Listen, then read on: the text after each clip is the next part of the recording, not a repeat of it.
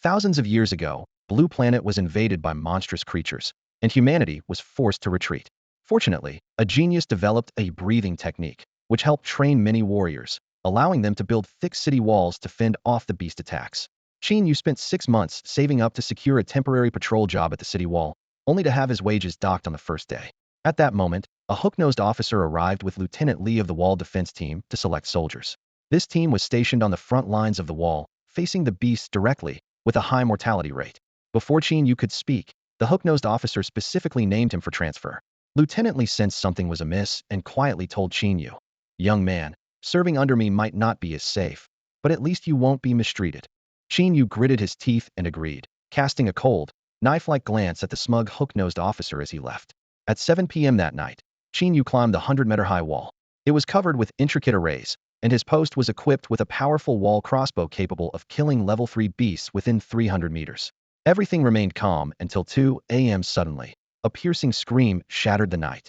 Under the spotlight, Qin Yu saw that the second soldier on his left had become a bloody corpse.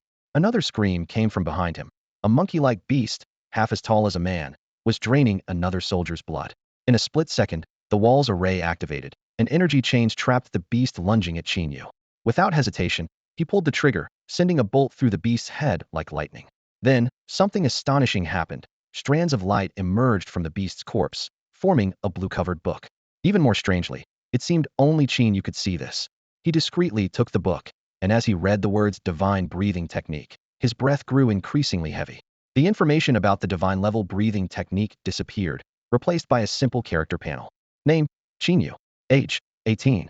Level, 0.310.3 level warrior. Talent, 0.82 average human talent, 1. Techniques, none. Qin Yu stared at these numbers, recalling his experience of crossing into this world 3 years ago. Back then, he was a high school freshman just starting to learn breathing techniques.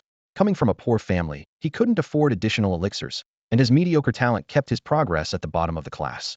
Even now, his vitality value was a meager 0.3. Originally planning to give up on the path of a warrior, Qin Yu found renewed hope with the divine level breathing technique before him.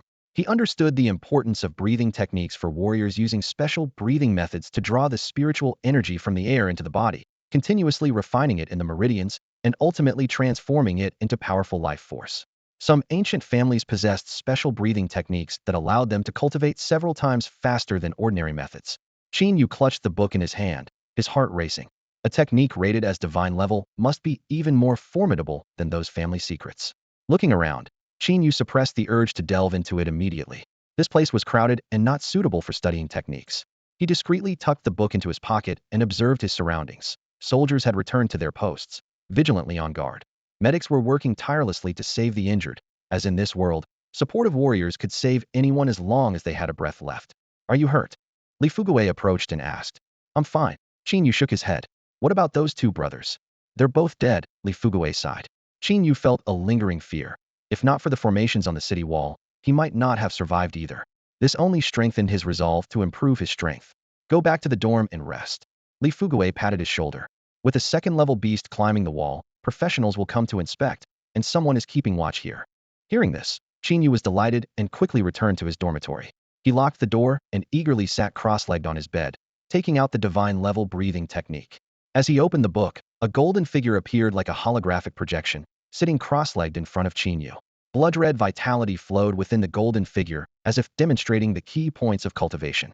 Qin Yu held his breath, focusing intently as he began to mimic the golden figure's circulation of vitality. Soon, his breathing rhythm changed, his skin flushed with a rosy glow, and a faint mist seemed to rise. The ambient spiritual energy in the air, as though summoned, flowed continuously into his body. An hour later, Qin Yu abruptly opened his eyes, a look of excitement on his face. The sensation was incredible. He could clearly feel the vitality within him becoming extraordinarily active, as if a new door had been opened. It felt like a warm current continuously surged through his body, leaving him tingling all over. Qin Yu experienced this unprecedented sensation as the speed at which his internal energy and blood gathered far exceeded previous levels. Eagerly, he opened his character panel, his eyes widening in surprise. The data panel clearly showed vitality level 0.3230.012, talent 0.860.04, skill divine breathing technique not yet mastered, progress 3. This improvement is incredible. Qin Yu clenched his fist, barely able to contain his excitement. In just 1 hour of practice, his vitality level had increased by 0.012, equivalent to 10 days of past training. This speed was nearly 100 times faster than before. What thrilled him even more was that his talent had jumped from 0.82 to 0.86. The divine breathing technique not only boosted his vitality, but also enhanced his innate abilities. With this increase in talent, his cultivation speed was bound to soar even higher. In the skill section, the progress bar for the divine breathing technique had reached 2. Qin Yu was eager for the moment when the progress bar would be full, anticipating even more astonishing cultivation speeds. Keep going. Qin Yu adjusted his breathing rhythm, focusing on the operation of his technique. As his proficiency improved, his internal energy surged like a river, constantly washing through his meridians. The progress bar steadily climbed. 4-5. Time quietly passed, and impurities continued to seep out through his pores. The impurities in his meridians were gradually cleared, new pathways began to form, and his talent continued to improve. Just as he was immersed in his training, the dormitory door suddenly resounded with urgent knocking. Qin Yu opened his eyes, calming the boiling energy within, and stood up to answer the door. Outside stood a young woman in a military uniform, in her early 20s, with short, neat hair and a strikingly attractive face. Her whole demeanor exuded a spirited and heroic quality. Behind her stood the familiar Li Fuguei. "This is Captain Yu from our team," Li Fuguei introduced. "Hello, Captain. Please, both of you come in." Qin Yu quickly invited them in. Captain Yu slightly frowned, took a light sniff, and straightforwardly said, "Let's not go in for now. I'm here to confirm. Was it you who shot the beast on the city wall?" "Yes," Qin Yu replied humbly. "Thanks to the wall's formation that trapped the beast first. Otherwise, it would have been difficult for me to handle alone." A new recruit staying calm while facing a beast and managing to shoot is commendable, Captain Yu remarked approvingly. "In the coming days, someone will come to inquire about last night's events. Just report truthfully." As she spoke, she took out a small porcelain bottle from her pocket. "Inside is a blood rejuvenation pill, as a reward for killing the beast." Qin Yu's eyes lit up. A blood rejuvenation pill was a rare treasure. The showdown is a pill that accelerates cultivation speed. Qin Yu remembered seeing it with a classmate, and even the lowest quality ones cost over 10,000 yuan. He received the small porcelain bottle handed to him by the platoon leader with both hands, thanking him repeatedly, and carefully placed it in his pocket. After exchanging a few pleasantries, the platoon leader hurriedly left. As soon as he closed the dormitory door, a strong stench hit him.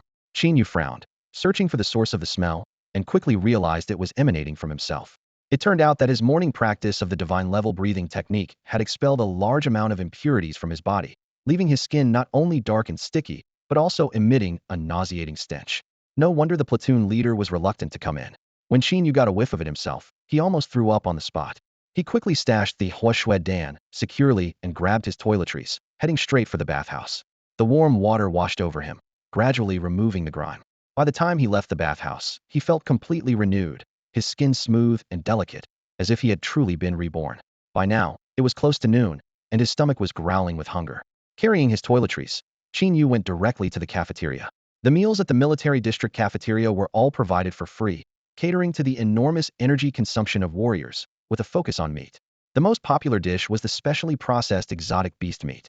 Although exotic beast meat was easy to obtain, the energy it contained was chaotic and potent, requiring special handling by skilled chefs to be edible. Each soldier was limited to 2 plates, but it was an excellent source of energy and a way to enhance physical fitness.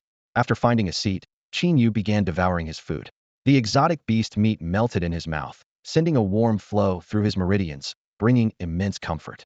He quickly finished 2 plates of exotic beast meat, but instead of feeling full, he grew even hungrier, as if there was a bottomless pit in his body craving energy. He went to the regular counter for more meat, gulping down chunks and sipping the delicious broth.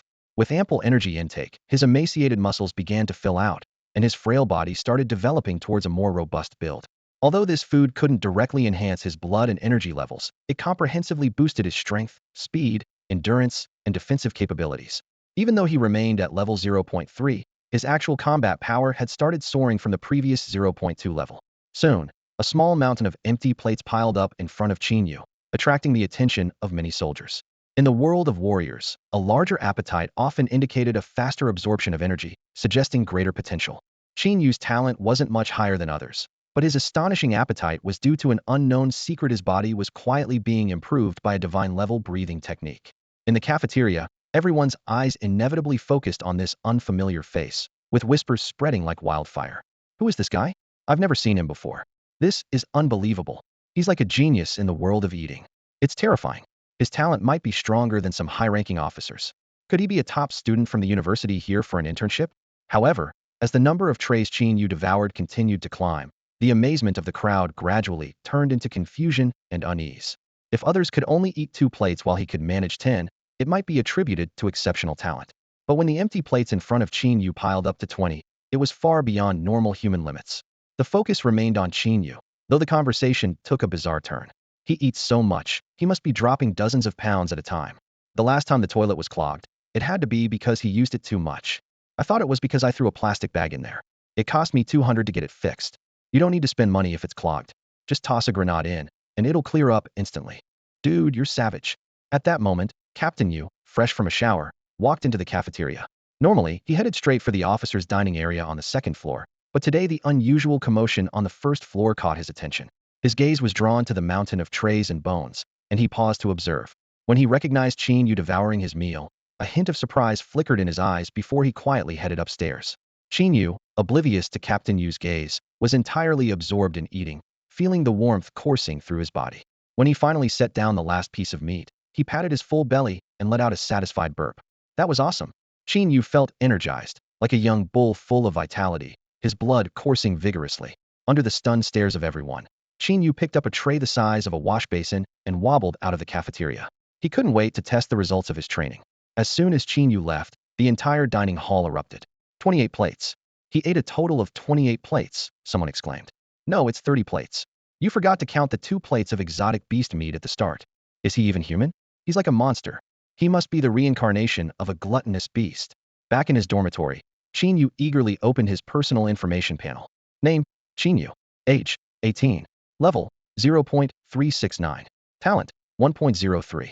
Technique, Divine Level Breathing Technique Beginner, 8. Seeing the significant improvement in each stat, a fiery excitement ignited in Qin Yu's heart. His level had risen significantly, his talent had surpassed 1, and his breathing technique proficiency was nearing 10. The rapid progress was exhilarating. Qin Yu took a deep breath, forcing himself to calm down. Despite his swift progress, he knew he was still weak and needed time to fully transform. With the astounding cultivation speed of the divine level breathing technique, Qin Yu was confident that given enough time, he would grow into a formidable force. He took out a blood-revitalizing pill and swallowed it whole. Sitting cross-legged on his bed, he closed his eyes and began a new round of focused training. In the following days, Qin Yu's life settled into a predictable rhythm. He participated in necessary military training during the day and spent the rest of his time in intense meditation. As night fell, he would sit cross-legged on his simple bed, focusing on the divine breathing technique and feeling the flow of energy within his body. Time flew by, and more than 10 days had passed. During this period, Qin Yu lived a life almost like a monk. Aside from eating and performing his duties, he devoted nearly all his time to cultivation. With each practice of the divine breathing technique, he could clearly feel his strength steadily increasing. The only regret he had was not encountering any beasts during this time, missing out on the chance to gain extra resources. One day, as Qin Yu was sitting cross-legged as usual, he suddenly opened his eyes. He could distinctly feel the warm current coursing through his meridians, and his bones emitted a faint cracking sound. The operation of the divine breathing technique became exceptionally smooth, and a small whirlwind even formed around him, voraciously absorbing the spiritual energy in the vicinity. Exhaling deeply, Qin Yu smiled with delight. Finally, a breakthrough. He opened his personal panel, and the data clearly reflected his growth. Name, Qin Yu. Age, 18. Level, 0.521. Talent, 1.43. Technique, Divine Breathing Technique Beginner, 1. Through this period of intense practice, he not only advanced the divine breathing technique to the second stage, but also surpassed the critical 0.5 level threshold. Although the amount of energy required increased with each level, inevitably slowing the pace of upgrading, his progress was still far beyond his peers. Even relying on elixirs, few could match his speed. Feeling the surging power within, Qin Yu's confidence soared. In just over 10 days, his strength had increased dozens of times. Even more gratifying was that his talent had reached 1.43, far surpassing the standard 1.0, officially marking him as a budding genius. After washing away the impurities forced out during cultivation, Qin Yu headed to the canteen.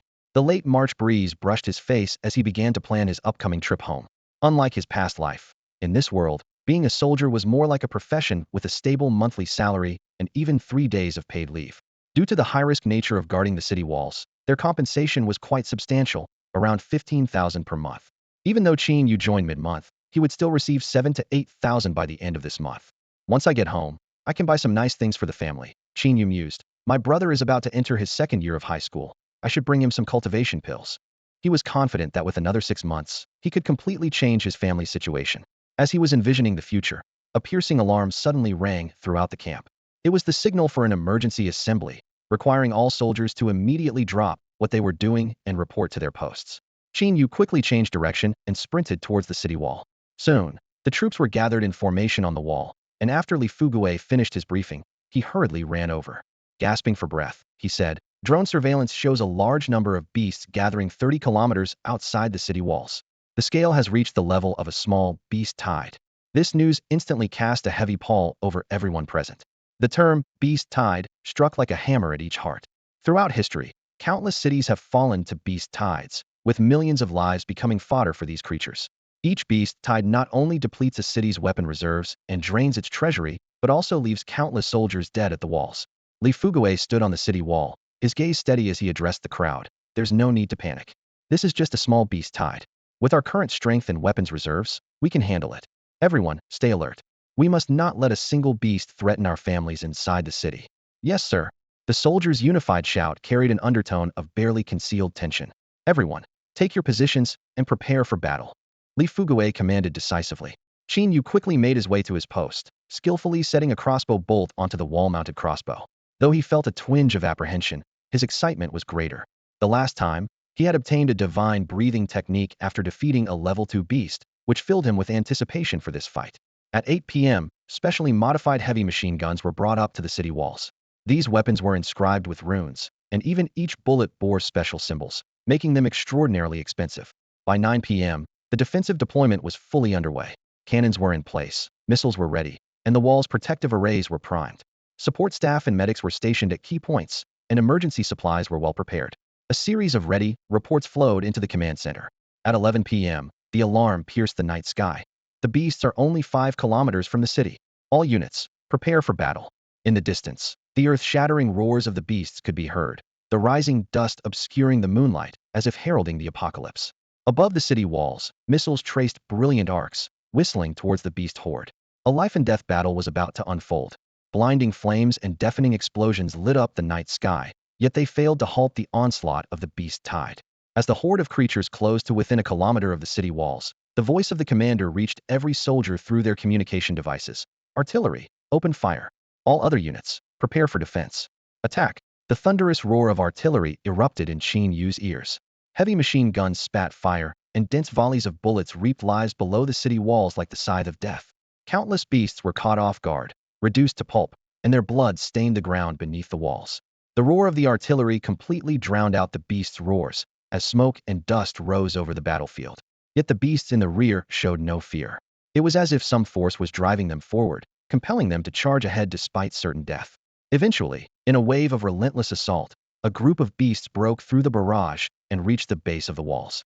The defending soldiers responded with a barrage of arrows, turning these vanguard beasts into pincushions. Qin Yu's aim was impeccable. With each beast he felled, a mysterious fruit appeared above the corpse, visible only to him.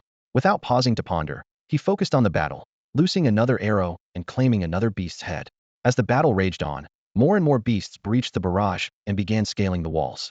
The runes on the walls lit up, and upon activation, incinerated swathes of beasts. At that moment, a massive silhouette emerged from the dust, a level 6 beast resembling a gorilla but with enormous wings, known as a flying ape. "Level 6 beast. Take it down quickly," someone shouted, their voice tinged with fear. Such a creature far exceeded the defensive capabilities of the walls. A shell screamed toward the flying ape, but it caught the projectile effortlessly, hurling it back at the wall like a baseball. The ensuing explosion shattered a section of the wall, damaging the defensive runes and dimming their light. Although the advanced runes had self-repair capabilities, they needed time to mend, and time was the most precious commodity at that moment. Seeing its attack succeed, the flying ape soared into the sky, releasing an earth-shattering roar. The beasts below responded in unison, their cries crashing like waves. As the flying ape swooped toward the wall, its oppressive aura made it difficult for the soldiers to breathe. Against such a formidable foe, conventional weapons seemed futile, and despair crept into their hearts. Just then, a powerful voice pierced the despair. "All soldiers, focus on killing the beasts. Leave the flying ape to me." As the words echoed, a figure in white appeared like a specter above the wall, delivering a mighty punch that sent the flying ape hurtling back hundreds of meters. The man in white seemed like a speck of dust in front of the massive flying ape, yet he unleashed a shocking power that forced the giant creature to retreat step by step. With the oppressive aura of the flying ape dissipating, Qin Yu felt a wave of relief wash over him. His gaze was locked onto the white-clad man fighting fiercely in the sky, filled with both admiration and a firm resolve. This is what true strength looks like. I'm still too weak. In 1 year, I must surpass him. Although the immediate threat was temporarily resolved, the city wall's defenses remained unrepaired, and the beasts surged toward the breach like a flood. The area where Qin Yu stood became a critical point of defense. The cannons had failed, but heavy machine guns concentrated their fire, bullets raining down to slaughter the climbing beasts. Qin Yu abandoned the wall-mounted crossbow and grabbed a spear engraved with armor-piercing runes. As a beast climbed onto the wall, he swiftly pierced its head. With a flick of his wrist, the body fell and was consumed by the golden light amidst the beast's tide. Remaining vigilant, he prepared to confront more incoming enemies. As the beasts poured in, soldiers quickly gathered under orders, with officers like Li Fugui and Company Commander Yu arriving to handle the higher-level beasts. A lizard-like beast climbed effortlessly up the steep wall. Its suction cup-like claws could tear human skin, and its entire body was venomous enough to kill a full-grown elephant with a single drop, earning it the name Venomous Lizard. It deftly dodged Qin Yu's lethal strike, quickly taking a strategic position, its green vertical pupils coldly fixed on him, tongue flicking in and out. Facing off against the venomous lizard, Qin Yu calculated his next move. Just then, Li Fugui called out, "Little Qin, this beast's blood energy is at level 0.6. Step back, I'll handle it." Level 0.6? Then I'll use it to test my strength. Qin Yu's lips curled into a confident smile. Though he was only at level 0.5, the dense blood energy gathered through his divine breathing technique far surpassed that of ordinary people. He leveled his spear, brimming with confidence. "Captain Li, I'll take care of this beast." Li Fugui watched the scene before him with a worried expression. He clearly remembered that when Qin Yu joined the team, his level was only 0.3. To send such a low-level warrior to face a 0.6 level venomous lizard seemed like a joke with the soldier's life. Just as he was about to step forward to stop it, Captain Yu raised a hand to halt him. "Let him try," Captain Yu said calmly. "Captain, he's only 0.3 level. Isn't this sending our soldier to his death?" Li Fugui said anxiously. "It doesn't matter," Captain Yu replied nonchalantly. "If he truly can't handle it, I'll step in."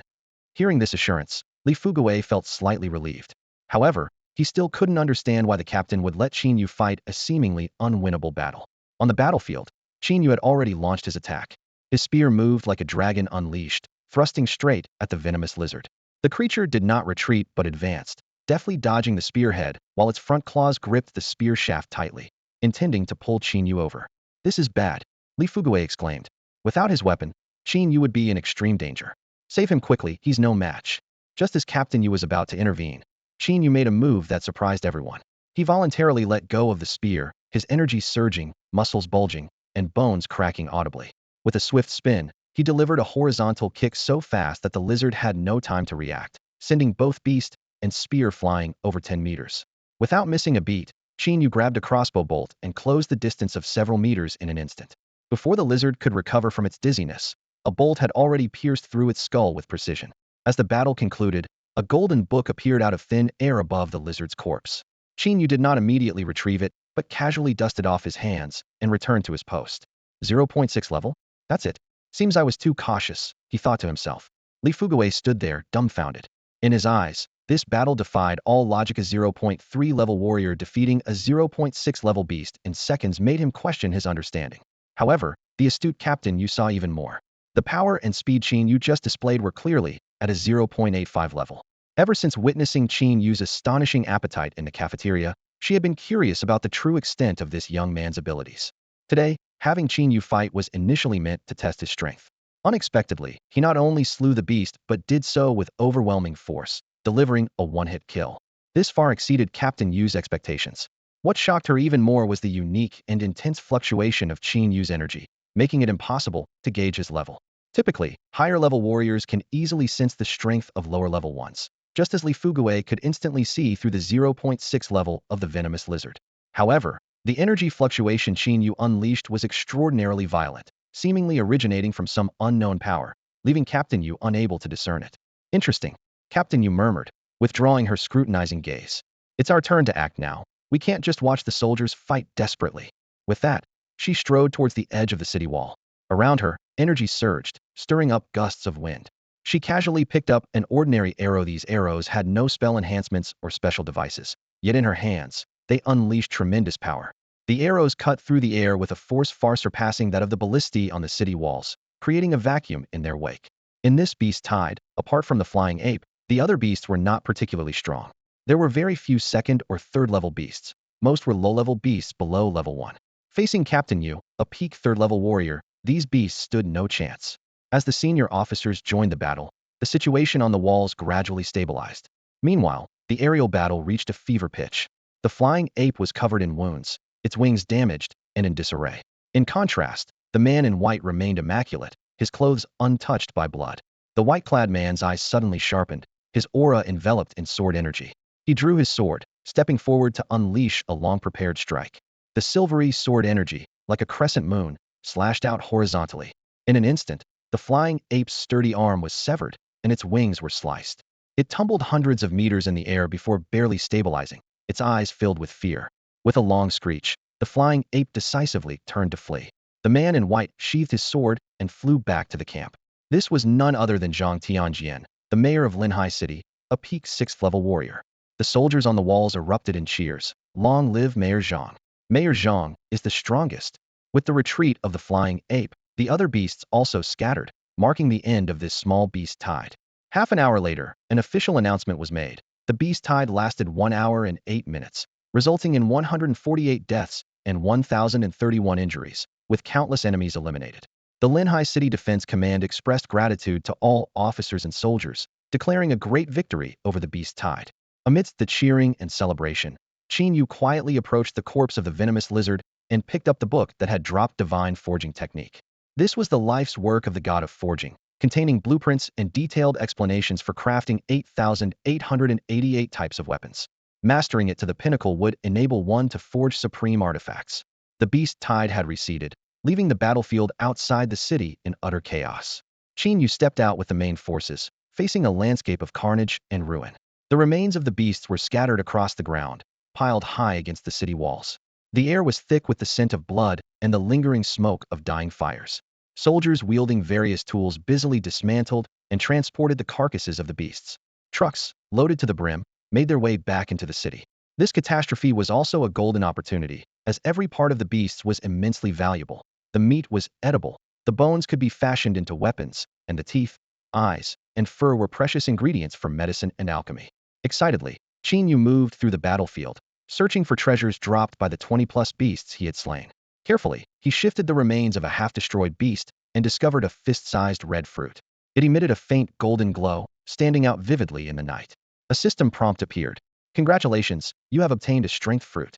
Type, attribute fruit. Quality, common. Description, a fruit from the strength tree. Consuming it will permanently increase the consumer's strength. Qin Yu was delighted, as this was far better than the expensive and side defect-laden strength pills. Without hesitation, he popped the fruit into his mouth and chewed quickly. The sweet and sour taste spread through his mouth, followed by a surge of warmth throughout his body. He felt his muscles tighten slightly, as though infused with new power. Swinging his arm, Qin Yu was thrilled to find that his strength had indeed increased. Even though it was just a common item, it was a significant boost for him. Eagerly, Qin Yu continued his search and soon found a blue speed fruit. Over the next few hours, he discovered 6 strength fruits, 4 defense fruits, 4 speed fruits, and 3 stamina fruits. Beyond these common items, Qin Yu's haul included even greater treasures: a Divine Alchemy manual, a poison recipe, a storage artifact, and a vial of Xianjin powder. The system promptly provided detailed information on the Divine Alchemy manual. Type, technique. Quality, divine. Description, the personal notes of the god of medicine, containing all his experience and techniques in alchemy, pill making, and poison crafting. It enables the learner to create the most perfect works in the world. Note, this is a textbook and does not include specific pill recipes. Following that, the details of the poison recipe were displayed. Stiffness poison recipe. Type, poison recipe. Quality, superior. Description, a poison casually created by a poison master, capable of paralyzing the victim's mind, reducing muscle vitality, and inhibiting blood flow, thereby slowing speed and agility. Standing amidst the battlefield strewn with corpses, Qin Yu looked at the treasures in his hands and felt the new power coursing through him, smiling in satisfaction. This beast tide was both a life-and-death trial and a rare opportunity for him. Qin Yu carefully examined his recent gains, a simple storage ring, which, despite only having a 10 cubic space, was both convenient and practical, a portion of Xian gold powder, a leftover from the god of forging, capable of significantly enhancing the hardness and lethality of weapons. What thrilled him the most were two divine Itemsa god-tier forging technique and a god-tier alchemy technique, along with a poison recipe and the necessary materials. Additionally, there were fruits that boosted his strength. Although they didn't directly increase his level, Qin Yu could clearly feel the surge in power within him. It's practically overnight wealth. Qin Yu clenched his fist. I need to test my current strength. Humanity had long developed scientific methods to evaluate a warrior's strength, assessing real combat power through a comprehensive evaluation of strength, speed, endurance, and other factors. The testing equipment used by the military was the best choice. The next afternoon, Qin Yu finished practicing the god-tier breathing technique. Since beginning, his cultivation speed had indeed increased significantly, though no new special effects had emerged yet. As for the god-tier forging and alchemy techniques, Qin Yu decided to put them on hold for now. These skills required expensive basic equipment like a forging table and a pill furnace, as well as various raw materials, all of which were not small expenses. He resolved to save enough funds first. For now, enhancing his own strength was the priority. After showering and devouring 2 large plates of exotic beast meat in the cafeteria, Qin Yu headed to the strength testing room. After swiping his ID card, an electronic prompt sounded. Please strike the testing area with your right fist with full force. Qin Yu gathered all his energy, channeling it into his right arm, and punched out. Bang! The device emitted a deep sound. Following the prompts, he completed tests for left fist strength, speed, defense, and several other metrics. Your overall strength evaluation is 0.91 level. Seeing this number, Qin Yu nodded in satisfaction. Although his level was only 0.5, his combat ability could already compete with a 0.9 level warrior. In just over 10 days, a divine skill had completely altered the trajectory of his fate. If I had this strength last year, I definitely could have gotten into university. Thinking about last year's failed college entrance exam still brought a dull ache to his heart. In a world where you could only take the exam once, he might forever be barred from university.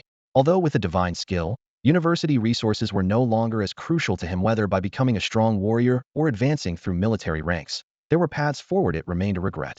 His phone suddenly rang, interrupting Qin Yu's thoughts. It was a gathering notice from Li Fugawei. The beast tide just ended half a day ago. Why are we gathering again? As soon as he stepped out of the testing room, Qin Yu ran into Company Commander Yu at the corner. She was still wearing her thin military uniform, and despite staying up all night, her delicate face showed no signs of fatigue. Qin Yu immediately straightened up and saluted the seemingly frail but incredibly strong female officer. Hello, Company Commander Yu. The unit has orders. Hurry to the assembly. Company Commander Yu said briefly. Yes. Qin Yu hurried off, and Company Commander Yu walked straight into the testing room. During last night's operation, Captain Yu was surprised to find that he couldn't discern Qin Yu's level. This discovery left him puzzled, prompting him to immediately retrieve Qin Yu's personal records after the beast tide subsided. The data on the screen made Captain Yu frown deeply. Qin Yu's identity seemed ordinary, and his level was shockingly low at just 0.3. This was completely inconsistent with the impressive combat skills he had demonstrated the previous night. Captain Yu inserted his ID card into the detection device, using his officer privileges to access more detailed test records. Soon, a series of numbers flashed across the screen, and one number made his pupil's contract 0.91. Meanwhile, at the assembly point, Qin Yu noticed his comrades were all beaming with joy. Curious, he leaned over to a fellow soldier and asked, Hey, what's everyone so happy about? After each beast tide, the unit sells the exotic beast corpses and distributes the proceeds as bonuses, his comrade explained with a smile. Hearing this, Qin Yu's eyes lit up. How much do we usually get? It depends on individual contributions, but at least 10 to 20,000. This amount made Qin Yu gasp. Remembering how he had worked on a construction site for half a year and barely saved 2,000, earning so much from a single beast tide was astonishing. He was already looking forward to the next one. Soon, Li Fugawei came over with a black plastic bag and started calling out names to distribute the money. Zhang Lei, 30,000. Li Ru, 20,000. Qin Yu, 40,000. Qin Yu quickly stepped forward to take the stack of bills Li Fugawei handed him. Li Fugawei patted his shoulder approvingly, saying, Well done. As a witness, Li Fugawei clearly remembered Qin Yu's performance during the beast tide composed, and even able to single-handedly take down a 0.6 level beast, a feat deserving of the highest bonus. Back at the dormitory, a choice box suddenly appeared before Qin Yu. Congratulations to the host for successfully unlocking the pay-to-win mode. Would you like to proceed? There's a pay-to-win mode. Activate it. Qin Yu exclaimed excitedly. The system immediately listed 3 options: Divine Breathing Technique, Divine Forging Technique, Divine Alchemy Technique. Choose Divine Forging Technique. Divine Forging Technique, novice beginner, requires 30,000 coins. That's so expensive. Qin Yu couldn't help but complain, then switched to the Divine Breathing Technique. Divine Breathing Technique, beginner proficient, requires 300,000 coins. 300,000. Qin Yu almost shouted in surprise. Each proficiency level required 10 times the money, and the next stage needed 3 million, an astronomical figure for him at the moment. However, Qin Yu quickly adjusted his mindset. Although he couldn't afford 300,000 right now, he could manage 30,000. After careful consideration, he ultimately chose the Divine Forging Technique. After all, he had already experienced the inconvenience of lacking a suitable weapon in the previous battle. Qin Yu chose the Divine Forging Technique without hesitation, determined to craft a unique weapon for himself. I choose the Divine Forging Technique. Confirm the purchase. As soon as he spoke, his 40,000 instantly shrank to 10,000.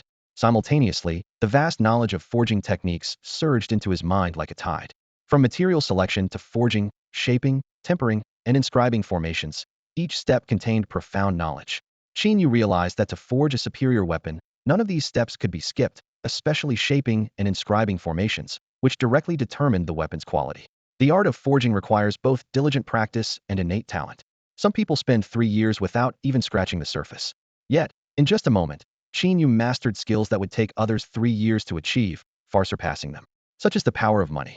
After spending 30,000, Qin Yu still had 10,000 left. He planned to take leave and return home the next day, eager to try his hand at crafting a weapon himself. The next morning, Qin Yu completed his leave paperwork and left the military camp. Though he had only been enlisted for a little over half a month, it felt like a lifetime ago. Just half a month ago, he was weak and uncertain about his future, unable to even protest when a hawk-nosed officer docked his pay. Now, although not yet a master, his future was bright. Given enough time to grow, he was confident he would become the best of his time. Qin Yu first went to the supermarket to buy some meat and vegetables that would aid in his training, then took a bus to a rundown neighborhood. This was his home, surrounded by poverty with not even a decent supermarket nearby. When he first arrived 3 years ago, he silently vowed to lead his family out of there. However, reality had dealt him a harsh blow. He couldn't even support himself, let alone help his family out of poverty. But now, everything was about to change. With newfound confidence, Qin Yu clenched his fists and stepped through the gates of the community. He took out his keys and opened the door to his home. The familiar scent welcomed him. Although modest and worn, the house was clean and cozy. Who is it? Hearing the door, a woman emerged from a room. Mom, it's me, Qin Yu said with a smile, placing the groceries on the table. His mother was surprised to see him. Weren't you in the army? How come you're back after just half a month? The army has monthly leave, Qin Yu explained. If I don't take it now, I'll miss the chance this month. His mother nodded, concerned. How are things there? Is it dangerous? Is anyone bullying you? The officers and colleagues are nice to me. Qin Yu briefly described his life in the army, omitting his transfer from the patrol team to the front line to avoid worrying his parents. Oh, by the way, Mom, here's my salary for the half month. Qin Yu took out 2,000 yuan from his bag and handed it to his mother. He didn't give the full 10,000 to avoid raising suspicions or causing his parents to worry he might be involved in something illegal. 2,000 was the typical half-month salary for the patrol team, enough to improve their living conditions. Qin Yu's parents were both ordinary workers with modest incomes. They had borrowed a significant amount of money to support Qin Yu and his younger brother in becoming martial artists, leaving the family in a tight financial situation. Keep the money for yourself. We have some savings, his mother insisted. Qin Yu persuaded, I have free meals and accommodation in the army, so I don't need much money. It's useless for me to keep it. With his insistence, his mother finally accepted the money. His father and brother wouldn't be home until the evening, and his mother had to work in the afternoon. After a simple lunch with his mother, Qin Yu went out alone to find a suitable place to forge his weapon. The luxurious building of the Forging Guild towered before Qin Yu. He took a deep breath and pushed open the heavy glass door to step inside. The reception area was spacious and bright, with several attractive female staff members busily working. A girl in uniform noticed Qin Yu and immediately approached with a professional smile. Hello, are you here to have a weapon crafted by a forger, or are you interested in joining our guild? She asked politely. Qin Yu thought for a moment and asked, how can I join the guild? It's quite simple, the girl replied with an unwavering smile. You just need to pay an annual fee of 100,000. 100,000? Every year. Qin Yu's eyes widened in disbelief, amazed by the high threshold of the forging industry. The girl, accustomed to such reactions, patiently explained, yes. However, once you join, you can attend weekly teachings by different master forgers for free, interact with like-minded friends, and most importantly, you can use the guild's forging stations and other tools at no extra cost, with discounts on materials for members. Qin Yu swallowed hard and tentatively asked, can I pay to borrow your forging station? The girl's smile froze for a moment before she shook her head decisively. I'm sorry, our equipment is only available to members and not for rent to outsiders. All right, I'll think about it, Qin Yu said, turning to leave, contemplating his next move. As he exited the guild building, Qin Yu felt a sense of helplessness. He had no Thingyo forging station, no furnace, no hammer, and even lacked basic materials. His only asset was his skill, but even the most skilled craftsman cannot work without tools. Looking at the little over 7,000 left in his wallet, Qin Yu decided to take a different approach. If he couldn't buy, he would rent. But where could he rent from? A flash of inspiration hit him: weapon stores. These shops usually had their own forging teams and might be willing to rent out equipment. He immediately opened his map app and chose the nearest weapon store. Reality, however, was harsher than he imagined. After visiting 7 weapon stores, Qin Yu faced rejection each time. Some asked him to pay exorbitant tuition fees to become an apprentice, while others flatly refused to allow outsiders into their forging rooms. Each rejection was a blow, but Qin Yu didn't give up. Just as he was about to wait for his next paycheck to try again, a gray marker on the map caught his eye: a weapon shop named Xiaoyu. This means that the Xiaoyu weapon shop has either closed down or gone out of business. Qin Yu pondered that the abandoned forging tools might still be inside the shop. With no other options, he decided to try his luck and immediately took a taxi to the Xiaoyu weapon shop. Pushing open the weathered shop door, Qin Yu was met with an unexpected scene. Inside, a young woman was intently swinging a heavy hammer, repeatedly striking a piece of glowing red-hot iron. She was Xiaoyu, the heir to the shop. After a strenuous forging process, the iron began to take the shape of a sword, but the blade was uneven and far from the standard of a proper weapon. Xiaoyu set down the hammer and glanced around the empty shop. A few weapons, marked with the Xiaoyu logo, were scattered on the shelves, all of them flawed and unsold. Cobwebs in the corners, coated with dust, silently testified to the shop's decline. 6 months ago, her father, a renowned smith, had passed away. Soon after, the shop's smiths were poached by other businesses, and the once thriving Xiaoyu weapon shop was forced to close within a month due to a lack of stock.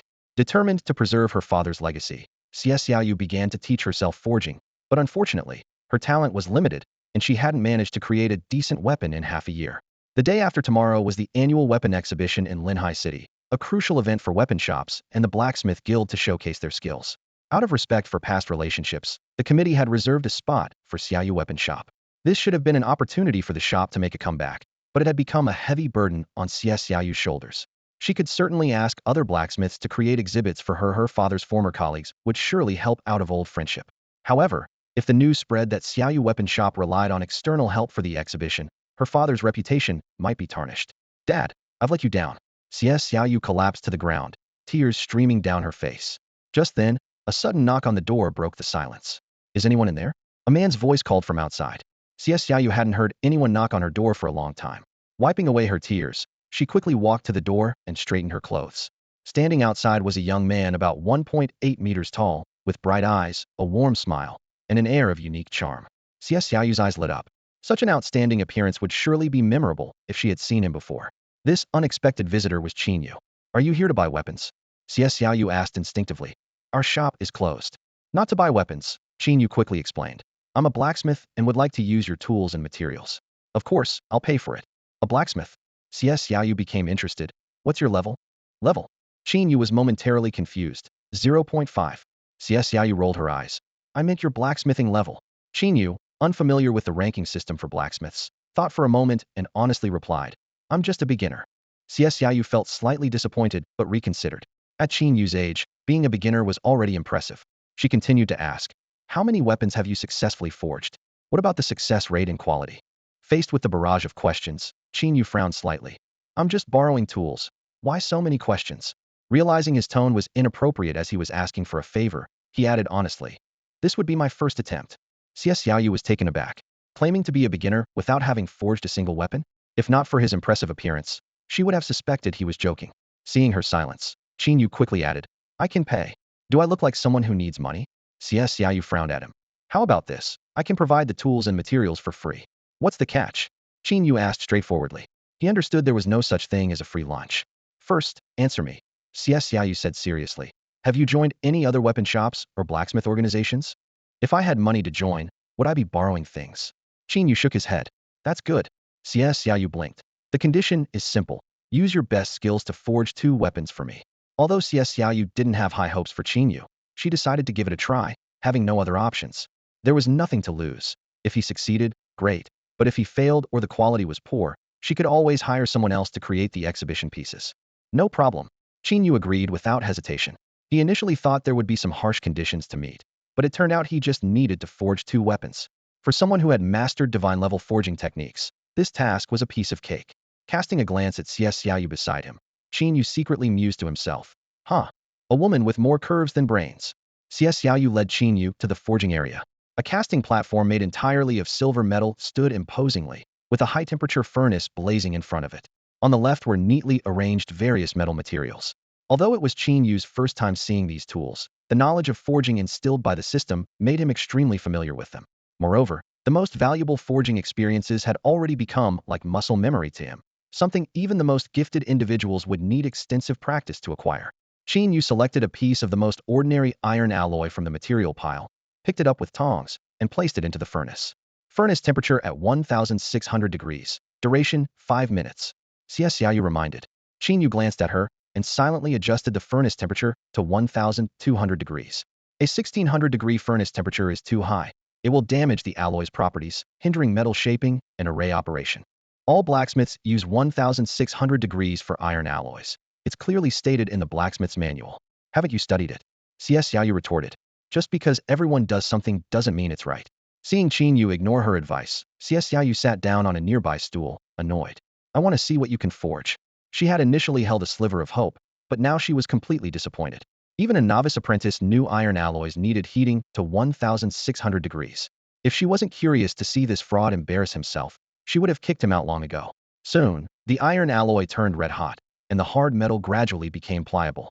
Qin Yu placed the scorching iron alloy onto the casting platform, and the moment he gripped the forging hammer, his entire demeanor changed. An almost imperceptible aura, like the morning mist, enveloped him. Siau sprang from her stool, her mouth agape in shock. You've clearly been through countless battles, and you have the nerve to say this is your first time? Siau had encountered hundreds of blacksmiths, but only when her father was forging did she feel this peculiar aura. This phenomenon, known as the blacksmith's domain, isn't related to the blacksmith's level but appears when one reaches a profound understanding of the craft. Forging itself is an act of turning the ordinary into the extraordinary, defying the natural order. Only when a creation resonates with its surroundings can it be elevated. Once a blacksmith's domain is present, even a mediocre product becomes a masterpiece, and a rare, exceptional weapon might be born. Siau's father, a 4th-level blacksmith, had experienced the blacksmith's domain only 5 times in thousands of attempts. Each occurrence left him so exhilarated that he couldn't sleep for a week. He described it as an incredibly wondrous sensation, as if the whole universe was assisting him, and each experience significantly advanced his skills.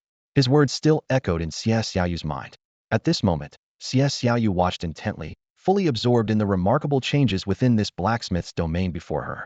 To her astonishment, the young man's domain seemed even stronger than her father's, indicating that his understanding of forging had surpassed that of her father. Amid her shock, a trace of fear crept into Siau's heart. How terrifying was the talent of this 20-year-old, who had surpassed a 4th-level blacksmith in understanding the craft. He might very well achieve the status of a 6th-level, or even a 7th-level blacksmith in the future. Suppressing her internal turmoil, Siau focused on observing Qin Yu's forging process.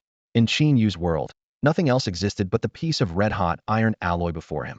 His blood surged through his veins as he lifted the forging hammer high, and the surrounding aura shifted swiftly with his movements. Guided by instinct, every strike Qin Yu made landed at the optimal angle with perfect force, as natural as breathing. With a crisp sound, sparks flew from the iron alloy on the forging table. His movements were fluid and graceful, continuously wielding the hammer to repeatedly beat out the impurities from the alloy. The rhythmic clanging was like an intense symphony, causing the surrounding energy to vibrate. With the final strike, the alloy glowed red and pure, free of any impurities. Qin Yu completed the first step of forging hammer in just 5 minutes. Next, Qin Yu discreetly retrieved a small bottle of Xianjin powder from his spatial ring and poured it entirely into the alloy. This rare material, obtained during a beast tide, could significantly enhance the weapon's hardness and facilitate the flow of energy within, boosting its lethality. The golden powder melted swiftly into the red-hot alloy, leaving only a faint golden shimmer. With seamless movements, Qin Yu transitioned into the second step shaping. He decided to forge a long blade for himself. Raising the forging hammer, he envisioned the shape of the blade in his mind. With precise control, the blade's form quickly took shape under his skilled strikes. Setting down the forging hammer, Qin Yu picked up a fine-tipped hammer to refine the blade's details. Sharpening, Tempering through a series of meticulous processes, an ancient-style long blade, entirely black with golden inscriptions, emerged on the forging table. Its edge gleamed icily, incredibly sharp, emitting a soft hum when lightly tapped, as if surrounded by invisible blade energy. Qin Yu felt quite satisfied with his first creation. The Xianjin powder perfectly compensated for the iron alloy's lack of rigidity while maintaining adequate toughness, achieving a remarkable balance of properties. Beside him, Xiao was utterly dumbfounded, overwhelmed by shock. She tried her best to comprehend, but Qin Yu's rapid forging pace left her in the dust. It was like a university student solving calculus problems before a grade schooler, at a speed faster than a computer. Not only Xiao, but even her father would likely wear the same bewildered expression if he were present. Patiently waiting for the blade to cool, Qin Yu prepared for the final and most crucial step of forging, inscribing the array. If the previous steps were like painting a dragon, inscribing the array was akin to adding the eyes, bringing it to life. In the field of weapon forging, there is a widely recognized standard of evaluation. If the perfection of a weapon is rated out of 10, its appearance, design, materials, and sharpness account for only 5 points. The remaining 5 points depend entirely on the compatibility of the enchantment with the weapon. Each weapon is like a unique entity, with different internal patterns. For this reason, the enchantment must be inscribed personally by the forger, not entrusted to others. Even the most skilled forgers do not dare claim that their enchantments are perfect. Over thousands of years, countless enchanters have explored the limits of perfection, creating a rigorous weapon evaluation system. This system categorizes weapons into 9 levels, each further divided into 4 grades: common, fine, excellent, and supreme. The evaluation criteria are based on the enhancement rate of the enchantment on the weapon. Common grade is 1 to 40, fine grade is 40 to 70, excellent grade is 70 to 100. If the enhancement rate exceeds 100, it is deemed supreme. Above supreme, there is a legendary level called perfect, with an enhancement rate set at 150. This is an aspirational figure. 300 years ago, the demon-slaying blade, forged by 3 level 9 forgers, achieved an enhancement rate of 145 and was hailed as the world's strongest weapon, yet it still did not reach this pinnacle. At this moment, Qin Yu is intently holding a long blade, slowly infusing it with his life force. With closed eyes, he carefully senses the flow of energy within the weapon. After about 10 minutes, he suddenly opens his eyes, grabs a carving knife with his right hand, and begins swiftly etching patterns onto the blade's surface. As the carving knife moves, metal shavings fly, and the enchantment patterns gradually take shape. The blade seems to come alive, its aura climbing sharply, and the surrounding spiritual energy surges. Waves of blade intent ripple outward, shattering a damaged long sword on a nearby shelf. This sudden phenomenon startles Xiao, who takes 2 steps back in shock. What on earth is this guy doing to create such power? When the final stroke is complete, the violent blade intent instantly subsides.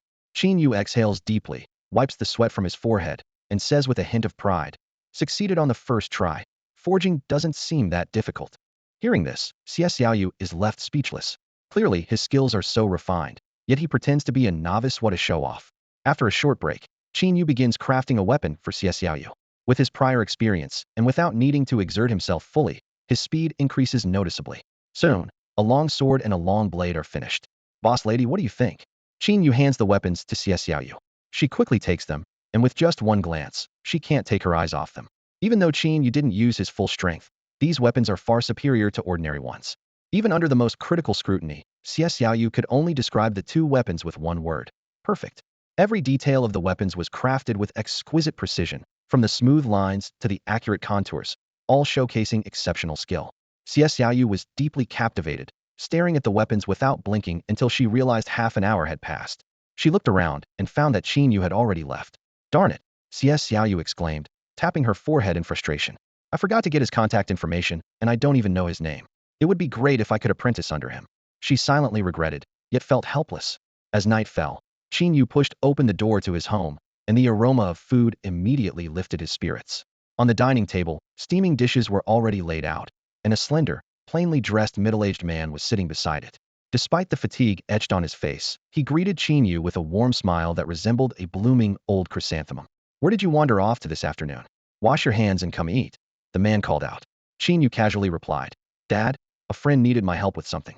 Just as he finished speaking, a boy who bore a striking resemblance to Qin Yu rushed out of a room, excitedly shouting, "Brother, you're back." This was Qin Yu's younger brother, Qin Tian, who was in his 2nd year of high school and would be facing the college entrance exams next year. Qin Yu chuckled and asked, "Xiao Tian, how's your energy and blood growth after half a month?" Qin Tian scratched his head, looking a bit dejected. Ever since reaching level 0.7, it's been much harder to improve. Qin Yu understood that this was due to insufficient nutrition.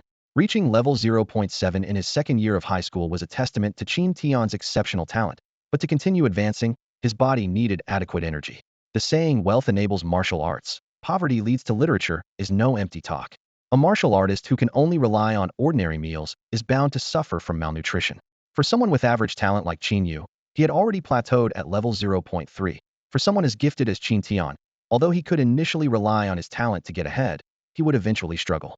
Without enough energy replenishment, not only would his weight rapidly decrease, but in severe cases, it could lead to energy and blood dispersal and a regression in level.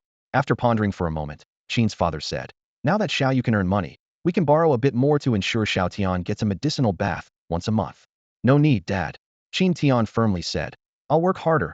I'm sure I can get into college." Qin Yu quickly interjected, "Leave the medicinal bath to me. Our unit has purchasing channels, and it's much cheaper, just 3,000. Qin's father was overjoyed. "I didn't expect the benefits in the unit to be so good. Let's do that then." Qin Yu discreetly hid his hand behind his back and took out a delicate porcelain bottle from his storage ring. He handed the bottle to Qin Tian with a smile. "A gift for you." Qin Tian opened it and was surprised. "It's a qi-enhancing pill. Isn't one worth over 5,000? Brother, where did you get it?" Qin's father was also taken aback, worriedly asking, "Xiao Yu, you didn't sell your blood, did you?" Qin Yu couldn't help but laugh. "Look at my build. Do I look like someone who sold blood?" The captain saw how hard I was working and got it approved for me in the unit. Qin Tian tried to return the bottle to Qin Yu. "Brother, your energy and blood level is lower than mine. You should take this pill." Qin Yu was amused. "There are plenty of these pills in the unit, and I just took a vitality pill a few days ago, which is even better than this qi-enhancing pill," he explained half-truthfully. The family sat around the steaming dining table, their faces beaming with happiness.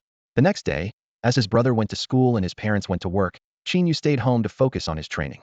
Meanwhile, Siau Yu handed over a meticulously crafted longsword to the staff at the Linhai City Weapons Exhibition.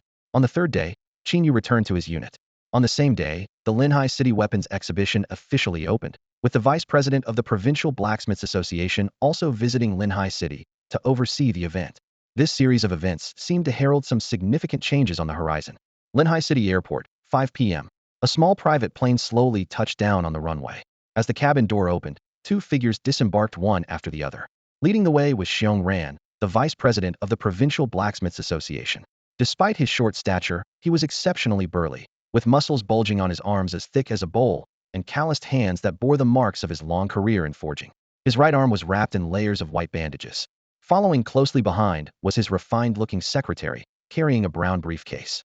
"Boss, the Linhai City Blacksmiths Association has sent someone to pick us up," the secretary said, pointing to the reception staff waiting in the distance. "Get a car from them later. We'll go on our own." Xiong Ran waved his hand firmly. The secretary was already accustomed to this. Every business trip, Xiong Ran would politely decline the local reception arrangements. This rough-around-the-edges man knew full well that once he checked into a hotel, people would swarm him, some looking to make connections, others bearing lavish gifts seeking apprenticeship, and even weapon shops wanting him as their spokesperson. To avoid these social obligations, Xiong Ran had developed a habit of traveling solo, handling his own accommodations. Sitting in the borrowed luxury sedan, the secretary asked, "Boss, the hotel is booked. Shall we head there now?" "It's only 5 o'clock. Going to the hotel is too boring." Xiong Ran rubbed his forehead. The secretary gave a knowing smile. "So, should we go find some fun? What are you thinking?" Xiong Ran gave the back of the secretary's head a light slap. "The Linhai City Weapons Exhibition opens today. Let's go check it out." With one hand on the steering wheel and the other rubbing the back of his head, the secretary complained. "What's so interesting about an exhibition in such a small place? It's all a bunch of junk." Xiong Ran ignored him, and soon the car was parked at the entrance of the exhibition hall. The venue wasn't crowded, with small groups scattered around, eagerly discussing the weapons in various exhibit areas. "I'm telling you, that longsword in the Siau section is really something." "Siau? What's Siau? Siau Weapon Store? You must have heard of it, right?" "Oh, that's Siau. Didn't it go out of business?" "Yes, it did, but they kept a gem of a weapon. This time, Xiaoyu's booth has only this one weapon, but I dare say it's better than all the others combined here." "You're exaggerating. How can one weapon be worth more than 1,000? Go see for yourself. That weapon is special. It has a unique feel to it. Whether you know about these things or not, you can tell it's extraordinary at a glance." "All right, lead the way. I want to see it." Listening to this debate, Xiong Ran and his secretary exchanged a meaningful glance. The secretary spoke first, her eyes shining with a professional gleam. "Based on my experience, This weapon is likely an ordinary top-tier piece, or perhaps an excellent weapon nearing top-tier status. In this backward place, even excellent weapons are a rare sight. Xiong Ran nodded silently. His secretary was no ordinary expert in the field of weapon forging. Having followed him through countless battles over the years, she had seen thousands of top-tier weapons and had developed an extraordinarily discerning eye. Weapons that barely reached the top-tier threshold might be a once-in-a-decade find in this small city, but for Xiong Ran's close secretary, they didn't spark any interest. Only those weapons with enhancement rates exceeding 120 were worthy of her detailed examination. After listening to the secretary's analysis, Xiong Ran said expressionlessly, "Seeing is believing. Let's go take a look." The two of them walked into the exhibition hall one after the other, and the scene before them made Xiong Ran frown. All the weapons were encased in bulletproof glass, displayed like works of art. Xiong Ran scoffed. Even at his level, assessing the quality of a weapon required infusing it with energy and feeling it firsthand. This kind of distant exhibition style was, in his view, a desecration of the weapons. They might as well rename this an art appreciation show, where the best-looking weapon wins. Xiong Ran couldn't help but mock. The secretary glanced at the weapons behind the glass cases, sneering. While appearance couldn't fully reflect a weapon's true grade, it did demonstrate the skill of the smith. In her opinion, these weapons were barely passable. The forging standards in Lanhai City are really declining. The secretary sighed, more convinced of her initial assessment. They continued forward and soon arrived at the exhibition hall of Siau's weapon shop. Unlike the other halls, this one had a single display case in the center, containing a sleek, silver-white longsword. A crowd of admiring spectators surrounded the case. "Wow, this craftsmanship is incredible. The sword is long yet strong, the perfect golden ratio for a longsword. Look at the details, the hilt, the bladithers, not a single flaw. If I could forge a sword like this, my life would be complete." From the crowd came occasional shoving and complaints. "Stop pushing from the back. I'll be done soon." "Old man, you've been looking for half an hour. Isn't it our turn?" Young people these days really don't respect their elders. Taking advantage of a gap in the crowd, Xiong Ran and his secretary slipped into the inner circle unnoticed. The secretary remarked, "This is even harder to get into than when we saw that 131 8th-tier top weapon." She turned to look at the display case and suddenly froze. After a moment, Xiong Ran showed a look of regret and slowly said, "The craftsmanship of this sword seems decent, but unfortunately, it's made from the lowest grade iron alloy, limiting its potential. Such skill on this kind of material is truly a pity." However, when Xiong Ran's gaze fell upon the long sword, he was instantly captivated. It took him a full half-minute to regain his composure, and with a trembling voice, he gave his most authoritative evaluation. "Exquisite. Perfect." The secretary was stunned, thinking he had misheard. Xiong Ran took a deep breath and spoke again. "The appearance is flawless. Even by the highest standards, this sword has no blemishes. Even the subtle details, often overlooked, are executed to perfection. I've never seen such a work. It doesn't seem crafted by human hands, but rather as if it was formed naturally." Hearing such high praise from Xiong Ran, the secretary finally realized the extraordinary nature of the sword before him. As the vice president of the Provincial Blacksmith Association and an 8th-level master blacksmith, Xiong Ran had never described any weapon as perfect. The secretary immediately felt a burning sensation on his face, as if he had been slapped hard. He had been belittling this small coastal city, believing nothing good could come from it. Reality had given him a resounding slap. Those around did not react particularly to Xiong Ran's evaluation, as everyone present used "perfect" to describe the long sword. It seemed that apart from "perfect," no other word could adequately describe it. The secretary, puzzled, asked, "Haven't you always said that a perfect weapon doesn't exist in this world?" Xiong Ran gazed deeply at the secretary and softly said, "Perhaps, now it does." With that, he suddenly stepped forward and reached out towards the exhibition stand. A nearby staff member hurriedly stepped in to stop him. "Sir, the exhibits are only for viewing," but was cut off by the secretary. The secretary quickly produced a credential and handed it to the staff member, who looked surprised and rushed off to report to the exhibition's chief organizer. In front of Xiong Ran, the bulletproof glass seemed non-existent. With a slight exertion of his fingertips, the glass shattered instantly. Xiong Ran carefully took the long sword from the stand, handling it as gently as if he were cradling a fragile infant. His fingers lightly brushed over the blade, and his eyes meticulously examined every detail of the sword at close range. Xiong Ran had always believed that a perfect weapon did not exist, as he considered blacksmithing an ever-evolving, endless art. For this reason, he disregarded the exhibition rules to examine the weapon up close. At this moment, Xiong Ran's feelings were incredibly complex. On one hand, he hoped the weapon before him wasn't truly flawless, as that would mean the art of blacksmithing had reached its limit. On the other hand, he desperately wished for the weapon to achieve true perfection, as such a piece would propel the entire blacksmithing field forward significantly. Xiong Ran carefully inspected the long sword in his hand, his gaze sweeping over every detail. The sword tip is perfect. The blade is perfect. The sword body is perfect. No matter how closely he searched, this weapon remained immaculate, without the slightest flaw. Even a 9th-level blacksmith couldn't forge such a perfect weapon. After all, to err is human. Beads of sweat formed on Xiong Ran's forehead. Even in his stubbornness, he had to admit that the sword's appearance had reached a state of perfection. He slowly infused his vital energy into the sword through the hilt. As the energy flowed, the runes on the sword gradually lit up, emitting a blood-red glow. When all the runes were fully illuminated, Xiong Ran's eyes widened, and he trembled all over, as if witnessing the most incredible miracle. This is impossible. He suddenly looked up, scanning the bustling crowd around him. The aura of a 7th-level warrior burst forth from Xiong Ran, and he shouted, "Everyone, leave this hall immediately. No one is allowed to approach." Under this powerful pressure, everyone turned pale and backed away repeatedly. At this moment, the chief organizer of the exhibition hurried over. "President Xiong, what are you?" he asked, trembling, unable to withstand the pressure of a 7th-level warrior. Xiong Ran reined in his aura and said in a deep voice, "Prepare an empty room for me." "All right, right away. Please follow me," the organizer hastily replied. At the room's entrance, Xiong Ran turned to his secretary and instructed, "Bring me all the equipment for testing weapon strength." Realizing the gravity of the situation, the secretary didn't dare delay and quickly retrieved a series of testing devices from a spatial ring. "You stand guard outside, and don't let anyone disturb me, including yourself." Xiong Ran gave his final instructions.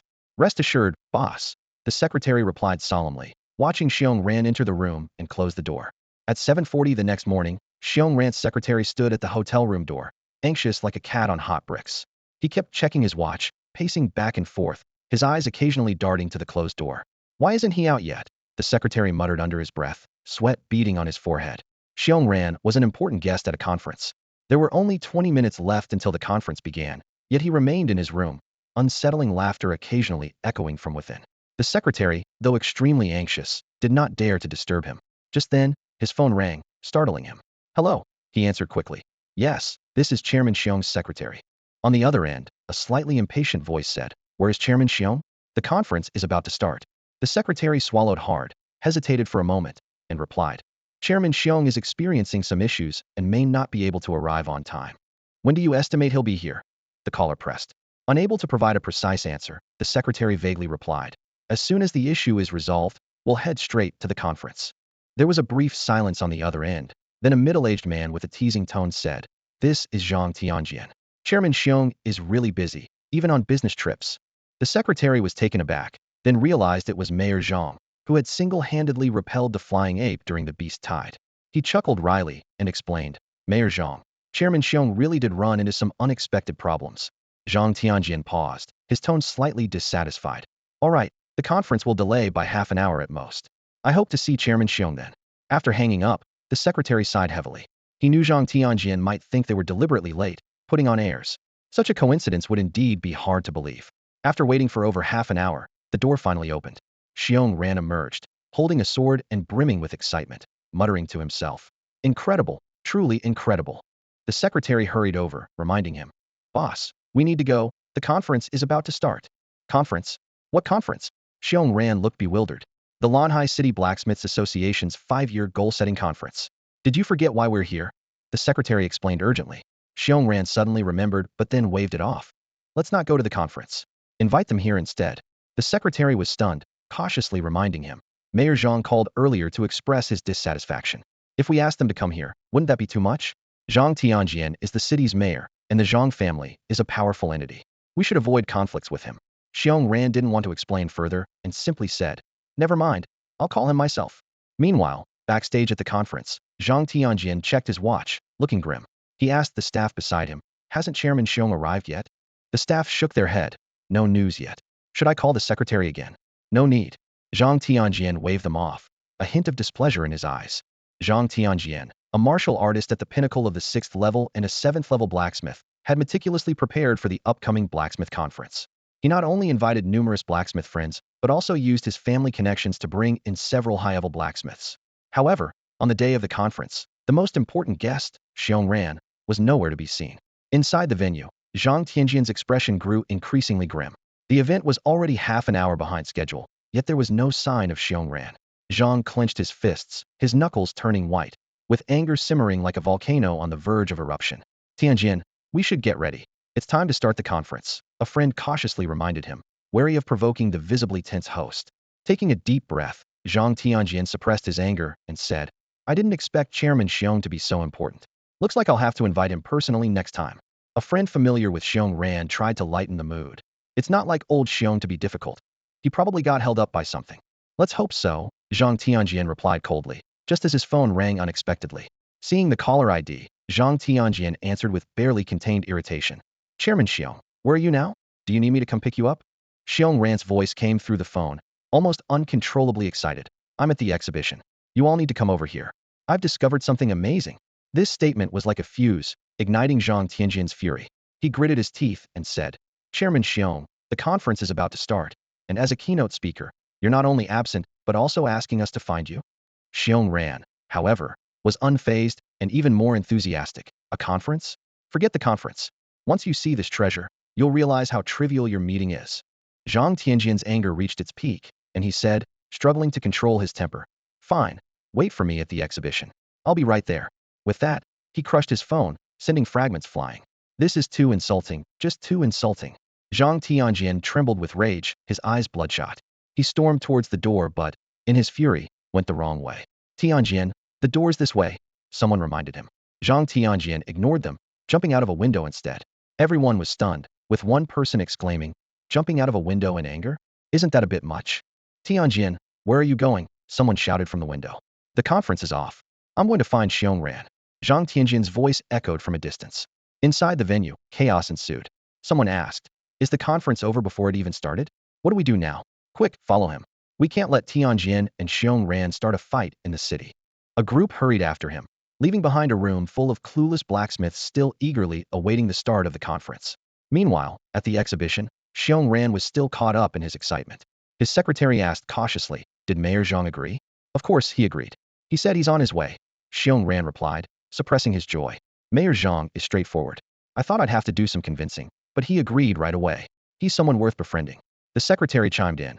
I thought Mayor Zhang would be too angry to agree, but he's really coming over. He must have a good temper. Both were lost in their misunderstanding of Zhang Tianjin, unaware that a storm was heading their way. Old Zhang, please stay calm and don't start anything in the city.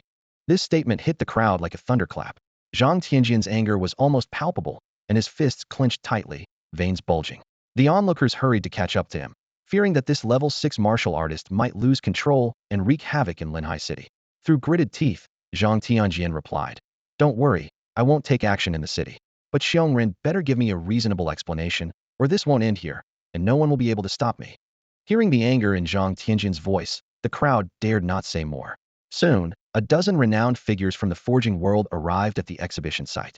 Seeing them, Xiong Ran's eyes lit up like a child with a new toy, eager to show off. However, before Xiong Ran could speak, Zhang Tianjin coldly interrupted. President Xiong, the meeting is about to start.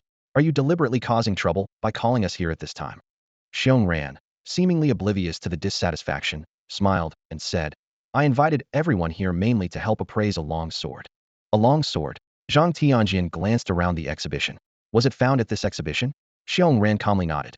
The crowd exchanged puzzled glances. Zhang Tianjin sneered and bluntly stated, Xiong Ran, you can't even be bothered to find a decent excuse. An exhibition of this level won't produce a top-quality weapon in 10 years. What's worth studying among these inferior pieces? The others nodded in agreement with Zhang Tianjin's opinion. How could a small city like this produce weapons worthy of their attention? Seeing the disbelief, Xiong Ran didn't argue. He simply said, Don't rush to conclusions. Why not take a look at the sword first? With that, he handed over a long sword wrapped in black cloth. Enough with the theatrics. Zhang Tianjin grabbed the sword and casually pulled off the cloth covering the hilt. The silver-white hilt appeared before them, devoid of any ornate gems, looking quite ordinary. The sight of the hilt made all the forgers scoff. It was made from the cheapest iron alloy. If I'm not mistaken, this is just a level 1 weapon. Zhang Tianjin said coldly to Xiong Ran. Presenting a cheap level 1 weapon was a blatant insult. Xiong Ran didn't respond, only gesturing for them to continue looking. Let's see how you explain this. Zhang Tianjin tore off the remaining cloth and looked down. In that instant, Zhang Tianjin was rendered speechless. The hilt alone didn't impress, but once the entire sword was unveiled, its regal aura set it apart from other weapons and left everyone in awe. The seamless, Flowing lines showed no trace of hammering. The sharp tip resembled a venomous snake, exuding an aura of danger. The forgers present instinctively held their breath, captivated by the sword's extraordinary presence. The crowd seemed to be transported into a world of swords. Everyone present held their breath, eyes fixed on the long sword before them. After a long pause, an elderly man with a white beard finally recovered from his shock, his voice trembling with excitement. "I've been forging swords all my life, and I've never seen such a perfect long sword." The higher the cultivation level of those present, the better they could appreciate the sword's extraordinary nature. Zhang Tianjian looked up at Xiong Ran, his pupils quivering with shock. "Is this the perfect sword form that our predecessors have been seeking for thousands of years?" Xiong Ran nodded in confirmation. "If this isn't perfection, then I truly don't know what is. I always thought it was impossible, yet here it is, right before our eyes." Seeing the astonished expressions on everyone's faces, Xiong Ran smirked slightly. "Look at you all, acting like you've never seen the world. It's just a perfect sword form, and you're already losing your composure." At this, everyone looked up at him in unison. "Are you implying there's more to it?" "Indeed," Xiong Ran chuckled. "It's just a perfect sword form. I wouldn't have called everyone over just for that. Quick, infuse it with your energy and blood to test it. But do it slowly, so you don't damage the sword." Hearing the hint in Xiong Ran's words, it was clear that this sword had even more astonishing qualities beyond its perfect form. Everyone understood that for a weapon, nothing was more important than its formation. Zhang Tianjian carefully controlled his energy and blood, transforming it into a thin stream and slowly infusing it into the sword's formation. The formation was like a great river, with the formation patterns connected like lakes. As the energy and blood flowed in, one pattern after another began to light up. When the final pattern was illuminated, revealing the complete formation, everyone was left standing in shock, as if struck by lightning. Even Xiong Ran, who had studied it all night, was once again thrilled to the point of goosebumps.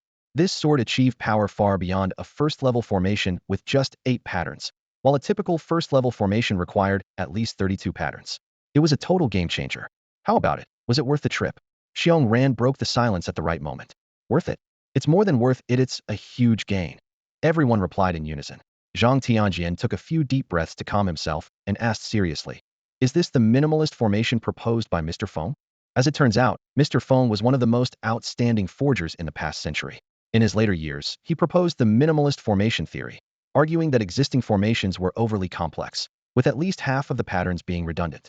He believed that only by simplifying formations to the extreme, making every pattern indispensable, could a weapon potentially achieve or exceed a 150 perfect enhancement rate. This theory caused a stir in both the formation and forging communities when it was introduced. But within just a few years, dozens of formation masters had dismissed the theory, claiming that simplification would significantly weaken the formation's power. Since then, the minimalist formation had been regarded as a mistaken theory.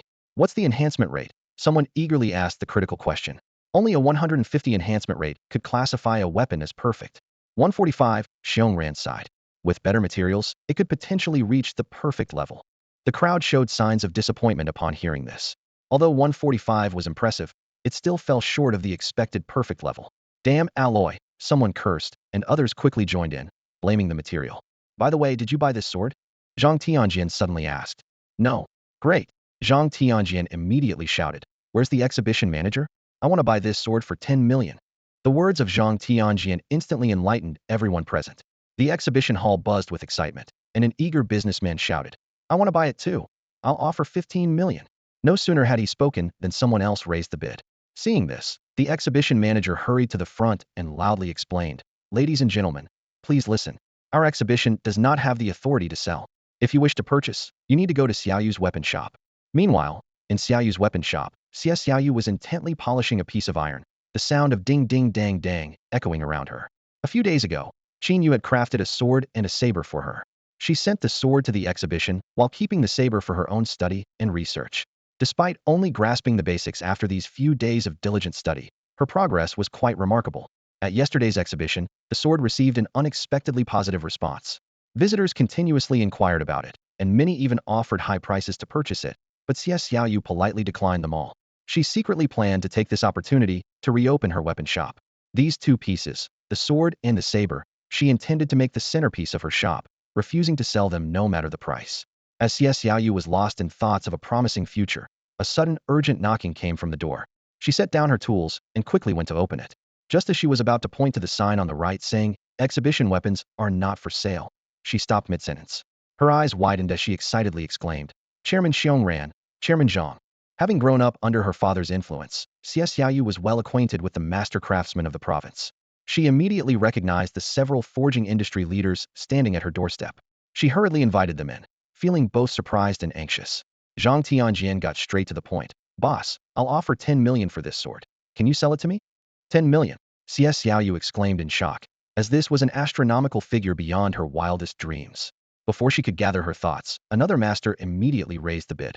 I'll offer 15 million. Sell it to me, boss. I was the first to offer. Don't you know first come, first served? Zhang Tianjian retorted with dissatisfaction. Stop talking nonsense. Highest bidder wins. That's the rule of society. The other countered without backing down. An elderly master interjected. You all are either level 6 or level 7 warriors. What use do you have for a level 1 weapon? My grandson just reached level 1 this year and needs a suitable weapon. Could you all give me this courtesy, so this sword can serve its true purpose? I have a top-grade level 1 weapon. It's more than enough for your grandson. Let me have this sword, another master quickly said. My grandson wouldn't even look at your lousy sword. The elderly master scoffed in reply. Huh, aren't you the one who can't have children? Where did this grandson come from? Someone suddenly questioned. Hey, being infertile doesn't mean I can't have a big family. The elderly master glared angrily. So you really want to fight me for this sword today? Absolutely, I'm determined to get it. As the argument grew more heated, a businessman suddenly shouted, Stop arguing. Highest bidder wins. I'll offer 20 million. Using money to measure this sword is an insult to its value, a master said disdainfully. I'll offer a top-grade level 8 weapon. I'll offer 2, another quickly followed. The atmosphere became increasingly tense. Whoever could claim this sword would become a Columbus of the forging world, destined for historical renown. With various big shots making their bids, the price of the sword reached an astonishing height. Seeing this, Xiongran regretted it deeply. He could have acquired the sword for a negligible cost. Who would have thought that one phone call would attract so many competitors? Xiongran wished he could smack himself, cursing in his heart. Why can't I keep my mouth shut? As the situation spiraled out of control, Xiongran, thinking quickly, shouted, I was the first to see this sword. I invited you all to admire it. And instead of being grateful, you repay kindness with betrayal. Don't your consciences hurt? He attempted to stand on moral high ground to criticize the others. However, as soon as he finished speaking, someone calmly rebutted. Chairman Xiong, that's not how it works. Sure, you saw it first, but as long as you haven't bought it, it's not yours. As soon as Xiao finished speaking, Xiongran's nose flared with anger. He retorted furiously. That's nonsense. Just because the midwife saw you first, does that mean you should call her your mother? The surrounding crowd suddenly erupted, with people starting to shout out bids. I offer 10 pieces of level 8 top-grade weapons, one voice called out. I offer 1 piece of level 9 top-grade weapon, another person shouted. When the words, level 9 top-grade weapon, reached Xiaoyu's ears, her mind buzzed. A level 9 top-grade weapon was a national strategic asset, almost mythical in value. A casually crafted longsword equating to such a treasure? Xiaoyu felt as if she were dreaming. Just then, Xiongran suddenly raised 3 fingers and shouted loudly. 3 pieces. I offer 3 pieces of level 9 top-grade weapons.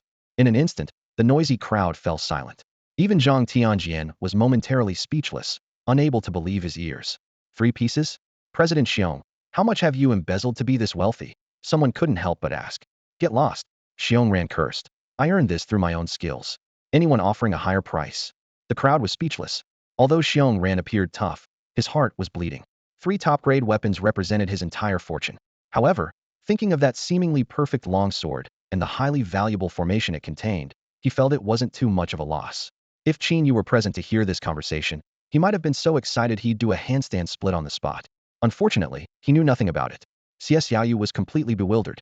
An innocent man gets into trouble because of his wealth. The value of 3 level 9 top-grade weapons was too overwhelming for her to accept. After thinking for a moment, she said to the crowd, There's no need to fight over it. I have another one here. You have another sword like this? The crowd's eyes instantly became fervent. Yes. Xiaoyu took out an ancient-looking silver-white long knife. Xiongran took the knife and, after examining it for a few minutes, couldn't help but sigh. A perfect blade shape has also appeared. With the previous impact of the longsword, the crowd wasn't too surprised by the perfection of the blade. They were more concerned about the formation on the knife. When Xiaoyu infused it with qi and blood, causing the formation lines on the blade to gradually light up, everyone became excited again. The second minimalist formation has appeared. With this as a comparison, our research on minimalist formations will surely proceed more smoothly, someone said excitedly. Great, I'll buy this knife. Zhang Tianjian slapped his thigh, eager to say. Others were unwilling to be left out. Why should you buy it? I offer a level 7 top grade. The price instantly plummeted by dozens of times. If there was only one minimalist formation weapon in the world, it could be worth 3 pieces of level 9 top grade. But with the appearance of a second, its value dropped to the level of a level 7 top grade. Like antiques, when the quantity increases, the price drops sharply. The greatest value of this level 1 weapon lies in collection and research, rather than actual use. Seeing that the crowd was about to argue again, Siau quickly intervened. I don't want your level 8 top grade weapons. Whoever can provide a stable supply source and endorse the weapon store, I'll give you these 2 weapons. Confronted with the formidable power of the level 8 weapon and the mysterious blade and sword, Siau knew she couldn't hold them on her own. Thinking quickly, she proposed a condition she was willing to pay any price as long as her goal was achieved. This unexpected proposal left everyone present in silence. It wasn't because the demand was too harsh. Rather, it was surprisingly simple, something anyone there could easily fulfill. Since everyone can do it, Xiong Ran's eyes lit up as he suggested, why don't we form an organization? The blade and sword belong to the group, and we can study minimalistic formations together. After all, formation research isn't something one person can accomplish alone. The proposal was immediately met with agreement. I agree. So do I. Voices of concurrence echoed, and someone asked, what about the young lady's weapon shop? We'll all endorse it, they responded in unison. In just a few minutes, the Minimalist Research Institute, dedicated to studying minimalistic formations, was established. The most excited of all was Siau, who could already envision her weapon shop expanding from the provincial capital to the imperial city, eventually growing into a multinational enterprise. If you're so concerned about the weapon, why not ask its maker? Siau casually suggested. Xiong Ran, Zhang Tianjian, and others exchanged glances, suddenly realizing this obvious solution. Do you know the craftsmen? They eagerly asked Siau. No, I don't. Disappointment spread among them. But I watched the entire crafting process. Hope rekindled. Unfortunately, I don't have any contact information. Hope was dashed again. But he's quite handsome, so he should be easy to find. Eyes brightened once more. But I'm face blind and can't remember what he looks like. Spirits fell again. Stop with the althos and buts, someone interrupted impatiently. Just tell us if you can find the craftsman or not. Of course, I can find him. Siau flashed a sly smile. I've got surveillance footage. Why didn't you say so earlier? Everyone was amused and exasperated. Well, you never asked. Soon, the investigation results came in. Mayor, we found him. His name is Qin Yu, and he's currently a soldier in the Shiman unit. Let's head to Shiman. With that, everyone sprang into action. Shiman troop. Salute. Greetings, Mayor Zhang. The Sentinel's orderly salute echoed. Mayor Zhang nodded slightly and asked, where's your commander? I need to speak with him. Please wait a moment, Mayor Zhang.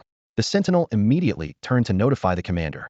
A moment later, Commander Li Feng opened the door to the reception room and was taken aback by the sight. Before him, the vice president of the Provincial Foundry Association, along with the presidents of the foundry associations from Tianshan City and Danyuan City, were gathered there. This unexpected assembly left him bewildered. Zhang Tianjian handed over a photo directly. Commander Li, we're here looking for someone. All right, Mayor, I'll arrange for the soldiers to come over. No need. Xiong Ran suddenly interrupted. We want to meet him personally. The other foundry masters nodded in agreement, further puzzling Li Feng. What kind of person could warrant such a grand gathering of master craftsmen? It was soon discovered that the target, Qin Yu, resided in dormitory 666. Before Li Feng could finish speaking, a group of foundry masters in black suits rushed out eagerly. Ha ha, I want to be the first to meet Qin Yu. With your speed, you'll be eating my dust. Watching their retreating figures, Li Feng helplessly shouted, you're running the wrong way. The dormitory building is to the east. Meanwhile, inside dormitory 666, Qin Yu had just finished a round of training, exhaling slowly. He noticed that his progress with the divine breathing technique had significantly slowed, prompting him to consider his options. He had 2 choices: either increase his training time, which would mean quitting his job, or rely on elixirs for enhancement. The last time he took the troop's reward of a blood-activating pill, it worked well, and he happened to have a Divine Alchemy manual. If he could get the formula, he could make them himself. If only there'd be another beast tied. Qin Yu mused to himself, when suddenly there was a rapid knock at the door. As he opened the door, a round-faced man appeared. Hello, I'm Xiong Ran, and he was abruptly pulled back by Zhang Tianjian. Hello, I'm Zhang. Zhang's introduction was also cut short. Chaos ensued outside the door as a group of robust elders jostled to introduce themselves. The scene made Qin Yu step back in surprise despite being over 60. Their years in forging had left them strong, and clad in black suits. They looked like a group of mob bosses. Is there something you need from me? If not, I'll just close the door. Qin Yu cautiously asked. The crowd fell silent immediately. Zhang Tianjian stepped forward, holding a sword, and asked, did you forge this sword? Qin Yu's heart skipped a beat. He recalled rushing the job and not paying particular attention. If you're not satisfied, I can forge another one. Can you really make this sword again? Xiongran asked eagerly. With the right materials, I should be able to. The foundry master's eyes lit up with excitement. Witnessing the engraving of a minimalist array firsthand was an incredible opportunity. To the open ground, we'll prepare the materials. Xiongran grabbed Qin Yu and leaped down.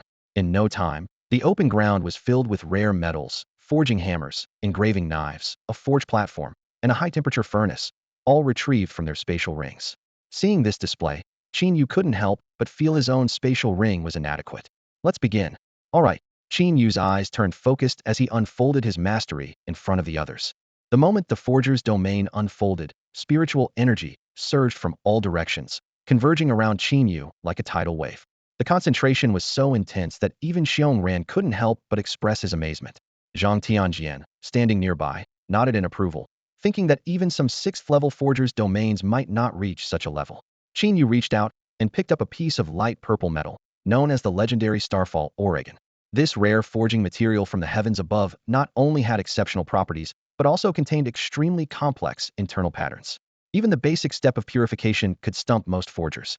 What a bold move, Qin Yu remarked as he placed the Starfall ore into the high-temperature furnace, focusing intently on the subtle changes in the metal under the heat. Watching this, Xiongran couldn't help but smile wryly. Who in their right mind would have a first-level forger work on Starfall ore? He knew well that each piece of Starfall ore had unique patterns and impurities, requiring the forger to precisely adjust the furnace temperature and time based on the real-time changes in the metal. However, for Qin Yu, these were just basic skills. As the metal block glowed red-hot, Qin Yu retrieved it and began repeatedly hammering it on the forge. The purity of Starfall ore was categorized into 4 levels: colorless, red, purple, and gold. What color do you think it'll be? Xiongran raised an eyebrow. Zhang Tianjian looked at him in surprise. You don't seriously think he can forge a colored one, do you? No matter how skilled he is, he's just a first-level forger. He doesn't have enough qi and blood. How about a bet? Xiongran chuckled. I'll wager an 8th-level masterpiece that he can forge it red. Deal. Zhang Tianjian wasn't one to back down. It took me until I was 38 to forge a red Starfall ore, and you think a 20-year-old can do it? You're bound to lose this time. Beads of sweat rolled down Qin Yu's forehead as he poured all his strength into each swing of the forging hammer. The sound of the hammer striking was like muffled thunder, yet it only left shallow dents on the Starfall Oregon. As his qi and blood rapidly depleted, his arms began to tremble slightly, and his clothes were soaked with sweat. This won't do. I need to use that technique, Qin Yu thought to himself. Although he was reluctant to reveal it in front of others, he had no choice now. Divine breathing technique, activate. With the breathing technique in motion, Qin Yu's pores opened wide, frantically absorbing the surrounding spiritual energy. A massive vortex of spiritual energy formed around him, drawing in the energy of heaven and earth.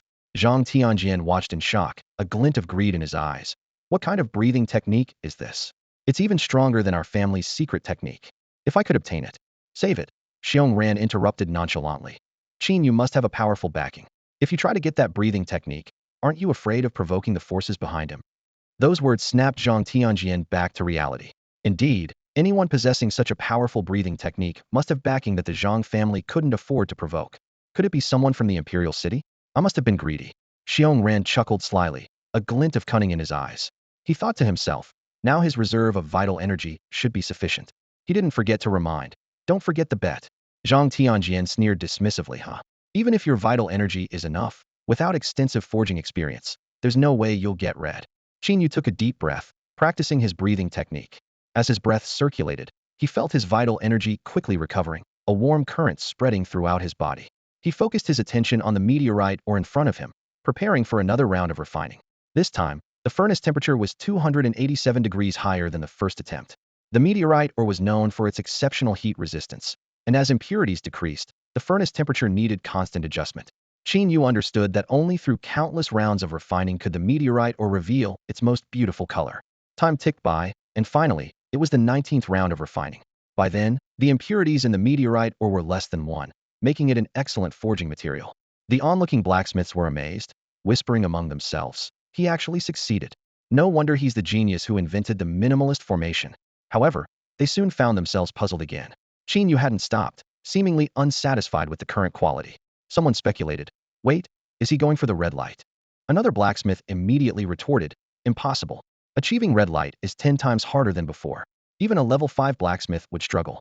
Even if his vital energy is sufficient, he can't force the impurities out of the metal with his strength. Someone worriedly said, being too persistent isn't always good. At this moment, Qin Yu felt unprecedented difficulty.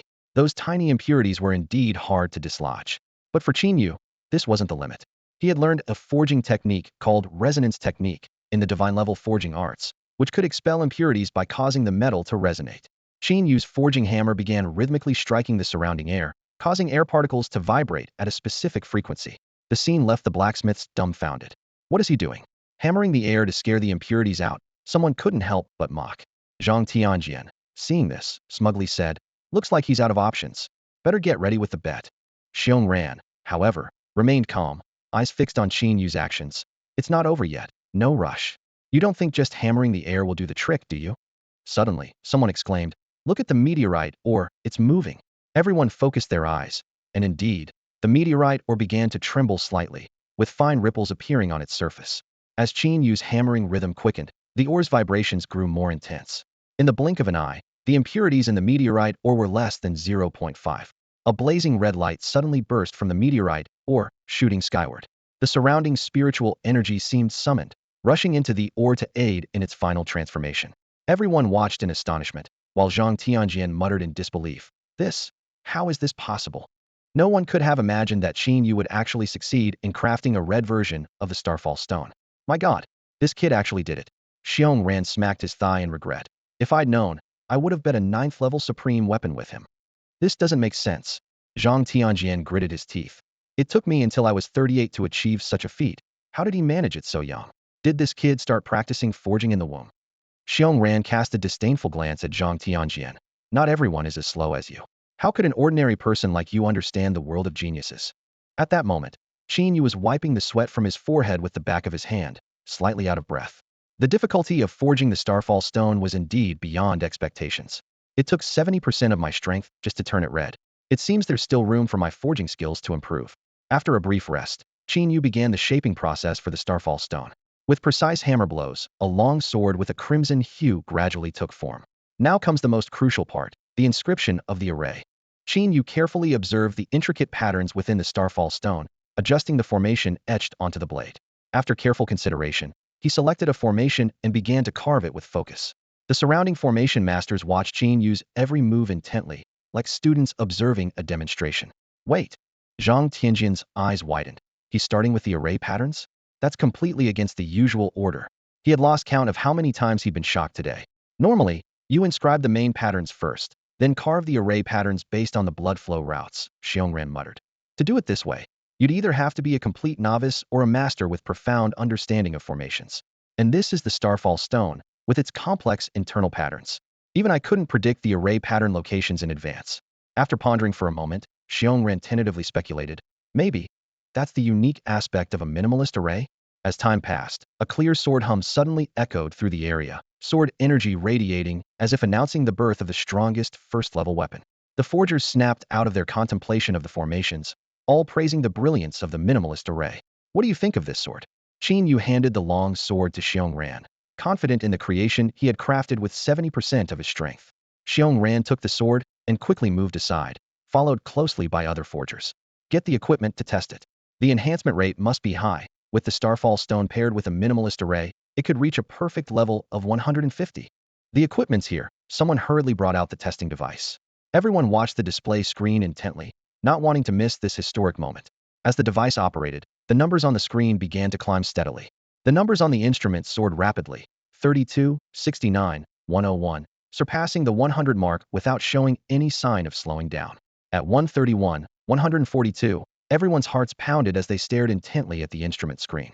Each jump in the numbers seemed to strike a nerve, causing blood pressure to rise alongside them.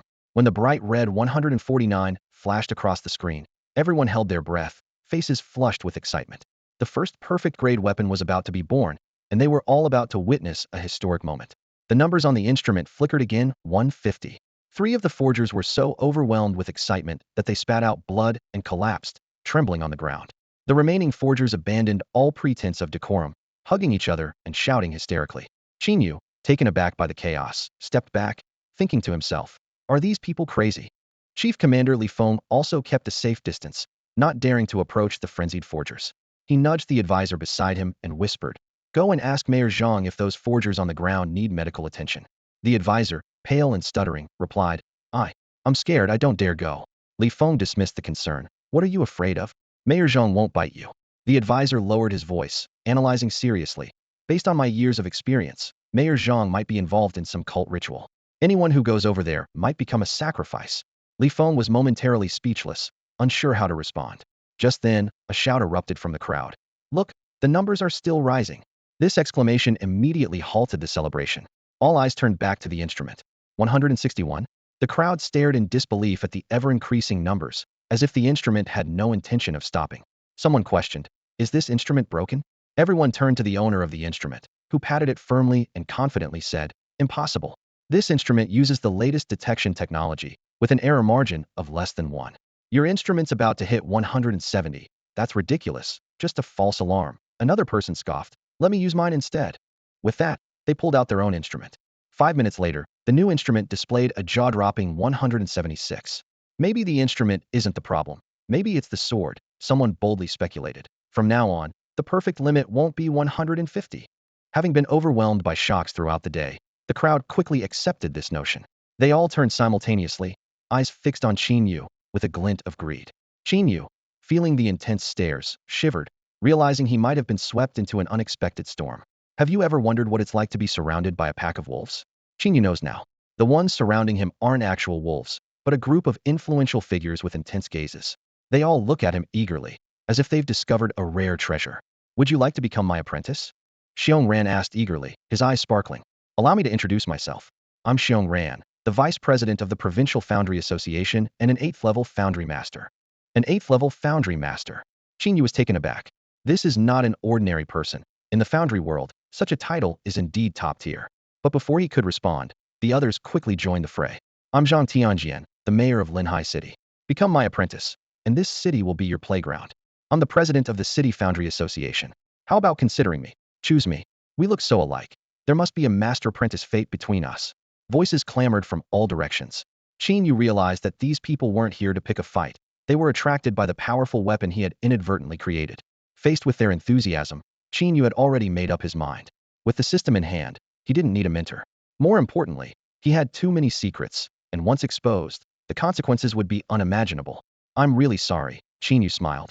"I already have a teacher. His surname is Shi." Upon hearing this, although disappointed, the crowd wasn't surprised. A young man with such achievements must have had guidance from a master. "Is the minimalist array also created by Master Shi?" someone asked. "That's right," Qin Yu replied smoothly. "All my skills were taught by my master. He is elusive, only appearing to guide me in the dead of night." These words added even more mystery to the system, making it impossible for anyone to investigate further. Just as the atmosphere became tense, an elderly, white-haired foundry master suddenly said, "If you can't take me as your master, how about accepting me as your apprentice?" This statement left everyone stunned. A respected elder willing to become an apprentice? Seeing the others considering following suit, Qin Yu quickly intervened. "Without my master's permission, I dare not pass on his skills." This reason was very effective in a world that values the master-apprentice heritage. Although disappointed, the crowd couldn't insist. Finally, Xiong Ran took out a gold-edged, silver-patterned badge inlaid with a ruby and handed it to Qin Yu. "This is the honorary member medal of the Provincial Foundry Association. Please accept it. You won't have any responsibilities, only the benefits of the association." "What benefits exactly?" Qin Yu asked, intrigued. "For example, you can purchase rare materials at a 50 discount and have the same status as an elder within the association. The status of an honorary member in the Forgers Association is incredibly valuable, something many people would do anything to obtain." At this moment, as they looked at this honor being handed over on a silver platter, Li Feng and other members of the unit couldn't hide their jealousy, their features twisted with envy. "All right then." Qin Yu suppressed his inner delight, thinking how perfect it would be if such effortless opportunities with benefits could come his way more often.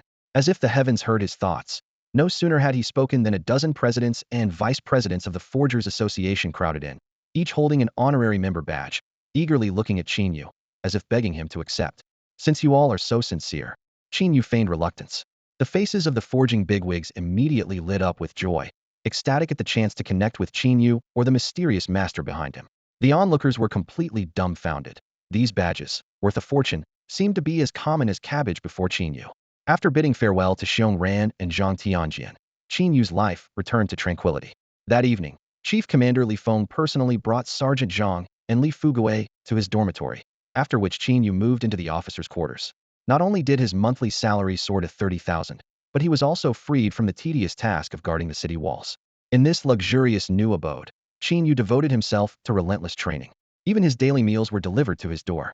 However, this seemingly comfortable life only lasted a few days before he began to feel restless. This can't go on, Qin Yu thought to himself. I need to find a way to hunt exotic beasts. He recalled the commander's parting promise. If you have any issues, come to me. But sending someone to capture exotic beasts in the wild for him to hunt? Qin Yu shook his head, dismissing the idea as too conspicuous. While racking his brains, his phone suddenly chimed. It was a message from Li Fuguei in the group chat. Due to the previous beast tide not being completely eradicated, many exotic beasts were still lurking near the city walls. The unit had decided to take the initiative, with the sergeant leading a team to clear out the remaining threats, and they were recruiting 9 soldiers of level 0.5 and above. Just what I needed. How fortunate. Qin Yu excitedly opened the door, ready to find Sergeant Yu to sign up. To his surprise, standing outside was someone unexpected, the hook-nosed man who had once docked his pay and expelled him from the patrol. Ever since learning that Qin Yu had gained the mayor's favor and was personally respected by the commander, the once arrogant hook-nosed man had been unable to eat or sleep well. He lingered daily outside Qin Yu's dormitory, seeking a chance to apologize. Now, holding a carefully prepared gift, he bowed deeply, humbly saying, Qin Yu, brother Qin Yu, no, Officer Qin Yu. I was blind before. I shouldn't have thrown my weight around. Please forgive me. Upon seeing the face of the hooked-nosed man that he despised, Qin Yu's expression darkened instantly.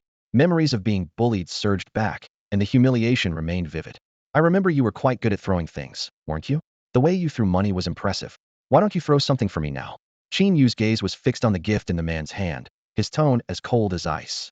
His words struck like a heavy blow, and the hooked-nosed man trembled before falling to his knees with a thud. Please, sir, don't hold it against me. I didn't recognize your greatness. Spare me. Just let me go like a passing breeze. He pleaded, his forehead touching the ground, his voice shaking. Spare you? Qin Yu sneered, a flicker of murderous intent in his eyes. Did you ever think of sparing me back then? If it weren't for luck and the system's help, he would have been long gone, devoured by beasts.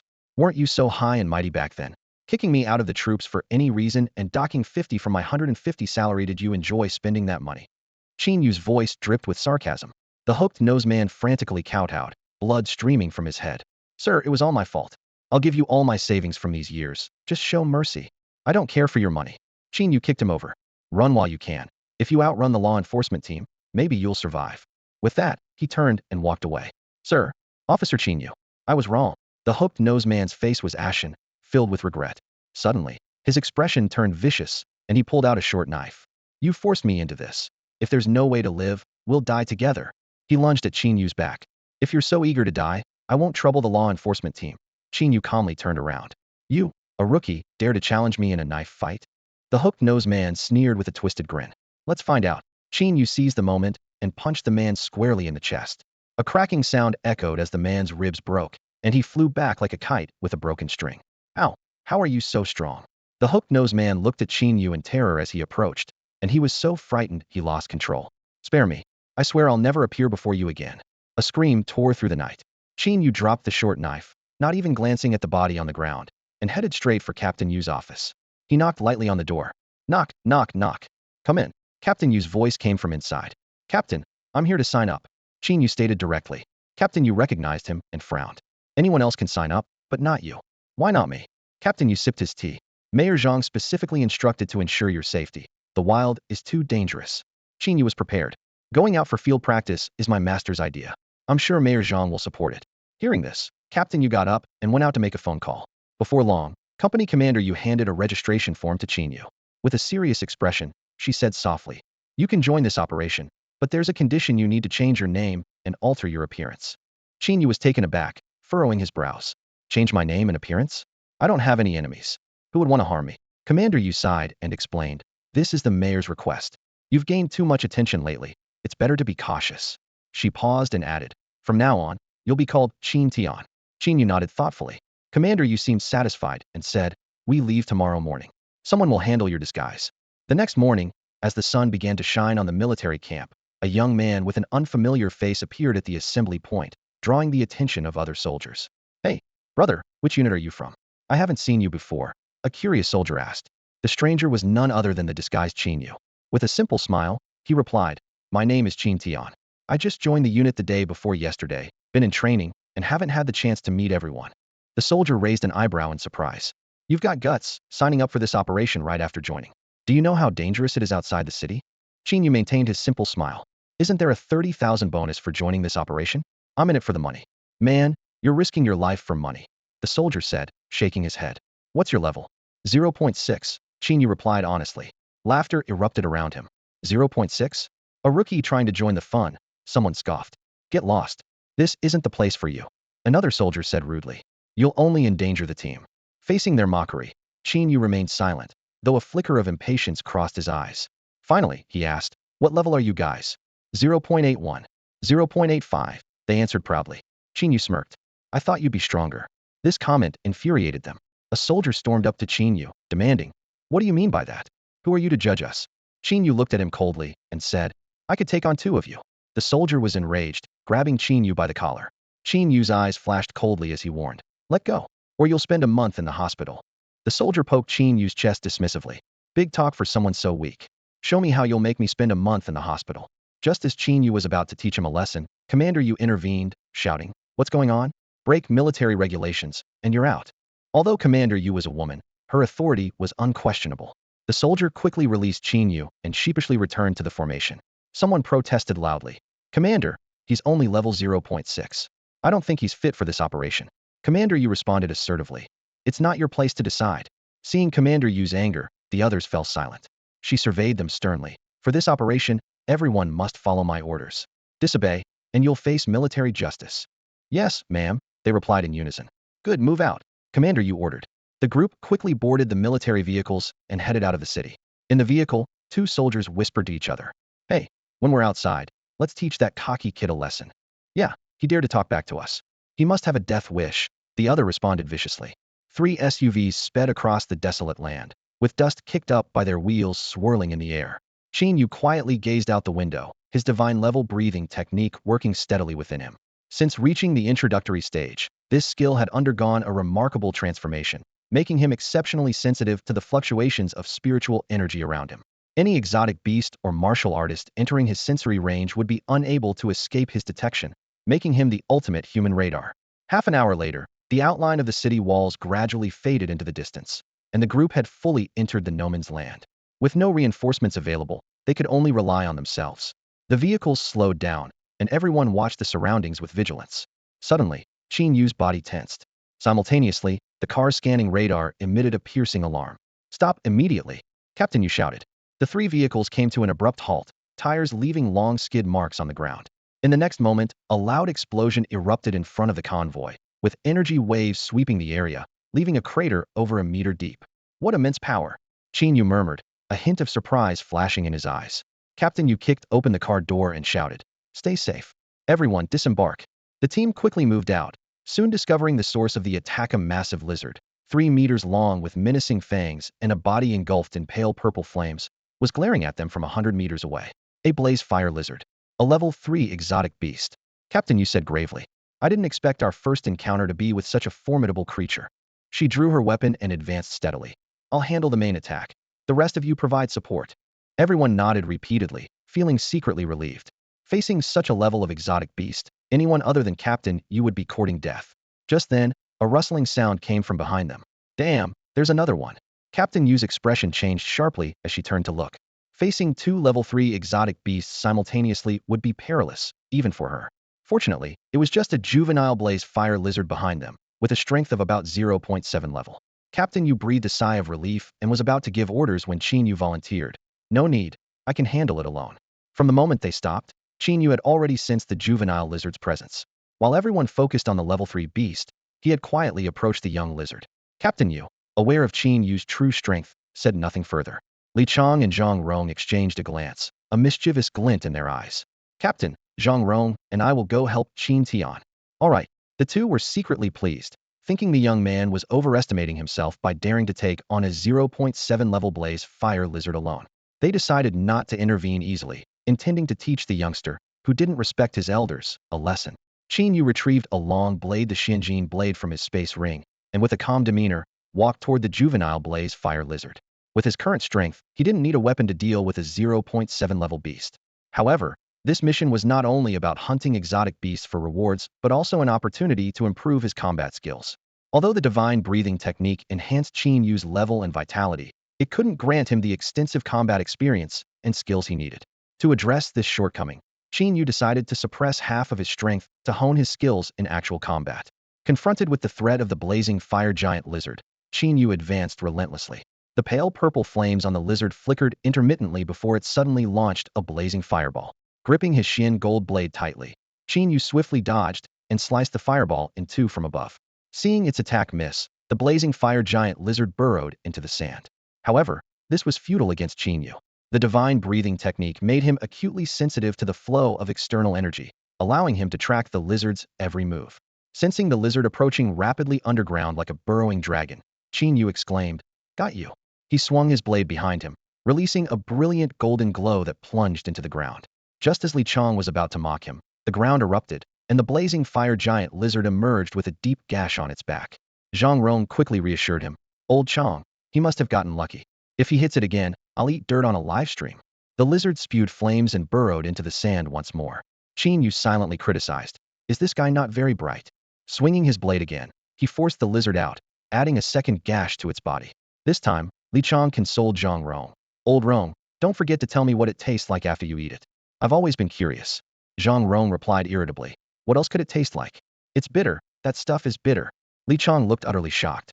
The repeated failures infuriated the blazing fire giant lizard. Its vertical pupils filled with hatred as it hissed and roared. Just as Qin Yu was about to speak, the lizard charged at him with astonishing speed. "Whoa!" Qin Yu exclaimed, caught off guard as he crossed his arms and retreated. The lizard spun around, its tail glowing white, and struck Qin Yu's arms heavily. Qin Yu was sent flying several meters, his arms quickly swelling with redness. "I was careless," he muttered, chiding himself. Li Chong sneered. "I thought he was strong, but he's nothing special. A rookie is still a rookie." Did he really think hitting twice by luck would let him beat the blazing fire lizard? Zhang Rong chimed in agreement. As the blazing fire lizard charged again, Qin Yu was ready. The runes on his Xian gold blade lit up completely, the piercing blade intent instantly trapping the lizard. Qin Yu stepped forward, his blade intent following relentlessly. Swish, swish, swish, swish. The Xian gold blade danced like a swimming dragon around the lizard, leaving deep, bone-revealing wounds. The lizard's fiery breath and violent struggles only worsened its injuries. A final flash of golden light, and the blazing fire lizard collapsed heavily, lifeless. Even with my power suppressed, dealing with a 0.7 level beast isn't too difficult. I need to seek out stronger beasts. Qin Yu murmured to himself. A scroll suddenly appeared. Congratulations on obtaining the 100-blade slash.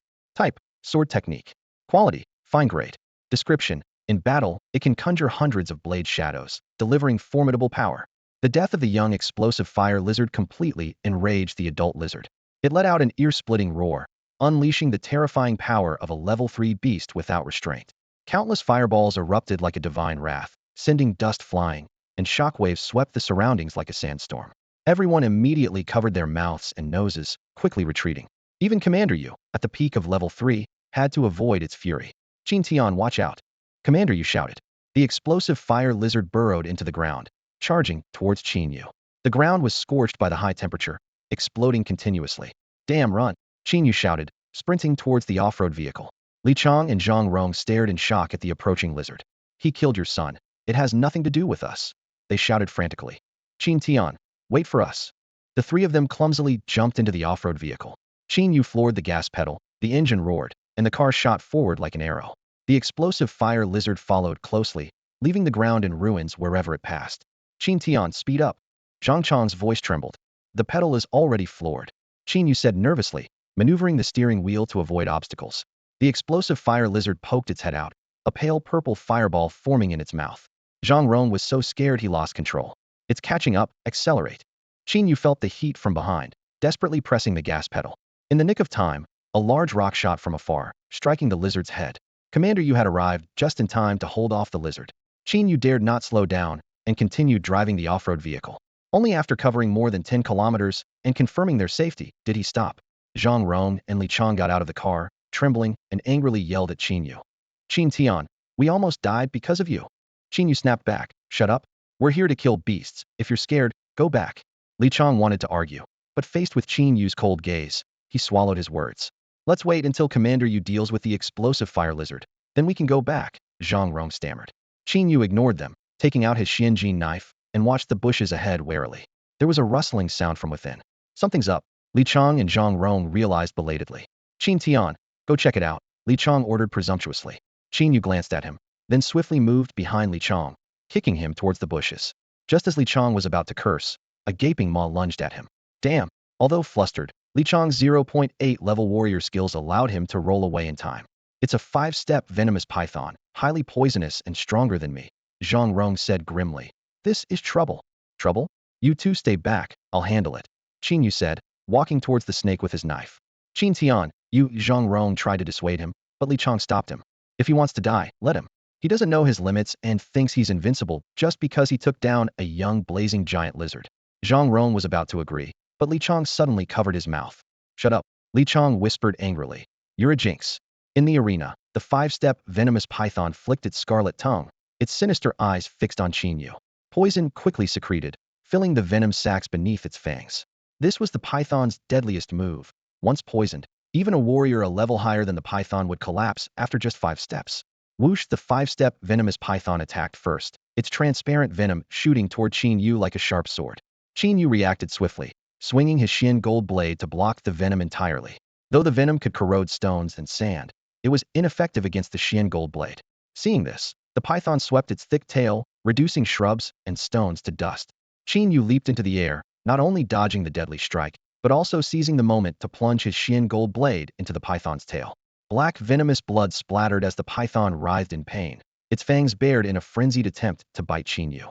Qin Yu grabbed the 2 fangs, his body surging with energy as his muscles tensed, holding off the python's attack. But just then, the thick tail swept again. Qin Yu knew he was in trouble, but couldn't evade in time. Bang, he was sent flying tens of meters and crashed heavily to the ground. This scene exposed Qin Yu's lack of battle experience. Against such a formidable beast, his weaknesses were evident. Struggling to his feet, Qin Yu wiped the blood from the corner of his mouth and brushed the dust from his clothes. In the distance, Zhang Rong whispered to Li Chang. That kid probably can't hold on much longer.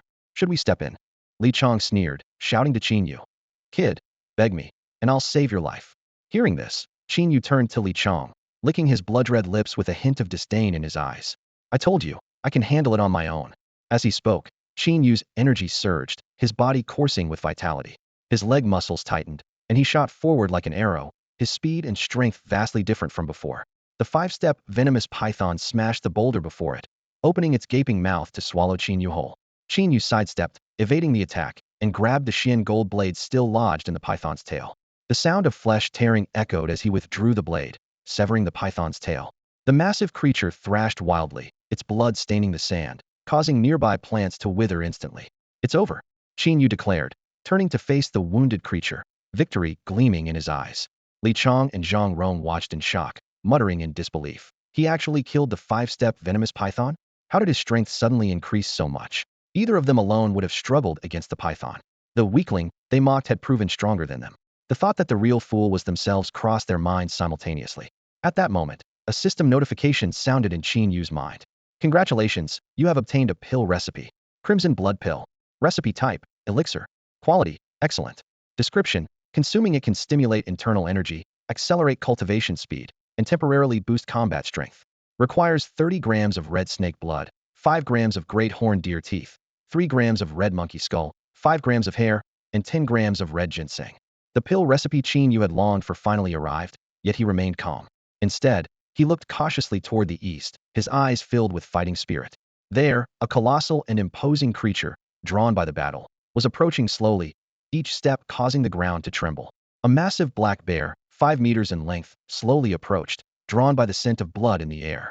The V-shaped pattern on its chest was clearly visible in the sunlight, and its golden claws stood out prominently. These sharp claws, half a meter long, glinted with a metallic sheen in the sun.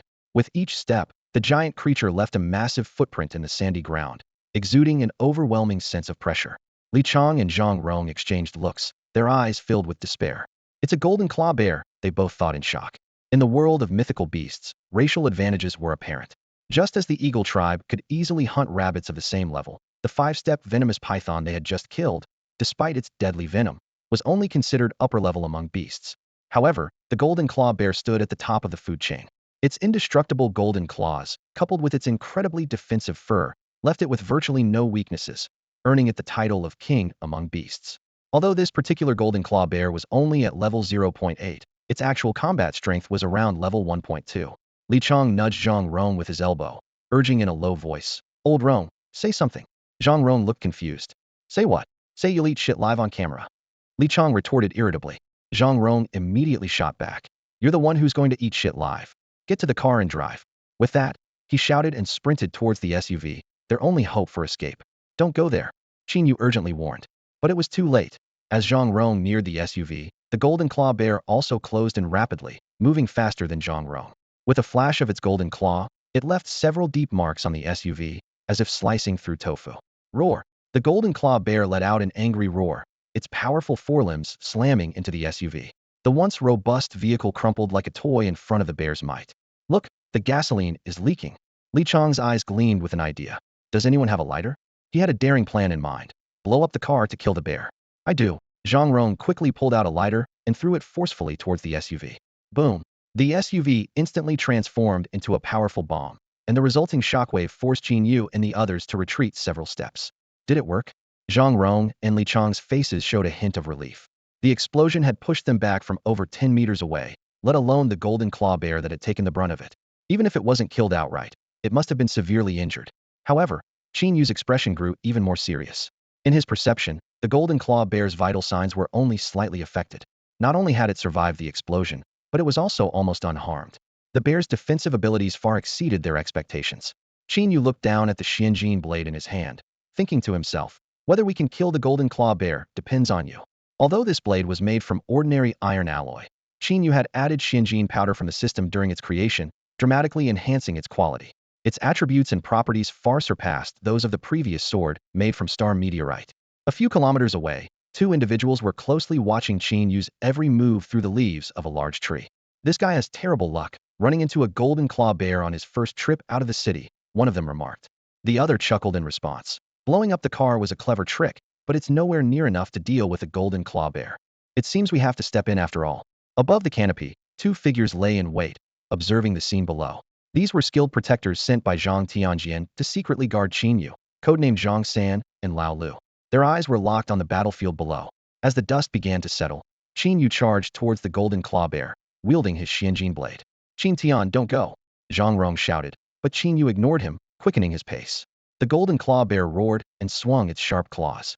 Although the explosion hadn't injured it, the sudden turn of events had enraged it. It intended to rip everything in its path to shreds. The runes on Qin Yu's Xianjin blade suddenly lit up, and the blade emitted a dazzling light like the sun. As the blade clashed with the claws, a shower of sparks erupted. Both the golden claw bear and Qin Yu were momentarily puzzled. The bear was surprised that a weapon could withstand its claws, while Qin Yu was taken aback by the bear's defense. In the ensuing struggle, Qin Yu was forced back several steps. "I underestimated the golden claw bear's strength," Qin Yu thought to himself. Previously, his Xianjin blade had easily sliced through the scales of the five-step venomous python, but this time his full-force strike hadn't harmed the bear at all. "I refuse to believe your entire body is as hard as your claws." Qin Yu charged again. As he neared the bear, he suddenly ducked and slid beneath it, aiming his blade at a vital spot. A drop of blood splattered on Qin Yu's face, confirming his judgment. The golden claw bear, now enraged, turned with surprising agility and struck at Qin Yu, who hadn't yet risen. In the nick of time, Li Chong and Zhang Rong attacked from both sides, only to be swatted away by the bear. Zhang Rong fell, coughing up blood, and lost consciousness before he could finish speaking. Zhang San and Lao Lu, perched in the trees, continued to watch. "If we let Qin Yu get beaten half to death before stepping in, he'll be eternally grateful," Lao Lu chuckled. "That way, we can forge a strong friendship with him." Qin Yu plunged his Xianjin blade into the sand, coated it with the venom of the five-step venomous python, and drew it out again. He dashed towards the bear. This time, the bear stood its ground, legs tightly closed, clearly remembering the previous encounter. At a critical moment, Qin Yu activated his divine breathing technique, causing his blood to boil and his speed to surge. Both attacked simultaneously. Qin Yu's right arm was slashed to the bone, but his Xianjin blade also pierced the bear's abdomen. Qin Yu silently counted to 5, and the golden claw bear collapsed, its pupils dilating. Zhang San was astonished, and Lao Lu regretted. That Lao Lu, he actually used poison. A system notification sounded, congratulating him on acquiring a divine healing technique. Qin Yu stored it in his spatial ring and turned to where Zhang San and Lao Lu were hiding. Gentlemen, have you seen enough? Have we been discovered? Zhang San was about to stand up when Lao Lu pulled him back by the corner of his shirt. Shoo! Lao Lu pressed a finger to his lips, signaling for silence. We've been concealing our presence the whole time. There's no way that kid could have spotted us. But he clearly just. Zhang San began, confused. You're too naive. Lao Lu interrupted him, frustrated. That kid's bluffing us. He's a real trickster. Qin Yu observed the two pretending to be dead in the sand, secretly amused. Their powerful life force was as bright as two small suns to him, even more intense than Captain Yu's. Gentlemen, Qin Yu said calmly. If you don't come out, my two comrades here might just die. Embarrassed, Zhang San stood up and brushed the sand off his clothes. Relax, we're here on orders to protect you. I figured as much, Qin Yu nodded. Lao Lu instantly appeared in front of Qin Yu. How did you discover us? I just called out randomly. Didn't expect anyone to actually be here. Qin Yu shrugged. Damn, you really are a trickster. Lao Lu gritted his teeth. Help me stop the bleeding first, then save those two. Qin Yu pointed to the injured soldiers on the ground. Despite their banter, these two soldiers never thought of abandoning them to save themselves, a commendable sense of duty.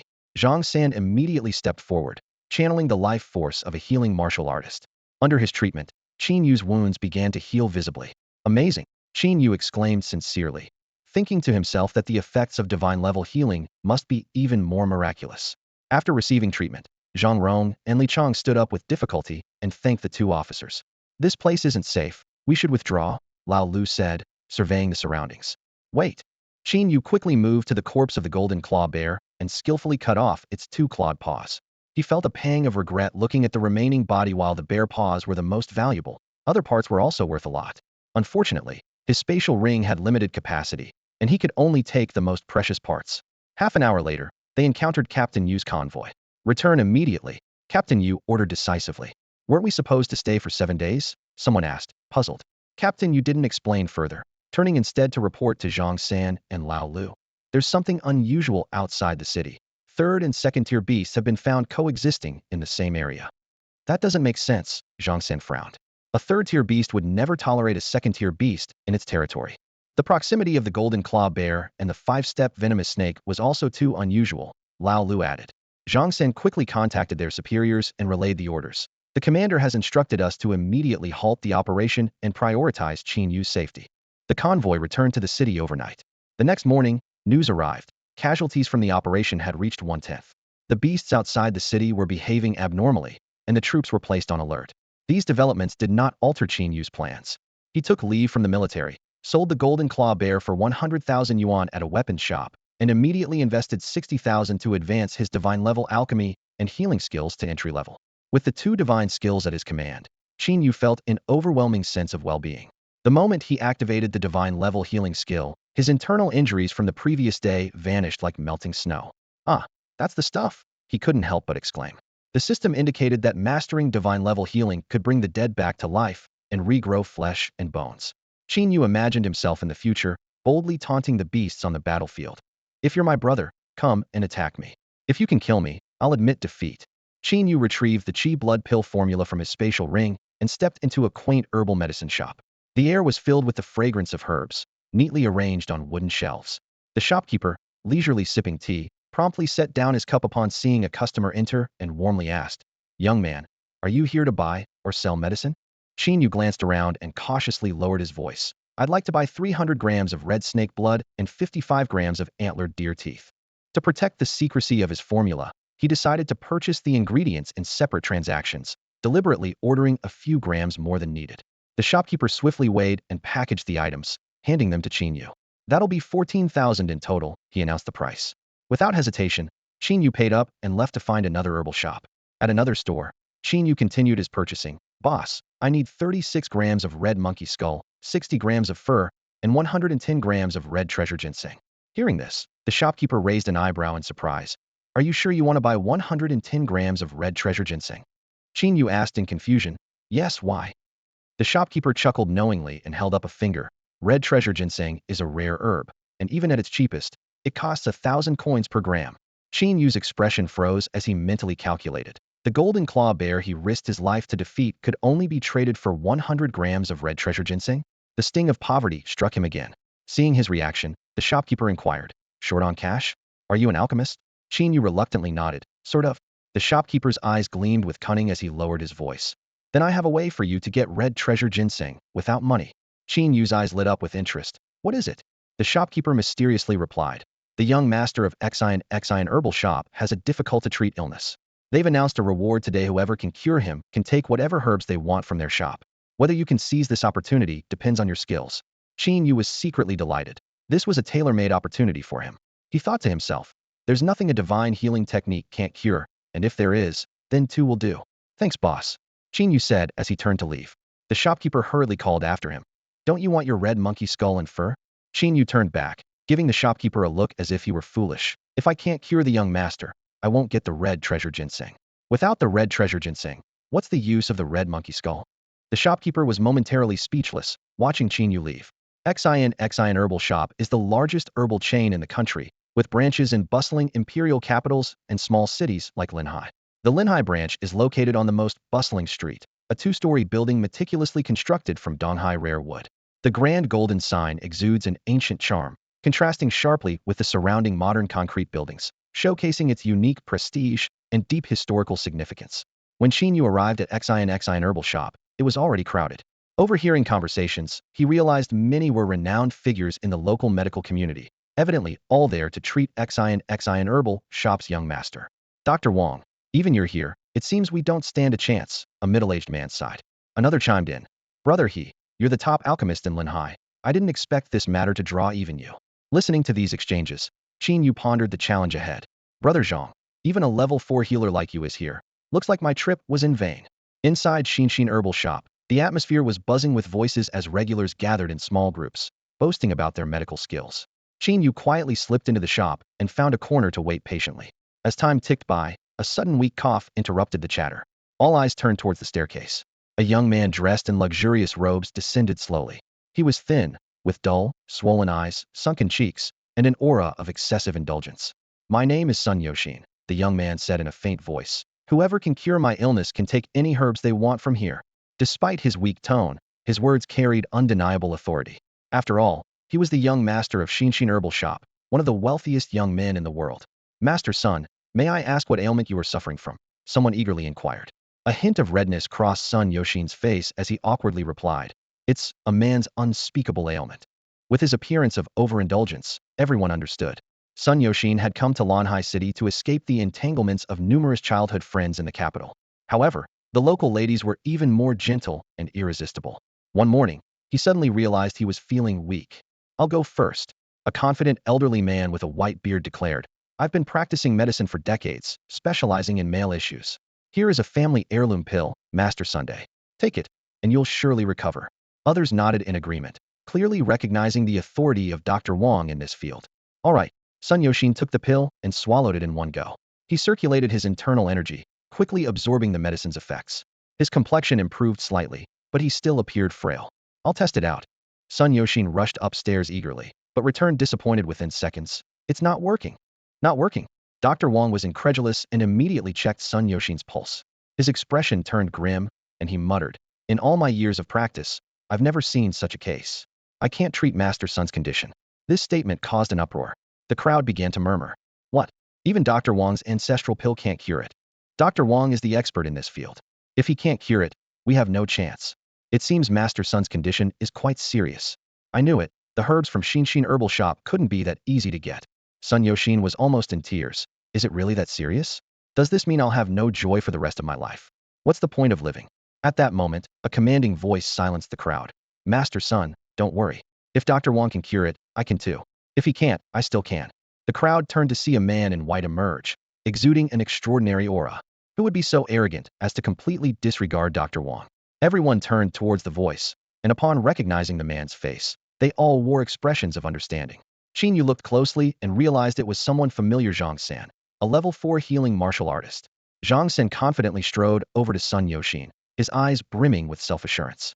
As a level 4 healing martial artist, he wouldn't claim to cure every ailment, but handling something like kidney deficiency was a piece of cake. Sun Yoshin looked at Zhang San intensely, as if he'd found his last hope. Can you really cure it? Sun Yoshin asked, his voice trembling. No problem at all. Zhang San nodded confidently. I guarantee a quick fix. Your hand. Sun Yoshin asked warily, pulling back slightly. Where are you going to put your hand? Zhang San chuckled mischievously. causing a shiver among the onlookers. Sun Yoshin crossed his arms protectively over his chest, his eyes filled with resistance. Of course, just on your wrist, Zhang Sen explained. Everyone breathed a sigh of relief and quietly put their phones, which had been recording, back in their pockets. Zhang Sen grasped Sun Yoshin's wrist and began to channel his healing energy into him. Everyone held their breath, waiting for a miracle. However, 5 minutes passed with no change in Sun Yoshin. Why does it seem like there's no effect? Someone in the crowd murmured. Sweat beaded on Zhang San's forehead as he felt the awkwardness. This isn't right. My healing should show results in a minute, he said, testingly asking. Sun, do you feel anything? Sun Yoshin concentrated for a moment. It feels a bit warm. That's it, Zhang San said, regaining his confidence and increasing the flow of healing energy. Half an hour flew by, and Sun Yoshin's arm began to tingle with numbness. Impatience grew in the crowd. Zhang San, can you or can't you do this? If not, step aside and let someone else try. It's been half an hour. It's my turn now. Why all the noise? Zhang San retorted, trying to save face. Sun has already been cured. Cured? Sun Yoshin was overjoyed. Although he didn't feel much difference, he chose to believe Zhang San. Great, I'll go test it out. Sun Yoshin dashed upstairs, but returned dejectedly within seconds.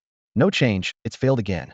It turned out that Zhang San's healing technique essentially promoted the rapid division of healthy cells to replace damaged ones. But when a certain area's cells were completely exhausted, division was futile, and the healing technique naturally lost its effect. The crowd laughed at Zhang San.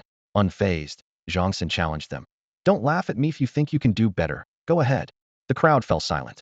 Though they mocked Zhang San, no one dared question his healing skills. With both Dr. Wang and Zhang San failing, who could guarantee they were better? Who would step up only to embarrass themselves? At that moment, a brazen voice pierced the silence. If you're not skilled enough, don't step up and embarrass our Linhai city. The statement hit like a hammer, belittling both Dr. Wang and Zhang San. The crowd erupted, and all eyes turned to where the voice had come from. This confidence was not unfounded. He Xingxue began studying alchemical formulas at the age of 3, took charge of the alchemy furnace by 5, and achieved minor success in alchemy by 11. Now he is renowned as the Pill King of Linhai City. While he doesn't claim to cure all ailments, treating something as minor as kidney deficiency is a simple task for him. Seeing He Xingxue's assured demeanor, Sun Yoshin felt as if he had grasped a lifeline, with hope rekindled in his eyes. He Xingxue flipped his wrist, retrieving an ancient alchemy furnace from his storage ring, and declared loudly, I will refine the pills right here. No problem, I'll provide the ingredients. Sun Yoshin responded immediately. Precious herbs for vitality enhancement were promptly placed into the furnace. Under He Xingxue's skilled manipulation, a rich aroma of pills soon filled the Xian herbal shop, prompting onlookers to exclaim, the Pill King's skills are indeed exceptional, beyond our reach. Witnessing the Pill King at work is truly worthwhile. Pills are ready. He Xingxue gestured with both hands, and the furnace opened with a roar, revealing 3 milky white pills. Smiling, he explained, these are the revitalized vitality pills, guaranteed to solve Mr. Sun's troubles. Revitalized vitality pills? I've never heard of them, someone in the crowd questioned. He Xingxue was secretly pleased by the question but maintained a calm demeanor as he replied. This pill is a new creation of mine, concocted on a whim today. Judging by its aroma, it should be perfect. His casual creation of a new formula only highlighted his profound expertise in alchemy. Ah, I see, truly the work of the Pill King, the crowd marveled. Zhang San, observing the scene, couldn't help but express admiration and asked, I have a friend who is very interested in this pill. Would the Pill King be willing to part with one? Sun Yoshin, impressed by He Xingxue's prowess, was more hopeful and immediately swallowed one of the pills. As the medicinal power coursed through him, he joyfully ran upstairs. Yet, in just 3 seconds, he returned downstairs, looking disappointed. He Xingxue's expression froze, and the room fell silent. It didn't work? He Xingxue tentatively asked. Seeing Sun Yoshin nod silently, resigned to his fate, He Xingxue paused before explaining. I forgot to mention, the revitalized vitality pills must be taken all 3 at once to be effective. With this explanation, the atmosphere relaxed. No wonder the Pill King refined 3 at once. They need to be taken together, the crowd realized. Still skeptical, Sun Yoshin took the remaining 2 pills. However, the result was the same. Upstairs, 3 seconds, downstairs, and still disappointed. The same formula, the same outcome. No effect. He Xingxue's eyes widened in disbelief, his body trembling slightly. None, Sun Yoshin replied, his face downcast and his voice filled with disappointment. He Xingxue staggered back a step, the arrogance on his face vanishing instantly. Just moments ago, those who had been showering him with flattery now stood silent, not daring to make a sound. Does anyone else have a cure? Feel free to try. Sun Yoshin broke the suffocating silence. But with the experienced physician Wang, the level 4 healing warrior Zhang San, and even the elixir master He Xingxue at a loss. Who could possibly cure this ailment? Everyone present lowered their heads, avoiding Sun Yoshin's hopeful gaze. His expression grew darker as he muttered to himself. Do I really have to return to the capital for treatment? I haven't even had the chance to get to know the lovely ladies of Linhai City. Going back like this, I not only seem like a scoundrel, but also be mocked by my childhood sweetheart for a lifetime. Just then, a young voice emerged from the corner. How about I give it a try? All eyes turned to see a young man stepping forward. At first glance, everyone frowned. This kid seemed too young. Where did he get the nerve? What kind of nobody dares to show off here? He Xingxue scoffed, looking down on him. Get back, don't disgrace Linhai City. To him, if even he, the pinnacle of expertise, had failed, this young upstart stepping forward was nothing short of questioning his authority as the elixir master. A few sycophants immediately chimed in, pointing fingers at the young man. Qin Yu, looking puzzled, immediately retorted with a stern face. If you have the skills, step up. If not, keep your mouth shut. The crowd was rendered speechless, only managing to stammer a few words after a while. You, arrogant, disrespectful to your elders. At this moment, Zhang San's eyes lit up, and he quickly stepped forward. Do you know who he is? Seeing the crowd's confusion, he continued. He's Qin Yu. Qin Yu? The same Qin Yu that Mayor Zhang recently called a prodigy in forging. The crowd began to re-evaluate the young man, buzzing with discussion. He Xingxue sneered, blocking Qin Yu's path. So, you're the forging prodigy Mayor Zhang values. But here, we're dealing with medicine, not forging. Did this prodigy wander onto the wrong set? Or are you planning to replace young Master Sun with an iron part? His words were met with a burst of laughter from those around. Sun Yoshin's eyes sparkled with anticipation as he looked around at everyone, his voice tinged with a hint of hesitation. Well, changing it to iron is not impossible. He Xingxue and Qin Yu stood in the crowd, exchanging glances. Qin Yu stepped forward confidently and said, Forging is indeed my specialty, but I also know a thing or two about medicine. While I can't claim to cure all diseases, treating something like kidney deficiency is well within my capabilities. Sun Yoshin's face showed a trace of impatience, and he raised his voice. All right, stop arguing. You've been hesitating all this time, and now that someone has stepped up, you're still being picky. Is it because you're not the ones affected, so you don't care? He turned to Qin Yu, his tone softening. Qin Yu, right? I trust your medical skills. Unwilling to back down, he Xingxue snorted and took a step back, a hint of mockery in his eyes. I hope your skills are as strong as your words. Qin Yu, unfazed, walked forward and took Sun Yoshin's wrist, beginning to perform a divine healing technique. He Xingxue scoffed from the side. Huh, I thought it was some new method. Turns out it's just a healing technique. Zhang San also looked surprised. He had just proven that the healing technique was ineffective, so why was Qin Yu using it? As everyone was puzzled, they suddenly heard Sun Yoshin let out a satisfied moan. Ah, that feels great. Sun Yoshin's voice was filled with delight. The crowd stirred, and someone exclaimed, What's happening? Look, Sun Gongzi is changing. Sun Yoshin's skin visibly became smooth and rosy. His eyes regained their luster, his sunken cheeks filled out healthily, and even his dark circles rapidly faded. In just a few seconds, Sun Yoshin transformed from a worn-out, indulgent youth into a handsome, healthy young man. Everyone was stunned, and someone murmured in amazement. This isn't just treatment. It's like he's a different person. The speed of recovery is unbelievable. Qin Yu calmly announced, treatment complete. Sun Yoshin eagerly rushed upstairs. The crowd held their breath, and after 3 seconds passed without him returning, they all understood the treatment had succeeded. Qin Yu turned to He Xingxue and said flatly, Don't overestimate yourself if you lack the skills. You're embarrassing us in Linhai City. He Xingxue's face flushed red, as these were the very words he had just used to mock Zhang San, now turned against him. 10 seconds later, Sun Yoshin reappeared, glowing with energy, and excitedly grabbed Qin Yu's hand. Brother Qin Yu, I love you. He felt as if he had returned to his 10-year-old self, full of vitality. Sun Yoshin secretly rejoiced. The legend of the 7 times a night in the capital was back.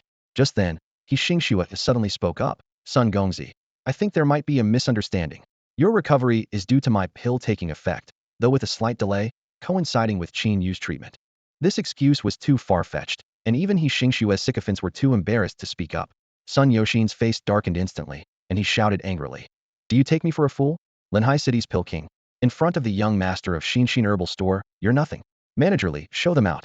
Manager Li immediately appeared and politely said, Thank you all for coming to help. Our Xinshin Herbal Store has prepared some small gifts for each of you. Please don't forget to take them before you leave. As everyone was about to leave, someone suddenly shouted, Wait, Qin Yu, could you leave a contact? I have a friend who could use some treatment in that area too. Yes, I also have an old friend. Requests started echoing around the room. Qin Yu enjoys making friends, especially with someone like Sun Yoshin, a charming and handsome noble from the capital. They hit it off immediately and quickly exchanged contact information. Sun Yoshin was generous, gifting Qin Yu with boxes of rare items: vivid red snake blood, snow white antlers from large deer, mysterious red monkey skulls and fur, and precious red ginseng. These treasures, which were rare and invaluable to ordinary people, seemed like trivial trinkets in Sun Yoshin's hands. Qin Yu was overjoyed, but soon faced a sweet dilemma. His spatial ring couldn't hold all these items. Seeing this, Sun Yoshin generously gave Qin Yu a high-capacity spatial ring and even threw in an alchemy furnace. This lavish gesture left Qin Yu speechless. As they parted, they shook hands warmly. Sun Yoshin sincerely said, "Brother Qin, you are like a reborn parent to me." Qin Yu, not to be outdone, replied, "Brother Sun, you are my provider."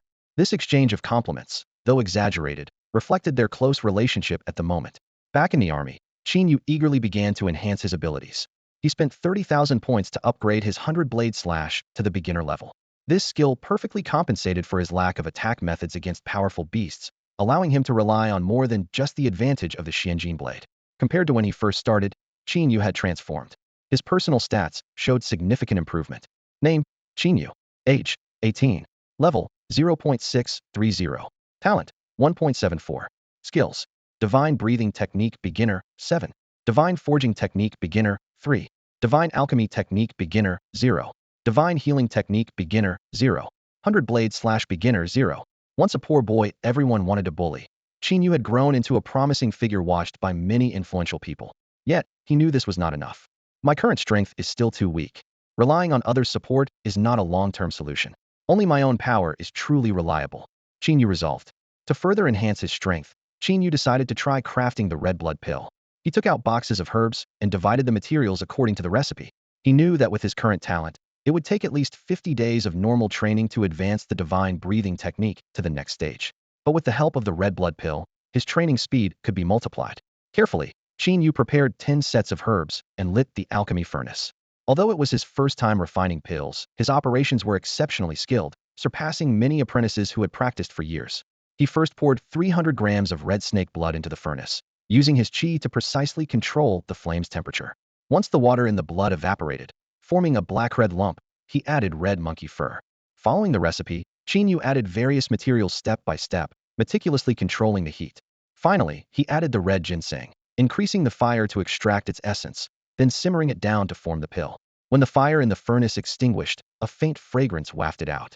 5 blood-red pills floated in Qin Yu's hand, their surfaces smooth and emitting a unique aroma. This successful first attempt at alchemy filled Qin Yu with anticipation for his future training journey. With 10 sets of ingredients, Qin Yu only managed to produce 5 pills, leaving him deep in thought. A success rate of just 50% clearly indicated that his control over qi and blood wasn't precise enough. Attempting to refine 10 pills at once was indeed ambitious, and even the 5 successful pills were merely passable in quality. Just as he was about to give up, Qin Yu suddenly sensed a change within himself. Closing his eyes to focus, he was pleasantly surprised to discover that his control over qi and blood had become more refined. This unexpected gain brought a sparkle to his eyes. Alchemy is an extremely delicate art. Some high-level pills can fail if the flame's temperature is off by just a few degrees. Refining 10 pills simultaneously required Qin Yu to precisely divide his qi and blood into 10 parts, which inadvertently enhanced his control. This discovery heightened Qin Yu's interest in alchemy. Eager to test the effect of the qi blood pill, he casually picked one up and swallowed it. Moments later, Qin Yu's skin turned a vivid red, making him look like a freshly cooked shrimp. He could clearly feel his qi and blood being intensely stimulated, boiling within, like an engine running at full throttle. Immediately, Qin Yu sat cross-legged and practiced his divine breathing technique. With each breath, his qi and blood compressed and solidified. External spiritual energy continuously poured in through his pores, eventually merging with his qi and blood, joining the surging torrent within him. "It's incredibly powerful," Qin Yu marveled. The effect of the qi blood pill exceeded expectations, increasing his cultivation speed nearly tenfold. At this rate, he estimated that he could achieve a breakthrough in his breathing technique within a month, far surpassing the potency of the vitality pill given by Captain Yu. Despite its impressive effects, the qi blood pill had limitations. Its effect lasted only half an hour, and it required a 2-hour interval before it could be used again, or else his meridians might not withstand the overwhelming impact.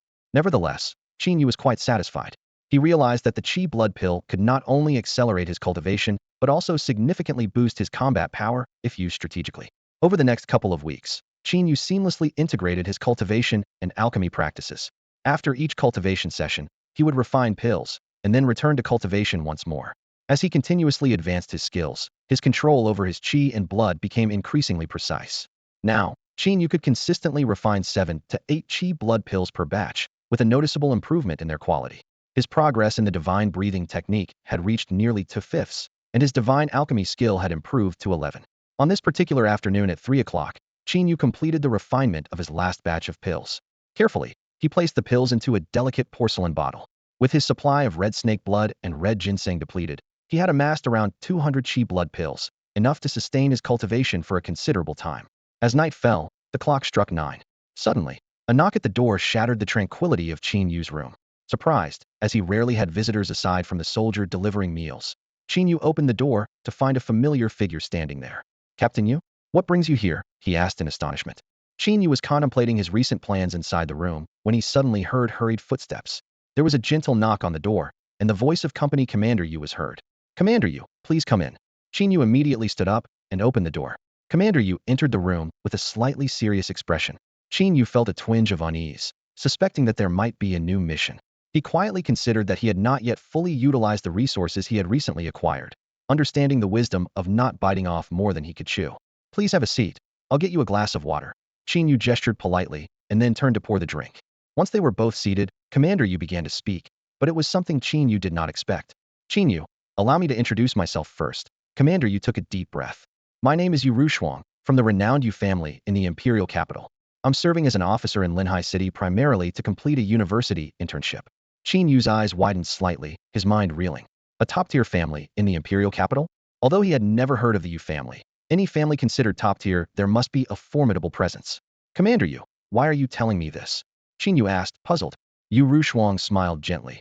"Because I want to ask for your help." Qin Yu remained silent, waiting for more. "In a few months, it will be time for the college entrance exams," Yu Rushuang continued. "Every year, the top and second-tier families in the imperial capital recruit 50 guardians.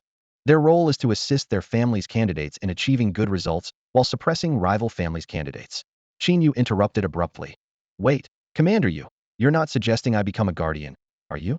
Besides whether I'm strong enough, I've already taken the college entrance exam once." "Don't worry," Yu Rushuang smiled.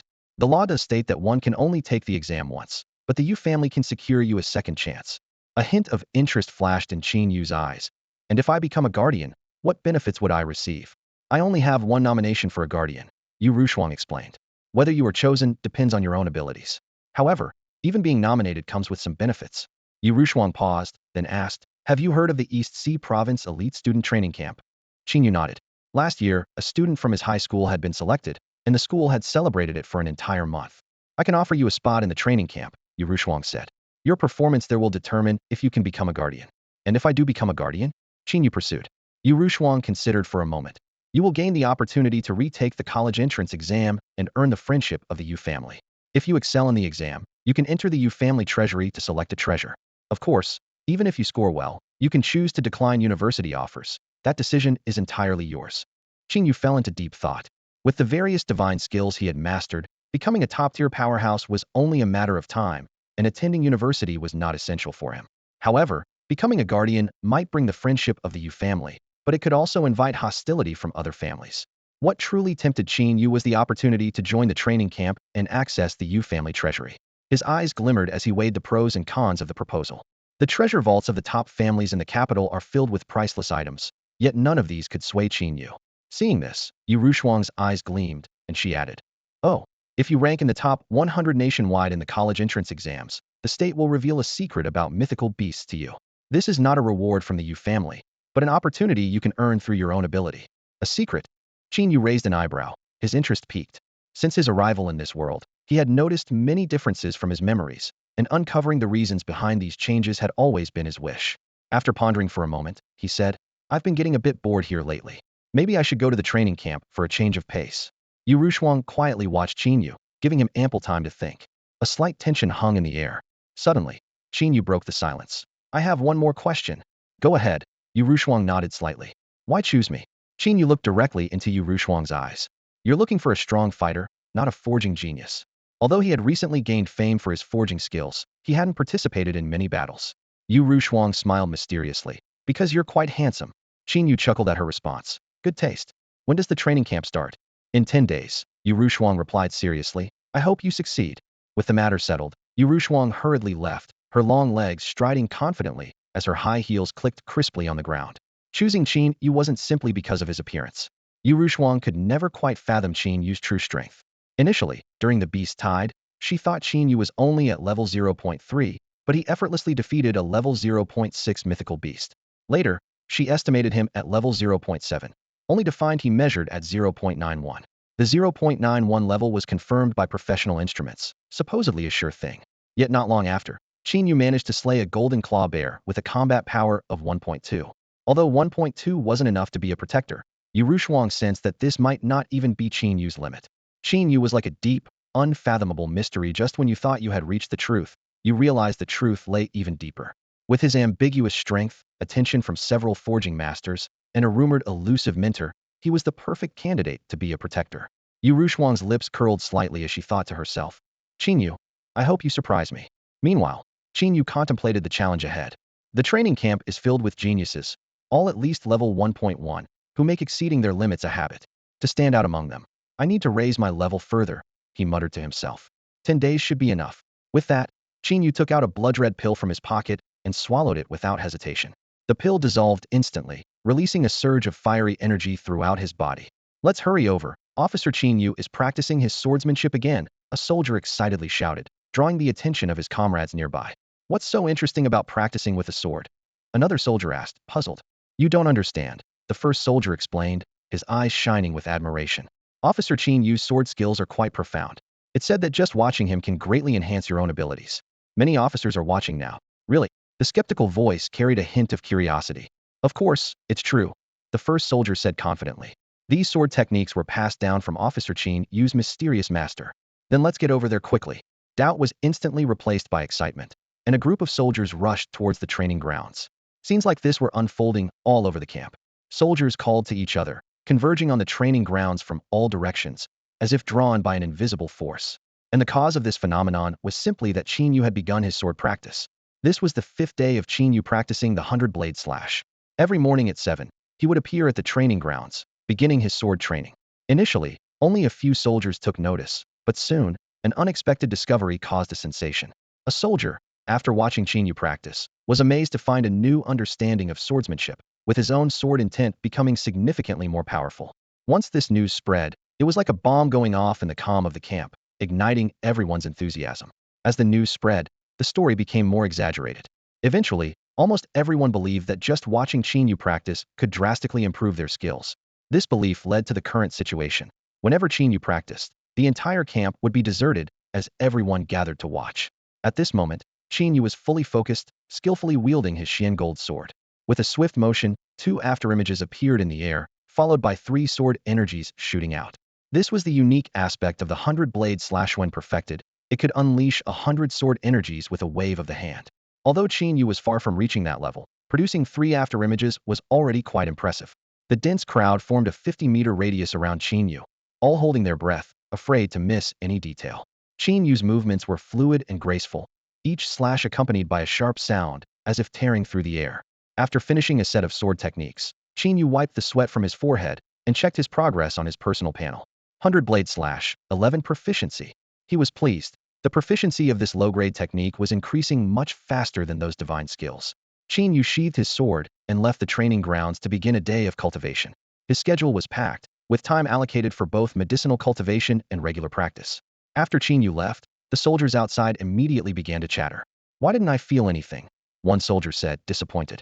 That means you lack talent, someone nearby explained. Haven't you heard? Only those with good talent can sense the essence of Officer Qin Yu's sword techniques. Now that you mention it, the first soldier suddenly brightened up. I think I did feel something different. Maybe I just didn't notice it earlier. Ah, looks like you've got some talent too, brother. Haha, we're all little geniuses. Even though watching Qin Yu practice brought no tangible benefits to most, their enthusiasm remained undiminished. Everyone hoped they could be the talented one. Time flew by, and soon there was only 1 day left until the training camp began. Yu Rushuang handed Qin Yu a plane ticket, instructing, tomorrow morning at 9, take this ticket to the airport and board the special flight to the training camp. Qin Yu nodded solemnly. To attend the month-long training camp, Qin Yu had taken leave from the army. Considering the long separation, he decided to return home to bid farewell to his family. On his way home, Qin Yu thoughtfully bought some medicinal herbs for baths and fresh fruits and vegetables. At home, the family enjoyed a warm and joyful evening, cherishing the rare time together. However, Qin Yu could never have imagined that the next day would bring an unexpected, dazzling debut. He would arrive by helicopter, making a grand entrance under the astonished gazes of all the training camp students. Knowing it would take about an hour to get to the airport, Qin Yu woke up at 6 in the morning to wash up and prepare thoroughly. Yet, despite all his calculations, he couldn't foresee what was about to happen. From 6:30 to 8 o'clock, Qin Yu anxiously waited on the street, but not a single taxi was in sight. Just as he was about to contact the military for help, a long business car quietly pulled up in front of him. The window rolled down slowly, revealing a familiar face, Mayor Zhang Tianjian. Qin Yu. Mayor Zhang asked in surprise, "What are you doing here?" Qin Yu quickly explained his predicament. After listening, Zhang Tianjian cheerfully said, "That's easy. I have some free time. Hop in, I'll give you a ride." Grateful, Qin Yu got into the car and sincerely said, "Mayor Zhang, I'm so lucky to have run into you. Otherwise, I would have been late." "No big deal," Zhang Tianjian replied with a smile. "I just finished a meeting nearby and happened to see you. It's all a matter of fate." Seeing Qin Yu's earnest expression, Mayor Zhang's lips curled into a sly smile. In truth, his presence wasn't due to a meeting. His appearance was thanks to someone named Lao Lu. Just last night, Lao Lu mysteriously approached Zhang Tianjian, asking if he wanted to improve his standing in Qin Yu's eyes. Intrigued, Zhang Tianjian pressed for details. Though no one knew exactly what Lao Lu said, a peculiar policy was issued from the mayor's office after he left, banning any taxis from appearing in the area where Qin Yu lived. Zhang Tianjian seized the opportunity perfectly, appearing like a savior when Qin Yu was most anxious and in need of help. This meticulously crafted plan not only significantly boosted Zhang Tianjian's image in Qin Yu's eyes, but also earned Lao Lu the mayor's favor, while Qin Yu saved on cab fare. It was a masterstroke, a win-win-win. Zhang Tianjian couldn't help but admire the brilliance of the plan. He could almost see the Mayor Zhang Favorability 1 sign popping up above Qin Yu's head. Xiongran, this time I'll show you what it means to have the advantage of proximity. Zhang Tianjian thought happily, his smile growing wider. Zhang Tianjian casually asked, "Do you live around here?" Qin Yu nodded in confirmation. Zhang Tianjian was already well informed about Qin Yu's background, even knowing the age of the neighbor's big white dog. This seemingly casual question was actually part of his carefully crafted plan. "I have a younger brother. He's in his second year of high school," Qin Yu replied honestly. "Which high school?" Zhang Tianjian inquired. "The 20th high school," Qin Yu answered. Zhang Tianjian shook his head slightly, showing a disapproving expression. That the 20th high school doesn't have a very high teaching standard. He squatted down and rummaged through the car for a moment before pulling out a set of keys. "I have a property in the city center that's been vacant for 2 years." Handing the keys to Qin Yu, he added, "The conditions there are much better. Your brother can go directly to the best school in the city, Linhai No. 1 High School. And you don't need to worry about your parents' jobs. The city government will arrange it." Zhang Tianjian's plan was comprehensive. Qin Yu knew this was Zhang Tianjian's way of showing goodwill, but he was happy to accept it. After all, becoming stronger is all about providing a better life for those around you, right? While saying, "This might not be appropriate," Qin Yu swiftly pocketed the keys. Zhang Tianjian, seeing this, smiled with satisfaction. He thought to himself, when dealing with people with kids, target the kids. Those without, target the spouse. And for those without either, target the family. The art of gifting never fails. "Xiongran, let's see how you compete with me now." As they were deep in conversation, the driver suddenly hit the brakes. "Whoa, what's going on, Xiaozhang?" Zhang Tianjian exclaimed. The driver turned back to report, "Mayor, it seems there's an accident ahead, causing a traffic jam." "What? A jam?" Zhang Tianjian was more anxious than Qin Yu upon hearing this. "What are the traffic department people doing?" He cursed, then gave Qin Yu a reassuring look. "Don't worry, with Uncle Zhang here, you won't be late." Qin Yu nodded in understanding, thinking they could always make the plane wait a bit longer. Zhang Tianjian took out his phone and dialed a number. "Bring my private helicopter over. I'll send you the address." "Yes, hurry." Meanwhile, at the airport, at 9 a.m., a young man with dyed blonde hair and flashy attire impatiently asked, "It's time. Why hasn't the plane taken off?" The accompanying teacher explained, "We're still waiting for one more person." "Damn," the blonde-haired youth cursed. Next to him, a heavily made-up woman complained in a sweet voice, "I didn't even get my beauty sleep just to be on time. But we're still delayed." The blonde-haired youth looked at her affectionately and comforted her. "Don't be upset, darling. When that latecomer arrives, I'll make sure they pay." "Really, darling?" the woman asked softly. "Of course," the youth replied confidently. "Unless that person is the mayor's child, I'll make sure they get kicked out of Linhai City." Suddenly, someone exclaimed, "Whoa, why is a helicopter landing on the runway?" The blonde-haired youth and others immediately looked out the window. They saw a helicopter boldly landing on the runway, with Zhang Tianjian stepping out first. "Damn," Why is the mayor here? The blonde-haired youth, Huang Hao, said in shock. Before he could finish his sentence, Qin Yu jumped down from the helicopter. After a brief conversation with Zhang Tianjian, Qin Yu headed towards the terminal. The woman's gaze fell on Huang Hao, and she furrowed her brows slightly, asking curiously, who is that person, to have the mayor personally fly him in a helicopter? Huang Hao shook his head, a hint of confusion in his eyes. I don't know him. I've seen everyone around the mayor. He paused and added, could he be the mayor's illegitimate child? Is there a chance he's also a student heading to the training camp? The woman asked, her eyes gleaming with curiosity. Very likely, Huang Hao said thoughtfully. The mayor can easily secure a spot in the training camp. It turns out, Huang Hao's father is the deputy mayor, and the woman's name is Wu Lily, his girlfriend. The two of them managed to get spots in the training camp thanks to Huang Hao's father pulling some strings. Wu Lily saw Qin Yu walking towards them, and her eyes sparkled with a little plan forming in her mind. Where are you going? Huang Hao asked urgently as she suddenly stood up. Wu Lily smiled slightly and whispered, just going to the restroom. Make it quick. The plane's about to take off, Huang Hao reminded her, a hint of urgency in his voice. Meanwhile, Qin Yu had already boarded the plane. The team leader approached him and asked, are you with the training camp? Yes. Qin Yu replied succinctly. What's your name? Qin Yu. The team leader found his name on the list and checked it off, then urged, find a seat quickly. The plane is about to take off. Okay. Qin Yu replied as he walked into the cabin, casually glancing around. There weren't many students from Linhai City qualified to attend the training camp. There were only about 20 people in the cabin. Most wore the uniform of Linhai No. 1 High School, with only a few wearing clothes from other schools. As Qin Yu observed everyone, they were also curiously watching him. Initially, his classmates were annoyed by his tardiness, but seeing him arrive by helicopter made them suppress their displeasure, replacing it with friendly smiles. Qin Yu had expected these Linhai prodigies to be arrogant and dismissive, but to his surprise, they seemed quite friendly. Just then, he noticed a woman with somewhat affected manners approaching him. This woman was Wu Lily. She planned to feign a fall as she neared Qin Yu, using the opportunity to land in his arms as a pretext for conversation. This was the same trick she used to pursue Huang Hao back in the day. Although she wasn't sure of Qin Yu's identity, the fact that the mayor personally flew him suggested he was someone significant. At least, Huang Hao never received such treatment. Wu Lily was determined to capture Qin Yu's heart and then find an excuse to break up with Huang Hao. She was confident in her charm, believing no man could resist a beautiful woman's advances. As Wu Lily approached Qin Yu, she calculated the distance perfectly, twisted her foot, and with a gasp, fell towards him. However, Qin Yu had disliked Wu Lily from the start. As she neared, he was already prepared to dodge. With a quick sidestep, Wu Lily lost her balance and fell hard to the ground. Wu Lily clumsily got up from the ground, blood trickling from her nose, her face a mixture of pain and embarrassment.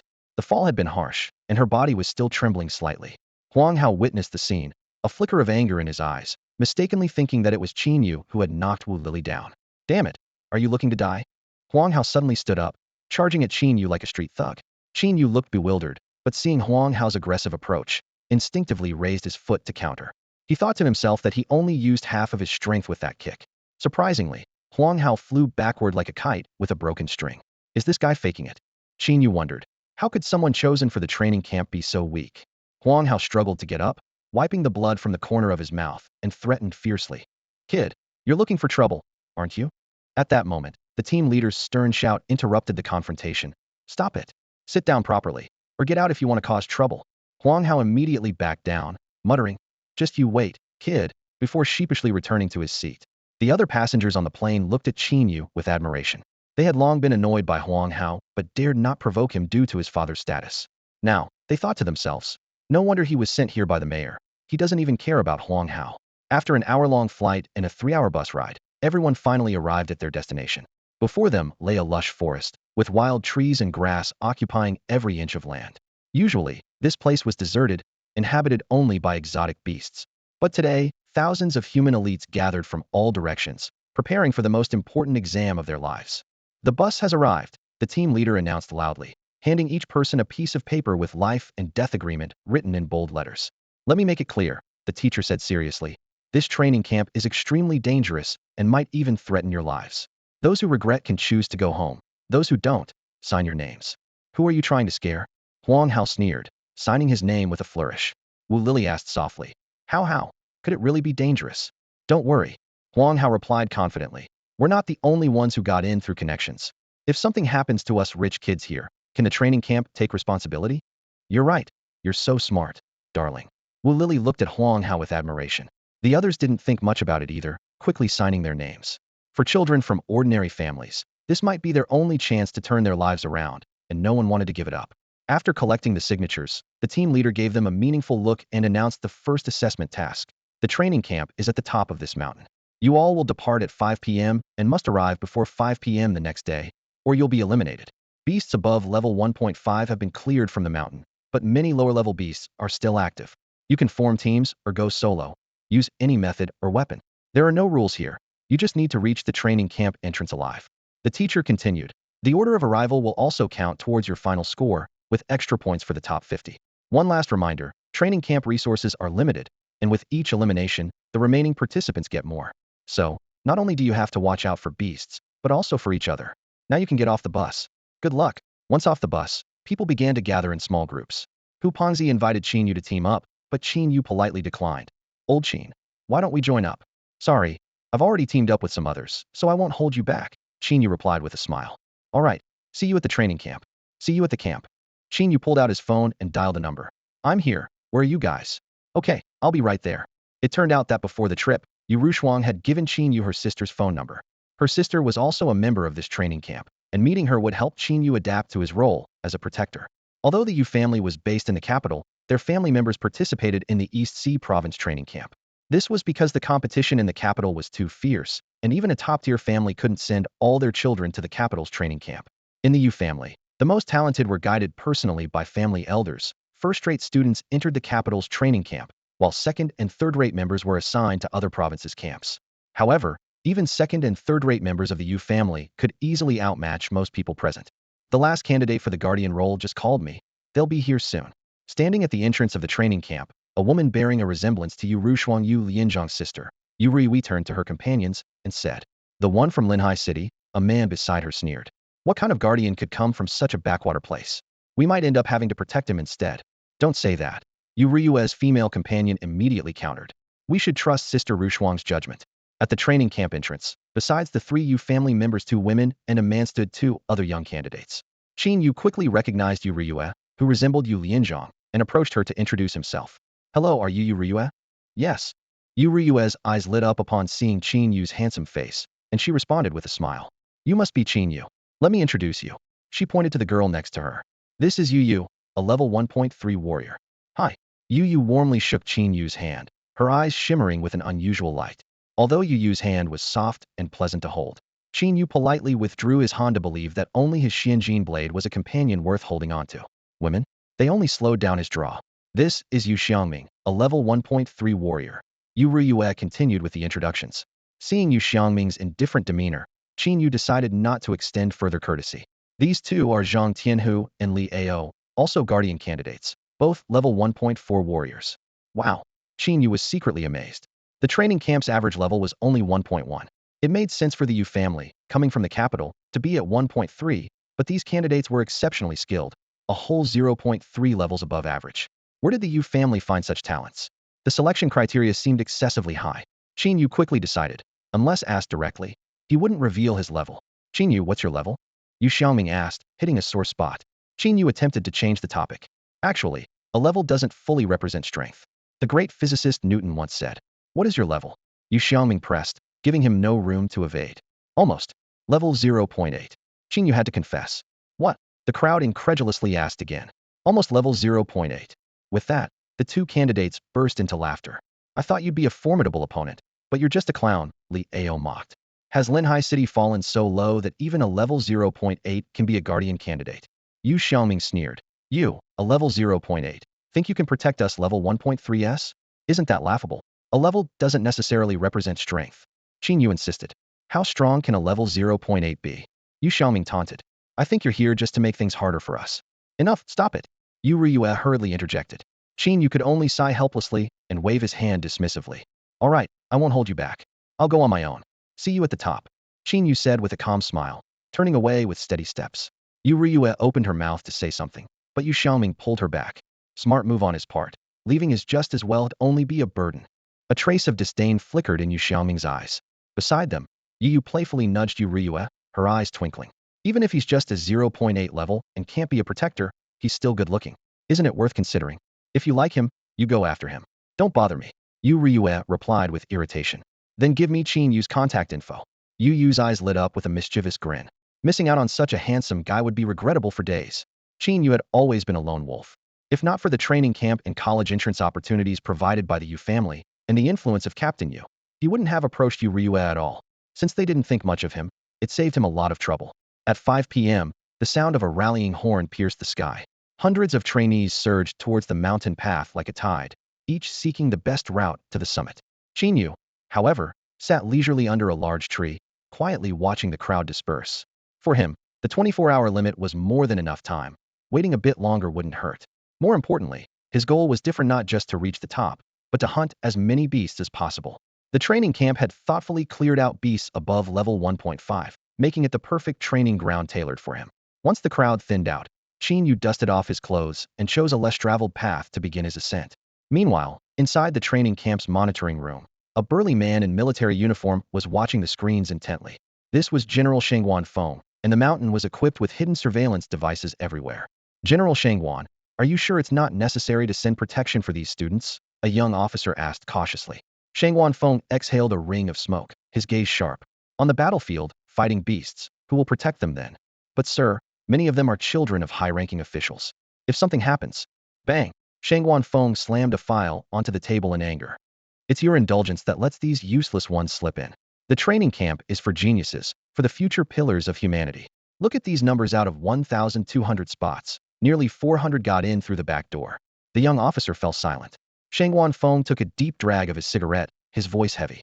Letting some of these worthless ones perish will teach certain people a lesson. The number of beasts below level 1.5 has tripled.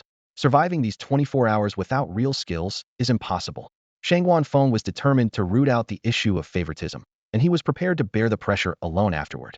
Qin Yu cautiously advanced while using his Xianjin blade to chop through the underbrush. The dense mountain vegetation was littered with traces left by exotic beasts, fresh tufts of fur scattered among the bushes, footprints of varying sizes imprinted on the ground, and the air was filled with the beasts' rancid stench. The density of exotic beasts here seems quite high. As expected, this selective assessment won't be easy, Qin Yu murmured to himself. He then began to employ a divine-level breathing technique, carefully sensing the spiritual energy fluctuations around him. Suddenly, his gaze locked onto a large tree 100 meters away. Although the spiritual energy emanating from there was faint, it couldn't escape his keen perception. A low-level exotic beast. With a flick of his wrist, he sent a sharp blade aura slicing precisely toward the target.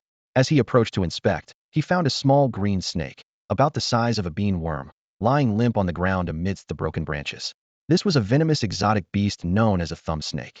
These cunning creatures typically hid among leaves, waiting to ambush passing prey. Qin Yu picked up the power fruit that had burst from the thumb snake and immediately consumed it, secretly thankful for his divine-level healing technique that protected him, but he remained vigilant. Over the next hour, Qin Yu became increasingly certain that the danger level of this mountain exceeded expectations. He encountered an exotic beast almost every 10 minutes, a frequency that forced all participants to remain constantly on guard. Upon spotting a team of 5 people in the distance, he promptly changed direction to avoid them. As the instructor had advised, it was crucial to be wary not only of the exotic beasts but also of other participants. After all, resources were limited, and one less competitor meant more rewards. As dusk approached, the most challenging phase of the assessment loomed. Nighttime belonged to the exotic beasts, which were unaffected by the darkness and had their combat abilities enhanced by 20%. Even with Qin Yu's strength, he was reluctant to engage these beasts heat in at night. He found a concealed tree hollow, retrieved food and water from his spatial ring, and after satiating his hunger, he began practicing the divine-level breathing technique to restore his energy. Meanwhile, in the training camp's monitoring room, Shangguan Feng watched the surveillance footage intently, a cigar in his mouth and a serious expression on his face. A young officer reported, General Shangguan, currently 11 students have died, and 73 have been injured. Shangguan Feng frowned slightly, showing some dissatisfaction with the death toll, but said nothing further. Knew the true test was just beginning. As night fell, the mountain echoed with the roars of beasts. In one of the surveillance screens, 7 students were gathered around a campfire, roasting the meat of a freshly hunted exotic beast, with the carcass lying nearby. Watching this scene, Shangguan Feng's lips curled into a cold smile on his eyes. These 7 were already doomed. They made 3 fatal mistakes. Shangguan Feng pointed out the critical errors of these newcomers with a steely gaze from his vantage point. First, they lit a campfire at night. Most beasts are attracted to light, and that bright fire is like an open invitation. Second, they cooked food with a strong aroma. These creatures can detect scents from kilometers away with their keen sense of smell. Third, They failed to clean up the site and themselves after killing a beast. Before he finished speaking, a spine-chilling scream echoed from afar. In just 10 minutes, the 7-member team was devoured by a swarm of 20 beasts. Shangguan Feng unemotionally noted in his logbook, "Death toll 7," as if merely recording ordinary data. Meanwhile, Qin Yu, hidden within a tree hollow, suddenly became alert. It had only been half an hour, yet the beast's presence was already closing in, despite his efforts to mask his scent with herbs. He didn't rashly draw his sword, but quietly relocated. Throughout the long night, Qin Yu moved between various hiding spots. He never stayed more than half an hour at each location before the beasts would track him down. Thanks to his extraordinary sensory abilities, he always managed to escape just before danger struck. The night was frequently pierced by the screams of other candidates, indicating the rising casualties. With the remarkable recovery and sharp instincts provided by his divine breathing technique, Qin Yu maintained peak condition in this cat mouse game. However, for others, even teaming up wasn't enough. A single lapse in vigilance could lead to a fierce battle. Worse, the noise of fighting would attract more beasts, trapping survivors in an endless cycle of combat. As dawn broke, Qin Yu gracefully descended from a large tree and stretched his weary body. But his expression froze at that moment. Damn it! He quickly drew his Xian gold blade, sensing over a dozen energy signatures closing in from all directions. The strongest among them was at level 1.5, while the others ranged from 1.2 to 1.3. This organized encirclement tactic indicated that the beasts were not only pack animals, but also displayed considerable intelligence. Qin Yu decisively unleashed a blade aura straight ahead. A wolf's howl resounded, followed by the howls of the entire pack. A 1.5-meter-long silver-white giant wolf elegantly emerged from the underbrush, its cold eyes scrutinizing him. Siberian silver wolf. Qin Yu widened his eyes in disbelief. How could a creature native to Siberia appear here? Training camp, control room. In the control room, a young officer's urgent voice rang out. "General Shangguan, the Siberian silver wolf you trained has been released." Shangguan Feng nodded steadily, a hint of coldness in his eyes. Let the Siberian silver wolf add some more intensity to this assessment. "But General," the young officer lowered his voice, "won't the damage be too great? Many have already died last night. Even those who earned their spots fairly aren't a match for the Siberian silver wolf." Shangguan Feng smirked slightly. "Don't worry, the Siberian silver wolves I've trained can use their keen sense of smell to target individuals with the lowest vitality. They'll take care of those who slip through the cracks by pulling strings." He turned to the monitor screen. "Come, switch the feed. Let's watch my precious wolf's first prey." The monitor switched, revealing a giant silver wolf. Opposite it stood a young man holding a golden saber, his expression calm. "What's the name of this unlucky fellow?" Shangguan Feng asked. The young officer quickly ran a facial scan. "His name is Qin Yu, from Linhai City." "Qin Yu." Shangguan Feng recalled for a moment. "I think I saw that name on the list of those who used connections. Are his teammates all dead?" "No, General. He's been alone the entire time." "Alone?" Shangguan Feng raised an eyebrow. Surviving the night alone is indeed surprising. His clothes look pretty tidy. Luck must have favored him last night. Perhaps he has a treasure that conceals his presence. But good luck runs out. However, Qin Yu's next move defied Shangguan Feng's expectations. Faced with the encircling wolves, Qin Yu chose not to flee but instead took an offensive stance. Facing a pack of Siberian silver wolves and thinking of attacking, not running. Remarkable, though foolish. But the outcome will be the same, Shangguan Feng commented with intrigue. Qin Yu, however, smirked inwardly. This is a group of fortune bringers. Letting one go would be disrespectful to the system. He suddenly turned and unleashed a 100-blade slash. 3 sharp blade shadows swept towards the silver wolves behind him. Though one wolf leapt to dodge, it was still struck by the latter 2 slashes, with one cutting deeply into its waist, leaving a wound down to the bone. The silver wolf let out a chilling howl and collapsed to the ground. In the control room, Shangguan Feng frowned. Did the Siberian silver wolf choose the wrong target? With that strike alone, this kid can't be the weakest in vitality. As the trainer, Shangguan Feng was well aware of the combat prowess of each silver wolf, yet he found himself puzzled. Being able to take down a silver wolf in one move, that strength is definitely among the top. Shangguan Feng stood at a vantage point, frowning slightly. With such skill, why would he need to pull strings? Is there still a chance to save this Qin Yu? The young officer quickly calculated and shook his head. "General, the Wolf King is ready to charge. The nearest personnel will take at least 10 minutes to arrive at the scene. Then forget it." Shangguan Feng waved his hand dismissively, his tone indifferent. 10 minutes is enough to die 10 times over. His years of battlefield experience had made him accustomed to the fall of geniuses. In his view, humanity never lacks talent, and the loss of one genius cannot upset the overall situation. In the field, seeing its companion fall and wail in pain, the Wolf King was utterly enraged. Its eyes were bloodshot, silver-white fur bristling, and sharp claws dug deep into the ground. With an earth-shattering howl, the entire wolf pack surged towards Qin Yu like a tide. At this moment, Qin Yu's vitality level reached 0.78, and with the combination of breathing techniques, healing arts, the 100-blade slash, and the Xianjin blade, his combat effectiveness exceeded 1.4. Yet, facing the 1.5 level Wolf King, he still felt immense pressure. The Wolf King launched the first attack, lunging at Qin Yu's throat like a gust of wind. Qin Yu gripped his Xianjin blade tightly and slashed horizontally, but the Wolf King caught it in its jaws, a nearly human-like sneer at the corner of its mouth. Left with no choice, Qin Yu abandoned his blade and faced the other silver wolves barehanded. In an instant, Qin Yu was surrounded. His clothes were torn to shreds, and his exposed abdominal muscles were covered in claw marks. He leapt onto a branch, looking down at the Wolf King. Your strength is impressive, worthy of this move. With that, Qin Yu took out a blood-red pill and swallowed it. Instantly, his vitality surged, his bones cracked audibly, and his wounds healed visibly, leaving no scars. Sensing the threat of death, the Wolf King instinctively retreated, emitting a low whine. Qin Yu sneered. It's over. He appeared before a silver wolf in a flash, and before it could escape, he punched its skull, crushing it instantly. This astonishing display of power terrified the Wolf King, which howled to alert the pack. The wolves scattered in all directions. Qin Yu picked up his Xianjin blade, a cold smile on his lips. I said, the hunting hour has begun. Before the words finished, his figure vanished like a phantom. Oh my! Shang Wanfeng suddenly stood up. The calmness on his face vanished completely. He widened his eyes, murmuring in disbelief. This kid was hiding his strength all along. The young officer was equally shocked, his voice trembling as he asked, General, the Wolf King actually ran away? That can't be true. Didn't you train the Wolf King specifically to get rid of those young masters who used connections?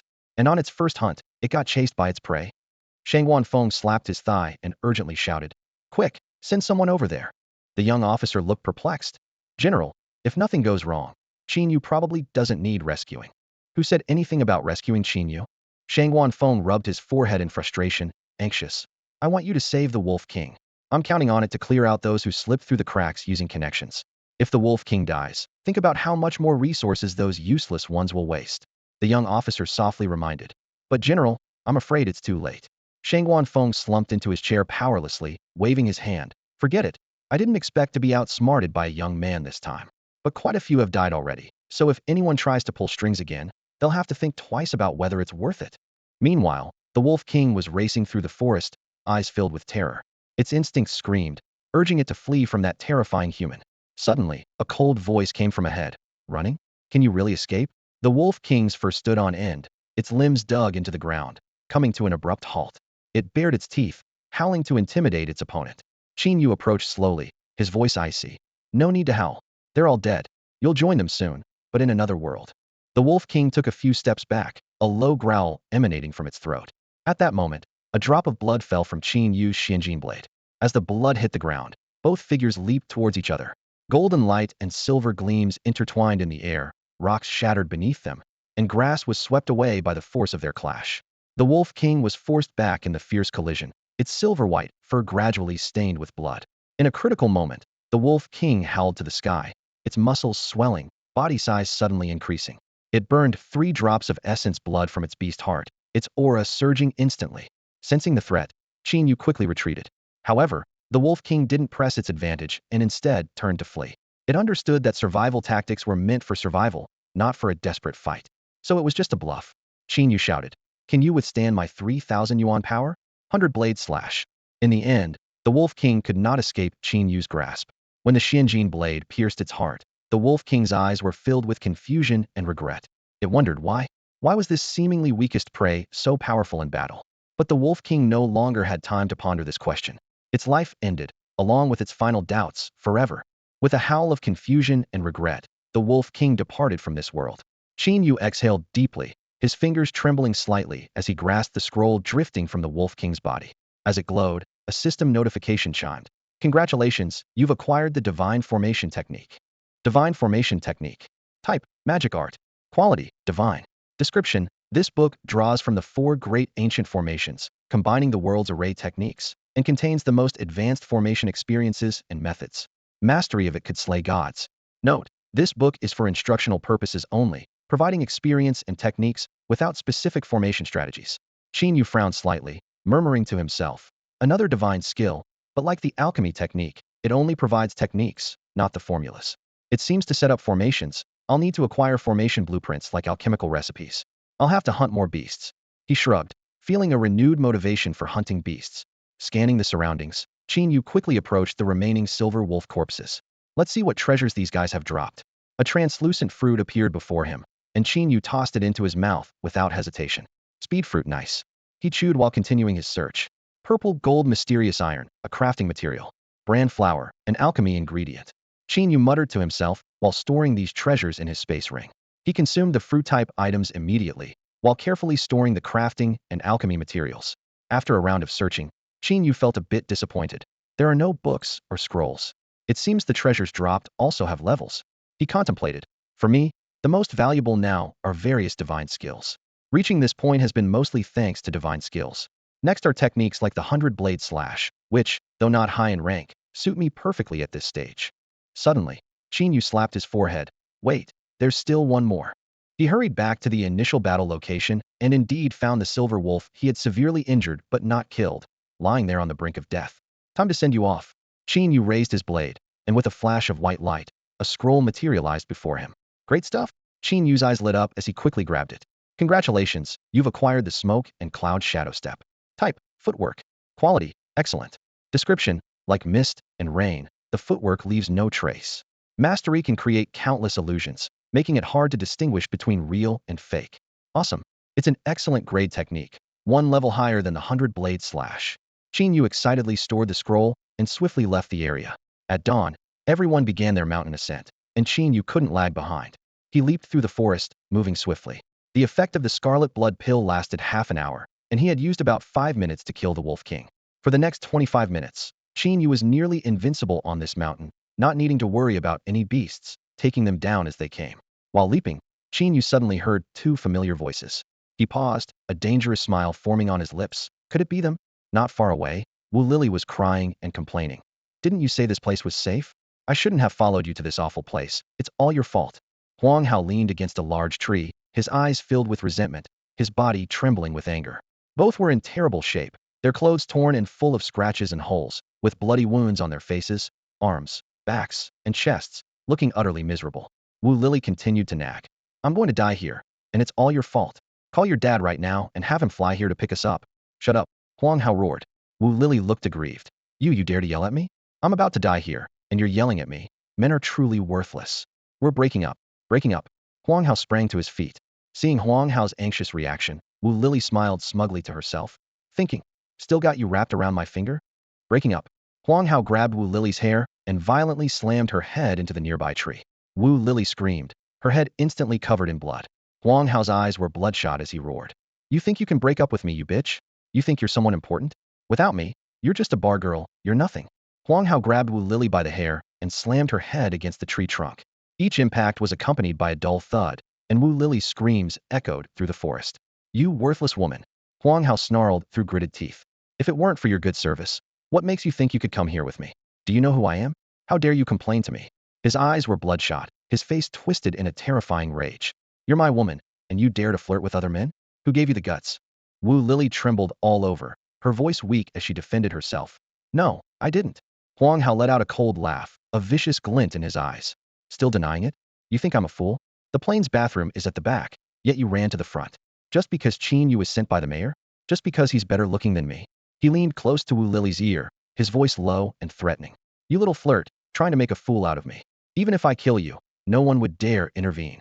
Wu Lily clutched her head, screaming and pleading. I was wrong. Huang Hao, please forgive me. A crazed look flickered in Huang Hao's eyes as he whispered, I'm done with you. When I get back, I'll send your whole family to join you. And that Qin Yu, along with those idiots who wouldn't team up with me. You all deserve to die. Your whole families deserve to die. He laughed hysterically, applying more force. Wu Lily struggled desperately, but she couldn't budge Huang Hao. With each thud, Wu Lily soon stopped moving. Huang Hao tossed Wu Lily's lifeless body aside like garbage, spitting disdainfully at the corpse.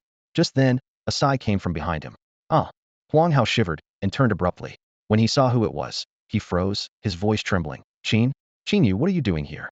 Qin Yu had just finished killing the Wolf King, and a heavy aura of death surrounded him. His face was speckled with blood, his clothes tattered, making him look like a vengeful spirit from hell. This bloodthirsty presence made Huang Hao retreat in fear. Qin Yu sighed again, a hint of mockery in his tone. It's amazing a useless person like you has survived this long. Huang Hao leaned against the tree that had just been used to kill Wu Lily, holding a trembling short knife, stammering. What? What do you want? Qin Yu looked at Huang Hao with amusement, slowly closing in. Nothing much, just happened to pass by and heard someone call my name. So I came to check. But I didn't quite catch what you said about me earlier. Huang Hao swallowed hard, forcing a smile. I said you're better looking than me. Qin Yu let out a cold laugh. Did that even need saying? He continued to approach, expressionless. Anything else? Huang Hao shook his head repeatedly, his voice trembling even more. No, nothing else. As soon as he finished speaking, a flash of gold crossed Huang Hao's vision. The world around him began to spin, and Qin Yu's voice echoed in his ears. I just didn't hear clearly. I'm not deaf. Then, Qin Yu took Huang Hao's spatial ring and vanished in an instant. Qin Yu continued his ascent to the mountain peak. As the altitude increased, the mountain's area gradually decreased, and the likelihood of encountering others rose. Sure enough, within less than 5 minutes, Qin Yu was forced to stop again. Hiding in the shadows, he internally complained. The odds of running into people are ridiculously high. The Yu family of 3 stood in tattered clothing, covered in wounds, looking utterly defeated beside 2 fallen guardians. Opposite them, 4 young men wielding weapons wore sinister grins, their eyes filled with arrogance and disdain. Zhou Hu, you're truly despicable. Yu Ryu shouted with gritted teeth, blood dripping from the corner of her mouth. Attacking us while we're poisoned. If you have any honor, fight us after we've detoxified. Zhou Hu and his comrades burst into laughter as if they'd heard the world's funniest joke. Yu Ryu, are you a child? Zhou Hu sneered. I went through a lot of trouble to poison you with the qi and blood-scattering powder, just to strike when you're down. So it was you who poisoned us. Yu realized, gritting his teeth. You really are despicable. Despicable. Zhou Hu laughed smugly. Thanks for the compliment. I paid a hefty price to buy off your guardian, Liao. And this qi and blood-scattering powder was painstakingly developed by our family elders. How else could your antidote have no effect? Yu looked in shock at Liao on the ground, asking, Liao was your man? Then why kill him? Zhou Hu sneered. If he can betray you, he can betray me. Besides, if he were alive, I'd still have to pay him. Yu Xiangming, furious, threatened. Zhou Hu, does your Zhou family really want to go to war with my Yu family? Zhou Hu scoffed. Others might fear your Yu family, but not us. And if we leave you here forever, how would your family know it was me? Besides, do you think 3 second-rate disciples are worth your family taking a stand? Yu Xiangming gritted his teeth and stepped forward to shield Yu Rushuang and Yu. I'll hold them off, you 2 run. No, the 2 women said in unison. We can't leave you here to die alone. Our Yu family motto is to never abandon or give up. If we go together. Zhou Hu sneered. How touching. But don't worry, none of you are leaving. He turned to the 3 guardian candidates beside him. Deal with the man. As for the 2 women, he gave a lecherous smile. Tie them up for me. Don't even think about it. Yu Ryu yelled, pulling out a weapon to end her own life. Even if I die, you won't defile me. Zhou Hu sneered and appeared instantly in front of Yu Ryu, grabbing the weapon just before it pierced her throat. You're too slow with your qi and blood scattered. He snatched the weapon away, greedily eyeing Yu Ryu's body. As Zhou Hu's thoughts turned vile, his hand unconsciously reached for a certain area. However, the expected soft touch never came. To his surprise, he looked down to find a golden blade in his grasp. Following the blade's handle with his eyes, Zhou Hu's pupils constricted sharply. Somehow, an unfamiliar man had appeared there without him noticing. The stranger smiled and said, Brother, you can't just touch this woman. Otherwise, I wouldn't know how to explain it to my captain. Before he finished speaking, Zhou Hu was sent flying like a broken kite, crashing heavily to the ground. Caught off guard, Zhou Hu was sent flying. His body traced an arc in the air, but fortunately, he was caught by a guardian, preventing an embarrassing fall. Who are you? Zhou Hu landed firmly on his feet, his eyes blazing with anger as he stared at Qin Yu. How dare you meddle in the affairs of the Zhou family? Seeing Qin Yu's figure, the tense faces of the 3 Yu family members relaxed. Yu Ryu urgently shouted, Qin Yu run. Go back and tell my sister that the person who tried to kill me is Zhou Hu. Zhou Hu's gaze sharpened, and he immediately ordered the 3 guardians beside him. Don't let him escape. No problem. The 3 guardians exchanged disdainful glances. They moved like phantoms, forming a triangular formation around Qin Yu in the blink of an eye. Qin Yu, we'll cover you to break through. Yu Ryu grabbed her weapon, her tone resolute. Qin Yu lightly patted her shoulder, his tone easygoing. They're just clowns. I'll deal with them. Ha ha ha, the 3 guardians laughed harshly. You're still talking tough when you're about to die. The grating laughter only strengthened Qin Yu's resolve. He slowly sheathed his Xianjin blade and calmly glanced at the 3 of them. Are you coming at me one by one, or all at once? Feeling belittled, one of the guardians became furious. You're not worth the 3 of us attacking together, he said, charging at Qin Yu with a short blade gleaming coldly. Brave, Qin Yu merely raised his right hand, waiting for the right moment. Slap. The crisp sound of a slap echoed in the silent air. Everyone stood frozen, incredulously watching as the guardian was sent flying by a slap, crashing heavily into a distant tree. As he struggled to get up, he spat out 5 bloodied teeth. The scene fell into a stunned silence. No one dared to move. One person had managed to intimidate the entire crowd. Qin Yu turned to the 3 Yu family members, his tone still calm. You're saved. No one doubted his strength anymore, sending a 1.4 level warrior flying with a slap clearly demonstrated near 1.6 level power. But then he shifted his gaze to Yu Xiangming, his tone becoming playful. But why should I save you? Yu Xiangming's face froze, regret washing over him. Yu Ru Yu and Yu Yu quickly pleaded on his behalf. Qin Yu. Yu Xiangming just has a big mouth, but he's not bad at heart. Qin Yu looked at Yu Yu with indifference. I didn't say I'd save you either. Yu Yu's face flushed with embarrassment, wishing he could disappear. Yu Ru Yu didn't dare speak again, fearing Qin Yu might say, I didn't say I'd save you either. Noticing Yu Ru Yu's unease, Qin Yu patted her shoulder reassuringly and gave her a calming look. For Captain Yu's sake, I'll definitely get you out of here. Thank you. Yu Ru Yu stammered her gratitude. You're welcome. Yu Yu cautiously asked. Qin Yu, what do you mean by this? Qin Yu was secretly pleased, waiting for this moment. Saving you isn't free. For Captain Yu's sake, I can't just let you die here. Qin Yu pretended to ponder for a moment, a shrewd glint in his eye. How about this? You give me 100,000, and he gives me 200,000. A fair deal, right? At that moment, Qin Yu was calculating all the skills he needed to upgrade. Practicing on his own was too time-consuming, so he had to resort to this strategy. 200,000. Yu Xiangming's face changed dramatically, his voice trembling. You might as well just kill me. Now it was Qin Yu's turn to be confused. He remembered Sun Yoshin casually giving away medicinal herbs and space rings worth millions without batting an eye. Yet these scions of top families in the capital were acting like 200,000 was a life-or-death matter? Seeing this, Yu Ryue helplessly explained. Although we come from prestigious families, we're not valued within them, and the resources we get are extremely limited. Then you can at least manage 150,000, right? Your life must be worth at least that much. Qin Yu relented a bit. 80,000. That's all my life is worth. Yu Xiangming gritted his teeth. 120,000, and that's my final offer. 90,000 at most. I really can't do more. After some intense bargaining, they finally settled on 100,000. What about me, brother Qin Yu? Yu Yu asked timidly from the side. You just need to give 50,000. Yu Yu's eyes lit up, and she agreed without hesitation. She saved 50,000 without saying another word, a real bargain. Soon, Yu Xiangming reluctantly handed over 100,000, and Yu Yu obediently gave 50,000. Including Qin Yu's original assets, he now had 200,000 in cash. System, activate the Peidoan mode. Qin Yu thought to himself. Choose the Cloud Shadow step. After spending 30,000, the Cloud Shadow step instantly upgraded to the beginner level. Qin Yu felt his body lighten, and the entire technique was imprinted in his mind. At that moment, Zhou Hu, who had been ignored all this time, could no longer hold back his anger and roared. Fine. Discussing terms to save people right in front of me. You really think I'm invisible? All 3 of you come at me. I'll make sure none of you leave alive. This blatant insult infuriated the 3 of them. They moved swiftly, surrounding Qin Yu in an instant. You think you alone can take on the 3 of us? Swish, swish, swish. 3 sharp blades simultaneously aimed at Qin Yu's vital points. However, Qin Yu stood his ground, unmoving, letting the weapons pierce through. Is that it? The 3 were just beginning to feel smug when Zhou Hu suddenly shouted. No. It's an afterimage. Before the words finished, Qin Yu's voice echoed from all directions. A flash of golden light, and one enemy's chest was already pierced. The remaining 2 were terrified, just about to retreat, when they saw Qin Yu's figure flickering amidst rolling clouds, as fast as lightning. They couldn't even clearly see Qin Yu's movements before their bodies were marked with several wounds. Another flash of golden light, and bloodlines opened on their necks simultaneously, and they fell to the ground with a thud. Seeing this, Zhou Hu's face changed drastically, and he turned to flee without hesitation.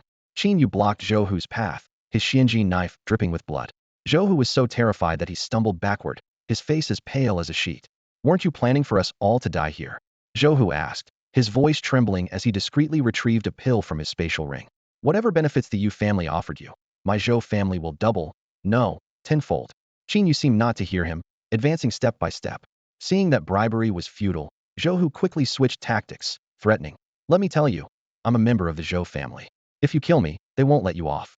Qin Yu paused, a hint of contemplation in his eyes. An elite family from the imperial capital, huh? I really don't want to offend them. Hearing this, Zhou Hu felt a wave of relief wash over him, thinking there might be room for negotiation. However, just as he was about to speak, a flash of gold crossed his vision. Zhou Hu's eyes widened in disbelief as he collapsed lifelessly to the ground. Looking at Zhou Hu's body, Qin Yu murmured, I don't want to offend the Zhou family right now, so I'll have to silence you permanently. He swiftly removed Zhou Hu's spatial ring, feeling his energy rapidly diminish. The effect of the Qi Shui Dan has worn off. With his hands in his pockets, Qin Yu approached the 3 Yu family members. I'm off. See you at the mountaintop. Wait a moment, Yu Xiaoming called after him, his face full of embarrassment and shame. We've been poisoned, and our qi and blood are dispersing. If we encounter any more beasts, we're done for. Qin Yu turned back, feigning realization. Sorry, I forgot about that. Thanks for the reminder. Since you're poisoned, why not just cure it? Yu Ryue shook her head, disappointed. The antidote pills from our family don't work on this poison. We can't neutralize it for now. Let me try. Qin Yu offered. You can detoxify? Yu Ryue asked, surprised and hopeful. I have some knowledge of healing arts, Qin Yu replied. Yu Xiaoming couldn't help but mock. Healing arts? Then don't bother. If the antidote pills from the family don't work, don't expect miracles from healing arts. Ignoring him, Qin Yu took hold of Yu Ryue's wrist. Startled, Yu Ryue flinched. What are you doing? Yu Yu immediately stepped in to protect her sister. Let go of Ryue. Come at me if you must. Don't move. Qin Yu commanded sternly, channeling his divine healing technique. A warm current flowed through Yu Ryue's meridians. The Zhou family's qi and blood dispersal powder was indeed potent, and it took Qin Yu a full minute before signs of qi and blood movement appeared in Yu Ryue. 5 minutes later, Qin Yu withdrew his hand. Yu Ryue was delighted to feel her strength returning. The poison is gone, and my long-standing internal injuries seem to have healed as well. Yu Xiaoming's face was metaphorically slapped once again. Yu Yu eagerly approached Qin Yu, extending her small, fair hands with a cheerful smile. Please, either hand will do. If hands aren't suitable, anywhere else is fine too. Qin Yu gently shook his head and held up 5 fingers. Yu Yu's smile froze. Well, what do you mean? 50,000. Qin Yu replied succinctly. Yu Yu's face fell immediately, her eyes shimmering with tears. This costs money too? She exclaimed, her voice full of disbelief. Qin Yu impatiently urged. Make up your mind quickly, my time is precious. His tone carried a hint of arrogance. Yu Yu glanced furtively at the small stash in her spatial ring, her tear-filled eyes looking at Qin Yu. Her voice trembled as she asked, Brother Qin Yu, can I pay with something else? Qin Yu replied coldly, I only recognize money in this life. Unwilling to give up, Yu Yu continued to plead. Can you give me a discount? I don't have that much money. Her voice was full of supplication. At this point, Yu Ryue joined in. Qin Yu, we're all friends here, can't you give us a break? Qin Yu pondered for a moment, then waved his hand as if reluctantly conceding. All right, 3,000. Suddenly, Qin Yu turned his gaze to Yu Ryue. By the way, you need to settle the treatment fee from earlier. Yu Ryue was incredulous. I have to pay too. Qin Yu nodded firmly. 3,000. Yu Xiaoming was the first to take out 3,000 and handed it to Qin Yu. However, Qin Yu shook his head. 3,000 isn't enough for you. You need 5,000. Yu Xiaoming asked in confusion. Why? They're all 3,000. Why do I have to pay 5,000? Qin Yu explained slowly. Because, for now, we're not friends. Yu Xiaoming, fuming, said. Then I won't get treated. Qin Yu nonchalantly replied. All right. If my weak strength affects the whole team's climbing pace, I'll be very guilty and remorseful. Yu Xiaoming finally gave in, crying as he took out his last 12,213 from his spatial ring. This is all I have left. His voice was filled with despair. Looking at this poor, fleeced lamb, Qin Yu felt a twinge of guilt. All right, since you're so sincere, I'll give you a discount. With his pockets full of cash, Qin Yu contentedly set off on his climb. It wasn't until noon that he leisurely reached the mountaintop, where quite a few people had already gathered, including the Yu family trio who had arrived before him. The 3 of Yu Ryue approached, with Yu Yu's eyes filled with resentment and Yu Xiaoming glaring with naked hostility. Qin Yu, why are you so late? Yu Ryue asked. Qin Yu explained. I ran into quite a few beasts along the way, so it took a bit longer. Yu Xiaoming couldn't help but scoff. Huh. People who like to scam others don't have good luck. Qin Yu retorted indifferently. True, but now I'm very rich. Yu Xiaoming's face turned stiff. More and more people gradually arrived at the peak. Among them was Hu Fatty, whom Qin Yu knew. The chubby fellow looked rather miserable, having had a tough time getting to the top. By 5 in the afternoon, about 700 people had gradually gathered. Shang Wanfeng led a few people out from the training camp, scanning the sorry-looking crowd with a satisfied expression. Shang Wanfeng's voice was strong and resonant as he said, Congratulations to all of you geniuses for passing the assessment. From now on, you are officially part of the training camp and will undergo a month-long training here. He continued with introductions. Now let me introduce the trainers in our camp. The forging instructor, Fong Ka, elder of the Provincial Forging Association, a level 7 forging master. A round of enthusiastic applause followed. Formation instructor, Mo Fong, vice president of the Chanshan City Formation Masters Association, a level 7 formation master. Another round of enthusiastic applause ensued. Standing on the steps in front of the training camp entrance, Shang Wanfeng surveyed the students with a piercing gaze. His voice boomed across the square. Ladies and gentlemen, let me introduce the top-notch faculty of this training camp. As Shang Wanfeng introduced them, four impressive instructors appeared one by one. The alchemy teacher, Liu Bei, a 7th-level alchemy master and an elder of the Provincial Alchemist Association. The healing teacher, Zhu Wu, a 7th-level healer, standing tall and composed. The combat skills teacher, Qin Yu, a 7th-level warrior with eyes like lightning. And the exotic beast encyclopedia teacher, Wu Di, also a 7th-level warrior and a tenured professor at Donghai University. The students erupted into enthusiastic applause, especially those from ordinary backgrounds, their eyes shining with excitement at being so close to such a powerful faculty lineup for the first time. Shang Wanfeng raised his hand to signal for silence and continued. In addition, the training camp has prepared a large spiritual gathering array and ample cultivation aid pills for you. Rare forging metals, expensive alchemical ingredients resources you seldom see are plentiful here. He suddenly emphasized, however, these resources are not free. You need to exchange them for points within the camp. With enough points, everything here is within reach. Without enough, even a meal might be a problem. How do we earn points? Someone asked eagerly. Shang Wanfeng explained, there are many ways to earn points. Completing tasks assigned by the camp, hunting exotic beasts and turning in their bodies, even cleaning can earn you points. Additionally, each teacher has the right to distribute 50 points daily. Serving the teachers or gaining their favor can earn you some points as well.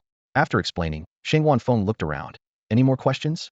No. When can we go in? Someone asked impatiently. Not so fast. There are 2 lists to announce, Shang Wanfeng said as 2 staff members brought out a list. The first list is the top 50 students to arrive at the camp. The list was unfurled, and the top 10 names stood out. First, Shang Wanyun. Second, Zhuge Yi. Third, Ouyang Qiaoyan. Fourth, Ouyang Song.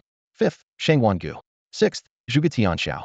The top 10 were dominated by the Shangguan, Zhuge, and Ouyang families, with the rankings interwoven, indicating fierce competition among these teams to reach the top. Are these families that strong? Qin Yu asked curiously. Yu Revua explained, the Shangguan, Zhuge, and Ouyang families are the top noble families in the capital. Even your Yu family can't compare? Yu Revua nodded, acknowledging. The Yu family, though among the top-tier families, is relatively weaker in comparison. The Shangguan, Zhuge, and Ouyang families are the real top-tier families. Take Shangguan Yun, for instance. He ranks only 2nd or 3rd tier in the Shangguan family. Yet he's already at level 1.5. Level 1.5 isn't even top tier. The foundation of these top families is truly frightening. Qin Yu murmured to himself. Yu Yu leaned in and asked, Qin Yu, your strength shouldn't be any less than Shangguan Yun's, right? Qin Yu shook his head, explaining, when I saved you, I had taken a pill to boost my strength. Normally, I'm not that strong. Hearing this, Yu Xiangming's eyes lit up as he thought to himself. No wonder he was so powerful then. It was because of the pill. He also had similar pills but couldn't use them due to poisoning at the time. However, such pills, while boosting strength temporarily, can severely damage one's meridians and even affect the foundation of cultivation. It should never be used unless absolutely necessary. Yu Xiangming couldn't hide his delight. To him, nothing was more satisfying than discovering that Qin Yu wasn't as formidable as he seemed. However, the expressions on Yu Ryue and Yu Yu's faces grew serious. Seeing Qin Yu's exhausted state, Yu Yu was filled with guilt. To save us, he didn't hesitate to damage his meridians to forcibly increase his power. I was mad at him for charging so much before, but I was really too harsh. Yu Yu walked over to Qin Yu and gently comforted him. Shangguan Yun and the others practice an ancestral breathing technique. Their cultivation speed is indeed several times faster than ours. But if you could learn that breathing technique, with your talent, you'd definitely surpass them. All right, Qin Yu replied briefly. As the leaderboard fully unfolded, Qin Yu noticed the names of the 3 Yu family members appearing in the 43rd, 44th, and 45th positions. Clearly, despite the unexpected setbacks, their performance was still commendable. Shangguan Feng loudly announced the reward rules. First place receives 50 points. Second to 10th place, 20 points. 11th to 50th place, 10 points. Upon learning that he could earn 10 points just by joining the camp, Yu Xiaoming immediately boasted. Brother Qin Yu, if you ever need points, just come to me. 1 point for 10,000, a real bargain. Qin Yu couldn't be bothered with such trivial boasting. Just then, Yu Yu offered. Qin Yu, I'll give you 5 points, free of charge. No need, thank you. Qin Yu politely declined. Hey, Yu Yu, don't undermine me. Yu Xiaoming complained unhappily. At that moment, Shangguan Feng continued. The second leaderboard is based on climbing performance. This news instantly caught everyone's attention. As the second leaderboard unfolded, the rankings were Qin Yu, Shangguan Yun, Ouyang Qiaoyan, Zhuge Yi, Shangguan Gu, Zhuge Tianxiao. Yu Xiaoming's mind went blank the moment he saw the leaderboard. Qin Yu not only took the top spot, but also left the geniuses of the three top families behind. It completely overturned his perception. After several instances of being proven wrong, Yu Xiaoming finally learned his lesson. He took a deep breath, tightly covered his mouth, and silently vowed never to say another word to Qin Yu. Yu, on the other hand, cheered excitedly, as if she had taken first place herself. Qin Yu merely smiled faintly. Just a stroke of luck. He knew that his first-place finish was likely due to having slain a large number of beasts. When Shangguan Xiu announced the same reward rules as the first leaderboard, Qin Yu turned and patted Yu Xiaoming on the shoulder, joking, "Brother Xiaoming, if you need points, come to me. 1 point for 5,000, quite a deal." Yu Xiaoming turned red and looked away, unwilling to speak further. As the leaderboard continued to unfold, cheers of surprise and excitement erupted around them. The only exception was Shangguan Yun, whose face was dark and sullen. To him, being surpassed by Ouyang Xiaoyan or Zhuge Yi was acceptable since they all had similar training resources. But being overshadowed by an unknown newcomer was hard to swallow. "Report, I have an objection," Shangguan Yun suddenly shouted. Shangguan Feng cast a cold glance at him. "The leaderboard rankings are fair and just. If you don't accept it, you can leave the training camp." Shangguan Yun clenched his fists but ultimately didn't dare say anything more. The entrance of the training camp was bustling with excitement as new recruits eagerly prepared to embark on their forging journey. Just as Shangguan Feng was about to lead everyone inside, he was interrupted by a loud shout from the forging instructor, Feng Ka. "Hold on a minute." Feng Ka cleared his throat and scanned the crowd. "May I ask who is Qin Yu?" This unexpected question made the Yu family trio look at Qin Yu in surprise. Qin Yu understood immediately, guessing it was likely related to the minimalist array, so he raised his hand and replied, "That's me." In an instant, all eyes were on Qin Yu. Feng Ka swiftly appeared in front of him. The slender old man with white eyebrows and a white beard looked much older than Xiong Ran. "You're Qin Yu? The one from Linhai City?" Feng Ka confirmed repeatedly, his eyes sparkling with excitement. Qin Yu nodded helplessly. "If you're referring to the minimalist array, then yes, that would be me." Feng Ka raised his eyebrows and quickly covered Qin Yu's mouth, lowering his voice. "Don't mention that term in public. It hasn't been made public yet." He glanced around before hoisting Qin Yu over his shoulder. "This isn't the place to talk. Let's go to my office." "Teacher Feng, I can walk myself." Qin Yu's voice trailed off, leaving a group of stunned newcomers behind. Shangguan Feng cleared his throat to break the awkward silence. "Everyone, you can enter the training camp now." The crowd finally snapped back to reality and hurried into the camp. Inside the forging room, Feng Ka shook Qin Yu's hand enthusiastically. "Qin Yu, you can't just teach Xiong Ran the minimalist array. That guy is bragging all the time about leading forging into a new era. He even formed some minimalist research institute with Zhang Tianjin and the others, constantly meeting to study." "How are they progressing?" Qin Yu asked curiously. "I heard they've already cracked the first-level minimalist array and are preparing to study the second level." Feng Ka's tone had a hint of dissatisfaction. "I wanted to join, but they collectively refused me." Qin Yu inwardly remarked. "You're not just slightly interested, you're clearly quite envious." Feng Ka spoke earnestly. "Qin Yu, the minimalist array is destined to lead humanity to prosperity or decline." Feng Ka gently persuaded. "If Xiong Ran and his group monopolize everything, it would be detrimental to future development without any competition." Qin Yu feigned confusion. "So, what are you suggesting?" Feng Ka's eyes lit up, and he chuckled. "Why don't you teach me the formation technique? With my connections, I can quickly assemble a team that rivals the Minimalist Research Institute. I've even thought of a name: the Minimalist Formation Anti-Monopoly Research Institute. What do you think?" Qin Yu pondered. The first-level minimalist formation had already been deciphered, and once published, it would lose its value. It was better to make good use of its remaining worth now. Besides, once Feng Ka's team was established, it would definitely compete with Xiong Ran.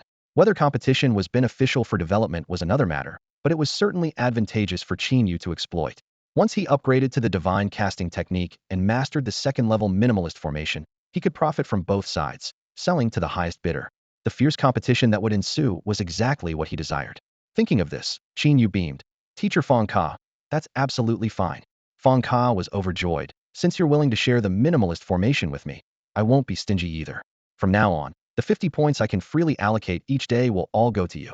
Qin Yu promptly demonstrated the process of inscribing the minimalist formation to Feng Ka. Feng Ka was over the moon, immersing himself in it, and continuously exclaiming, "It's so ingenious and perfect. No wonder Xiong Ran wouldn't let me take a peek." Seeing this, Qin Yu quietly withdrew, deciding it was best not to get involved in the conflicts among these big shots. He reminded, "Teacher Feng Ka, I'm leaving now. Don't forget the 50 points each day." At the service center, he found the Yu family trio waiting at the entrance. Yu waved from afar. "Qin Yu, over here. Why haven't you guys gone to claim a dorm?" Qin Yu asked. Yu explained. Yu wants to be next to your dorm, so we're waiting for you. Yu blushed. I just thought since we know each other, it would be good to be close for support. What did teacher Feng Kao want with you? He just wanted to ask me a few questions, Qin Yu replied truthfully. Yu Xiaoming was about to make a joke, but then remembered a previous incident and fell silent. The process of obtaining their identity tokens was quick, and soon the four of them were heading towards the dormitory area. As they walked, Yu Ryue explained, breakfast is free in the training camp, and lunch and dinner cost 1 point each. Cultivating in the spirit gathering formation and attending lectures cost 1 point per hour, while unknown tutoring with a teacher costs 10 points. Prices for other items vary with their value. Just then, 3 people approached. The leader wore a gold-trimmed robe, had a strong build, a stern expression, and exuded an intimidating aura. Are you Qin Yu? He asked from above. Qin Yu nodded, wondering why so many people were seeking him out. The man spoke coldly. I don't know what trick you used to rank above me, but in the final arena, I will defeat you fair and square to prove to everyone that I am the strongest. Qin Yu looked puzzled. Who are you? That's Shangwan Yun. Yu whispered, a hint of caution in her eyes. Qin Yu suddenly understood, his gaze falling on the proud young man standing ahead. He politely said, all right, do your best. His tone was casual, almost indifferent. With that, he led the 3 Yu family members away, their steps light as if the conversation had been insignificant. Shangwan Yun stood there, veins bulging on his forehead, fists clenching involuntarily. Qin Yu's nonchalant attitude clearly showed he didn't take him seriously. Especially the words, do your best, felt like a blatant insult to Shangwan Yun. A top-tier family genius, one of the highest ranked in the training camp, and I need to try hard against you? Shangwan Yun's anger simmered. Does he really think Qin Yu is stronger than me? Yun, are you all right? Someone beside him asked cautiously, noticing his unusual demeanor. Shangwan Yun gritted his teeth, a fierce glint in his eyes. At the arena match in a month, I swear I'll beat that kid so badly he won't know how to live. After they had walked some distance, Qin Yu frowned and asked, is that guy a bit off in the head? Yu Ryue chuckled softly, explaining, Shangwan Yun is extremely arrogant. He probably challenged you because you took the top spot on the rankings from him. Qin Yu shrugged, a hint of helplessness on his face. I used to think characters like that only existed in novels. Who knew I'd actually encounter one in real life? The training camp's dorms were all single rooms. Though not luxurious, they were compact and well-equipped, with each room having a bathroom and shower. The 4 of them casually picked a row of adjacent dorms. Qin Yu chose the room on the far right. Yu Xiaoming immediately took the far left. Yu picked the one next to Qin Yu, leaving the last for Yu Ryue. Let's tidy up a bit, then go for dinner, Yu Ryue suggested. The dorms were clean and needed little tidying. After quickly organizing their beds, they headed to the cafeteria together. They paid 1 point at the entrance, entering a space reminiscent of a buffet. Qin Yu hadn't had a proper meal since he started climbing the mountain, and his stomach was empty. He grabbed a tray and headed straight for the meat section. To his amazement, all the meat was exotic beast meat, available without limit. Qin Yu's eyes lit up as he exclaimed, wow, the claw of a spirit-tailed eagle, that's a rare delicacy. Oh my, the brain of a red spirit monkey, that's a real tonic. The fire dragon bull's whip, they say eating just one keeps you active for a whole year. Qin Yu was like a kid in a candy store, wanting to try everything. He wasn't alone. Others around him wore similar expressions of surprise. Who would have thought the training camp would offer such lavish ingredients? Clearly, they spared no expense. Armed with tongs, Qin Yu piled his tray high, trying every dish. Finally, he returned to the table with nearly 10 plates of exotic beast meat. The Yu family trio was stunned by the mountain of food Qin Yu had brought back. Yu Ryue kindly reminded him, Qin Yu, can you really eat all that? Even though it's unlimited, wasting food will cost you points. Don't worry, I'm afraid it won't be enough. Qin Yu replied confidently, eyeing their trays. Yu Ryue and Yu had only picked 2 small plates each, mostly filled with spiritual herbs and fruits. Qin Yu thought to himself, it's understandable. Girls usually worry about gaining weight. However, when he glanced at Yu Xiaoming's tray, he was surprised. Yu Xiaoming had chosen similar items to the girls. Yu Xiaoming, are you eating so little? Qin Yu asked out of curiosity, with no particular intent in his tone. However, to Yu Xiaoming, the question took on a different meaning. As is widely known, the higher a warrior's talent, the greater their appetite. Qin Yu's remark was like a sharp sword striking at Yu Xiaoming's weak spot. Eating less means lower talent. Who could tolerate such blatant provocation? Yu Xiaoming felt a surge of energy within him, igniting a fire of determination in his eyes. He stared intently at Qin Yu, like a warrior about to step into the arena. However, this was merely an appetizer. The real contest had yet to begin. Qin Yu let out a soft, oh, seemingly indifferent to the turmoil within Yu Xiaoming. He sat down gracefully and began to eat heartily. This dismissive attitude only fueled Yu Xiaoming's competitive spirit even more. Qin Yu, this time I will definitely surpass you. Yu Xiaoming vowed silently. He quickly finished the spiritual herbs and fruits on his plate and rushed to the meat section. In no time, He returned with 11 plates piled high with fish and meat. Yu watched in astonishment and couldn't help but ask, "Can you really handle all that?" Yu Xiangming glanced at her with pride and declared, "Never question a man's capabilities." With that, he began to devour the food. Qin Yu also glanced at Yu Xiangming, a hint of surprise in his eyes. Thanks to mastering a divine breathing technique, he could rapidly absorb the energy from food, allowing him to eat so much. He hadn't expected Yu Xiangming's appetite to surpass his own. Never judge a book by its cover, Qin Yu thought to himself. However, Yu Xiangming underestimated the immense energy contained in the exotic beast meat. By the time he swallowed the fourth plate, he felt a dull pain in his stomach. But seeing Qin Yu still eating heartily, he gritted his teeth and continued to eat. By the seventh plate, Yu Xiangming was trembling from being so full. Meanwhile, Yu Riyue and Yu had finished their meals and were leisurely playing on their phones.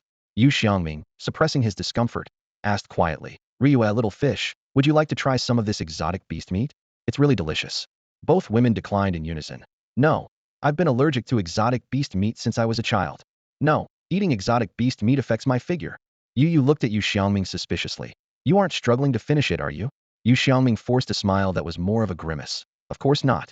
I just think it's a pity for you to miss out on such tasty exotic beast meat." With that, he shakily picked up a deer leg and bit into it. After finally clearing another plate, Yu Xiangming felt that if he ate another bite, his stomach might explode. Just then, Qin Yu put down his utensils and wiped his hands. "Although I'm not full yet, since you all have finished eating, I shouldn't keep you waiting. Let's go," Qin Yu said calmly. Yu Xiangming, stubborn as ever, replied, "It's fine, we can wait for you." He shook his head, drenched in cold sweat, and struggled to stand. At that moment, a middle-aged man wearing a chef's hat appeared behind Yu Xiangming. "Student, wasting food results in a penalty of losing points." "No problem, I'll take the penalty." Yu Xiangming took out his identity token. "All right, that's a 5-point deduction. 5 points." Yu Xiangming recoiled as if shocked, his voice rising sharply. "To him, not full yet. How could I waste food? Riyue, could you go get me some digestive pills?" In the end, this stubborn man gritted his teeth and forced the last piece of meat down. "Riyue, little fish, don't walk so fast, come help me." Yu Xiangming, with his stomach bulging, waddled painfully in the direction of the dormitory. Back at the dorm, Qin Yu eagerly took out 2 spatial rings. His eyes sparkled with excitement as he anticipated the moment of surprise, like opening a mystery box. These rings had belonged to the late Huang Hao and Zhou Hu. With their owners deceased, the protective barriers on the rings had dissipated. Qin Yu first opened Huang Hao's spatial ring. As his consciousness delved in, a broad smile spread across his face. Wow, over 200,000 in cash. He carefully extracted 2 large stacks of bills, inwardly acknowledging the old saying, "Crime does pay." However, when he poured out the ring's other contents, his expression soured. Black stockings, white stockings, lace, bikinis, and some sticky, unidentified substances spilled onto the floor. Disgusting.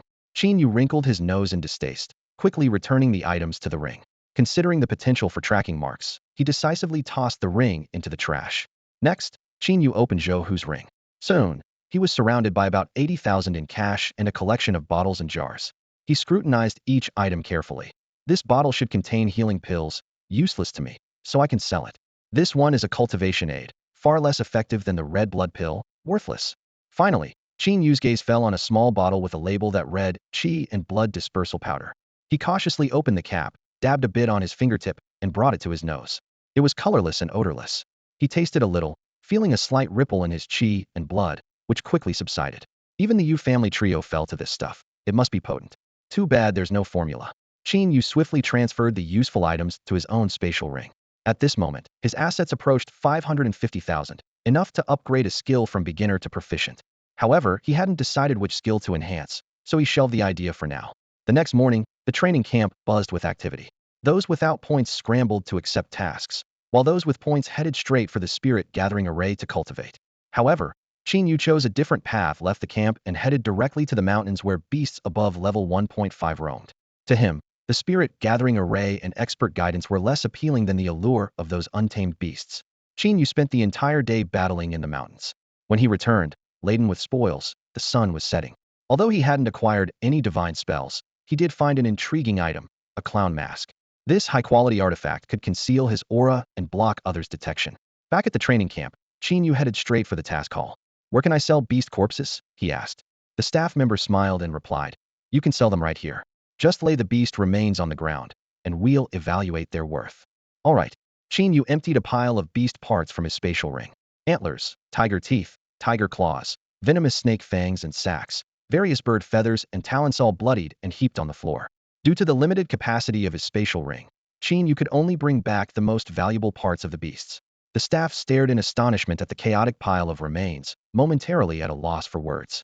Qin Yu stood by, anticipation written on his face as he awaited their appraisal. For the first time in years of work, Qin Yu encountered such a shocking scene. Other students in the mission hall were also frozen in place, staring in disbelief at the sight before them. The pile of beast remains was massive, exuding a pungent stench, with blood pooling into rivers on the ground. The staggering amount suggested the remnants of at least 100 beasts. Breaking the silence, Qin Yu was the first to speak, his voice tinged with curiosity. Can't these be exchanged for points? The staff members snapped out of their daze and quickly replied, yes. Of course, they can be exchanged. It's just, there are so many, we need some time to sort and assess their value. Qin Yu nodded understandingly. No problem, take your time. I'll go grab some food first. With that, he turned and left, leaving a room full of dumbfounded people behind. That night, a legend about the beast hunter began to spread through the training camp. The next day, Qin Yu returned with another large haul of beast remains, as if this had become his routine. Despite not being particularly lucky and only acquiring a true spirit gathering array and some miscellaneous materials, he maintained an astonishing hunting efficiency. The description of the spirit gathering array appeared in his mind. Setting up this array would gather surrounding spiritual energy, increasing its concentration within the array. This excellent great array was undoubtedly a valuable find. On the third day, when Qin Yu appeared in the mission hall once more, everyone's gaze was different. Some had come early just to catch a glimpse of this abnormal hunter. Conversations buzzed around him. Is that him? The psycho who can't sleep without a massive hunt every day? Yeah, that's him. He looks so clean-cut, you'd never guess. Don't be fooled by appearances. I heard the cleaning lady found strange things in his trash bags. Like human heads? Not exactly, but they were filled with all sorts of stockings and bikinis, and they were all used. Oh my god, that's just creepy. Amidst the chatter, Qin Yu impassively completed his task submission, seemingly oblivious to the whispers around him. On the fourth day, Qin Yu noticed a significant decrease in the number of beasts on the mountain. The initial wave of hunting, combined with many students going out to hunt for points in recent days, had caused a sharp decline in the beast population nearby. However, his luck turned, and he found a book titled Thunder Fist, a fine-grade martial art. The description of the martial art flashed in his mind. As still as a mountain, as swift as thunder. When executed, the fist carries the roar of wind and thunder, and upon striking the target, it delivers an electric shock and paralyzing effect. Although its grade was not as high as the Misty Cloud step, it compensated for Qin Yu's lack in close combat. Meanwhile, the higher-ups at the training camp began to take notice of Qin Yu's unusual performance. How are the kids doing lately? Shengwan Feng inquired. The young officer reported, everyone's very motivated, especially Shengwan Yun, who's training the hardest. Shengwan Feng nodded with satisfaction, but the young officer continued. However, the forging instructor, Feng Ka, gives all his 50 points to Qin Yu every day, causing discontent among the other students. Why? Shengwan Feng asked with a frown. It seems that on the first day Feng Ka found Qin Yu, they reached some sort of agreement. Could Qin Yu have given Feng Ka some benefit? Shengwan Feng shook his head, dismissing the notion. Feng Ka's integrity is well tested, and Qin Yu, being a kid with no background, couldn't offer Feng Ka anything of worth. Should we talk to Feng Ka about it? Shengwan Feng pondered for a moment and then shook his head again. It's the teacher's prerogative to give points to whomever they choose. We can't interfere. By the way, what's Qin Yu been up to these past few days? Killing beasts. Killing beasts. That kid doesn't even need points. Why is he killing so many beasts? Shengwan Feng was puzzled. The young officer leaned in and truthfully reported the rumors circulating in the training camp to Shengwan Feng. After listening, Shengwan Feng gasped, muttering, wow, are young people these days really this extreme? On the fifth day, Qin Yu roamed the hunting grounds for a whole hour without seeing a trace of any exotic beasts. Just as he sighed to himself, he finally encountered one. Although it was just a routine kill, it brought him an unexpected Surprizia golden, ancient-looking alchemy recipe. At first, Qin Yu didn't pay much attention to it. After all, he had already acquired several ordinary recipes over the past few days. However, as he unfolded this recipe and read the name, his pupils suddenly contracted deadly poison, qi and blood dispersal powder. This was a perfect grade recipe with astonishing effects. It could cause the target's qi and blood to disperse within an hour, and only higher-level healing methods could resolve it. This made Qin Yu wonder whether this poison was originally part of the system, or if it was a more advanced version created because he had acquired the qi and blood dispersal powder earlier. But that was not important now. What mattered was that this recipe was of perfect grade, just below the divine grade. Apart from the divine grade spells he mastered, this was the first time he had acquired such a high-level item. As he carefully studied the recipe's description, Qin Yu's gaze lingered on a key piece of information. During the poisoning period, only higher-level healing methods are effective. The implication of this made him excited since this poison was perfect grade. Didn't it mean that only divine-grade healing methods could cure it? If that were true, besides his divine healing spell, who else in the world could detoxify it? He checked the required materials: 5 grams of azure dragon scales, 3 grams of nether colorful bird feathers, 5 grams of evil wind snow viper venom sacs, and 5 grams of supreme flame infant snake fangs. These unfamiliar names gave Qin Yu a headache, but suddenly, he remembered the azure scale he obtained 2 days ago. He took out the palm-sized scale, which shimmered with a faint azure light. It was indeed an azure dragon scale. This piece weighed at least 50 grams, more than enough. Qin Yu smiled with joy. Now he only needed to gather the remaining 3 materials. He immediately returned to the training camp and headed straight for the alchemy room.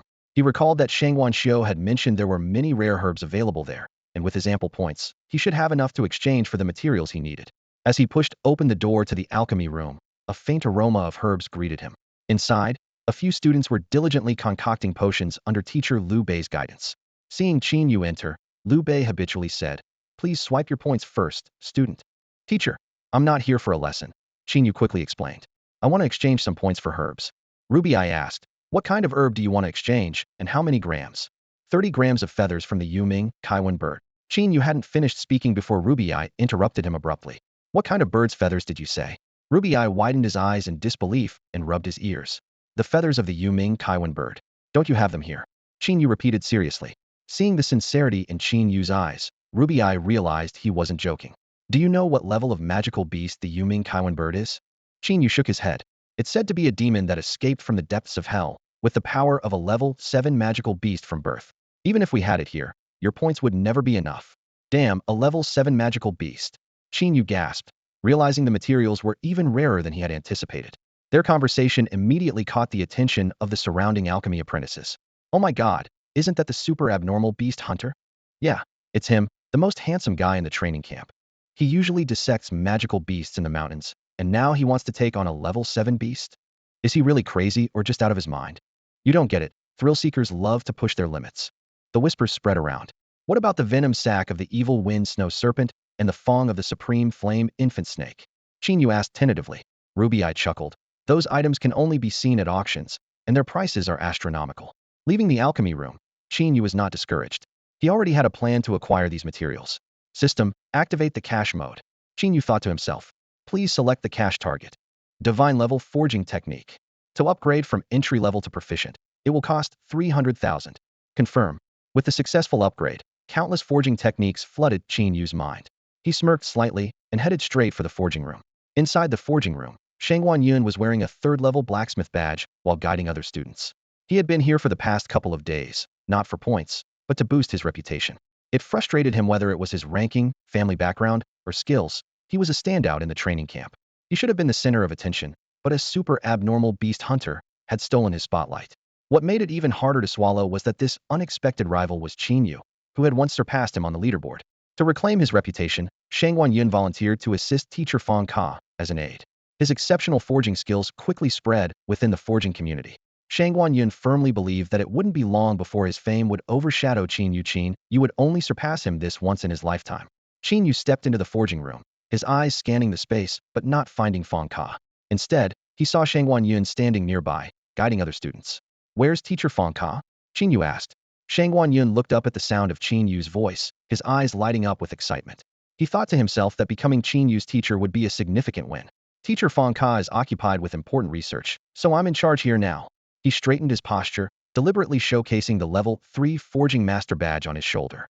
"If you're looking to learn forging, I can teach you." "No need. I have something to discuss with teacher Fong Ka. Can you call him for me?" Shangguan Yun chuckled and shook his head, adopting the air of a personal assistant. "Teacher Fong Ka is working on critical formations. You can't just see him whenever you want. Tell me what you need, and I'll pass the message when he comes out."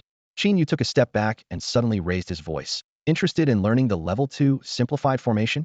"What are you doing, Qin Yu?"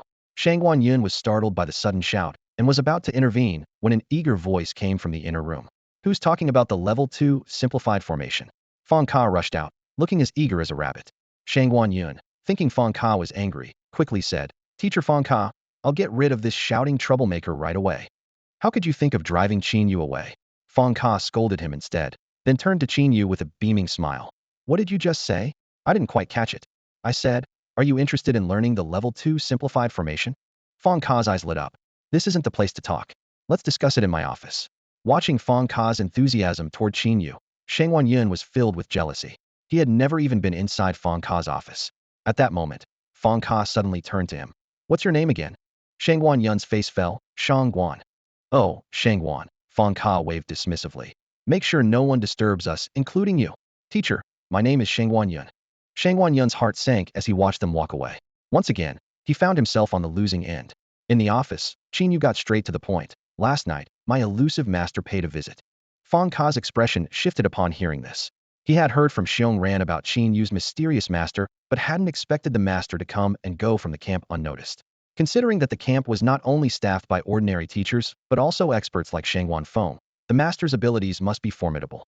The thought made Fong Ka shiver, and he resolved to maintain a good relationship with Qin Yu. My master saw that I was doing well with the level 1 simplified formation, so he taught me the level 2 simplified formation. Qin Yu continued. Fong Ka's eyes gleamed with excitement. A newly acquired level 2 formation could potentially allow him to surpass Xiong Ran and the others. Hee. Qin Yu, no need to keep us in suspense. Just tell me what you want. Qin Yu smiled in response. Qin Yu stepped into the forge room, his eyes sparkling with wisdom. He took out a carefully prepared piece of paper from his pocket and handed it to Fong Ka, who was busy at work. Fong Ka glanced over the contents. Feathers of the netherworld rainbow bird, the poison sac of the evil wind snow viper, and the poisonous fong of the supreme flame infant snake. His brow furrowed. Young friend Qin Yu, Fong Ka said with a hint of helplessness in his voice. These items are quite expensive. Qin Yu's lips curled into a meaningful smile.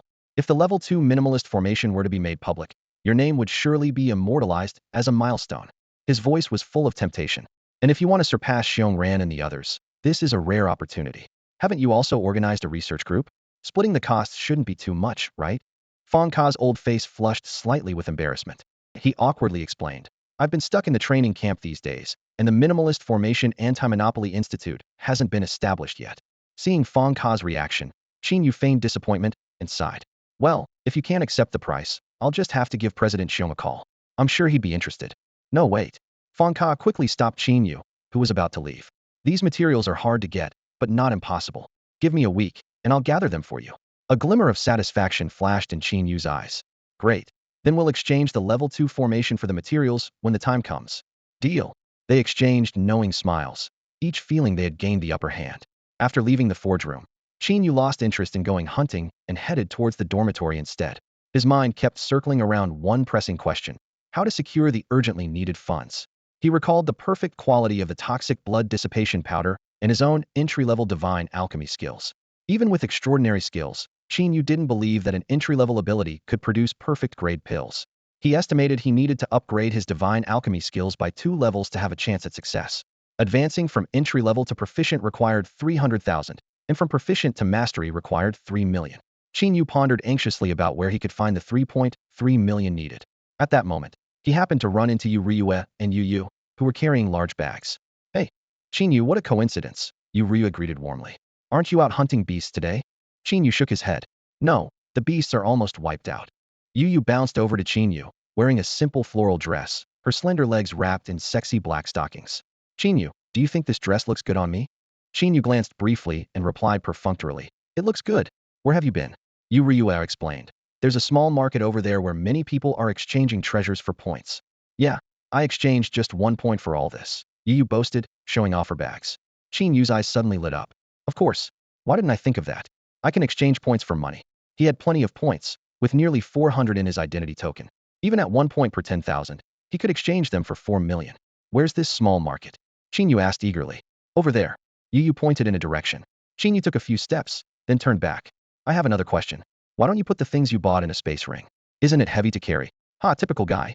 Yu Ryue laughed. Carrying them gives a real sense of accomplishment. Meanwhile, Fong Ka found Xiong Ran. Old Xiong, I finally found you. Fong Ka, weren't you at the training camp? Why are you back? Xiong Ran asked, puzzled.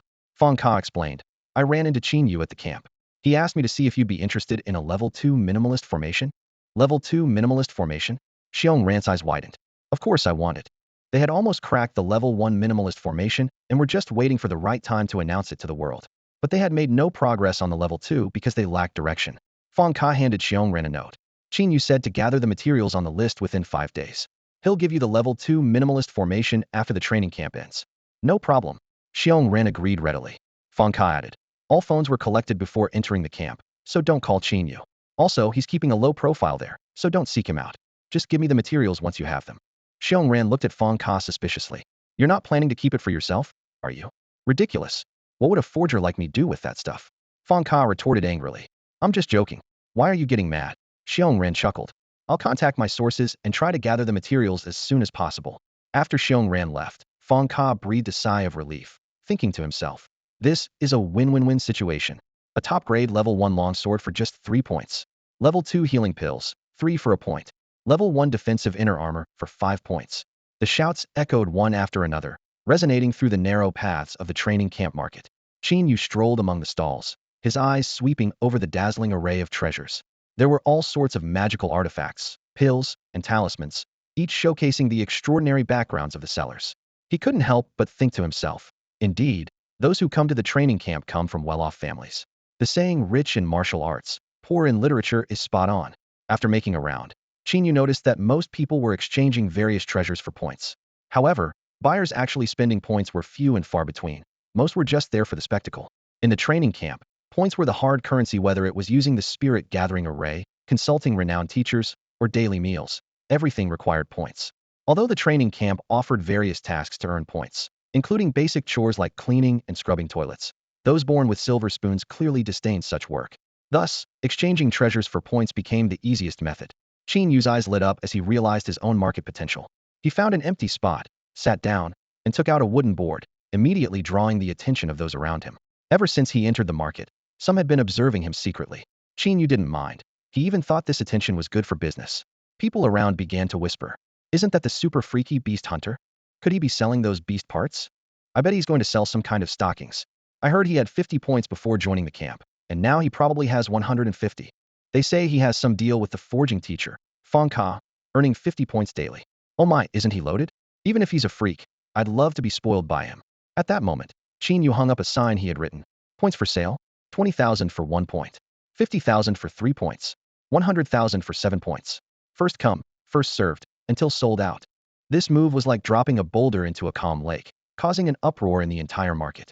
All the vendors hurriedly packed up their goods and rushed over. The previously orderly market descended into chaos. Hey, check out my top-grade flying sword. How many points can I get for it? This is my family's secret technique. Can I exchange it for 5? No, 3 points? Can I trade my stockings for a point? I'll take them off right now if you agree. Facing the chaotic scene, Qin Yu stood up and pointed to the small wooden sign, loudly saying, everyone, please quiet down. I only accept cash. Prices are on the board. No haggling. Line up if you want to buy, one at a time. I'll buy 7 points. Here's 100,000. Give me 50,000 worth. My child hasn't eaten for 2 days. Luckily, I found a few space rings while climbing. Boss, here's 200,000. Give me 14 points. Qin Yu's stall was incredibly popular, and he was busy for an hour straight before finally having a chance to catch his breath, waving his hand to indicate a pause in sales. The points for today are sold out. Folks, you can disperse. Qin Yu announced loudly, prompting a wave of disappointed sighs. Come on, boss, I haven't bought any yet, someone in the crowd shouted anxiously. Boss, will you be back tomorrow? Another voice inquired. A seductive woman pushed her way to the front, batting her eyelashes as she said, Boss, if you sell me some points, I'll do anything you want. Qin Yu's eyes inadvertently swept over a muscular man picking his nose, and he felt a sudden chill. He took a deep breath and raised his voice. The points for today are sold out. Everyone, see you next time.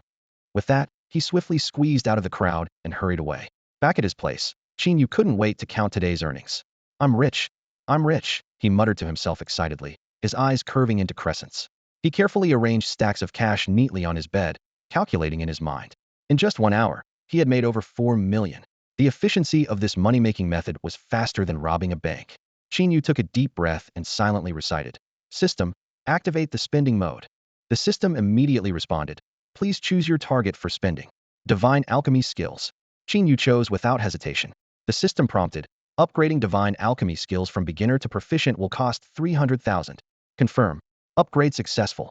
Without pausing, Qin Yu continued, Spend more. The system prompted again, Upgrading Divine Alchemy skills from proficient to mastery will cost 3 million. Confirm. Upgrade successful. As the system's prompt ended, Qin Yu felt countless alchemy skills flooding into his being. He beamed with a bright smile and murmured to himself, "It's done. Everything's ready, just waiting for the materials from Fangka." After dinner, with nothing better to do, Qin Yu strolled around the training camp. He noticed that everyone around him seemed busy, while he felt momentarily at a loss for what to do. Before he knew it, he found himself at the entrance of a massive spiritual energy gathering formation, where the spiritual energy around him had thinned out. Peering through the entrance, he could vaguely see many people, both men and women, sitting inside with their eyes closed, meditating. Since I'm here, might as well give it a try. Qin Yu thought, stepping inside. A staff member approached him immediately. "Student, practicing for 1 hour costs 1 point. How long would you like to practice?" Qin Yu thought for a moment and replied, 2 hours. After paying 2 points, the staff member asked again, "Would you like any auxiliary cultivation pills?" "What kinds do you have?" Qin Yu asked curiously. The staff member patiently explained, "These pills cost 1 point each and can increase efficiency by 30. These cost 2 points and can increase it by 60. And these cost 3 points each, doubling the efficiency." Without hesitation, Qin Yu declined. "No, thanks," thinking to himself that these effects were far inferior to the red blood pill. Entering the formation, Qin Yu immediately felt his vision become clearer and his thoughts sharper. He took a deep breath, letting out a contented sigh. The concentration of spiritual energy here is incredible, totally worth the point. He quickly found a less crowded corner, took a red blood pill, and sat cross-legged to begin his practice. In the high-concentration spiritual energy environment, the operation of his divine breathing technique became smoother. The surrounding spiritual energy was drawn in, forming a torrent that surged into Qin Yu's body. Just then, not far from Qin Yu, a striking woman suddenly opened her eyes. Frowning, she murmured, "What's going on? Why did the spiritual energy concentration suddenly drop?" This was Ouyang Xiaoyun, ranked 3rd on the leaderboard and the strongest member of the Ouyang family this time. Sensing the rapid depletion of spiritual energy, Ouyang Xiaoyun scanned the surroundings, her gaze finally settling on Qin Yu. She covered her mouth in surprise, murmuring, "At this rate, won't his meridians burst? General, there's trouble. Something's wrong with the spirit gathering array."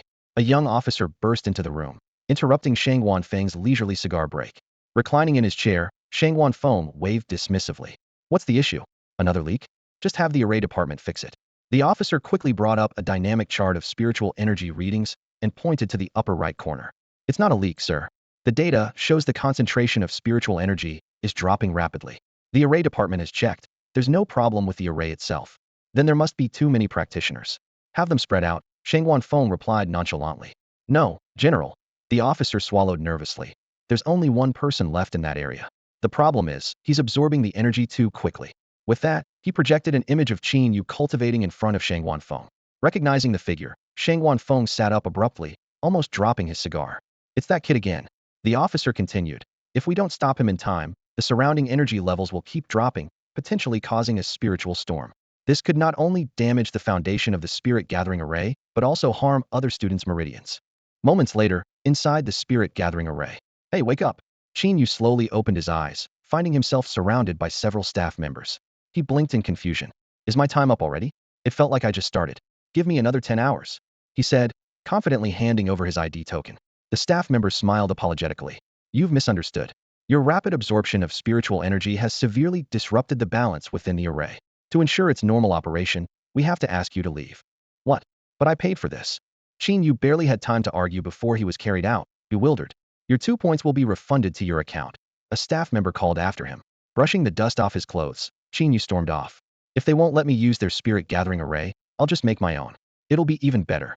Thinking of the true spirit gathering array he had acquired, Qin Yu decided to seize this opportunity to test it out. He immediately headed to the array room to purchase materials like spiritual paper, spiritual ink, and cinnabar, then quickly returned to his dorm. Back in his dorm, without hesitation, Qin Yu spent 30,000 points to upgrade his divine array crafting skills to entry level. As a wealth of knowledge flooded his mind, he picked up a cinnabar-laden brush and began drawing complex symbols on the spiritual paper. Following the instructions for the true spirit gathering array, he carefully placed the symbols in their designated spots, soon surrounding himself with spiritual paper. The final step, adding spirit stones to activate it. Qin Yu took out a pile of spirit stones from his space ring.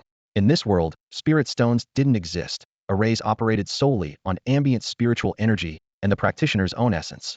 Qin Yu's spirit stones were obtained from defeating beasts.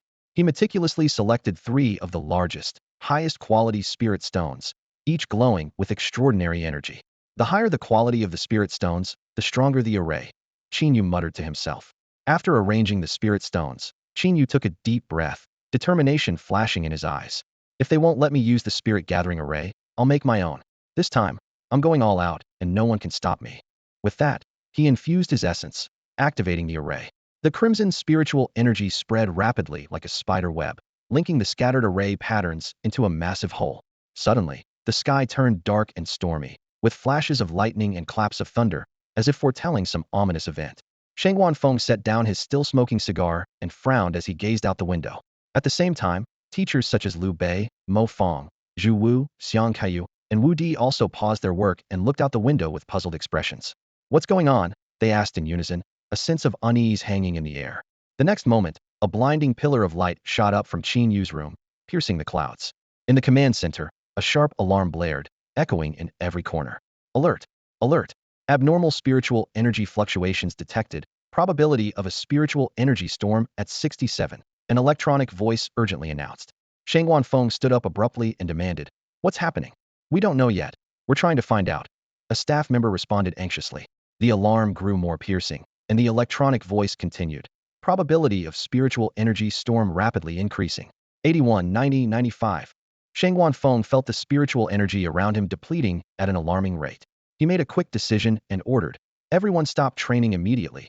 Take shelter in the nearest building and initiate the Level 1 emergency protocol." Everything happened too suddenly. The alarms continued to shriek. Alert! Alert! Spiritual energy storm has formed. Current impact radius is 3 kilometers. 3.3 kilometers. Sheng Wanfeng kicked open a window and leaped out. When he saw the source of the spiritual energy convergence, his pupils dilated in shock, and he froze in midair. Meanwhile, chaos ensued everywhere. In the forge room, Sheng Wanyun was demonstrating the latest forging techniques to an awestruck audience. Suddenly, the sword in his hand, glowing with spiritual light, lost its luster and cracked. Sheng Wanyun's arm trembled slightly as he stared at his work in disbelief.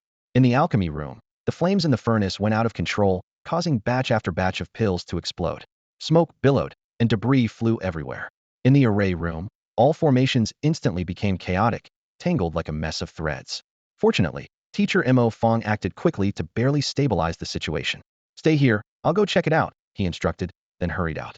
In the giant spiritual array, all the trainees opened their eyes, puzzled. "What's happening? Why is the spiritual energy in the gathering array so thin?" Someone whispered. "I feel like the energy is being forcibly drawn away by something," another replied. Noticing the anomaly, staff hurriedly turned the array's power to maximum. The array struggled to operate, with two forces pulling at the spiritual energy, as if in a tug-of-war. Suddenly, the gathering array emitted a deafening boom and was completely destroyed. All the teachers rushed out of their rooms to join Sheng Wanfeng.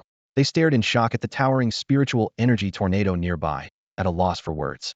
Sheng Wanfeng asked with difficulty, "What is that? How did it form?" Faced with this phenomenon beyond their understanding, everyone fell silent. Even with their vast knowledge, they seemed unable to explain it. The tornado was a manifestation of a spiritual energy storm, with something at its eye ravenously absorbing the energy. Spiritual energy naturally flows from areas of high concentration to low concentration. Once the nearby energy is depleted, distant energy rushes in like a tidal wave, creating the spiritual energy storm.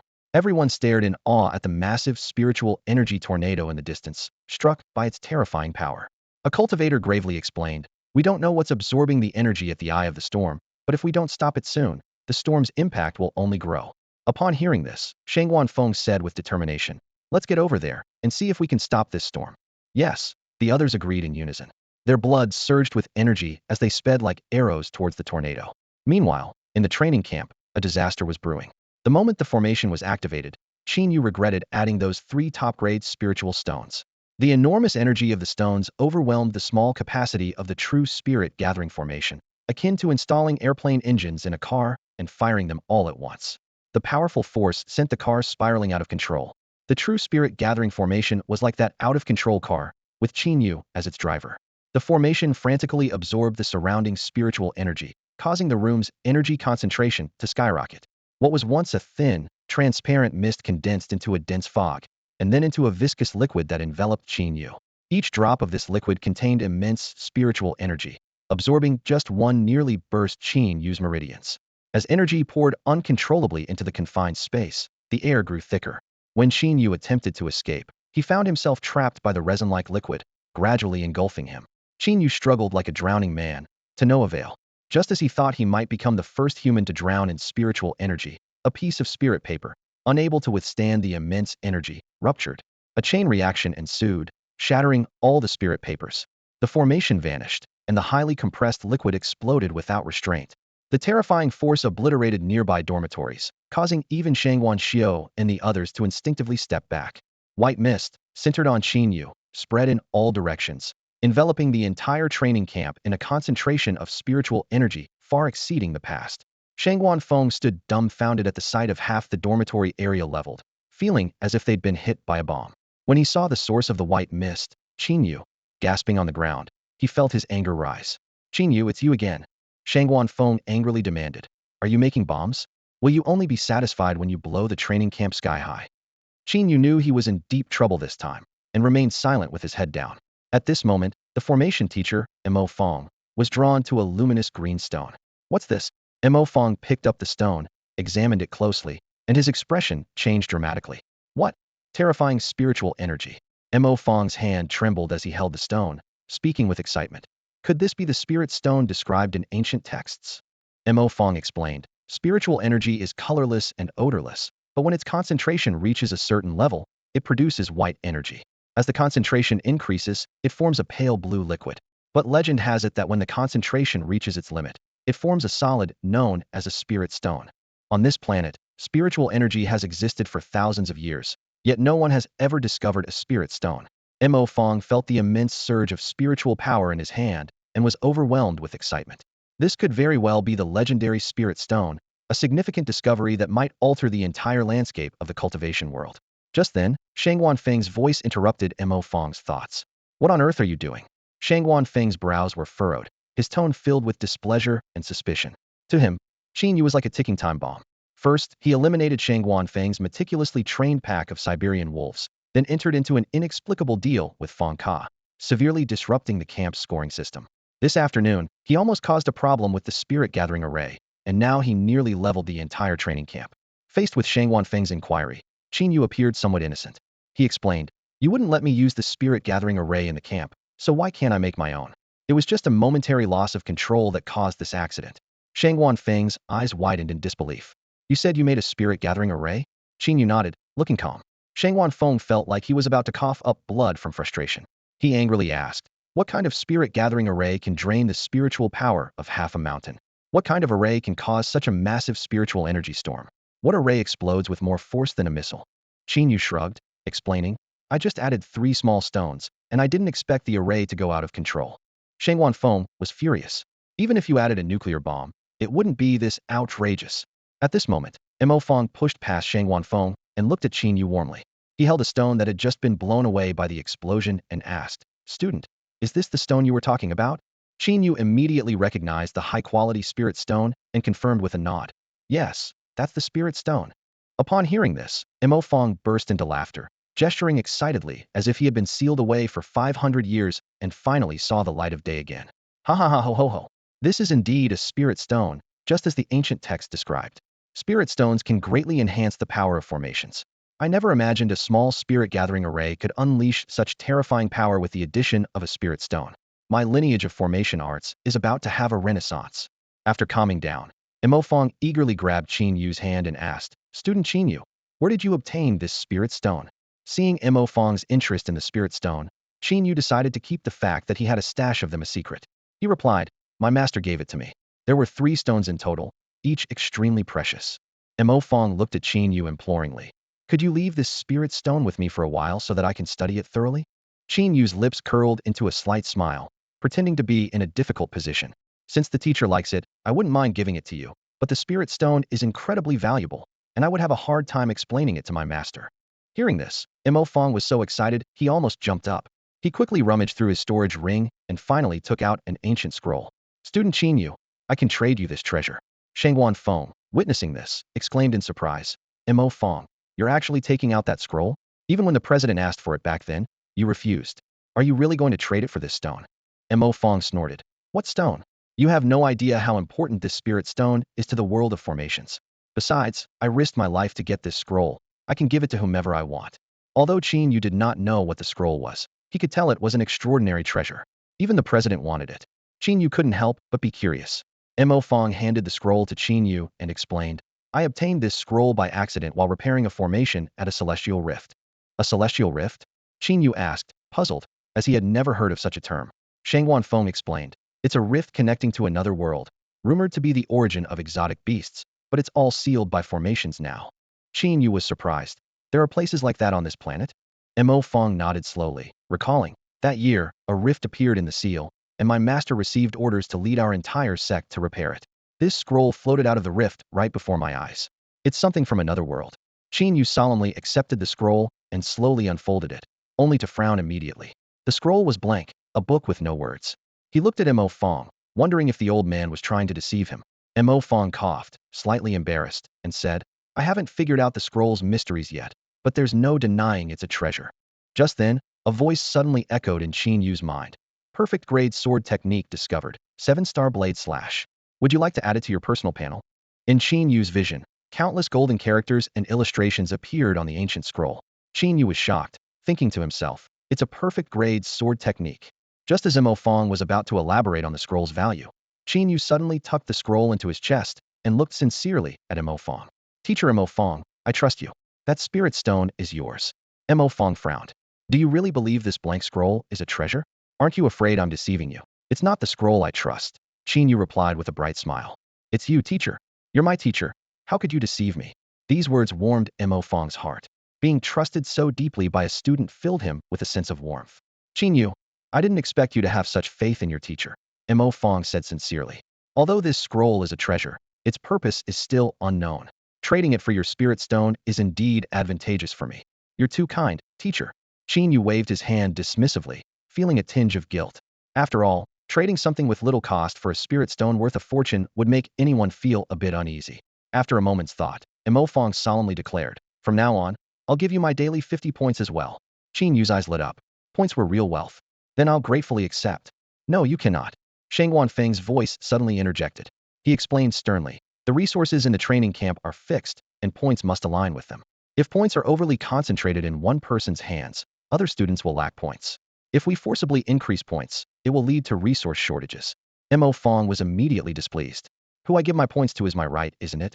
But you can't give all your points to one person. Why can Fong Ka give all his points to Qin Yu, but I can't? Am I not as good as Fong Ka? It's not about scarcity, but about inequality. Shangguan Feng was momentarily speechless, silently lamenting how challenging it was to be a camp leader. Finally, after Qin Yu promised to sell most of his points to other students, Shangguan Feng reluctantly agreed. The crisis was averted, and the training camp began its rebuilding efforts.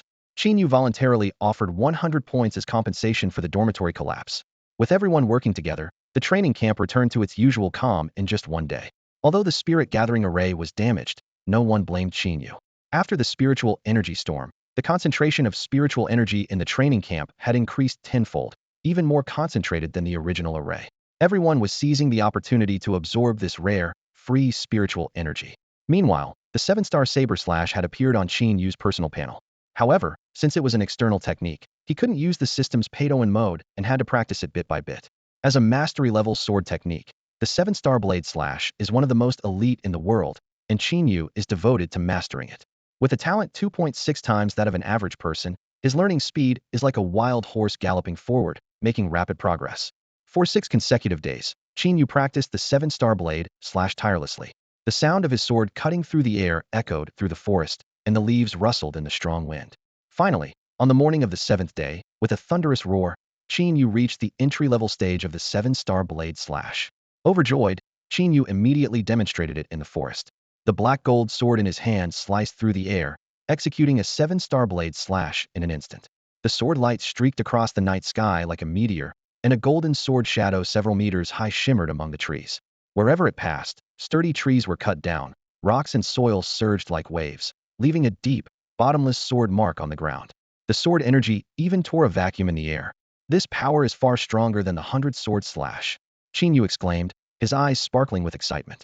At that moment, Qin Yu's phone rang, interrupting his thoughts. He pulled out his phone and saw that it was a call from Fong Ka. Hello? Qin Yu, where are you? I've brought back all the materials you wanted. Fong Ka's voice came from the other end of the line. Qin Yu's face lit up with joy. I'll be right back. He quickly put away the black gold sword and dashed back to the training camp. Upon returning to the camp, Qin Yu immediately left 3 second-level simplified formations for Feng Ka as a token of gratitude and took a pile of precious materials back to his dormitory. Looking at the materials he had long awaited, Qin Yu couldn't help but murmur, "Finally, you're here." Carefully, Qin Yu took a tiny amount of each material to practice, considering the high level of the toxic blood qi dissipation powder. Even with his mastery-level alchemy skills, he couldn't guarantee success. He took out the alchemy furnace, sat cross-legged, and practiced breathing techniques with his eyes closed. Once he reached his optimal state, he began the alchemy process. Control the fire, control the fire, control the fire. Qin Yu muttered, fully focused on regulating the flame inside the alchemy furnace. However, just as he was about to succeed, a minor mistake caused the flames to surge, turning all the herbs into ashes. The first attempt was a failure. Undeterred, Qin Yu took a deep breath, resumed practicing his breathing technique to recover. The second attempt, failure. The third attempt, failure. Despite repeated failures, Qin Yu's confidence remained unshaken. He continuously improved his technique, getting closer to success each time, but always falling short at the last moment. Glancing at the dwindling supply of herbs, Qin Yu realized the complexity of creating the blood qi dissipation powder was far beyond his expectations. Although all attempts ended in failure, Qin Yu gained valuable insights. Through repeated practice, his control over qi and blood became increasingly adept.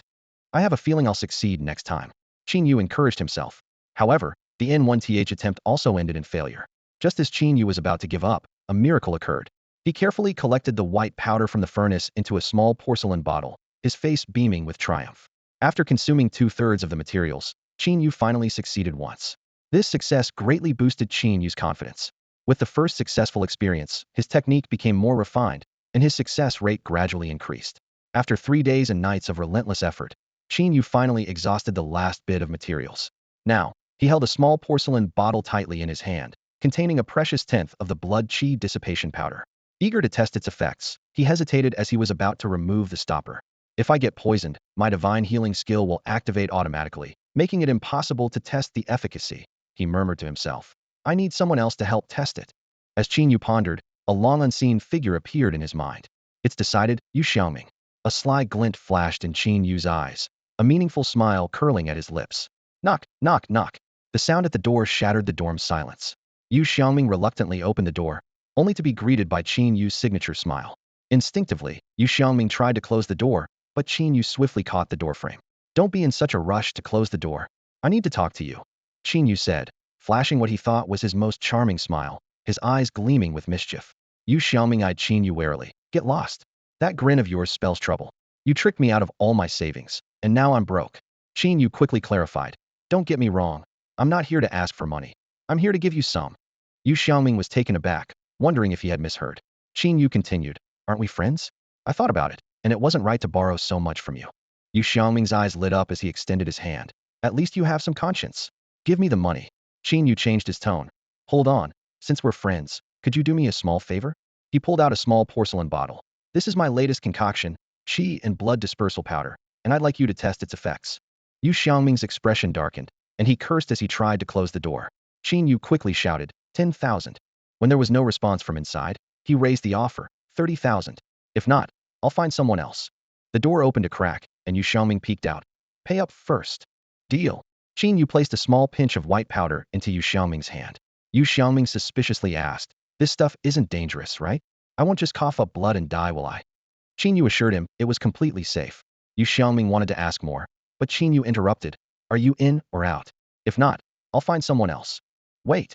Yu Xiaoming gritted his teeth, steeled his nerves, and inhaled the qi and blood dispersal powder. In less than a second, Yu Xiaoming felt his energy dissipate like a deflated balloon. He breathed a sigh of relief. "I'm not dead. Your stuff works well, even better than the original." Qin Yu nodded in satisfaction. "It was worth the effort I put in," Yu Xiaoming urged. "All right, now give me the antidote." Qin Yu chuckled. "The antidote costs 50,000. "What?" Yu Xiaoming's face turned furious. "You're despicable. I'll fight you." Seeing Yu Xiaoming truly enraged, Qin Yu quickly calmed him down. "Just kidding. Let's go see the healing instructor for the antidote." "Get lost. That costs points." Yu Xiaoming weakly punched Qin Yu while shouting angrily. "I'll cover the points and give you an extra 1,000 as compensation," Qin Yu promised. Yu Xiaoming instantly brightened up. "Really? Let's go." Although he didn't understand why Qin Yu didn't just provide the antidote, the thought of earning another 1,000 made Yu Xiaoming dismiss any further questions. and he eagerly followed Qin Yu, fearing he might change his mind. The two quickly found the healing instructor, Zhu Wu.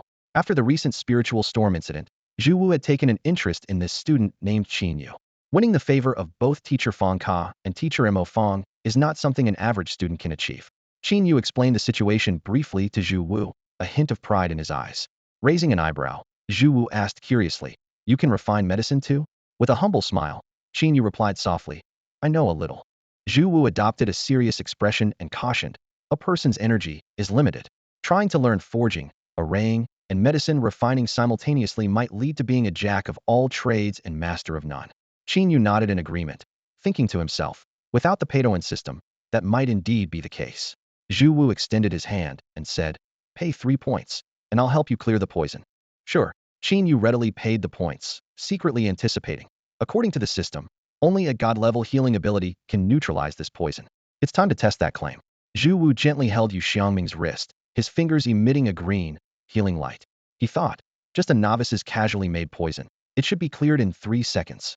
5 seconds later, Zhu Wu withdrew his fingers. Qin Yu eagerly asked Yu Xiangming, "How do you feel?" Yu Xiangming shook his head in confusion. "I don't feel anything." "Teacher Zhu Wu, when are we starting the treatment? I need to get back to training." Zhu Wu was taken aback. He grasped Yu Xiangming's wrist again, frowning. "Strange, there's still no energy flow in the meridians. I underestimated this poison." Zhu Wu tried the healing technique again, pouring abundant energy through Yu Xiangming's meridians. After a moment, he confidently said, "Try to manipulate your energy. The poison should be gone." Yu Xiangming followed the instructions, but soon realized he couldn't control his energy at all. He looked at Zhu Wu with a mix of frustration and disbelief. "Teacher, are you sure this is working?" Zhu Wu raised an eyebrow, speaking sternly. "Never ask a man if he's capable. Now sit down." He stepped back, a serious look crossing his face. "I didn't expect this poison to be so troublesome." Zhu Wu's aura intensified, his eyes glinting green. Healing skill, nature's revival. A soft green light enveloped Yu Xiangming, and Qin Yu could sense a vast life force emanating from him. The energy was so potent that even the wooden floor sprouted fresh green shoots. Qin Yu was astounded. This healing technique is truly formidable. If it can't counter the poison, then this poison is my ultimate trump card. Moments later, Zhu Wu withdrew his energy. Yu Xiangming stood up, feeling invigorated, his skin smooth and youthful. "How is it?" Qin Yu asked nervously, unsure whether his poison could withstand such a powerful healing technique. Just as Yu Xiangming was about to speak, his expression froze. In the next instant, he grabbed Qin Yu by the throat, shouting angrily, "Qin Yu, what did you give me? Why is there still no energy in my body?" Zhu Wu's eyes widened in disbelief, his voice filled with skepticism. "Even my nature's revival had no effect." Zhu Wu carefully examined Yu Xiangming's meridians, his brows furrowed in concentration. He paced back and forth in front of the patient, looking gravely concerned. This situation was something he had never encountered before. It defied scientific explanation. Yu Xiangming was as anxious as an ant on a hot pan. He clung to Zhu Wu's leg, his voice tinged with desperation. "Teacher, we spent points on this. You must cure me." Zhu Wu stumbled slightly from Yu Xiangming's grip and quickly said, "Let go of my leg first, so I can think of a solution." Standing nearby, Qin Yu secretly chuckled. He had intended to tell Yu Xiangming that the poison, qi and blood dispersal powder, only lasted for an hour, after which the qi and blood would naturally recover. However, seeing Zhu Wu's reaction, he decided to remain silent. This was a perfect opportunity to test the poison against Zhu Wu's full treatment efforts. Zhu Wu stopped pacing and sighed deeply.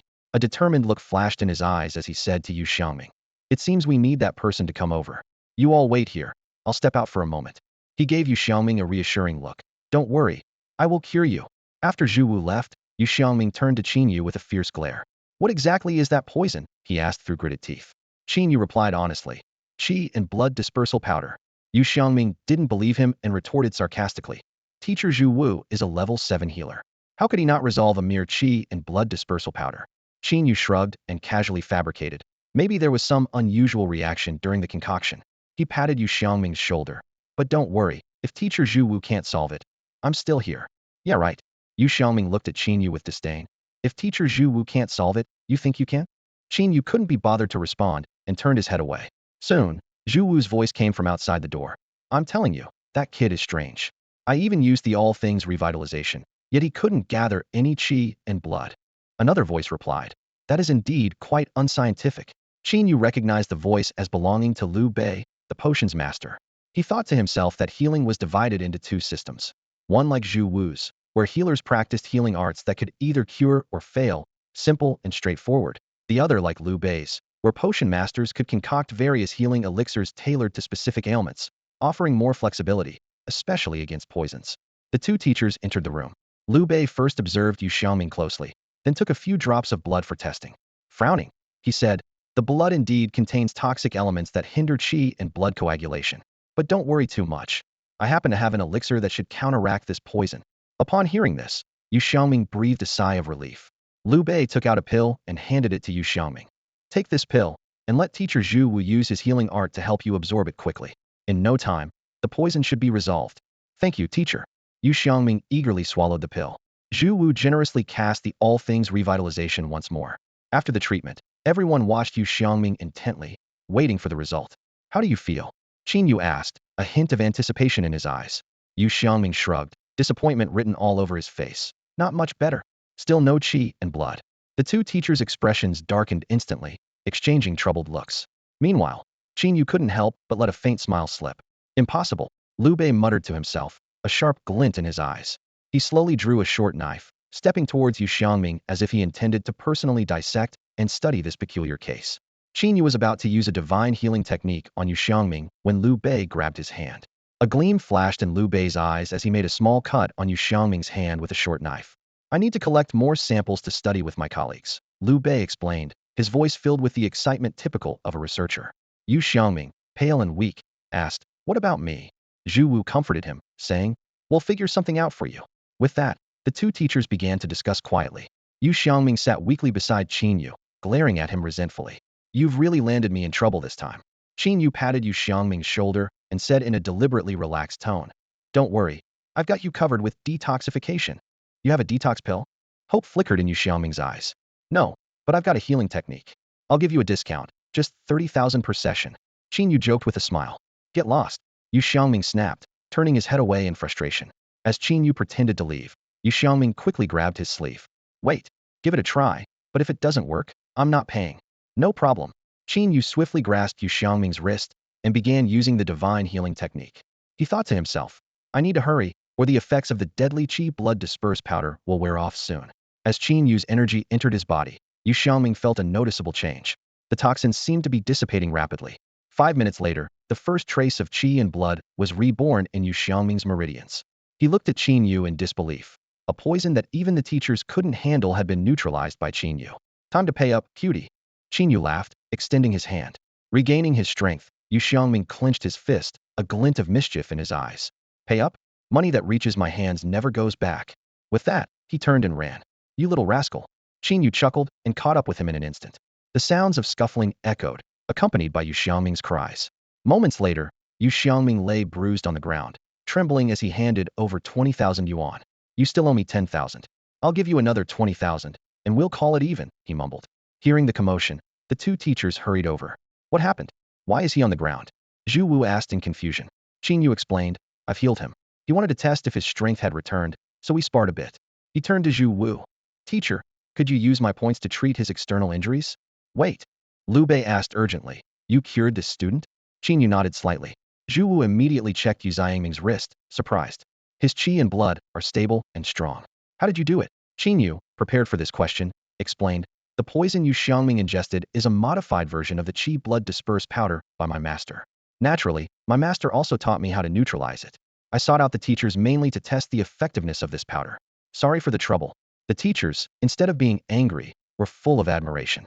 Liu Bei, a bit embarrassed, asked, "Qin Yu, would you mind sharing the formula for this poison?" Qin Yu shook his head firmly. "This formula is my master's secret for survival, and I cannot share it." "No worries, that was greedy of me," Liu Bei conceded. "But if I manage to deduce the formula from the blood sample, I hope you won't hold it against me."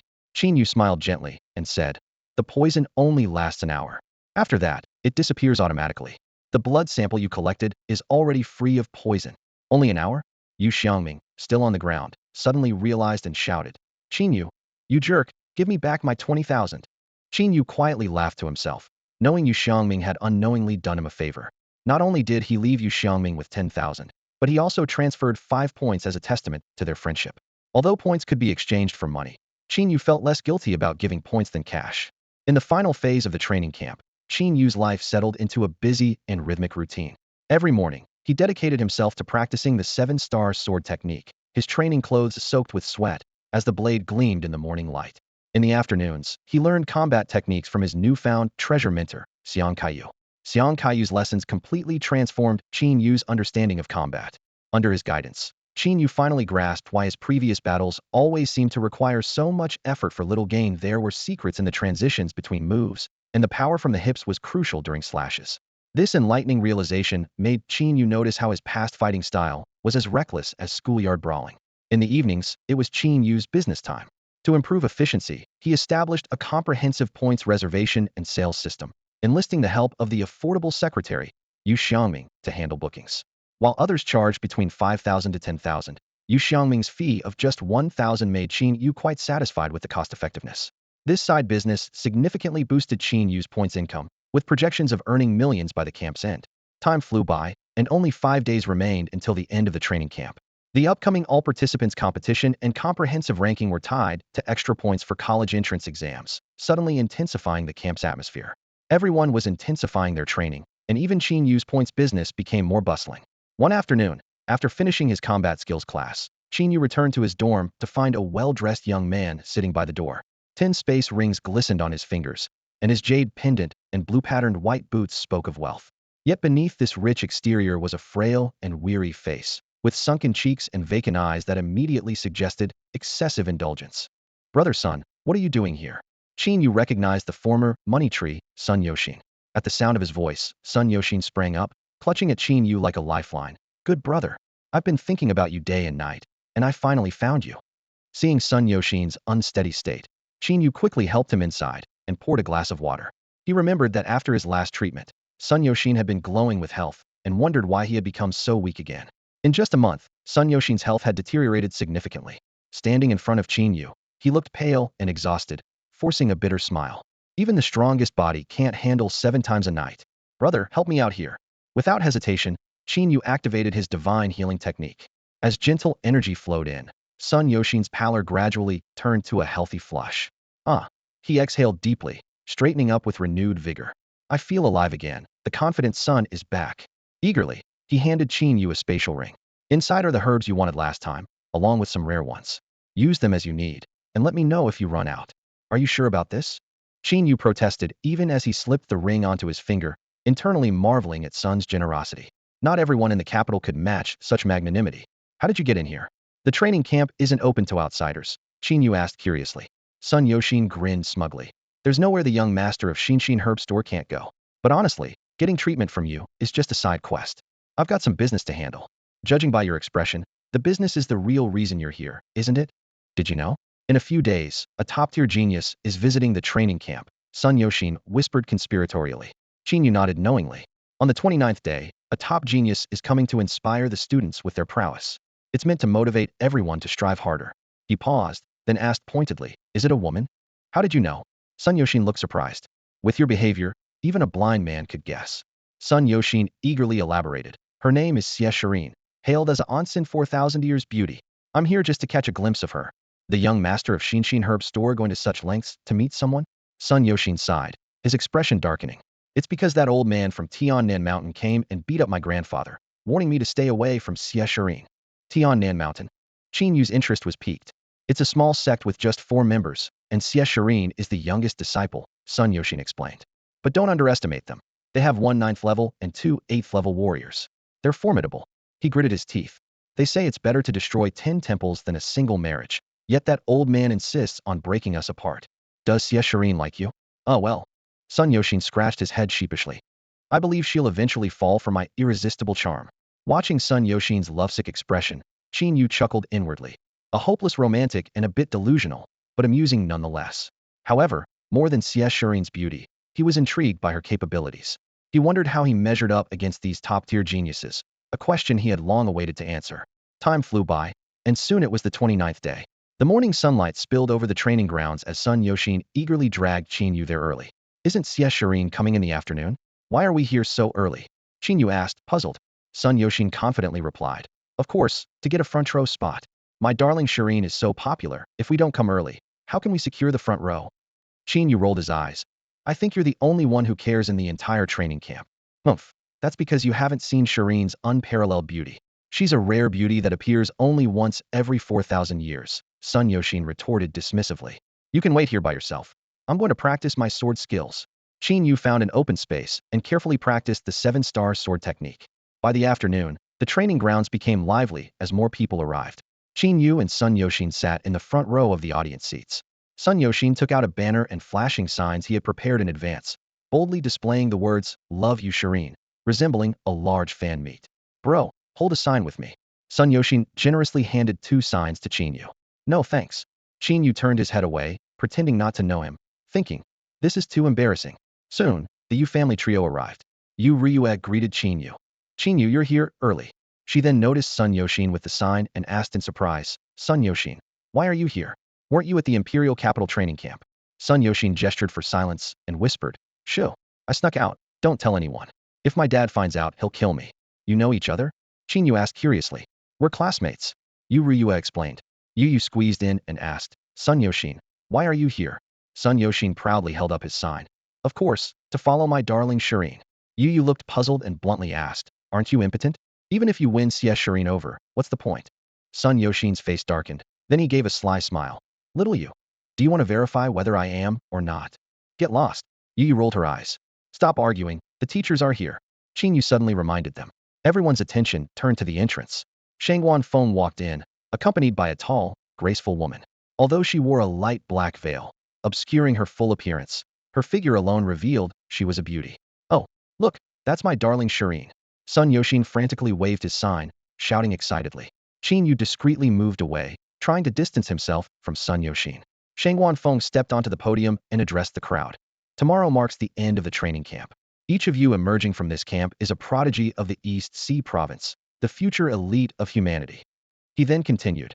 However, I hope you don't become complacent because of your skills. The world is vast, and there are many stronger than you. Always remember there's always someone better. Today, we have invited Siau Shireen to inspire you to forge ahead.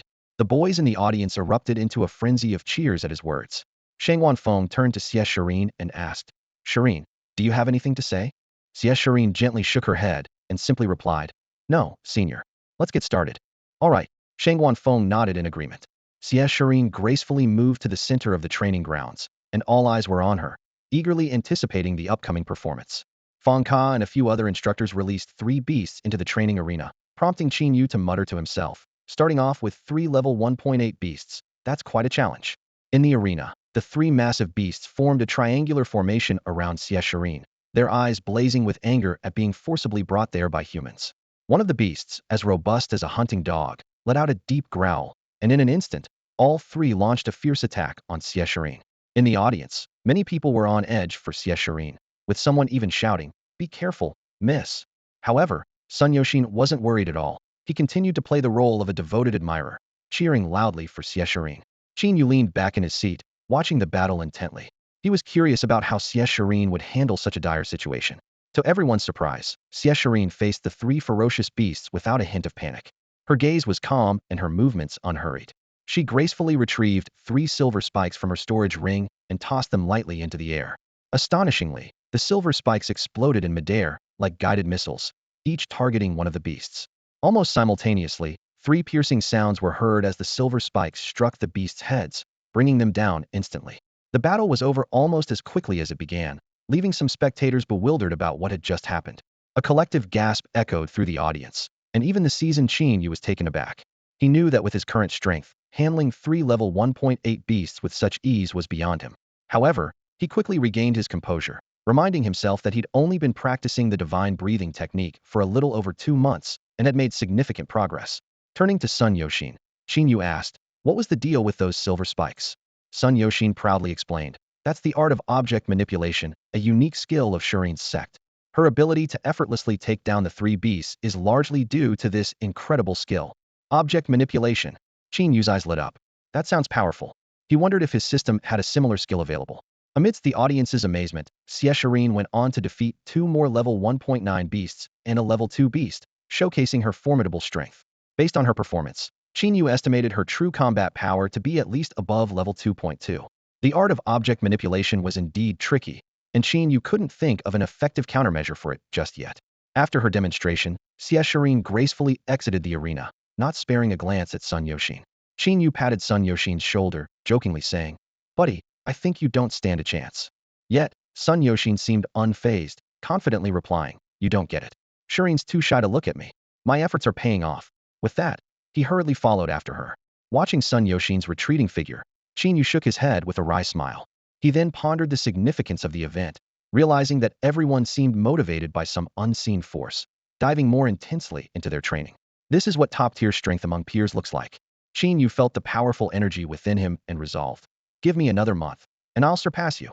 As night fell, the final day of the training camp quietly approached. The next morning, the ultimate challenge, the arena battle, officially began. The competition is divided into two stages. The first stage is a 5-person battle, and the second stage is an unknown duel among the top 10. In the first stage, 755 participants are divided into 151 groups, with 4 arenas hosting the contest simultaneously. Qin Yu is placed in the 21st group. He is not familiar with his 4 opponents and assumes they are not particularly strong.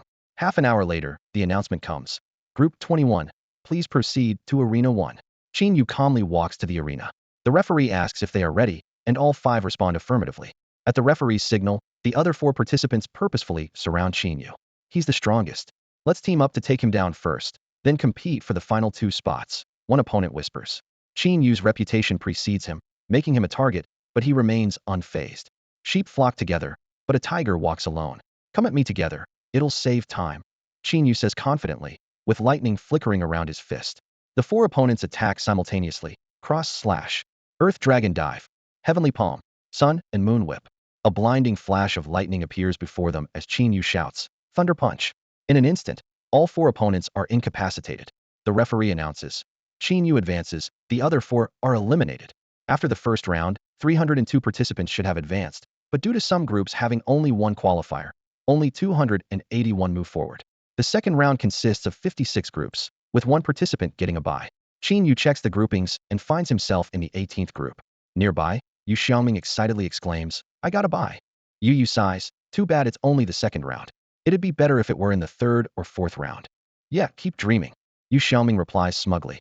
After the second round, Qin Yu and all 4 members of the Yu family advance smoothly. Ultimately, 102 participants qualify, with the 3rd round divided into 20 groups, and 2 participants getting a bye. Upon seeing the new groupings, Yu Xiaoming laughs with excitement. "Haha, I got another bye? This must be rigged." Yu and Yu Riyue look at him enviously. Qin Yu is placed in the 10th group, facing formidable opponents: Ouyang Xiaoyan, ranked 3rd, and Zhuge Tianxiao, ranked 6th. This group promises to be the most intense matchup of the round. Yu, with a distraught expression, says, "Oh no, I'm grouped with Shangguan Yun. It's a disaster. Shangguan Yun has ruthlessly eliminated all opponents in the previous rounds." Yu Riyue asks, "Qin Yu, how are your opponents?" Qin Yu calmly replies, "Mine aren't too troublesome. Ah, I'm so jealous of you guys." Yu continues to lament. Soon after, Shangguan Yun inexplicably approaches, drawing everyone's attention. "Qin Yu." A sudden shout broke the calm of the training camp. Qin Yu turned around, frowning slightly, and looked in the direction of the voice, puzzled. "What's going on?" he wondered to himself. "What kind of mischief is this guy up to now?" He saw Shangguan Yun striding over, eyes gleaming with a challenging light. Stopping in front of Qin Yu, he smirked confidently and said, "I hope you won't get eliminated this time, because I want to defeat you myself." Qin Yu couldn't help but smile at this overly dramatic declaration, which was so characteristic of Shangguan Yun. Just as he was about to respond, Yu tugged at his sleeve. "Qin Yu, I need to ask you a favor," Yu pleaded, pointing to herself. "This is my friend. Could you go easy on her in the competition later?" Seeing the earnest look in Yu's eyes, Qin Yu's heart softened. He turned to Shangguan Yun with a slight smile. "Brother Shangguan, could you do me a favor and take it easy?" Shangguan Yun snorted. "Are you begging me?" Unfazed, Qin Yu's smile grew even brighter. "If we happen to meet in the next round, I'll give you a chance to advance too." Everyone present was taken aback by his words. Even the Yu family trio thought Qin Yu's statement was rather arrogant. After all, in the training camp, Shangguan Yun was acknowledged as the strongest. Although not as famous as Qin Yu, his prowess was unquestionable. Shangguan Yun was also stunned by this remark. He stared at Qin Yu for a moment before saying, "I hope your skills are as sharp as your tongue." With that, he turned and walked away, adding as he left, "For your sake, I won't eliminate that girl." "Qin Yu, thank you so much." Yu jumped up excitedly, trying to hug Qin Yu. Qin Yu deftly stepped back, avoiding the embrace. He pretended to be serious and said, "Ha, Women only slow me down when I'm drawing my sword. Just as Shangwan Yun left, Zhuge Tianxiao approached. Brother Qin, I'm here to propose a collaboration. Qin Yu was a bit surprised. Normally, Zhuge Tianxiao should team up with Ouyang Xiaoyan to deal with him. Why the sudden change in the script? Seeing Qin Yu's confusion, Zhuge Tianxiao explained, my Zhuge family excels in divination. I just did a reading for myself, and the only path to survival leads through you, Brother Qin. Amused, Qin Yu joked, that's impressive. Can you predict when our national soccer team will win the championship? Zhuge Tianxiao looked puzzled. What? Qin Yu waved it off. Never mind. If you don't want to be eliminated, just stay out of my way when I strike. Thank you, Brother Qin, for your mercy. Zhuge Tianxiao said respectfully, clasping his hands. After Zhuge Tianxiao left, the Yu family trio immediately gathered around. Are you grouped with Zhuge Tianxiao? Yu Riyue asked urgently. Qin Yu nodded, adding, and Ouyang Xiaoyan too. My goodness, doesn't that make your group even scarier than mine? Yu exclaimed. Yu Riyue agreed. You just said it wasn't difficult, but your group is the toughest. Qin Yu remained relaxed. Tough? I think it's manageable. After the third round ended, 38 contestants advanced. Surprisingly, the favorite to win, Ouyang Xiaoyan, was eliminated unexpectedly. The fourth round was divided into 7 groups, each with 3 participants. Once this round concluded, the top 10 of the tournament would be determined. The groupings have been updated. Yu Xiaoming suddenly shouted excitedly. Haha, I'm the real chosen one. I gotta buy again. I'm in the top 10. Hearing this, everyone around looked at him enviously, wishing they could tear him apart. Advancing to the top 10 after just one match was unbelievably lucky. Damn lucky charm. Yu and Yu Ryu sighed simultaneously, knowing the remaining opponents were beyond their ability to handle. Qin Yu also glanced at his group. When he saw a familiar name, a smile curled at his lips. Shangwan Yun, I didn't expect to actually run into you, but I'll keep my promise. Qin Yu stood on the stage, a slight smile on his lips, his eyes sparkling with confidence. Shangwan Yun sneered coldly, his eyes filled with disdain. I never said I'd go easy on you. Your ranking ends here. Then let's see. Qin Yu assumed a battle-ready stance, his muscles tensed. At that moment, the referee frowned, looking around in confusion. Why are there only 2 of you on stage? Where are the other 3? Below the stage, a young man shouted in exasperation. Referee, I'd just get beaten up anyway, so I forfeit. Immediately, a girl raised her hand to indicate. I'd rather concede gracefully than get bruised and battered. Count me in, a third person quickly agreed. The referee shook his head helplessly and announced. All right, Qin Yu and Shangwan Yun advance. The rest are eliminated. Next group, please step up. Shangwan Yun was displeased upon hearing this. Referee, we haven't even fought yet. The referee explained. This is a 5-totwo match. The other 3 forfeited, so you automatically advance. Get off the stage and don't waste time. Unwilling to let it go, Shangwan Yun pointed at Qin Yu, attempting to save face. Next time we meet, I'll beat you until you're picking your teeth up off the ground. Qin Yu was not to be outdone and immediately retorted. Bounce back. Bounce back again. Shangwan Yun refused to back down. Bounce back is ineffective. Qin Yu continued the banter. Bounce back, ineffective, ineffective. Shangwan Yun was getting anxious. The referee couldn't take it anymore and shouted angrily, get off the stage. Qin Yu chuckled to himself and slowly walked off the stage. He knew well that to deal with someone acting childish, you had to use childish methods. The final round ended with Yu Riyue and Yu both getting eliminated as expected. The top 10 names were then announced. Qin Yu, Shangwan Yun, Shangwan Gu, Zhuge Yi, Zhuge Tianxiao, Ouyang Song, Ouyang Ming, Yu Xiangming, Feng Wen, and Tang Fei. The system automatically matched opponents. Qin Yu's opponent was once again Zhuge Tianxiao, a poor soul who couldn't escape his fate. This time, Yu Xiaoming wasn't so lucky and couldn't skip a match. His opponent was a competitor named Tang Fei, and they were evenly matched. All 5 rounds were held on Ring 1, and the audience gathered excitedly, eager to enjoy the spectacle. In the first match, Zhuge Yi faced Feng Wen. Zhuge Yi won easily, as expected. In the second match, Shangwan Yun faced Shangwan Gu. Surprisingly, Shangwan Gu conceded, allowing Shangwan Yun to advance effortlessly. In the third match, Ouyang Song faced Ouyang Ming. Once again, it was disappointing as Ouyang Ming also chose to concede, and Ouyang Song advanced smoothly. The audience buzzed with discussion and sighs. Is this the finals, and they're just conceding without a fight? Well, what can you do? They're all from the same group and won't waste each other's strength. The next match will be interesting, Thuffa Beast Hunter against Zhuge Tianxiao. I wonder who will win. Is there even a question? It has to be Zhuge Tianxiao. He's from the Zhuge family, with countless techniques. Even his breathing technique is different from ours. What's Qin Yu going to fight him with his head? Idiot. Did you leave your brain at home, or forget your eyes? Ouyang Xiaoyan was taken down by Qin Yu. Can Zhuge Tianxiao do better? Exactly. Now I'm just curious how many moves Zhuge Tianxiao can last. Amidst the chatter, the referee's voice boomed across the venue. For the fourth match, please welcome Qin Yu and Zhuge Tianxiao to the stage. Zhuge Tianxiao, dressed in a yinyang robe, walked onto the stage with an imposing presence. Qin Yu, though dressed plainly, exuded an undeniable charm. The two exchanged a glance and assumed their battle stances, ready for an intense showdown. Notably, Qin Yu's divine breathing technique has reached the third stage of proficiency. The new feature developed in the second stage allows him to sense the fluctuations of spiritual energy around him, and naturally, the third stage has brought about new abilities as well. This new feature subtly enhances Qin Yu's charisma, making him appear more handsome, trustworthy, and approachable in the eyes of others. As a result, he has recently shed his former reputation as a weirdo. How could such a charming young man possibly be a freak?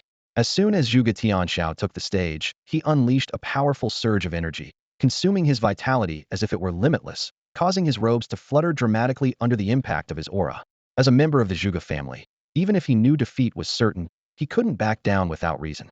It was not just about his pride, but also the honor of his family. Referee, are you ready? Qin Yu asked. I'm ready, he replied. Wait a moment. Zhuge Tianxiao raised his hand to stop them, asking for more time.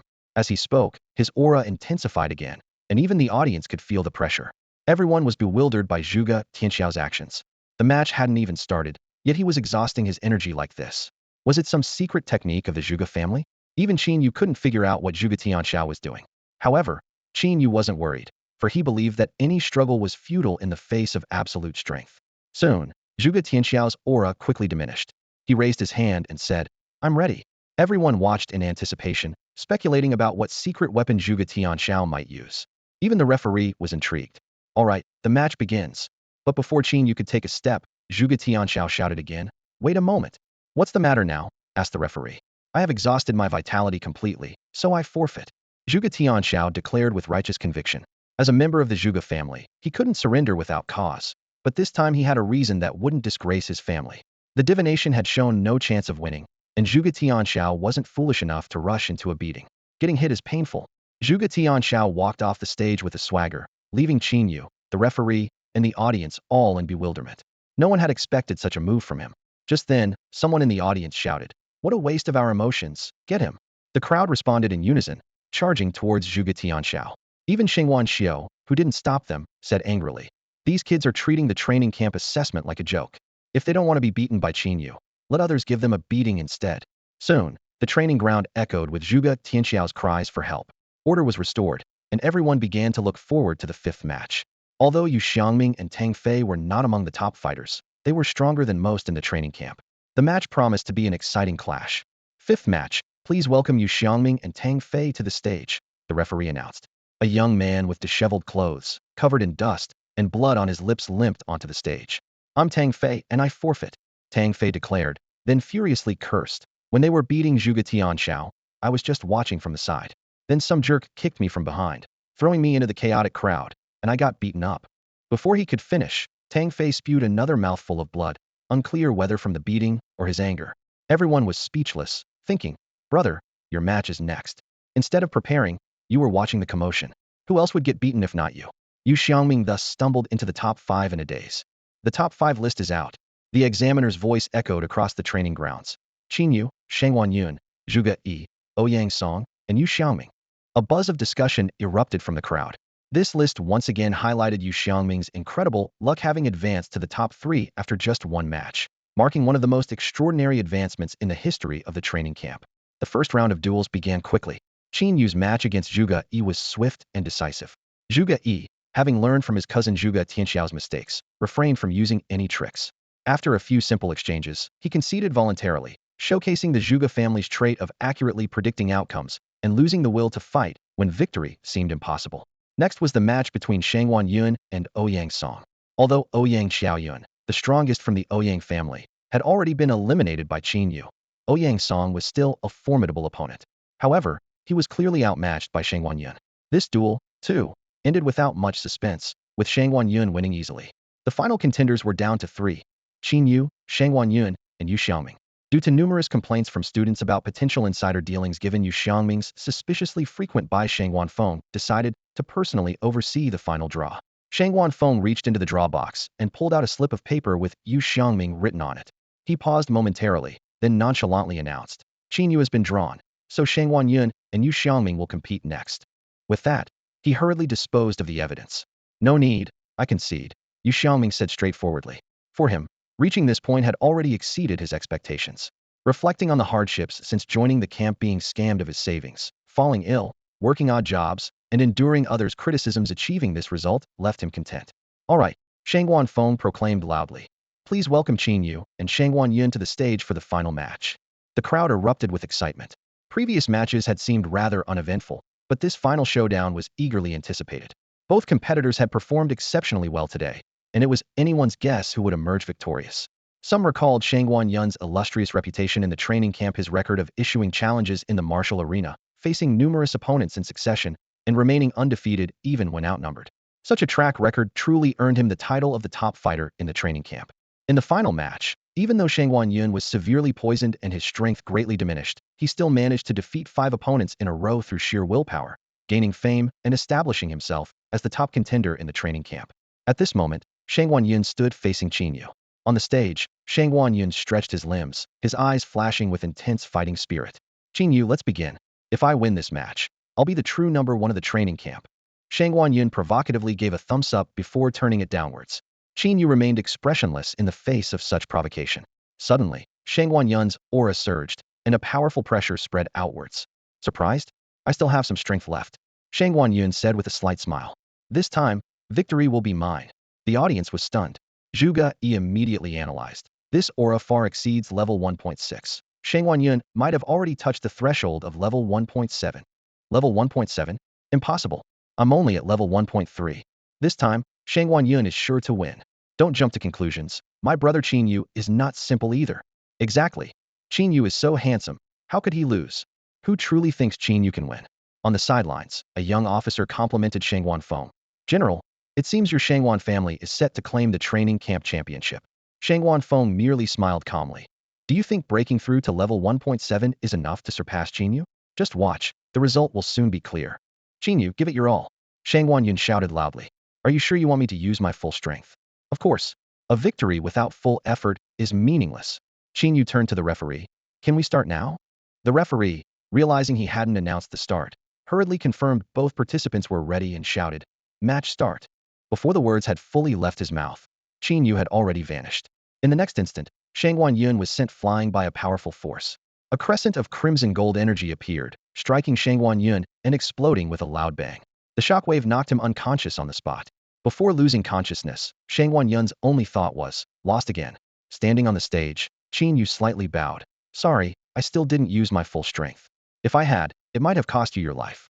If he hadn't held back, that 7-star forged blade slash could have cleaved Shangguan Yun in two. The scene fell into a deathly silence. Everyone seemingly frozen, not a sound to be heard. Everyone was left speechless, staring in shock at the arena. What had just happened was as quick as lightning, almost unbelievable.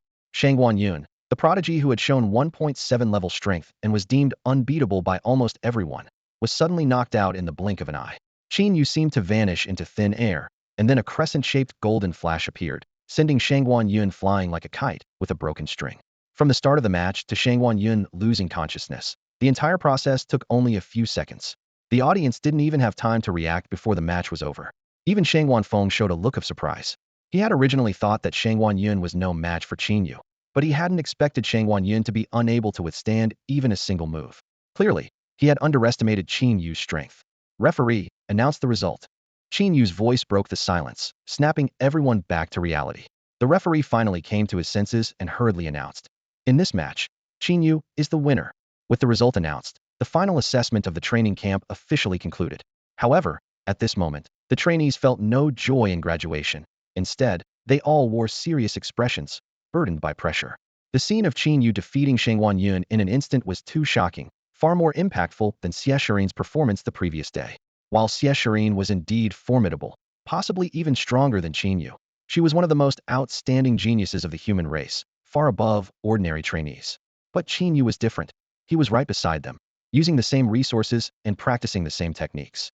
Qin Yu's overwhelming strength starkly contrasted with their own weakness, prompting each person to question themselves. Am I not trying hard enough? Shangguan Xiu stood up and announced, Your final rankings are being compiled and will be released at 8 p.m. Tomorrow, the training camp will arrange for you to head to the nearest airport. I hope you continue to strive forward after you return. Yes. Thank you, teacher. Thank you. Camp leader. The trainees responded in unison. And so, life at the training camp came to an end. Qin Yu sat in the dining hall with Yu Xiangming, Yu Riyue, and Yu Yu, enjoying their last meal at the camp. Once we leave the camp, we won't get to eat this delicious food anymore. Qin Yu lamented. Yu Riyue laughed and said, "You're the biggest winner of this training camp. Are you really worried about the food?" Pointing at Yu Xiangming, Qin Yu said, "I'm not the biggest winner. This guy is, having fought just one match and ended up third." Yu Xiangming suppressed his joy, pretending to be calm as he shook his head. The final ranking is based on overall performance in the camp, initial ranking, and final ranking. My third place is inflated, and my comprehensive ranking probably won't be that high. Yu Yu pouted and said, "Your third place isn't just inflated, it's all hot air." Everyone burst into laughter. Yu Riyue raised her drink and said, "Qin Yu's first place is definitely secure. Congratulations in advance on becoming the guardian of our Yu family." They clinked glasses in celebration, and Qin Yu joked, "I fought so hard for first place just to be a workhorse for your Yu family." Yu Xiaoming said, "Boss, when it comes to the college entrance exam, I'll be counting on you." Qin Yu laughed, "Don't worry, with your daily rate of just 1,000, I'll at least get you to third nationally."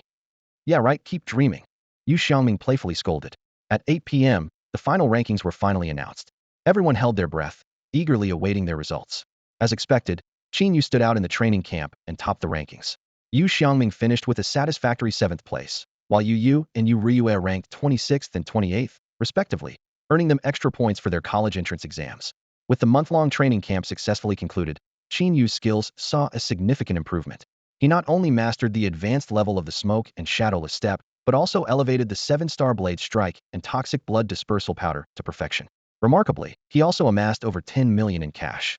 Understanding the importance of cultivation speed, Qin Yu unhesitatingly invested 3 million to advance the divine breathing technique to the 4th stage of mastery.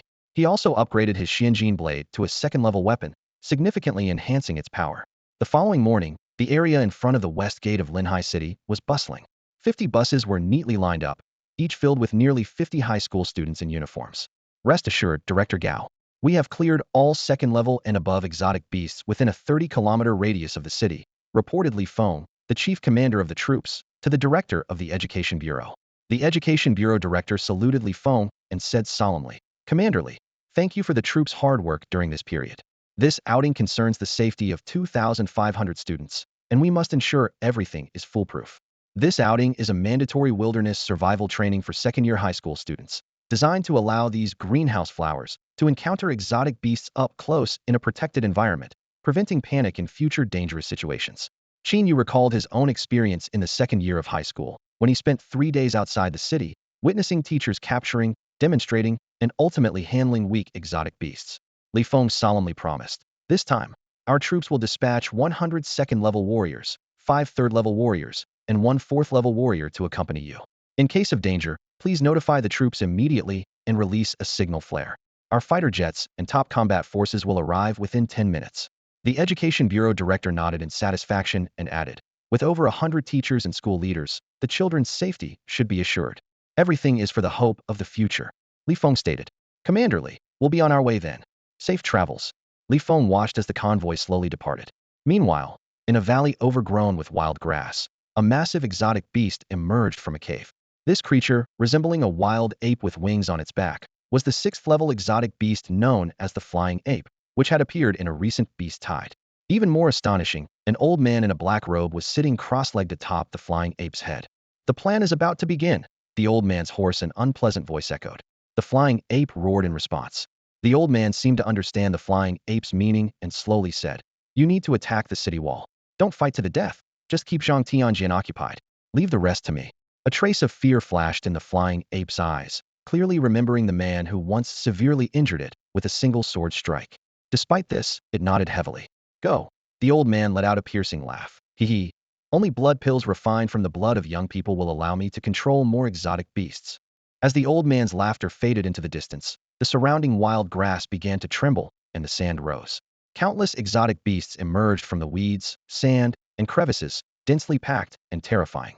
"Tonight, after dark, will be a feast of slaughter." Hee hee. The old man's laughter echoed in the valley, foretelling an impending disaster. Qin Yu stepped out of the airplane cabin into the twilight of Linhai City. The clock pointed to 5 p.m., and he decided to report to Commander Yu first. After taking a taxi to the familiar military camp, he arrived to see the setting sun casting its glow over the training field. with soldiers making their way to the dining hall. Feeling the pangs of hunger, Qin Yu was about to join them when a piercing alarm shattered the calm evening. The sound reminded him of the night when the last beast tide attacked. Back just in time for such a gift, Qin Yu smirked. My sword is itching for action. The soldiers quickly headed to their designated assembly points. Despite Qin Yu's elevated status and strength, he chose to rejoin platoon leader Li Fugui's team, as it was Li Fugui who had helped him during his most challenging times. Li Fugui was in the middle of a speech but paused when he saw Qin Yu, then greeted him with a smile. Qin Yu, when did you get back? Just arrived and heard the alarm, so I rushed over. Qin Yu explained. What's happening? It seems the beast tide is back, but it's smaller than last time, Li Fugui replied. Great, perfect for some practice. Qin Yu chuckled. Meanwhile, inside the command center, Li Feng gripped a satellite phone with a tense expression, his hand trembling slightly. The sudden arrival of this beast tide was suspicious. After a month of extensive clearance, the surrounding area should have had few beasts left. What was more unsettling was the timing too. 500 students had left in the morning, and now the beast tide appeared at night. This coincidence gave Li Feng a bad feeling. The only relief was that the direction of the beast tide did not overlap with the students' route. Li Feng silently prayed for the call to connect quickly, hoping nothing had gone wrong. After 2 rings, a deep voice answered. Li Feng's heart eased slightly as he briefly stated, This is Li Feng. There's a small beast tide at the city wall. How are things on your side? The other party, surprised, repeated beast tide, before confirming that everything was normal with no signs of a large-scale beast presence. Just as Li Feng was about to relax, an urgent voice came through the receiver.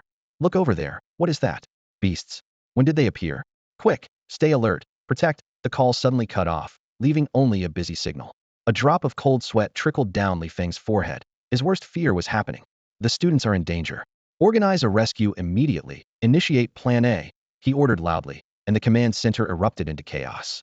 At that moment, a voice reminded him. Commander, the beast tide is expected to arrive within an hour.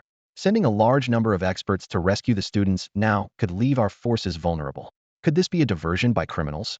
This concerns the safety of 2,500 students. We can't afford to gamble, Li Feng said after a moment of contemplation. Even if it's a feint by the enemy, we must take it seriously. However, we can't deploy all of our top forces. We can send some second and third level officers to provide support. As soon as he finished speaking, he picked up the phone on the desk and dialed Zhang Tianjin's number. Meanwhile, Qin Yu stood on the city wall, gazing into the distance. The wall was already lined with heavy machine gun positions, and cannons were being swiftly installed. He took out his Xianjin knife and gently wiped it, a glint of battle spirit flashing in his eyes. This time, I'm going to fight to my heart's content. Suddenly, the military broadcast echoed throughout the base. Due to 2,500 students being ambushed in the wild, we urgently need to recruit level 2 to level 3 fighters to provide support.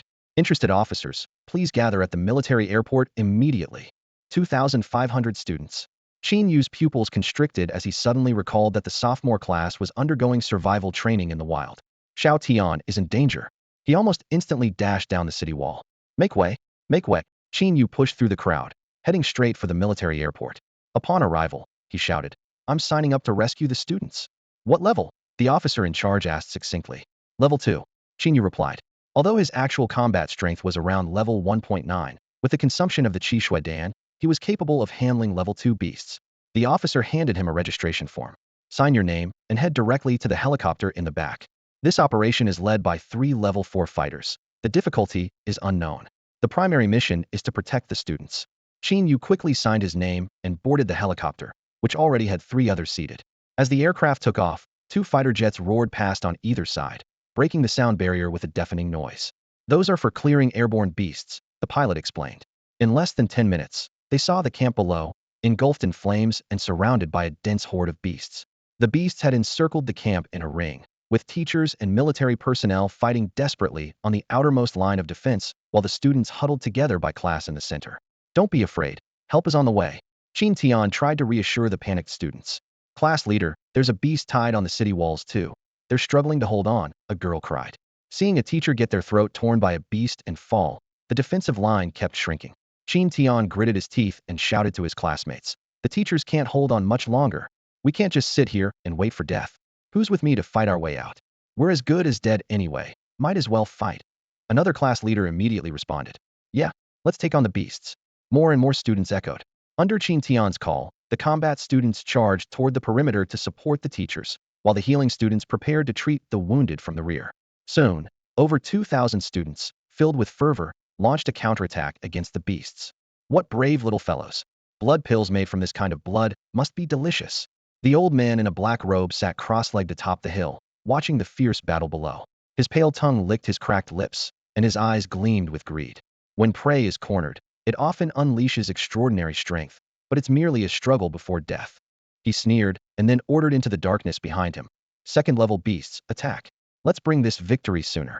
Before he finished speaking, pairs of beastly eyes glinted coldly in the shadows, filled with madness and bloodlust. With the second-level beasts joining the fray, the battlefield's danger level soared. Even the teachers, who were second-level warriors, struggled to cope despite being able to handle numerous first-level beasts. Meanwhile, on a helicopter, Qin Yu was making final preparations for the upcoming battle. He took a red blood pill and put on a clown mask obtained from the training camp of special equipment to conceal his aura and identity. "Why are you wearing a mask?" his comrade on the helicopter asked curiously. "I like being mysterious," Qin Yu replied briefly. The pilot, with a serious expression, warned, "This beast tide is unusual, likely orchestrated by the Beast Heart sect." He explained that this anti-human organization could control beasts, granting these already powerful but mindless creatures intelligence and tactical awareness, effectively doubling their threat level. Qin Yu discreetly retrieved a specially crafted pill from his spatial ring and tucked it into his sleeve. This pill contained a deadly toxin, the blood chi dissipation powder, designed to disperse into the air when crushed, similar to a firecracker mechanism. As the helicopter descended to the designated height, Qin Yu leaped out without hesitation. On the ground battlefield, Qin Tian was leading students to support the teachers. He slew a small beast rat with a single sword strike, and the teachers allowed the students to join, cautioning them, "Stay behind me and be safe." The tide of the battle seemed to turn until a second-level beast named Sand Shark suddenly erupted from the sand, tearing through the defensive line. Fortunately, a fourth-level warrior was there to temporarily stabilize the situation. But everyone knew that without reinforcements, it was only a matter of time. Just then, the roar of a helicopter broke through the sky, a beacon of hope illuminating the desperate battlefield. "Reinforcements are here." The news reignited the weary warriors' fighting spirit. A loud voice came through the loudspeaker. "Hold on, we're just the advance team. The main force is on its way. Stay vigilant, everyone." Qin Tian's voice echoed across the battlefield. The current support is indeed like a drop in the bucket. Every second before the main force arrives could be a turning point between life and death. No sooner had these words been spoken than a massive second-level beast broke through the defense line, knocking down the teacher in front. The teacher's fall was like the first domino, exposing the entire defense line to the overwhelming beast tide. Countless beasts swarmed forward, crazily assaulting this weak point. Qin Tian swung his sword, fighting back with all his might. Just as he repelled one beast, another lunged at him, biting his ankle fiercely. The intense pain forced him to kneel on one knee. In this critical moment, a giant python as thick as a water tank pushed aside the surrounding beasts, rolling toward them. The classmates wanted to help, but they were all entangled by the beasts, unable to break free. Qin Tian found himself completely isolated. The python rapidly closed in, its heavy scales scraping against the ground with a terrifying sound. Its gaping maw was large enough to swallow a full-grown bull, and two arm-thick fangs gleamed with a cold light. Even though cold sweat soaked his clothes, Qin Tian tightly gripped his long sword. Even if he couldn't save himself, he would at least leave a mark on the python. The python suddenly leapt forward, its foul stench assaulting his senses. Qin Tian closed his eyes, thrusting his sword forward. At that moment, his mind went blank, devoid of the life flashing before as scenes often depicted in movies. However, the anticipated pain never came. When Qin Tian opened his eyes, he saw a golden blade wedged in front of him, firmly holding the python's head in place. Though small compared to the python's maw, the knife remained unmoved, no matter how the python struggled. Looking along the knife's handle, a figure wearing a clown mask stood out conspicuously. On this bloody battlefield, the mask seemed jarringly out of place. "If you don't have the strength, don't act recklessly," came a cold voice from beneath the mask. With a sweep of the golden knife, a blinding golden light flashed in the dark night, instantly cutting down dozens of beasts, including the python. Warm beast blood splattered onto Qin Tian's face, and he finally realized he was saved. Qin Yu sheathed his Xian gold knife and picked up Qin Tian, retreating to the rear. He knew that even with his strength, he couldn't single-handedly annihilate these hundreds of thousands of beasts. To break the stalemate, he needed the power of everyone. System, activate the Peidoan mode. Qin Yu quickly decided, spending 3.3 million to upgrade the divine healing technique to mastery. This was his strategy to turn every warrior into an infinitely full health, full mana fighter. To achieve mass healing, Qin Yu took out a basic-level radiation therapy book from his space ring. Usually overlooked, this skill became crucial at this moment. With the support of the mastered divine healing technique, even the lowest level skill could unleash game-changing power. After spending 330,000 to upgrade radiation therapy to proficient level, Qin Yu casually set Qin Tian down and sat in the center of the encirclement. The show was about to begin. On the hillside, the old man in a black robe watched the approaching rescue helicopters with a sinister laugh. "The blood of these powerful warriors will make the perfect final ingredient for my potion," he said, snapping his fingers and commanding. "Release them all. It's time to close the net." As his words echoed, dozens of glowing beast eyes slowly opened in the forest behind him. Although their numbers were few, each creature exuded an overwhelming aura of power. They were all level 3 and level 4 beasts, with even 2 level 5 beasts radiating terrifying pressure among them.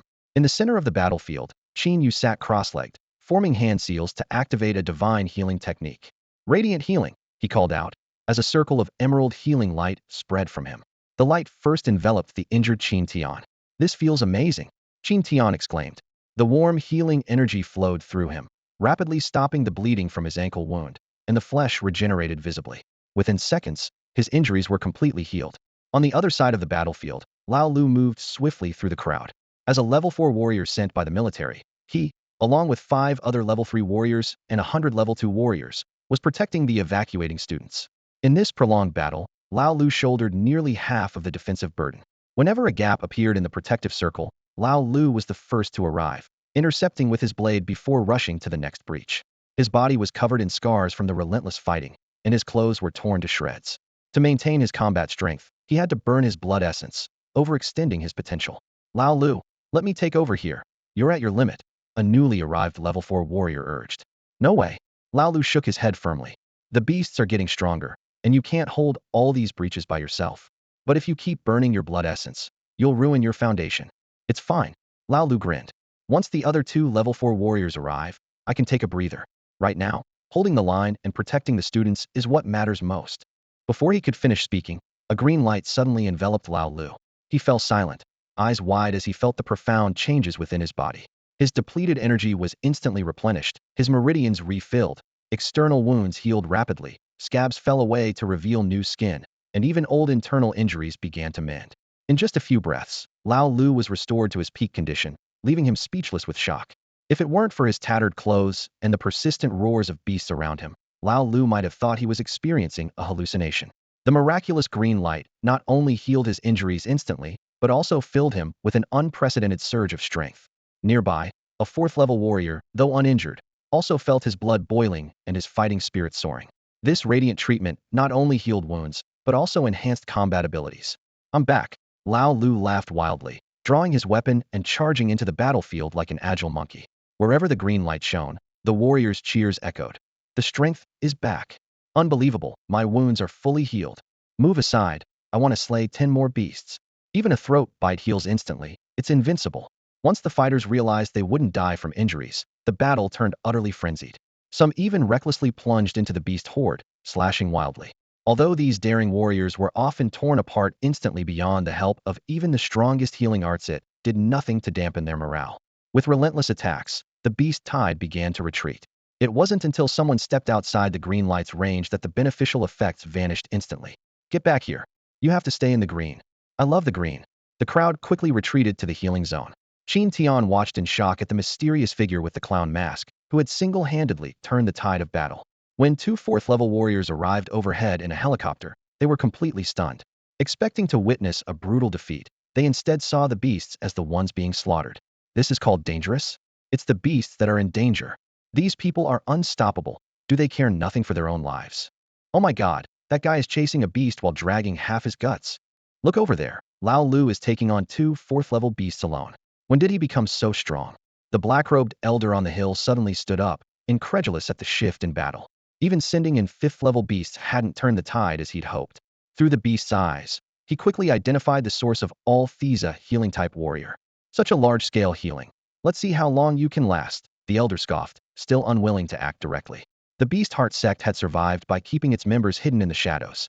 However, Qin Yu's divine breathing technique restored energy far beyond the rate of blood loss, continuously and endlessly. Not just for half a day, even sustaining it all day was no issue. 5 minutes later, when the black-robed elder realized the flying ape couldn't hold Zhang Tianjin, and the ground battle was decisively turning due to the healing, he finally lost his patience. If you're courting death, I'll oblige. With those cold words, the elder's figure vanished from the hilltop, leaving only a wisp of black smoke trailing into the air.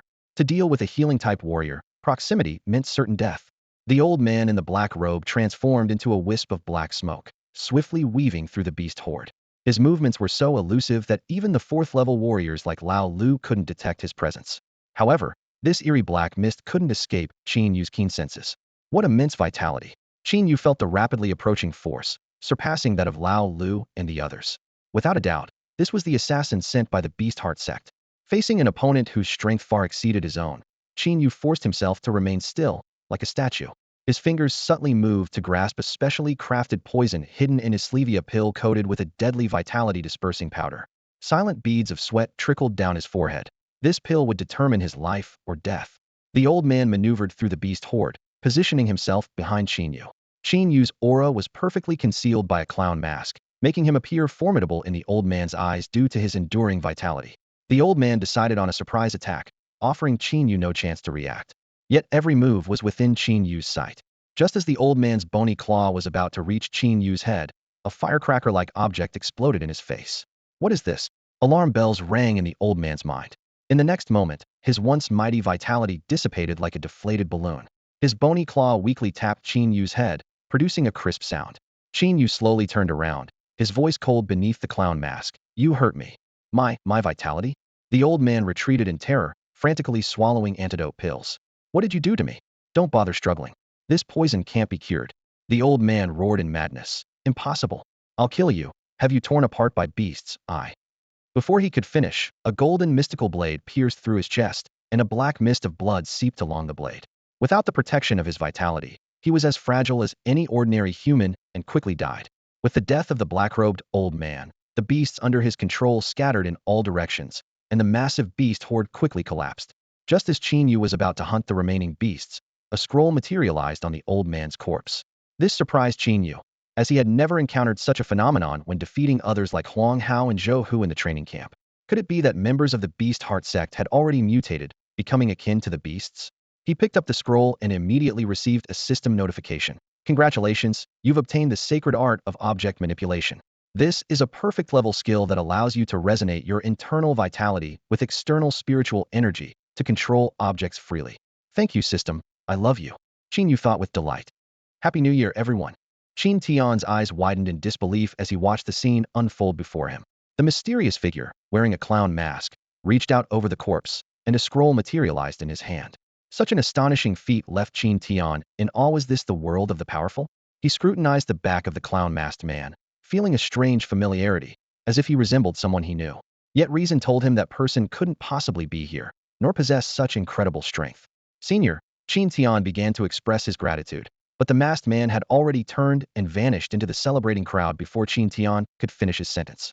Meanwhile, Qin Tian remembered the beast tide that erupted near the city walls that night, and couldn't help but worry about his brother's safety. However, he had more urgent matters to attend to at the moment. System, spend 330,000 to upgrade the Holy Object Manipulation technique to proficient level. Qin Yu silently commanded while pursuing a beast. The system quickly confirmed, upgrade successful. Immediately, with a flick of his fingers, the Xianyuan gold blade transformed into a beam of golden light, piercing through the head of a beast. He swiftly collected the dropped items into his spatial ring. When he attempted to stand on the returning Xianyuan gold blade, his weight caused it to plummet to the ground. It seems flying on a sword is out of the question. Qin Yu sighed, realizing that the level of his holy object manipulation technique wasn't high enough yet. Under the cover of night, Qin Yu navigated the perilous wilderness, using the clown mask to conceal his aura and the heightened perception afforded by his divine breathing technique. The upgraded holy object manipulation technique allowed him to control 5 items within a 50-meter radius, significantly enhancing his hunting efficiency. He skillfully used the spirit stones he carried, sharp-edged, densely packed stones that were deadly when launched at high speed. By dawn, Qin Yu returned to the military camp. After a night of intense battle, he gained a new divine skill, god-tier cultivation technique. This skill included methods for cultivating 8,888 types of rare treasures, and might even produce rare heavenly treasures. However, with no seeds or land available, this skill was temporarily useless, and Qin Yu decided to put it aside for future study. After confirming his candidacy with Yu Rushuang, Qin Yu began preparing for the upcoming college entrance exam in over a month. With his current strength equivalent to a level 1.9 martial artist, he was considered a top practitioner in the Yu family. However, facing top talents like Siau without relying on elixirs still seemed like a daunting challenge. The use of elixirs is prohibited in college entrance exams to prevent those with mediocre talents from using powerful pills to gain admission to universities, thereby wasting educational resources. Although Qin Yu currently lacks strength, he is confident that he will break through in a month. As Qin Yu advanced to mastery in the divine breathing technique, his cultivation speed skyrocketed. He set up a spirit-gathering formation in his room, took a scarlet blood pill, and devoted himself entirely to training. Time flew by, and a month passed in the blink of an eye. With only 10 days left until the college entrance exams, Qin Yu entered the Linhai City Forging Association. "Hello, how can I assist you?" a staff member politely inquired. Qin Yu handed over a badge, and the staff member immediately recognized it, their expression shifting from indifferent to extremely respectful. "Honorable honorary member, how may I serve you?" "Give me a private forging room, and no interruptions," Qin Yu instructed concisely. "Of course, please follow me." The staff member led the way, secretly observing this young and handsome honorary member, thinking to themselves, "Impressive." Inside the forging room, Qin Yu retrieved a large amount of rare metals from his spatial ring. He intended to craft a lightweight inner armor and 10 dragon-piercing cones for himself. While the college entrance exams didn't restrict equipment, excessive weight could hinder speed. Qin Yu decided to travel light, wearing only inner armor and carrying the Xianjin blade and dragon-piercing cones. After a month of practice, Qin Yu could control 6 weapons simultaneously, and the dragon-piercing cones were the perfect match for the Saint weapon manipulation technique. Once the equipment was forged, Qin Yu immediately assessed his strength, level 2.31. He was quietly satisfied, aiming to push to level 2.4 in the final 10 days. Meanwhile, at the rift in the sky, black mist spread, and dark clouds gathered. Countless formations emitted a faint glow, guarding this mysterious place. Many legends surrounded the rift, but everyone agreed that endless demons and disasters lurked on the other side. At this moment, a group of powerful individuals with varying hair colors stared into the abyss below. Suddenly, a sound of something breaking through the air echoed, and the war god of Daxia, clad in black armor, emerged from the rift. Strong figures from other nations quickly activated formations to seal the rift. "How did it go?" a fair-skinned man asked in Daxia's language, as everyone gathered around. "Mission accomplished," the Daxia war god replied, producing a brilliantly colored egg, its intricate patterns glowing and dispersing the surrounding dark mist with a gentle power. Everyone's eyes lit up, marveling at this legendary salvation artifact. The Daxia war god put away the sacred egg, announcing his intention to take it back to Daxia for incubation. This statement immediately sparked strong opposition from the others. Representatives from various countries vied for the artifact's ownership, leading to a chaotic scene. "Silence," the Daxia war god erupted with formidable presence. "I brought the artifact out, so I should take it." "You couldn't have exited the rift without us," someone retorted. "Then let's settle it with strength," the Daxia war god responded assertively. Someone suggested, "We are too powerful, and the destruction could be immense. Let's have the younger generation compete." "Agreed," the Daxia war god consented. Coincidentally, Daxia's annual college entrance exams are approaching. You can send your juniors to participate, and the winner takes the sacred egg. Everyone agreed with enthusiasm. Although the exams were held in Daxia, the outcome depended on quality, not quantity. Each country had immense confidence in their younger generations. An elderly man with white eyebrows and a strong build slowly broke the silence in the room. "Shireen, I called you here today to discuss a significant matter." Shireen respectfully cupped her hands and listened attentively. "Please go ahead, Master." The old man's voice was steady and powerful. "You need to prepare with all your might for the upcoming college entrance examination." Shireen looked up, a trace of confusion in her eyes. "Master, you might be mistaken. I've already been guaranteed admission and don't need to take the exam." The old man calmly picked up his teacup, took a sip, and explained slowly. "Yesterday, countries around the world jointly acquired a precious artifact. Every nation covets it and wishes to claim it as their own." Yin's eyes lit up with sudden understanding. "So, this time, will there be foreign prodigies participating in the exam?" The old man nodded slightly. "Correct. The country whose candidate becomes the top scorer will claim the artifact. All of our nation's top prodigies will be entering this battlefield." "I understand, Master. Do you have any other instructions?" Yin earnestly inquired.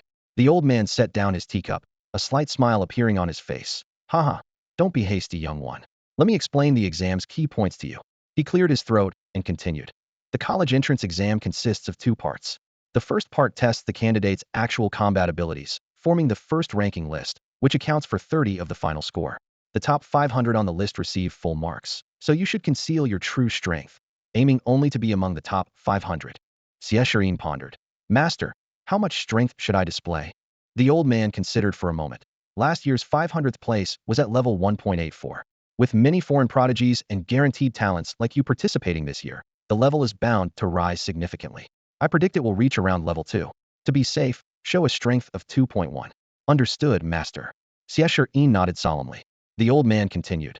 The second part is the crux of the exam. Candidates will enter a secret realm called the Second World through a space-time gate. Points are earned by defeating beasts in the realm, and by defeating other candidates, you can acquire half of their total points. Defeated candidates will be eliminated. Siau listened intently, asking, Master, what should I be cautious of? The old man advised earnestly. When encountering foreign prodigies, pursue them with all your might. When meeting our nation's prodigies, join forces and avoid internal conflict. Ordinary candidates can be defeated for points. I understand. Siau responded firmly. Meanwhile, the Shangwan family, Zhuge family, Yu family of the imperial capital, Long family of Jiangnan, and countless other ancient and elite families were simultaneously gathering their youngest members. They emphasized, this exam is crucial. Conceal your strength in the first stage and go all out in the second. Our country must win. Understand. Understood. The younger generation responded in unison. Such scenes played out across the nation, as hundreds of originally guaranteed prodigies re-entered the examination battlefield. Undoubtedly, this year's college entrance exam would be the toughest in history.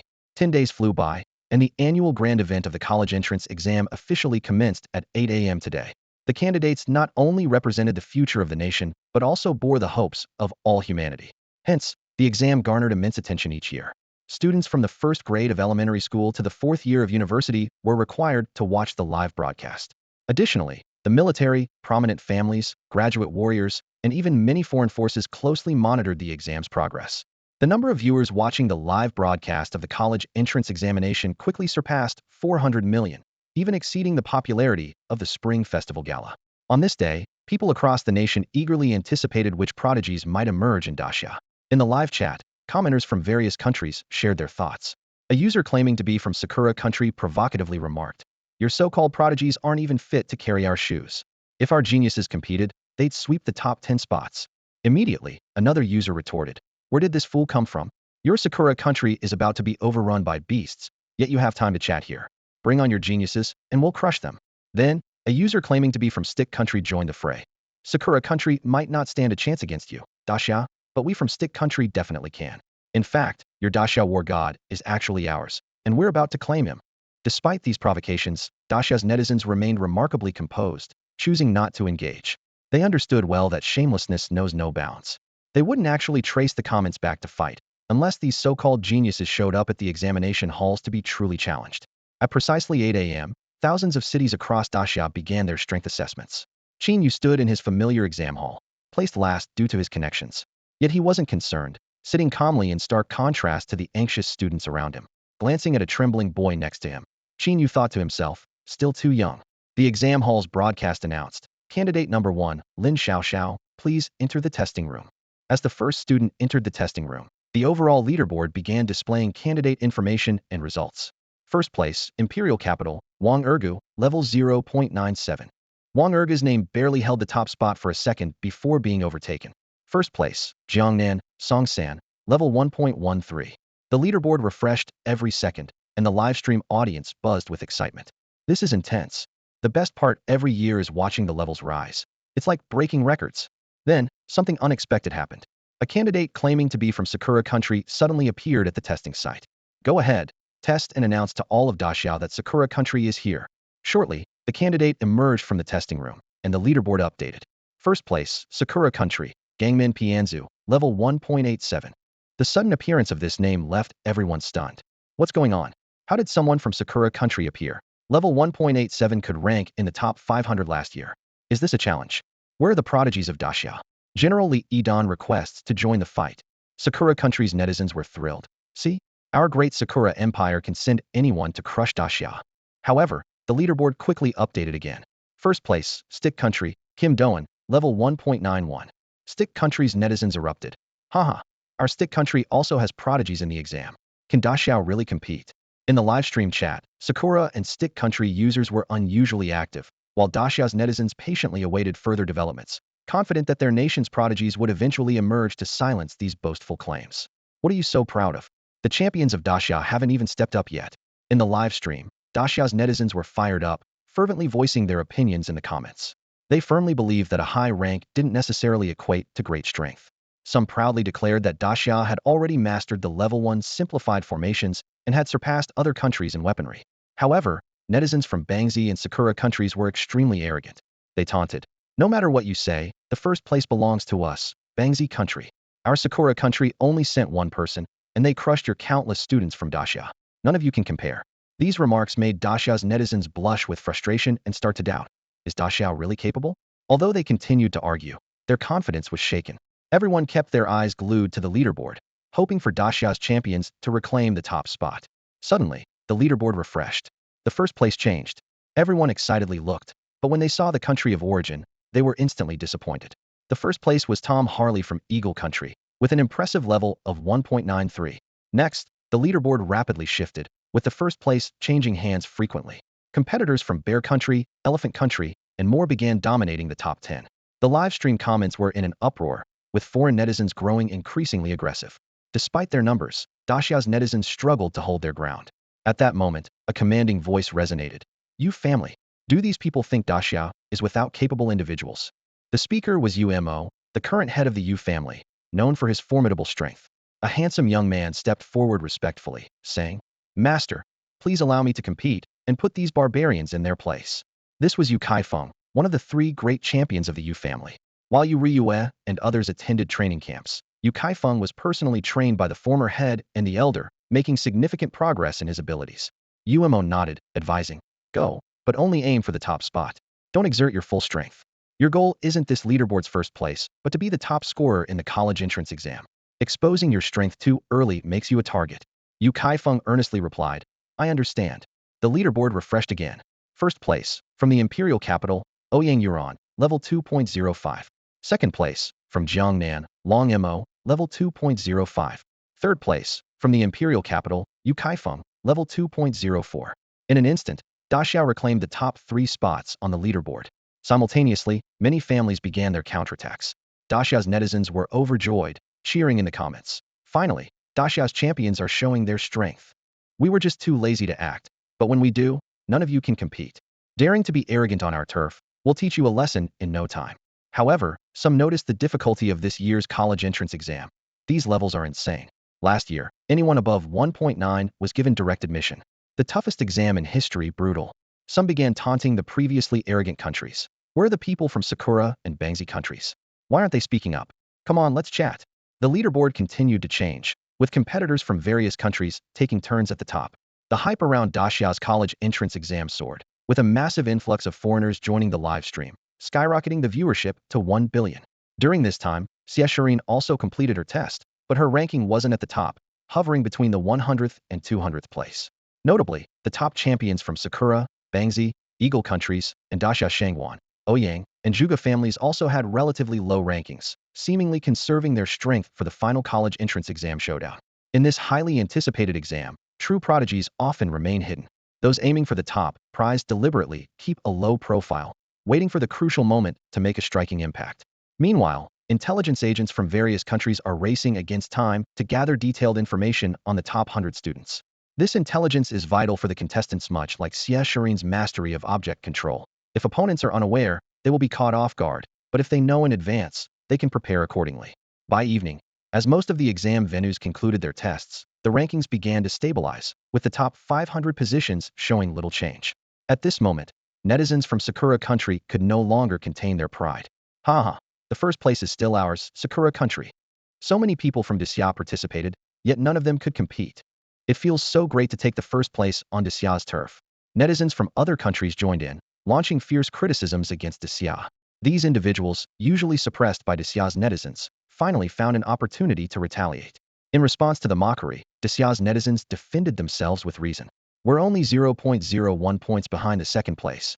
In terms of skills, combat techniques, strategies, and equipment, what does Sakura country have to show? Your country is almost overrun by beasts, yet you still boast?" However, Sakura country's netizens repeatedly asserted, "But the first place belongs to us, Sakura country." This statement thoroughly infuriated Siau's netizens. With the major exam venues in the capital, Magic City, and Jiangnan concluded, and smaller locations unlikely to produce top contenders. Surpassing the 2.28 level seemed like a distant hope. Just as everyone was losing hope, the rankings suddenly updated. First place, Linhai City, Qin Yu, 2.41 level. This news instantly electrified the entire internet. Siau's netizens erupted in joy. I knew it. There's no way outsiders could swagger on Siau's turf. The true masters always make their move last. 2.41 level, leading by 0.13 points. Who exactly is this Qin Yu? Speculation about Qin Yu's identity spread rapidly. Intelligence agents from various countries immediately launched urgent investigations. Meanwhile, UMO from the Yu family pondered. Why does the name Qin Yu sound so familiar? The head of the family, we know this Qin Yu. Yu Xiangming's eyes sparkled with excitement, and his voice trembled slightly. Although he had long known that Qin Yu was extraordinary, the rankings before him still left him astonished. The number 2.41 kept echoing in his mind. Even the three young talents of the Yu family, hailed as top prodigies, would pale in comparison to Qin Yu. At this moment, Yu Xiangming, Yu, and Yu Riyue all thought of one phrase. A master is right beside me. Their expressions were a mix of surprise, awe, and a hint of regret. UMO raised an eyebrow and curiously asked, you know him? What is Qin Yu's identity? Yu Xiangming took a deep breath and solemnly said, he is our family's protector. As soon as these words were spoken, the entire Yu family courtyard fell into silence. The air seemed to freeze, and everyone's eyes were fixed on Yu Xiangming. This person is our family's protector? Yumo's eyes gleamed with insight as his mind raced. To become a protector indicates that this person is unaffiliated with any sect. To cultivate so rapidly without ample resources and to surpass other prodigies, how terrifying must his talent be? In an instant, countless thoughts flashed through Yumo's mind. If they could recruit such a free-spirited prodigy. Meanwhile, in a certain classroom, Qin Tian's body shook violently as he stared intently at the rankings on the screen, unable to speak for a long time. His female deskmate excitedly hugged him, exclaiming, Class President, look! The national first place is from our Linhai City. It's such a pride for us. The female classmate continued enthusiastically. I wonder which school this senior comes from. With such strong abilities, we've never heard of him before. Could he have been hiding his strength all along? Suddenly, she turned and asked, Class President, why aren't you saying anything? I remember your brother is also named Qin Yu, right? Qin Tian smiled wryly and shook his head gently. It must be someone with the same name. My brother has already taken the college entrance exam. Just as Qin Yu reached the top of the rankings, Zhang Tianjian's phone rang. The first call came from the head of the Zhang family, filled with urgency. Tianjian, do you know Qin Yu, the top of the rankings? Can you recruit him for the Zhang family? I am willing to take him as my disciple personally. Zhang Tianjian replied in a serious tone. The head of the family, Qin Yu already has a master. A sigh could be heard from the other end. Ah, that's truly unfortunate. You must maintain a good relationship with Qin Yu. His talent is extraordinary. Don't worry, head of the family, Zhang Tianjian assured. After hanging up, Zhang Tianjian exhaled slowly and murmured to himself. Qin Yu, oh Qin Yu, you've hidden yourself so well. Thinking of the unfathomable master behind Qin Yu, Zhang Tianjian couldn't help but gasp. Zhang Tianjian didn't know when Qin Yu became an apprentice, but he clearly remembered that during last year's college entrance exam, Qin Yu's strength was less than 0.3. To increase his power to 2.4 in just 1 year, such a terrifying rate of improvement could take 3 episodes of a science documentary to explain. Zhang Tianjian's mind raced, and he was certain Qin Yu must have mastered even more formidable combat techniques. With this thought, he quickly took out his phone and confidently placed a bet of 1 million on Qin Yu on a betting platform. The atmosphere was tense the next morning at the temporary residence of the Sakura Nation delegation. The team leader was furiously questioning the intelligence officers. A whole night. And all you have is this? Are you just sitting around doing nothing? The intelligence officers looked aggrieved, explaining, it's mainly because Qin Yu has been too low-key. Other than participating in the Donghai province training camp and taking first place, there's no trace of him. That's nonsense. The leader erupted, slamming the table in anger. Someone that strong couldn't possibly be unknown. Did he suddenly become powerful out of nowhere? The intelligence officer cautiously suggested. Could it be that the Siau erased Qin Yu's previous traces? The leader ignored the suggestion and continued to roar. Why haven't you figured out his combat style? Didn't you bribe the training camp students? We did, but the intelligence officer hesitated. But what? But Qin Yu either defeats his opponents in one move or they simply surrender, so it's impossible to discern any particular style. Bang! The leader slammed the table again, causing the room to shake. At that moment, a young student stepped forward confidently, saying, Don't worry, teacher. No matter how formidable Qin Yu is, he can't withstand the 7 of us brothers. The leader's gaze fell on the 7, his expression softening. These 7 were the true trump card of the Sakura Nation. Although their individual levels weren't outstanding, the strongest being only level 2.2 and the weakest at level 2, they could perform a special combination technique that even a level 2.6 warrior would struggle to resist. Be careful, the leader advised. The teleportation during the exam is random, so don't get eliminated before you even regroup. The leading student thumped his chest in assurance. Don't worry, teacher.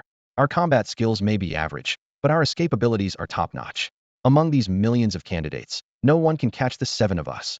The leader nodded in satisfaction, giving his final instruction. Remember, as soon as you enter the second world instance, put on your masks. They will conceal your presence and allow you to sense each other, making it easier to regroup. Understood, the 7 replied in unison. Meanwhile, Qin Yu was also making his final preparations for the upcoming exam. At exactly 8 o'clock in the morning, he stepped into the spatial array. After a brief disorientation, Qin Yu found himself in a dense forest. This was the exam site, the second world secret realm.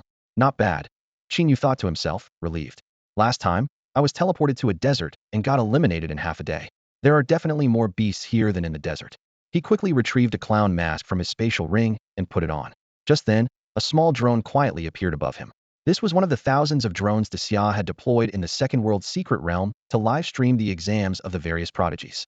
Qin Yu glanced at the drone hovering above him, a slight smile playing on his lips. He quickly adjusted his mask, feeling secretly pleased. Good thing I moved fast. If the cameras caught a glimpse of my stunning face, countless girls might be tossing and turning tonight, unable to sleep. Meanwhile, Qin Tian was glued to the screen, staring intently at the figure wearing a clown mask. The name, Qin Yu, was clearly labeled in the top right corner, and that familiar silhouette sent a jolt through him. Too many coincidences usually point to the truth.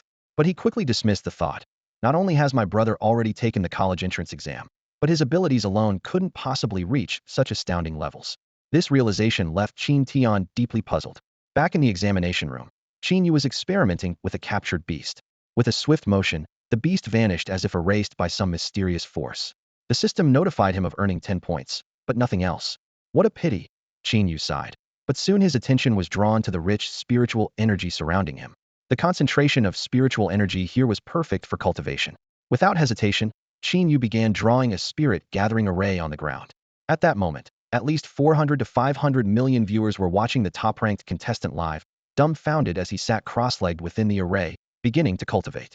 What is this guy doing? Cultivating during the college entrance exam. While others are desperately hunting beasts for points, he's just sitting there meditating? What good is last-minute cramming at a time like this? The audience was abuzz with discussion, but Qin Yu had his own strategy. The exam lasted 7 days, and instead of frantically hunting beasts now, it was more efficient to hunt other examinees on the last day. Moreover, being in the top 100 meant having one's location marked on the map, which in this treacherous exam environment was akin to courting death. Qin Yu opened the virtual map, carefully observing the blinking markers. At the map's edge was a shrinking danger zone, a mechanism forcing all examinees toward the center. Once he confirmed his position was relatively safe, he closed his eyes, focusing on absorbing the abundant spiritual energy around him. While Qin Yu was deep in cultivation, prodigies from other countries revealed their true abilities, causing dramatic shifts in the leaderboard, turning the entire exam into a stage for a battle of the gods. It wasn't until 5 p.m. that Qin Yu emerged from his cultivation state. The quality of spiritual energy here is even better than the scarlet blood pill. A day's cultivation here is equivalent to 2 days normally, he thought with satisfaction, feeling the power coursing through him. Checking the leaderboard, he saw the first place had reached 100,000 points. Only 100,000, Qin Yu thought dismissively. By the last day, defeating just one opponent can earn tens of thousands of points. True strength is what matters. With that, he returned to the spirit-gathering array to continue cultivating. However, Qin Yu's actions caused a stir online. Netizens from Siau were outraged. Cultivating at such a critical moment? If Siau loses, can he bear the responsibility? Others noted. All the contestants from Sakura country wear masks, and so does Qin Yu. Could he have been bribed? Traitor. Unaware of the online uproar, Qin Yu remained focused on his cultivation, fully immersed in his practice. It wasn't until the morning of the third day that Qin Yu slowly opened his eyes. As he felt the surging energy and vitality within him, a confident smile appeared on his lips. I should be at level 2.5 now, and with my advanced skills like Smoke and Cloud Shadow Step, 7-star Blade Slash, and Sacred Object Control, there's probably no one here who can match me. Qin Yu thought to himself. Since that's the case, it's time to make a move and earn some points. He quickly opened the leaderboard, his eyes scanning the rankings like lightning. First place, Imperial Capital, Shangwanlei, 1.23 million points. Second place, Bear Country, Petrov, 1.18 million points. Third place, Eagle Country, Peter, 1.16 million points. Fourth place, Imperial Capital, Siau, 1.15 million points. Fifth place, Sakura Country. Qin Yu took a quick look and noticed that the Great Siau occupied 4 of the top 10 spots and half of the top 20. Great Siau has always been a strong nation in martial arts, and now that it's on home turf, it's not surprising to see such an advantage, he mused. Shangguan Lei from the Shangguan family is currently leading, but the gap with other contenders isn't big. Perhaps defeating one more opponent could propel someone from 10th to 1st. The competition is fierce, and I can't fall behind. Muttering to himself, Qin Yu had already made up his mind. If the opportunity arose, he would also aim for the top spot, not for vanity, but because he had bet 2 million on himself on a certain platform last night. Winning the top spot would yield 10 times the profit. After confirming on the map that the danger zone was still far away, Qin Yu took out his spiritual pen. He decided to draw 28 formations here, connected end to form a sealed circle. The outermost layer was an illusion formation, and within it were 2 killing formations. His plan was that once a beast entered the illusion formation, it would unknowingly be led into the killing formations, ultimately becoming points for Qin Yu. This is much more efficient than slaying them one by one with a blade, Qin Yu thought with satisfaction. Without delay, Qin Yu began setting up the formations. Meanwhile, the online community was buzzing with chatter. Is Qin Yu crazy? How many beasts can one formation kill? Do they really think the beasts will just walk into the formations on their own? Qin Yu's long been bought by Sakura Country. First, he mindlessly trains, and now he's setting up the most useless formations. He's a disgrace to Great Siau. Despite the outside chatter, Qin Yu remained unfazed. He knew that these 28 formations needed to be placed in specific locations to form a complete grand formation. Each stroke in the drawing of the formations had to be precise, demanding the utmost skill from the creator.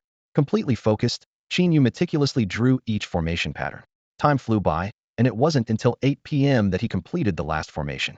He then infused his energy, activating all 28 formations simultaneously, creating a formidable, thunderous pressure. Qin Yu took out 3 ordinary spirit stones to power the formations. Now, there's only one step left. Qin Yu thought to himself. With the formations set, he needed to wait for beasts to enter. However, he knew that while beasts weren't highly intelligent, they wouldn't blindly walk into danger unless there was an irresistible lure. And Qin Yu had just such a lure.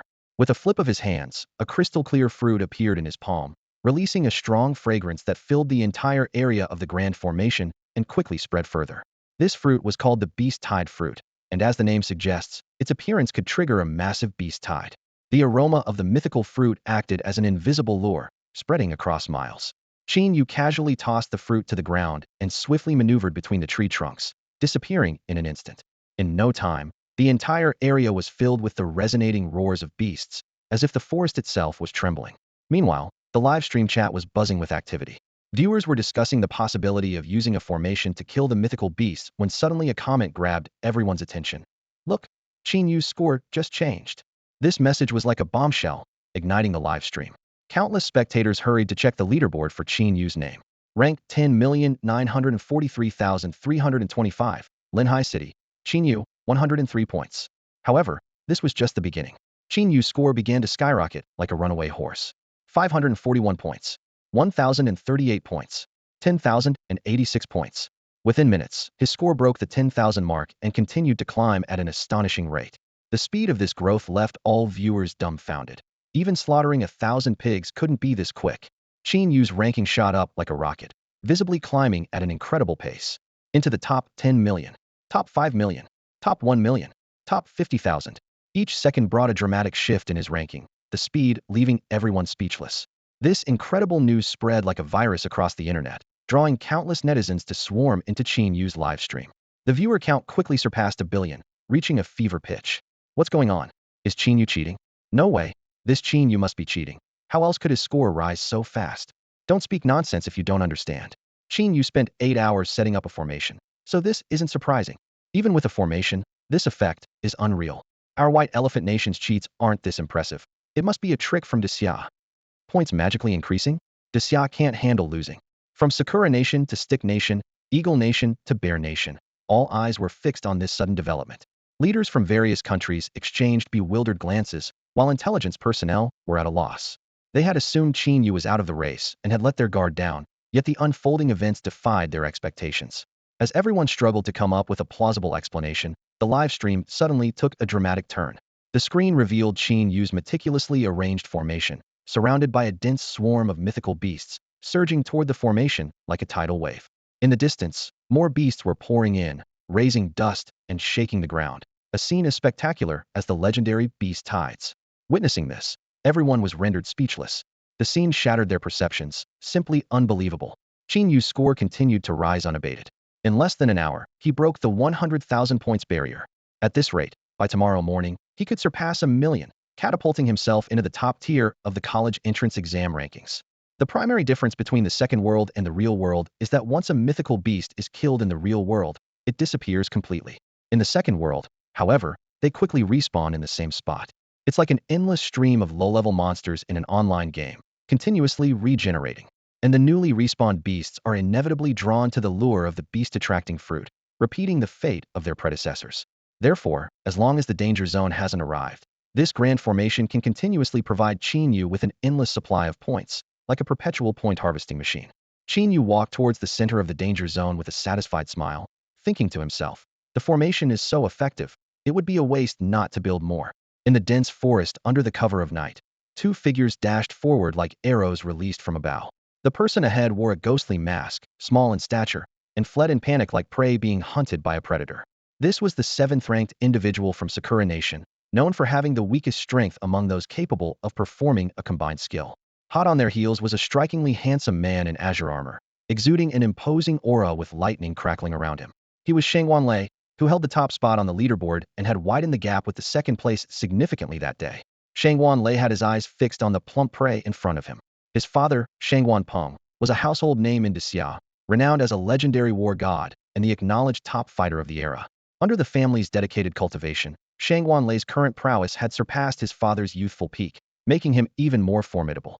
This chase between prodigies naturally attracted countless spectators, none more anxious than the leaders of Sakura Nation. Although the 7th was not top tier in strength, he was an indispensable part of the 7-person combination skill. If he were eliminated, Sakura Nation's strongest trump card would be snuffed out in its infancy. Damn it! Why did the weakest 7th have to encounter the strongest Shangwan Lei? The leader of Sakura Nation muttered, eyes glued to the live broadcast, heart pounding. A subordinate quickly reassured, "Boss, don't worry too much.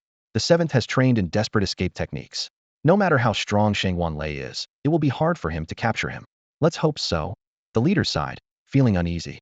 After all, no one knew what other hidden technique Shangwan Lei might possess, and they could only pin their hopes on the 7th. Suddenly, lightning flashed. Shangwan Lei let out a soft shout. His pupils sparkled with electric arcs, and he transformed into lightning particles, appearing instantly before the 7th. With a grip in the air, a lightning whip formed in his hand, striking fiercely at the 7th. The 7th was startled by the sudden attack and hastily stopped. However, the lightning whip was too fast, and he could only muster all his energy to punch back.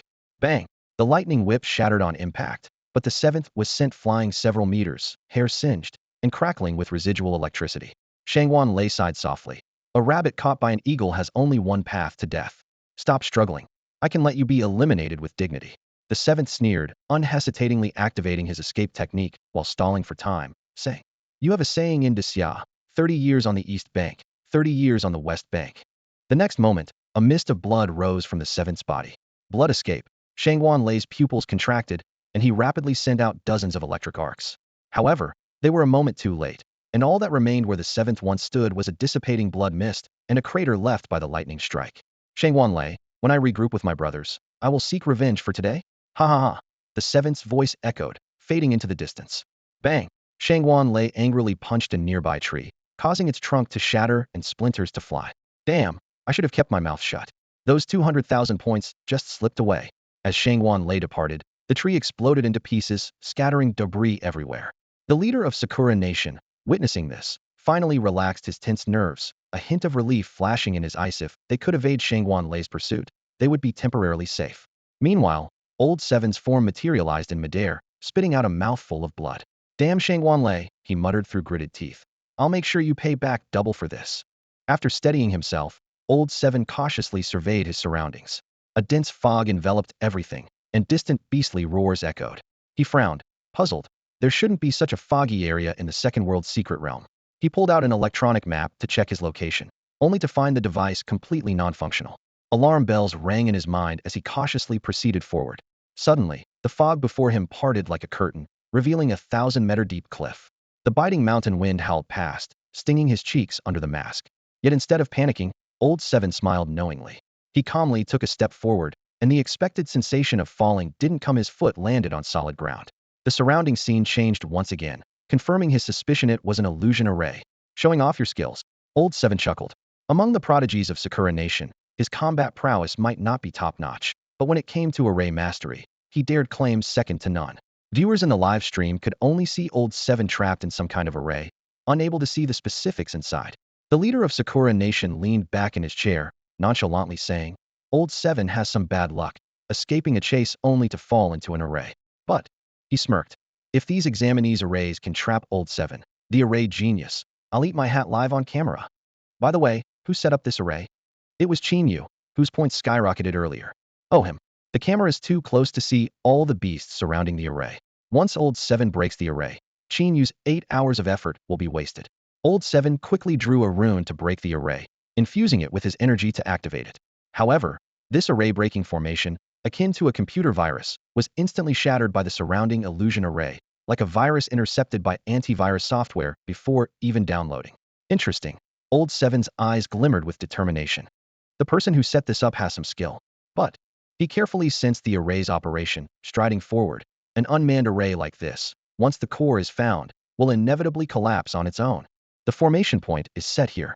Lao Chi was confident, his gaze sharp. With a swift motion, he grabbed a slender, oval object. Upon closer inspection, it turned out to be a 5-step snake. Before he could react, the snake bit his lip. Damn it! Lao Chi cursed, exerting force with his fingertips to instantly kill the snake. He quickly channeled his energy to expel the venom from his body. However, doubt crept into his mind. This was supposed to be a place where spiritual energy converged, yet the formation point was nowhere to be found. Lao Chi fell into deep thought, then suddenly had a revelation. This is an illusion formation.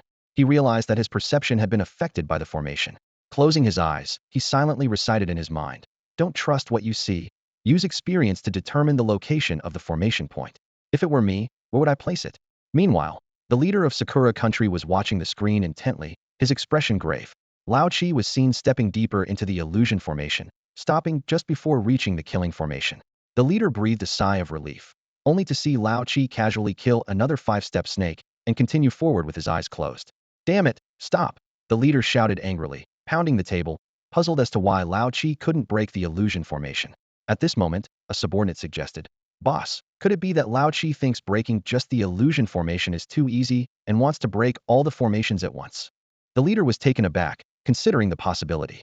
He was just about to say, no matter how skilled, he shouldn't be careless. He must be severely punished when he returns, but stopped mid-sentence. On the live feed, Lao Chi stepped into the killing formation and was instantly shredded by countless sword energies. Lao Chi, eliminated? The leader murmured in disbelief.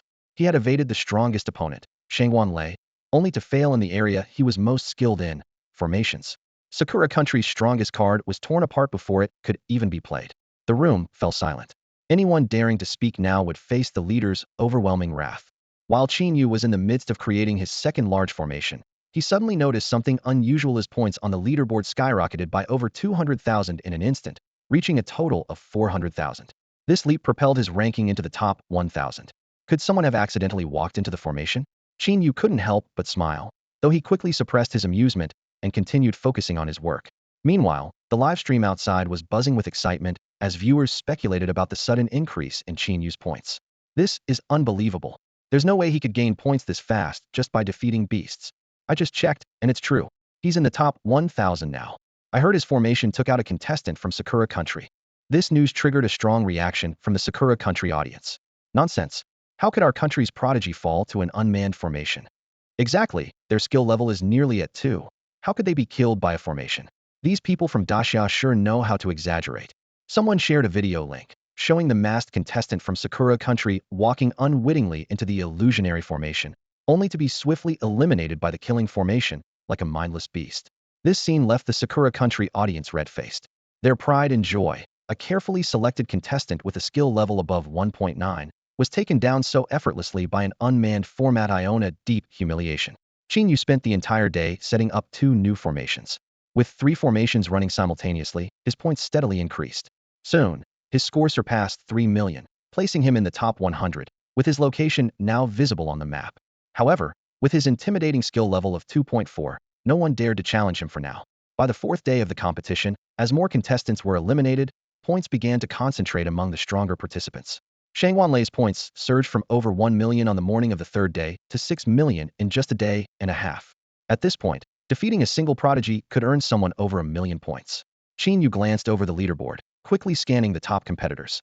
Shang Wanlei from the Imperial Capital 6.11 million. Peter from Eagle Country 5.41 million. Siau from the Imperial Capital 5.34 million. Petrov from Bear Country 5 million. Okamoto Masatata from Sakura Country 4.8 million. And his 3 million points placed him at 47th. All big targets. Qin Yu mused, licking his lips as he prepared to select his next target. Just then, his electronic map showed 3 contestants from Elephant Country rapidly approaching him. These 3 were ranked 60th, 85th, and 93rd. They approached in a triangular formation to encircle Qin Yu. But Qin Yu was not one to sit idly by. Grabbing his Xianjin blade, he charged directly at the strongest of the 3. Regroup. The target has spotted us, shouted the Elephant Country contestant. However, Qin Yu was faster, and in a blink, he had turned the tables, surrounding them instead. You are the ones surrounded now. Qin Yu stated coldly as a brilliant golden light rapidly expanded in the man's eyes.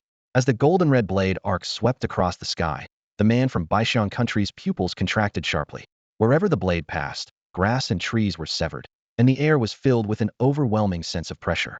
His skin began to tingle with pain, instinct urging him to retreat, yet his battle-hardened instinct screamed a warning. Retreating now would mean certain death.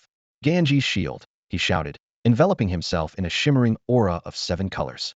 This was his ultimate defensive technique, fusing elements from the sacred waters of the Ganges into his body, creating a barrier that could resist poisons and weapons alike. However, this proud defense crumbled under Qin Yu's casual strike. The blade sliced through the colorful shield, leaving a deep wound from his chest to his thigh. He was sent flying like a broken kite, crashing heavily into a massive tree, leaving a human-shaped dent in its trunk. If not for the specially crafted inner armor absorbing much of the impact, this blow would have immediately knocked him out of the competition. Witnessing this, his 2 companions turned and fled without hesitation. If their leader was so easily wounded, staying would be suicidal. I told you, you're already surrounded. Qin Yu's calm voice echoed as he disappeared using his smoke cloud step technique. Moments later, his points on the leaderboard surged by over 3 million, catapulting him to 3rd place. Meanwhile, other competitors' scores also soared, with Shang Wanlei reaching 7 million and Peter from Eagle Country close behind. Fortune favors the bold, Qin Yu sighed. Indeed, taking down opponents is the fastest way to climb the ranks. As he checked the electronic map for his next target, he noticed an intense battle nearby between Siau, whom he had encountered before, and Petrov, the 5th-ranked prodigy from Maoxiong Country. Such clashes between top talents were rare, as evenly matched opponents rarely settled their fights quickly. Even if one emerged victorious, they would be gravely injured and vulnerable to others. Sure enough, Shang Wanlei, Peter from Eagle Country, and Okado Masanobu from Sakura Country, along with dozens of other strong contenders, were converging on the battlefield. How could Qin Yu miss out on such an impending melee? Smoke and shadow step.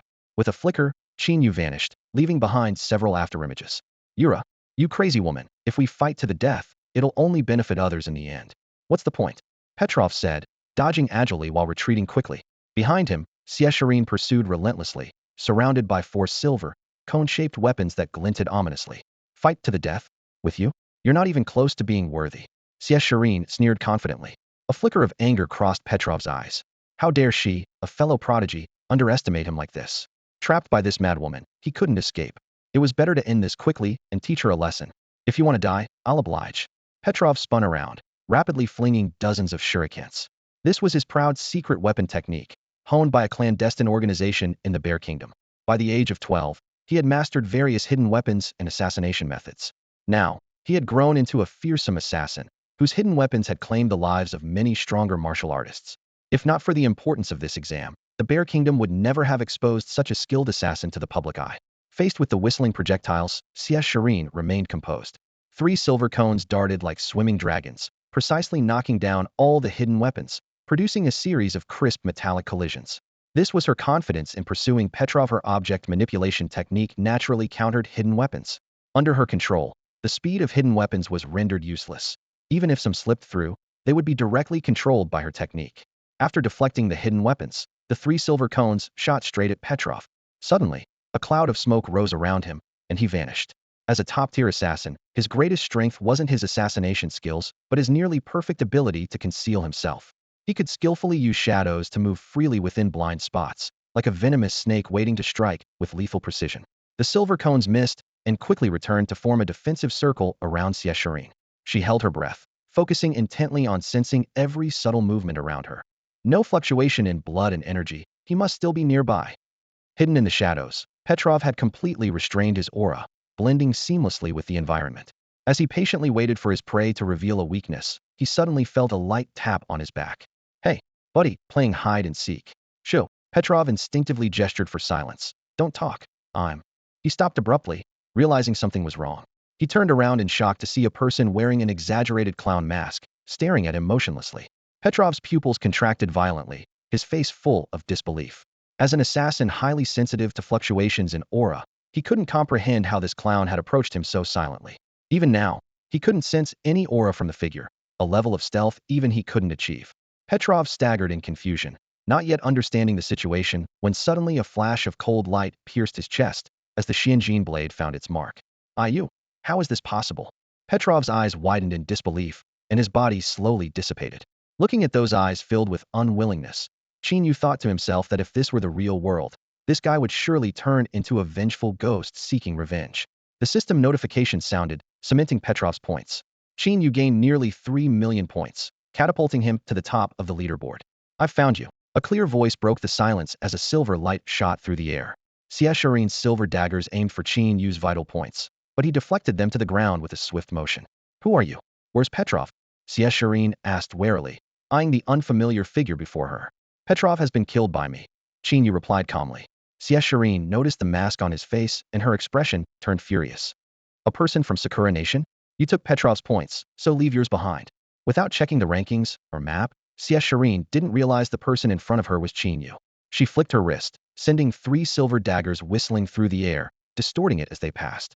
That depends on whether you have the skill. Qin Yu drew the Xianjin blade, not holding back just because she was from Daxia. On the battlefield of the college entrance exam, everyone was an enemy. Clang, clang, clang. The clear sound of metal clashing echoed.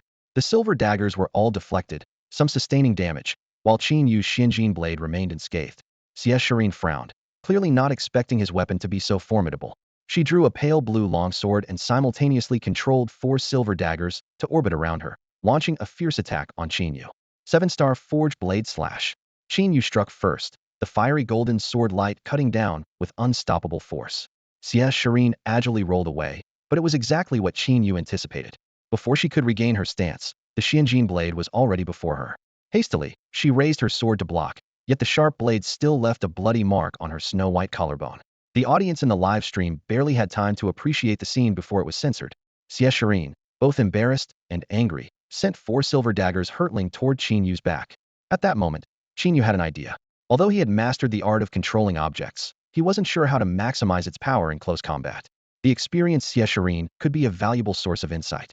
He casually knocked away the daggers behind him, deliberately leaving an opening. Siau, however, did not rush to attack, but instead quickly distanced herself. After the earlier exchange, she realized close combat was not her strength and relied on her object control technique for long-range attacks. But Qin Yu was not an opponent like Petrov. With his smoke and cloud phantom steps, and the Joker mask's ability to conceal his presence, getting close to her was a simple task. 4 silver ingots surrounded Qin Yu, leaving no room for escape. A glint of coldness flashed in Siau's eyes as she waved her hand, and the ingots simultaneously lunged at Qin Yu's vital points from all directions. No matter how skilled you are with a blade, you can't block this attack, Siau sneered, her lips curling into a cold smile. The ingots pierced Qin Yu's body without resistance, but to Siau's surprise, his figure began to dissipate like smoke. Not good, it's a shadow. Siau's pupils contracted sharply as she quickly drew her sword and retreated. Think you can escape? Qin Yu's voice echoed beside her, as he suddenly appeared in front of her and swung his blade down. At that moment, a sly smile appeared on Siau's lips. A flash of golden light emanated from her hand, and a binding rope shot out like a serpent, instantly ensnaring Qin Yu tightly. Didn't expect object control to be used this way. I've learned something new. Qin Yu thought with a hint of delight despite being immobilized by the rope. He had always used object control for attacks, and only today realized its synergy with the binding rope. Siau's hair fluttered, and a jade hairpin, controlled by her object control technique, flew through the air, aiming directly at Qin Yu's forehead. You're out, she declared confidently. Yet, just as the hairpin was about to touch Qin Yu's forehead, he softly uttered, Stop. The hairpin halted, frozen a centimeter away from his forehead. What's happening? Shireen desperately tried to urge her object control, but the hairpin remained motionless, as if transformed into a massive mountain. Release. With another gentle command from Qin Yu, the binding rope obediently loosened and coiled into his hand. Qin Yu had employed a more advanced holy object control technique, seizing control of Shireen's artifact. Shireen involuntarily stepped back, her eyes filled with fear of the unknown. The uncanny reversal with just 2 words left her deeply unsettled. This rope is quite impressive. It's mine now, Qin Yu remarked, admiring the exceptional quality of the binding rope before storing it in his space ring. What did you do? Why can't I control my binding rope anymore? Shireen demanded, unwilling to accept defeat. Go ask Sun Yoshin. The answer you seek is with him. Qin Yu replied, seizing the opportunity to create an opening for his friend. His points surged by another 3 million, reaching 12 million, securing his position at the top of the leaderboard. This dramatic turn of events caused a sensation both within and outside the second world, leaving everyone speechless with shock. A few minutes earlier, the chase between Shireen and Petrov had captured the attention of countless onlookers. In a spacious conference room in the capital of the Great Siau, dozens of top-tier experts were intently watching the live broadcast of the high-stakes exam. Sitting in the center seat, the war god of Great Siau, Shangwan Peng, commented with a smile that Shireen is really bold, eager to confront Petrov even before reaching the finals. An elderly man with white hair slowly spoke. Petrov's main attack method is his unpredictable hidden weapons, which would even trouble Shangwan Lei. However, Shireen's object-controlling technique can counter Petrov's hidden weapons. Heaven blesses Great Siau. Petrov, being the top expert from the Bear Nation, is not easily dealt with. Acting now is indeed a bit rash, another expert interjected, his eyes fixed on the screen. Everyone held their breath, afraid to miss any detail. In the live broadcast, after their initial probing exchange, Shireen had a slight advantage. However, Petrov suddenly vanished, eluding even the drones used for the broadcast. The atmosphere in the conference room became tense, and someone murmured, "This concealment technique has evaded all eyes." Experienced, Shireen immediately surrounded herself with 4 silver spikes, warily scanning her surroundings. The elder analyzed. On the surface, neither has gained the upper hand, but in the long run, Shireen is at a disadvantage. She has to stay vigilant for Petrov's ambush, and maintaining such focus will tire her over time. Shangwan Peng sighed. As the saying goes, 1,000 days a thief, but not 1,000 days to guard against one. If she shows any weakness, Petrov will surely seize the opportunity to strike. We can only hope Shireen quickly discovers Petrov's hiding spot. Suddenly, the room erupted in exclamations. Look, Petrov has been eliminated, someone shouted, pointing at the leaderboard. Everyone hurriedly looked, seeing Petrov's name grayed out. What's going on? Shireen didn't make a move, someone asked in confusion. Look at the top of the leaderboard, and you'll understand, another person replied with a smile. Everyone's gaze shifted upward, revealing that Shangwan Lei, who had been consistently at the top, had dropped to second place. Above him, 2 striking characters stood out. Qin Yu. It was Qin Yu who defeated Petrov. All present exchanged glances, eyes filled with unexpected joy. The name Qin Yu was not unfamiliar to them. In the strength test, Qin Yu had impressed everyone with an astonishing score of 2.4, drawing the attention of many big names. However, they hadn't placed much hope in Qin Yu. Everyone thought Qin Yu was just a flash in the pan, but the news of him defeating Petrov, the top fighter from the Bear Nation, sparked a wave of excitement in the conference room. With Petrov out, the rest of the Bear Nation is no threat at all, an attendee exclaimed, pounding the table in excitement. What's even more worth celebrating is that we have this exceptionally talented young man, Qin Yu, another chimed in. Now, with 3 of the top 5 being from Daxia, it's a great omen for us. As everyone was basking in joy, a sharp voice suddenly pierced through the jubilant atmosphere. On the live stream, Qin Yu was seen engaging in a fierce battle with Shireen. What is going on? The smiles in the conference room froze instantly. Someone analyzed with distress. Qin Yu doesn't know the special purpose of this exam. To him, it's just a regular selection where everyone is a competitor. But why is Shireen attacking him? Because Qin Yu is wearing a mask, Shireen mistook him for someone from the Sakura Nation. As soon as this was said, the room erupted with angry curses. Those damned little devils, wearing masks, someone gritted their teeth. If this affects Daxia's chance to obtain the sacred artifact, I'll go and blow up the volcano tonight.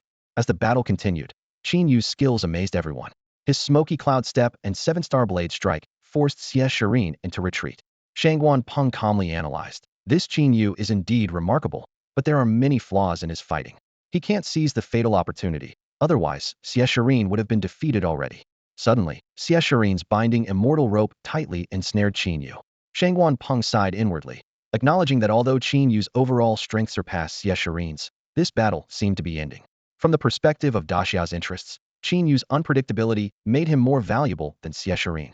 However, the change in the scene caught Shang Wanpeng's attention. Xie Shirin's jade hairpin halted in front of Qin Yu's forehead, and the binding, immortal rope loosened.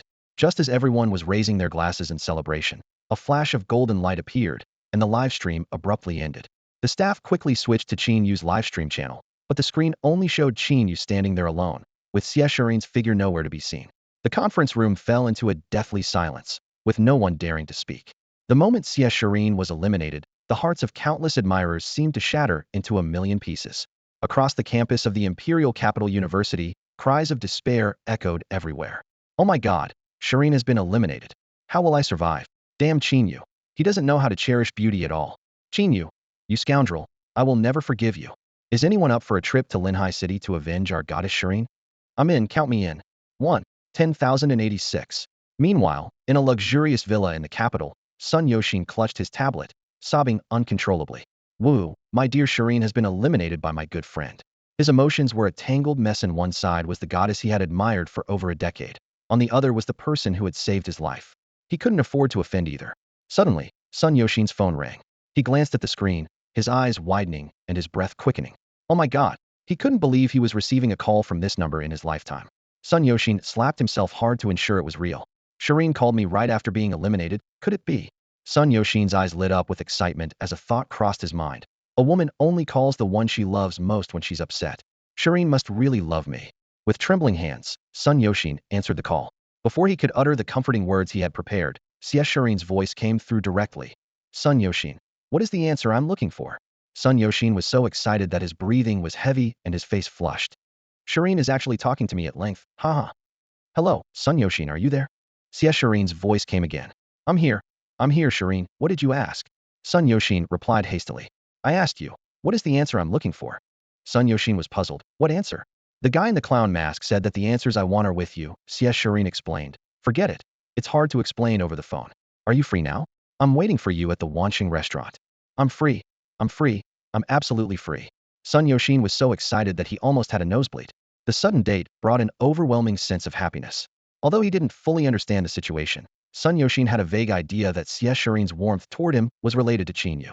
Could it be that Qin Yu eliminated Xie Shirin to create an opportunity for me? Sun Yoshin was so moved that he was almost in tears. This guy is really something. If he had the authority, Sun Yoshin would have given Qin Yu half.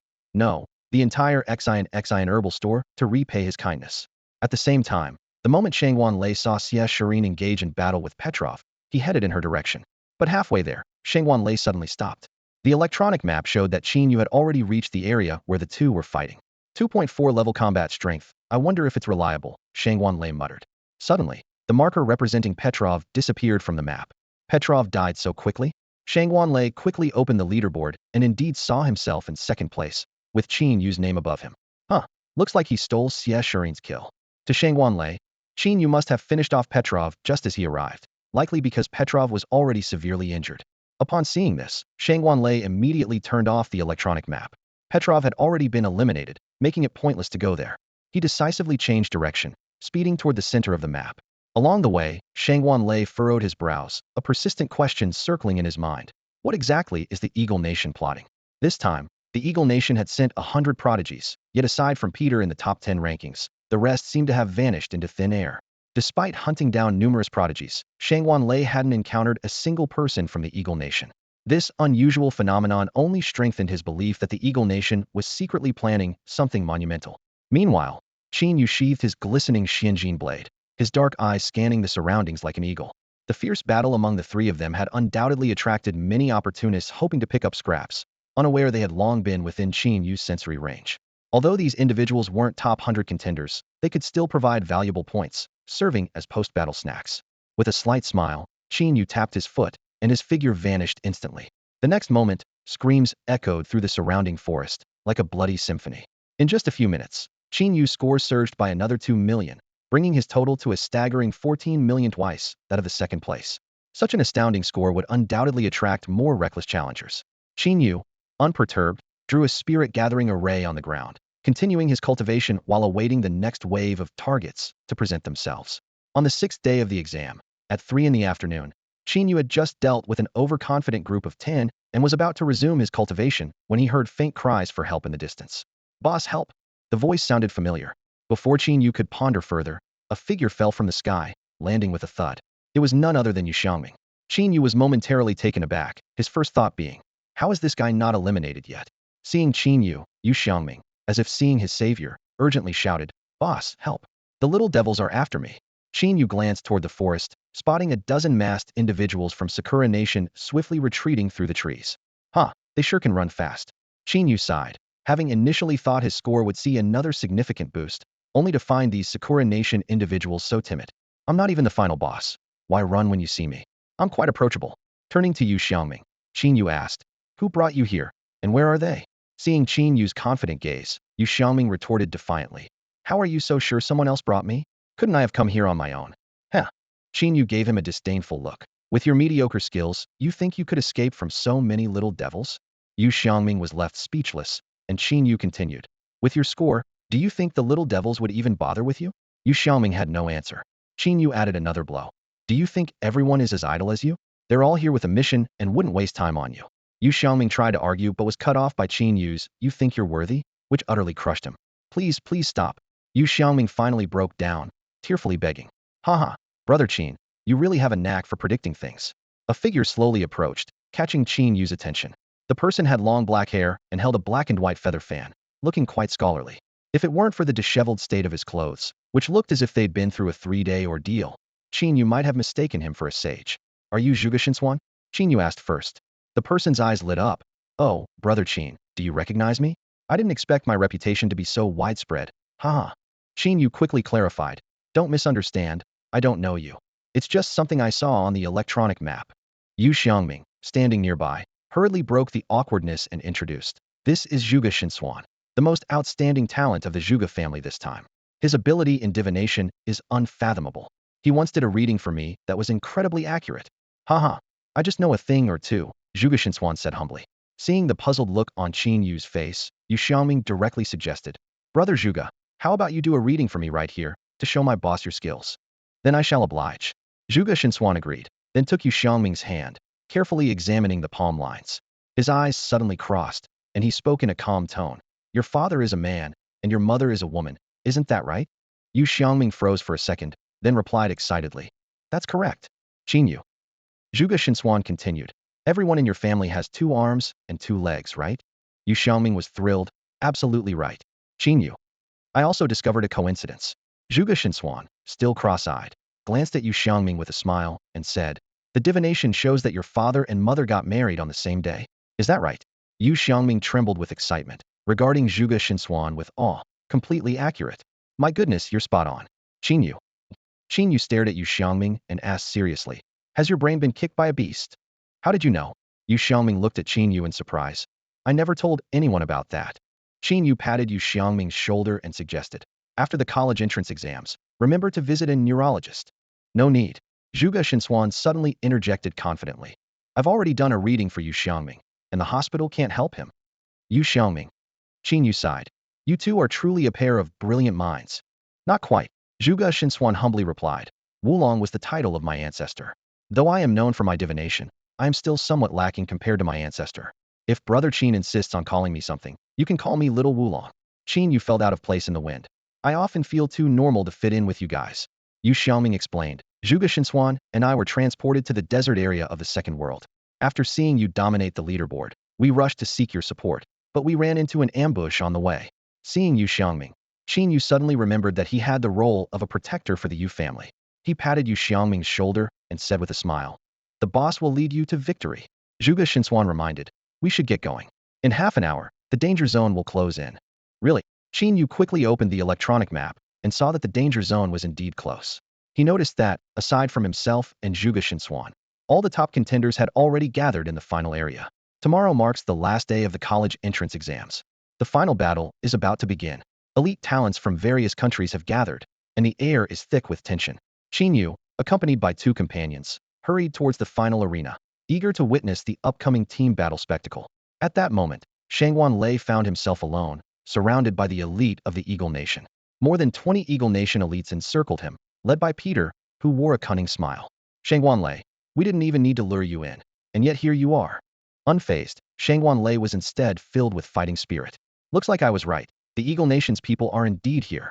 Peter sneered dismissively. Oh, Shangguan, you truly don't grasp the gravity of this situation.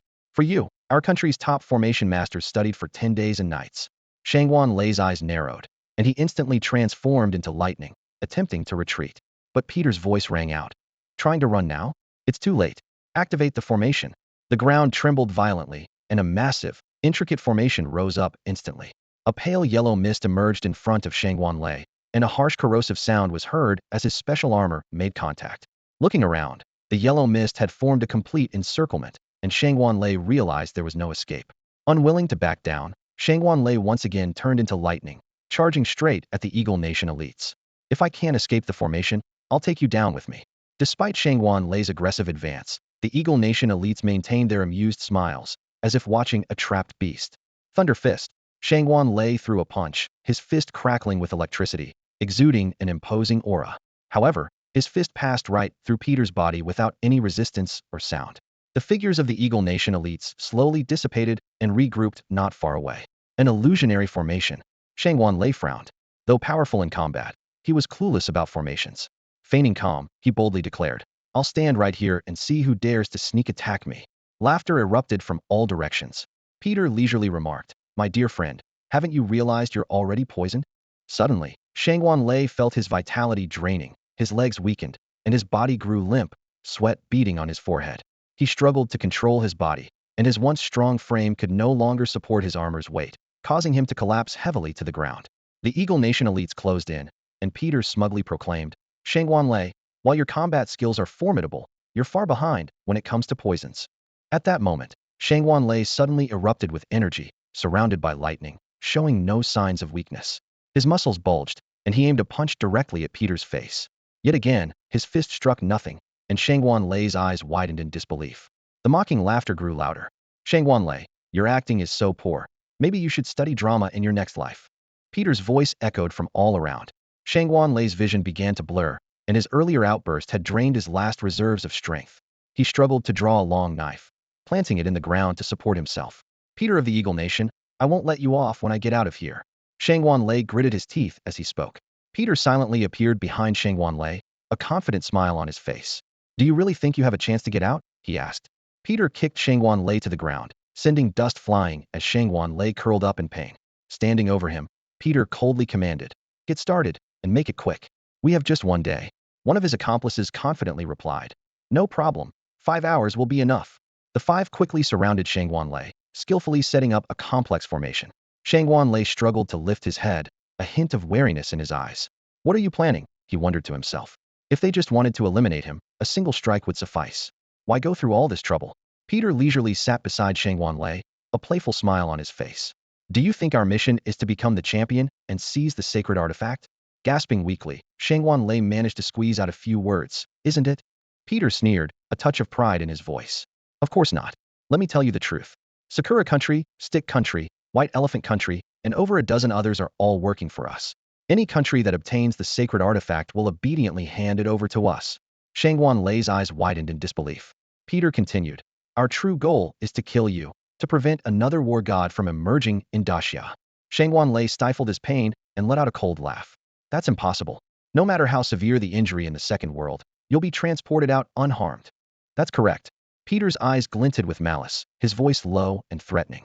But what if we make sure you never leave this world? What? Shangguan heart trembled, a wave of indescribable fear surging through him. Meanwhile, in the monitoring room of the real world, Shangguan sat sternly, his brow furrowed. He unconsciously rubbed his right eye, muttering, What's going on?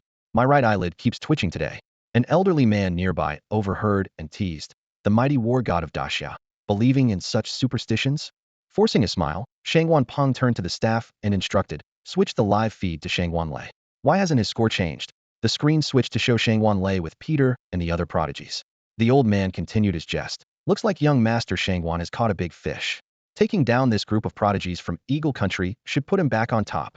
Shangguan confidently responded. Eliminating them all is unrealistic, but taking out half is doable. Just as he finished speaking, Shangguan suddenly turned and ran on the screen. Run? That's not like him.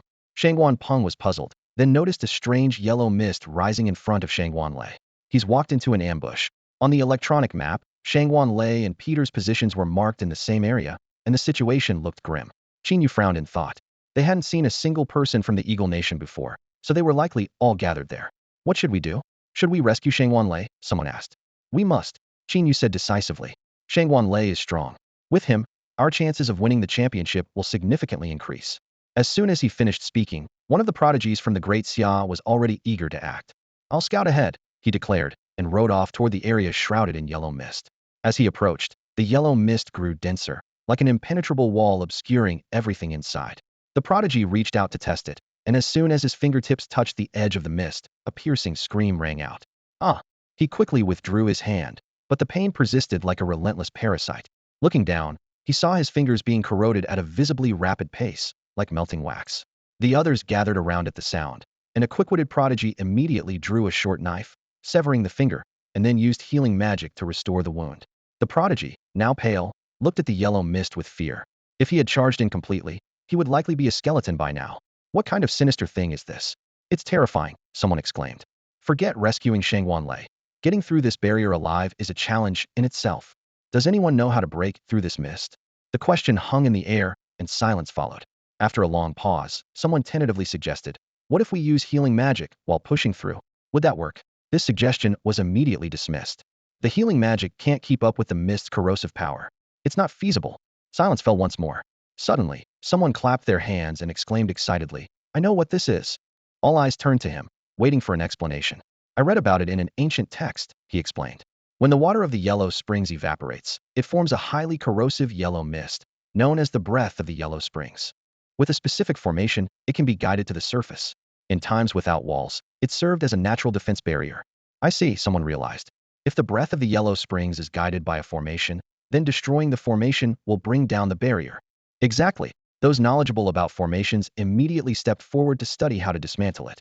At this moment, Qin Yu and his group, guided by the electronic map, arrived at the gathering place of the great Siau prodigies. Hello, everyone. Zhuge Shinsu rushed forward confidently. I, little Wulong, can tell you've encountered some trouble, right? The crowd glanced at Zhuge Shinsu before returning to their tasks. Everyone knew he was the least capable fortune teller in the Zhuge family. However, someone noticed Qin Yu. A mask? Someone from Sakura Nation? They asked, puzzled. Don't misunderstand. Zhuge Shinsu quickly explained. This person is Qin Yu, the one who defeated Petrov and claimed the top spot on the leaderboard. At the mention of Qin Yu, the crowd's attention instantly focused on him. Their expressions varied. Qin Yu's arrival caused quite a stir. A few people stopped what they were doing and glared at him with hostility. Clearly, Siau had quite a number of supporters. In response to the questioning, Qin Yu retorted without hesitation. It was Siau who thought I was too handsome and willingly gave me her points. His words only added fuel to the fire. The group was instantly enraged, their faces flushed with anger. You think you're worthy? Wearing a mask like some little devil, probably too scared to show your face, someone mocked. Qin Yu sneered. I'm too handsome. Taking off my mask might blind your dog eyes. Who are you calling a dog? They shouted angrily, their fists clenched tightly. Sensing the rising tension, someone quickly attempted to mediate. The finals are approaching. We're all from Daxia. Let's not let small matters disrupt our unity. However, the attempt to calm things down was ineffective. One person stepped up to Qin Yu, jabbing a finger at his face. A small matter? As fellow Daxiao people, why could he eliminate Shireen? If I don't get an explanation, anyone else can deal with this formation. Just as others were about to intervene, Qin Yu moved with lightning speed, drawing his Xianjin blade and slashing the man's throat. The man stared in disbelief before slowly fading away.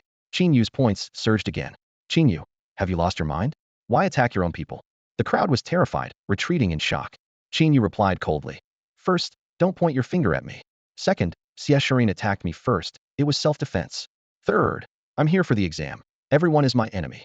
A hint of menace flickered in his eyes. If you're not convinced, feel free to try me. Everyone instinctively stepped back, the air thick with tension. But that man was our best at formations. Without him, who can break this formation? Someone asked, voice trembling. Yeah, Qin Yu, you killed him. You have to take responsibility. If the mission fails without Shangguan Lei, can you handle it? Another added.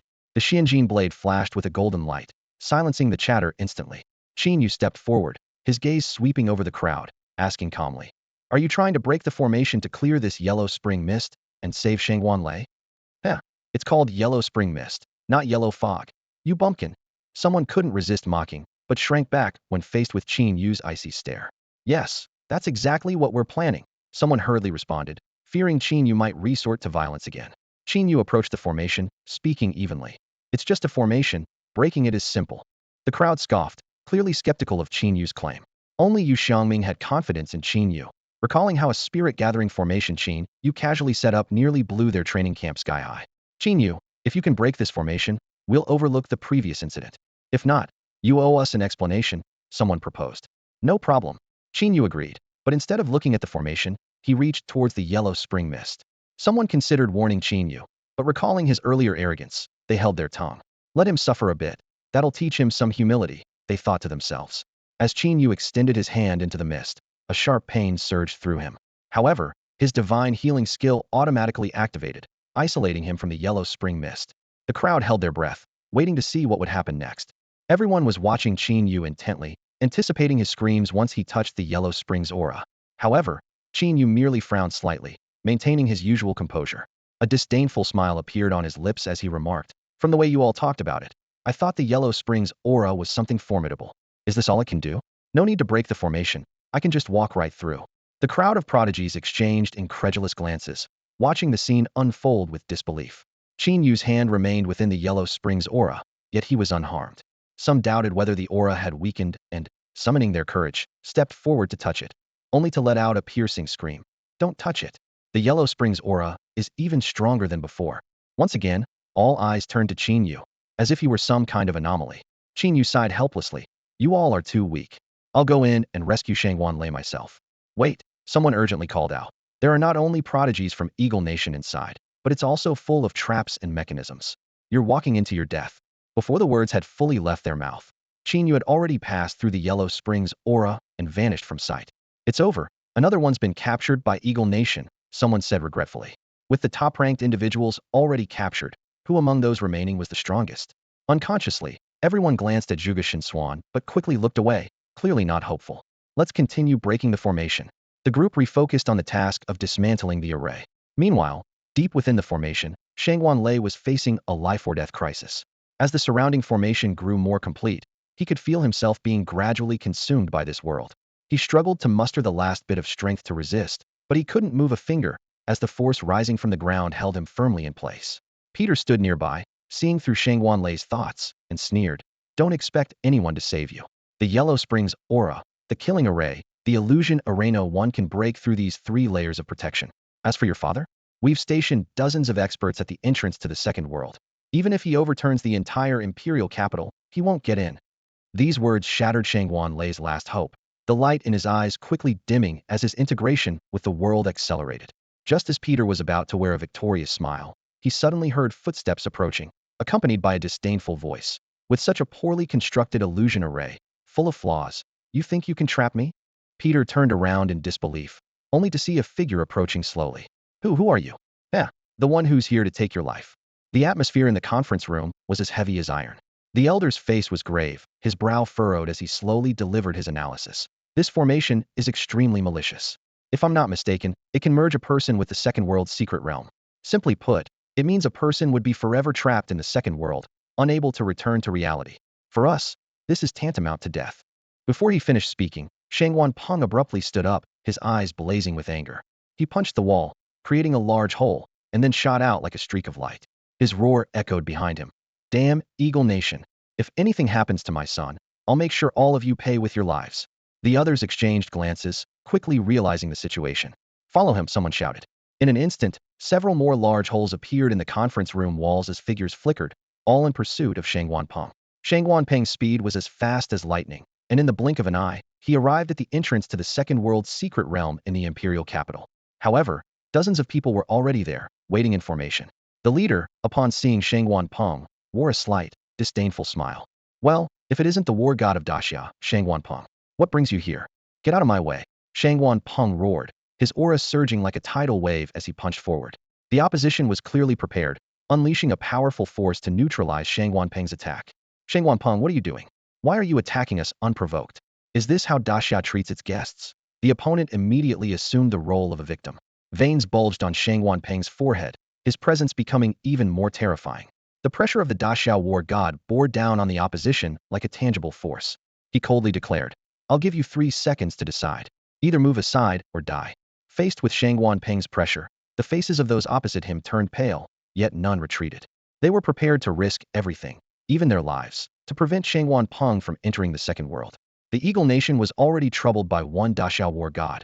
If a second appeared, they feared being trampled by Daxia. Even if humanity was to be consumed by beasts, the Eagle Nation was determined to maintain its position as the leading nation. A dozen individuals rallied their strength, fiercely resisting Shang Wanpeng's onslaught. Someone shouted, Shang Wanpeng, this exam concerns the fate of dozens of countries and must be conducted fairly. We will not allow you to disrupt its fairness. In that case, you can all die. Shang Wanpeng's eyes filled with murderous intent as he was about to unleash his fury. That was when others from the conference room finally arrived. Stop, Shang Wanpeng. Calm down, this won't solve anything. The elder urgently grabbed Shang Wanpeng's arm, earnestly trying to dissuade him. Seeing someone intervene, the foreigners breathed a sigh of relief. A direct confrontation with Shang Wanpeng would likely result in casualties. The title of Daxia's war god was not just for show, but earned through blood and battle. Shang Wanpeng turned to the elder, his eyes filled with urgency. Elder Ming, something has definitely happened to Ale. I must go in. Elder Ming nodded gravely. I understand, but we can't act rashly here. Elder Ming earnestly advised Shang Wanpeng, his brows furrowed with concern. Your battle will not only cause massive casualties among civilians, but could also disrupt the entrance to the Second World secret realm due to intense spatial fluctuations. Have you considered these consequences? Shang Wanpeng clenched his fists, his face filled with helplessness and urgency. He asked anxiously, then what should we do? Elder Ming pondered for a moment and proposed a compromise. We'll hold them off for you. You should head to the nearest city immediately and enter the secret realm from there. Each city has a sub-entrance modified by spatial arrays. It might take some time, but it's the best option we have right now. As Shang Wanpeng was about to leave, someone suddenly shouted, wait, the situation has changed. Look at the leaderboard. Peter from the Eagle Nation and other talents have been eliminated. Startled, Shang Wanpeng quickly checked the leaderboard. Indeed, Peter's name had turned black. He couldn't help but exclaim, it's Qin Yu again. This guy is something else, solving a big problem for us. The Shangwan family owes him a favor. Someone reminded, look, the live broadcast is back on. Shang Wanpeng hurriedly entered Qin Yu's live stream. On the screen, Qin Yu was leisurely stretching and dragging Shang Wanlei's leg, walking step by step towards a barrier filled with the aura of the Yellow Springs. Shang Wanpeng's expression changed drastically, and he instinctively shouted, stop, that's the aura of the Yellow Springs. Even a level 5 warrior can't pass through with just their body. However, Qin Yu couldn't hear his warning. Everyone watched in astonishment as Qin Yu dragged Shang Wanlei through the Yellow Springs aura unscathed. Shang Wanpeng's eyes widened as he muttered to himself, how? How did he do that? Even as the foremost person in Siau, he couldn't comprehend Qin Yu's abilities at that moment. Realizing their plan had failed, those who had been obstructing Shang Wanpeng began to retreat quietly, hoping to escape.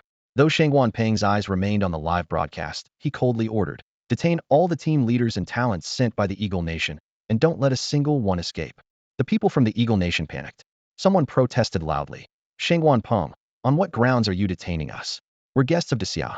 Do you want to start a war between the two nations? Another person threatened, don't touch me, or you'll regret it. As Shang Wanpeng walked away, he replied coldly, if the Eagle Nation isn't afraid of dying, then go ahead and try. Those who resist will be killed without mercy. The scene shifted to the live stream, where Qin Yu tossed Shang Wanlei to the ground like a dead dog and said casually, it's not that difficult. The people from the Eagle Nation are quite friendly. Even when I hit them, they don't fight back. The crowd exchanged glances, unsure how to respond. Shang Wanlei secretly complained in his heart. Of course they didn't fight back. You took them out with one move. Zhuge Shinsu hurried over, proudly declaring, I was right. Only you could break this predicament. But no one paid him any attention. Except for Yu Xiangming. Everyone was concerned about Shang Wanlei's condition. Someone asked, what's wrong with Shang Wanlei? Qin Yu explained, he seems to be poisoned. He's conscious, but has no strength. Everyone offered to treat Shang Wanlei, and hope filled his eyes. However, Qin Yu stopped them, saying, no need. Just send Shang Wanlei out, and he'll recover. As he spoke, Qin Yu handed a dagger to Yu Xiangming, pointing at Shang Wanlei's neck. Right here, stab down. Yu Xiangming and the others were stunned, and Shang Wanlei was terrified. Someone asked, puzzled, Qin Yu, what do you mean by this? Qin Yu looked at the person with confusion, thinking, I've made it so obvious, and you still don't get it? He explained, I want Yu Xiangming to earn points. He's currently too far from the top 3. Everyone suddenly understood. You want Yu Xiangming to reach the top 3? Qin Yu nodded. Yes, otherwise why would I drag him out? It would be easier to kill him inside. Upon hearing this, Shang Wanlei felt utterly hopeless. The crowd continued to plead for his life. I think Shangwan Lei can still be saved. There's no need to kill him so quickly. Shangwan Lei's eyes lit up with a sliver of hope again. But Qin Yu shook his head, insisting. Treating him would waste your energy. It's better to just send him out. Shangwan Lei's hope was dashed once more. Someone argued, but Shangwan Lei is strong in battle. He could be helpful in the upcoming fights. Qin Yu remained unmoved. I can handle the upcoming battles alone. Besides, if Shangwan Lei survives, he'll be Yu Xiangming's biggest obstacle to reaching the top 3. Yu Xiangming felt both exhilarated and nervous at these words. As for Shangwan Lei, the last glimmer of light in his eyes was extinguished completely. Shangwan Lei left with great reluctance. His brows were furrowed, and disbelief was written all over his face. Who would have thought that he would be eliminated for being too strong and having too many points? Clenching his fists, he silently vowed that if given another chance, he would keep a low profile and avoid drawing attention. Meanwhile, Yu Xiaoming was looking at Qin Yu with gratitude. His eyes sparkled with excitement, and his voice trembled slightly as he said, "Boss, you're so good to me. Meeting you is the luckiest thing that's ever happened to me." Qin Yu quickly waved his hand, explaining, "Don't get me wrong. Captain Yu told me that if I made a significant contribution to your family during the college entrance examination, I could choose a treasure from your family's vault. I figured that getting you into the top 3 nationally would count as a significant contribution." Upon hearing this, Yu Xiaoming's expression froze, as if doused with cold water. At this moment, a cautious voice emerged from the crowd. "That's harsh, dude. Qin, what are your plans now?" Everyone held their breath, fearing Qin Yu might suddenly decide to offer them all to Yu Xiaoming. After all, even the prodigies from Eagle Nation couldn't last a moment against Qin Yu, and they had no doubt about his strength. Qin Yu glanced around at the tense faces and chuckled inwardly. He never had such intentions. The reason he had Yu Xiaoming eliminate Shangwan Lei was because he had saved Shangwan Lei, and without him, his situation could have been worse. These people had no grievances with Qin Yu, so he wouldn't make enemies without reason. Checking the time, Qin Yu noted it was 7 p.m., with the final battle starting around noon the next day. He calmly said, "What to do now? Since there's nothing else, let's cultivate."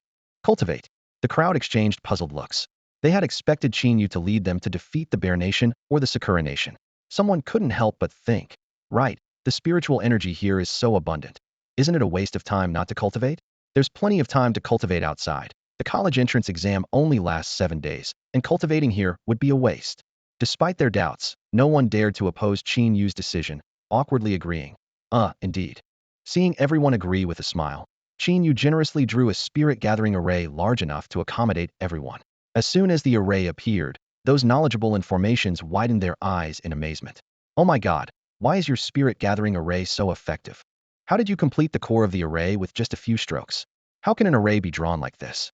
It's mind-blowing." Someone looked at Qin Yu eagerly, pleading, "Qin, can I study this array?" Qin Yu waved his hand casually. "Go ahead, just don't break it." "Don't worry," the person quickly assured.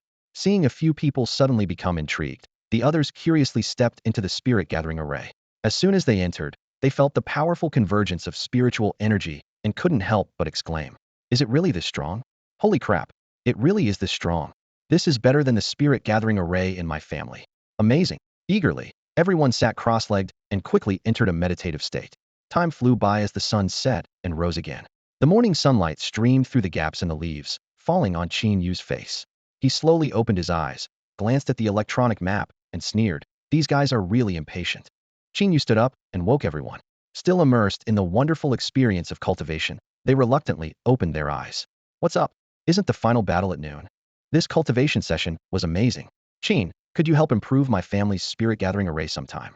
I haven't had enough practice yet." Everyone was talking excitedly, clearly satisfied with the results of their cultivation. Qin Yu's voice broke through the tense atmosphere. "Everyone take a look at the map. We've been surrounded." Surrounded? Which country dares to do that? The group was shocked and crowded around the electronic map. As they saw the situation on the map, curses erupted. "Damn those bastards. Why are they always targeting us?" The electronic map clearly showed that countries like the White Elephant Nation, Sakura Nation, and others were strategically positioned around them, with Sakura Nation even slowly approaching. Qin Yu explained with a smile, "It's because we're too strong. They only have a chance to win if they eliminate us first." With that, he pulled out the Shinjin blade, spun it twice in the air, and headed towards Sakura Nation. "Let's start with Sakura Nation. Who's with me?" The others stood up, their eyes filled with a murderous look. "How can we miss out on fighting those little devils? My blade is itching for action. Leave none alive." Meanwhile, in the live stream, nearly 2 billion people worldwide were watching the impending group battle. This was the first ever inter-country battle in the history of Daxia's college entrance exams, and the live stream chat was flooded with comments. Before the contestants even clashed, Netizens were already fiercely debating online. Go Daxia, go Qin Yu. Haha, the first to go down is Sakura Nation. Let's see if their netizens dare to be arrogant now. Fools, it's clearly our Sakura Nation that's going to wipe out Daxia. Our Okamon Tadashi is currently ranked second on the leaderboard. How dare you Daxia be so cocky? Haha, hilarious. You're only second because Shangwan Lei, Peter, Siau, and Petrov have all been eliminated. Otherwise, with Okamon Tadashi's skills, he wouldn't even deserve second place. Shocking. I just realized that Shangwan Lei, Peter, Siau, and Petrov were all eliminated because of Qin Yu. Be confident, drop the I just realized. If Qin Yu takes down Okamon Tadashi too, then the original top 5 will have all fallen to him. He's definitely the leaderboard terminator. The battle between Daxia and Sakura Nation was imminent. As soon as the fight began, Qin Yu immediately targeted the strongest opponent in the other team. He executed a seamless combo, starting with the shadowless step, followed by a control maneuver using object manipulation and binding immortal rope, and finally, the 7-star sword strike to finish them off. This smooth combo easily completed a decapitation operation. Meanwhile, in Sun Yoshin's secret hideout, Siau was glaring at the TV, breathing heavily. Damn liar. That's not word of law at all. That's object manipulation. How does he know object manipulation? It's supposed to be our sect's secret technique. Next to her, Sun Yoshin was tightly bound with ropes, his face swollen from a slap, and his mouth stuffed with a smelly sock. Hearing Siau's angry outburst, he mumbled indistinctly. Shireen, I really don't know the answer to your question. Can you please untie me? Siau casually picked up a whip and lashed it across him. Snap. You vile person, trying to lure me into your schemes. Do you think I'm so easy to deceive? Didn't you like playing with bondage? Aren't you enjoying it now? Sun Yoshin whimpered in response. I like bondage, but not this kind. Shut up, Siau said angrily. After the exams, I'll use you to trade with Qin Yu for the binding immortal rope. If he doesn't agree, I'll finish you off. Sun Yoshin could only continue to whimper. I underestimated this. As the fierce conflict between the Siau and the Sakura Nation erupted, prodigies from other countries quickly flooded the battlefield, causing the final showdown to occur earlier than anticipated. The battlefield descended into chaos, with colorful spells weaving through the air and screams echoing all around. Attack the Siau first. We're in this together, shouted a foreign prodigy. Yoshi. Okay. Aish. The prodigies from various countries responded enthusiastically. Facing the onslaught, a prodigy from the Siau camp sneered dismissively. Do you really think a bunch of rats can defeat a cat? The Siau brothers, let's take them down. On the edge of the battlefield, a self-proclaimed god of a prodigy pretended to calculate on his fingers, taunting the enemy. Your forehead is dark. You're destined for a bloody disaster tonight. Meanwhile, Yu Xiangming hid in a corner outside the battlefield, trembling all over. He thought to himself, damn it, not a single one of these freaks is below level 2.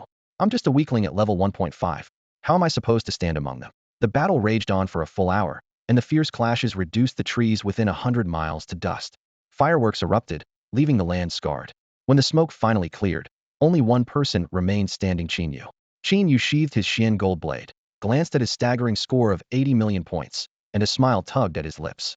The second place had only a little over 20 million points. Qin Yu's score was 4 times that. He gestured to Yu Xiangming, who immediately emerged from behind a tree and ran over, obsequiously asking, Boss, what are your orders? Kill me, Qin Yu said nonchalantly. What? Yu Xiangming was stunned. Qin Yu explained, if you kill me, you'll instantly gain 40 million points. I'm ranked first, and you're second. I promise to get you into the top 3, and I will. Tears welled up in Yu Xiangming's eyes as he heard this. Boss, you're so good to me. No sooner had he spoken than the scenery around Qin Yu began to shift rapidly. After a dizzying whirl, he found himself back in the real world. The first thing he noticed was the sudden drop in the concentration of spiritual energy around him. Suddenly, a microphone was thrust into Qin Yu's face. A reporter eagerly asked, Qin Yu, I'm Li from Linhai City TV. As the top scorer of this year's exam, how do you feel? What impact do you think the strength of foreign prodigies has on the future of humanity? Why did you choose to wear a clown mask? Though you have a particular affinity for it. Why did you let Yu Xiangming kill you at the last moment? Was there some secret deal? As the top scorer, what advice do you have for next year's candidates? Overwhelmed by the swarm of reporters, Qin Yu felt a wave of discomfort. He realized that his opportunity to take the exam had been gained through the back door, and exposure would surely lead to trouble. He moved the microphone away from his face, covered his clown mask with one hand, and pushed through the crowd with the other, shouting, Make way, make way. Zhang Tianjian was already prepared, and, with a gesture, a large group of soldiers surged forward to escort Qin Yu out of the scene. As Qin Yu hurried away, he suddenly caught a familiar voice amidst the noise. Brother. Instinctively, Qin Yu looked over and saw Qin Tian standing not far away with a group of classmates, smiling at him. Even though he was wearing a mask, at such a close distance, Qin Yu knew he could no longer hide from Qin Tian. Qin Yu only glanced over briefly without stopping, and left the scene directly. Zhang Tianjian had been waiting outside for quite some time. When he saw Qin Yu approaching, his face broke into a warm smile. He quickly stepped forward, giving Qin Yu a friendly pat on the shoulder, his voice full of admiration and excitement. My dear Qin, you've really put Linhai City on the map. My phone hasn't stopped ringing these past 3 days, Zhang Tianjian said, his eyes gleaming with pride. Qin Yu responded with a slight smirk and a teasing tone. Mayor Zhang, after all I've done for the city, shouldn't I get a scholarship or something? Zhang Tianjian immediately replied with enthusiasm. Absolutely. Qin Yu's eyes lit up as he half-jokingly said, $1 billion or 2 would be fine, though I wouldn't mind if you gave more. Hearing this, Zhang Tianjian's expression froze, leaving him momentarily speechless. Seeing this, Qin Yu pressed on. So, when will I get it? Zhang Tianjian remained silent, his gaze evasive. Qin Yu raised an eyebrow, a hint of dissatisfaction in his voice. Why aren't you saying anything?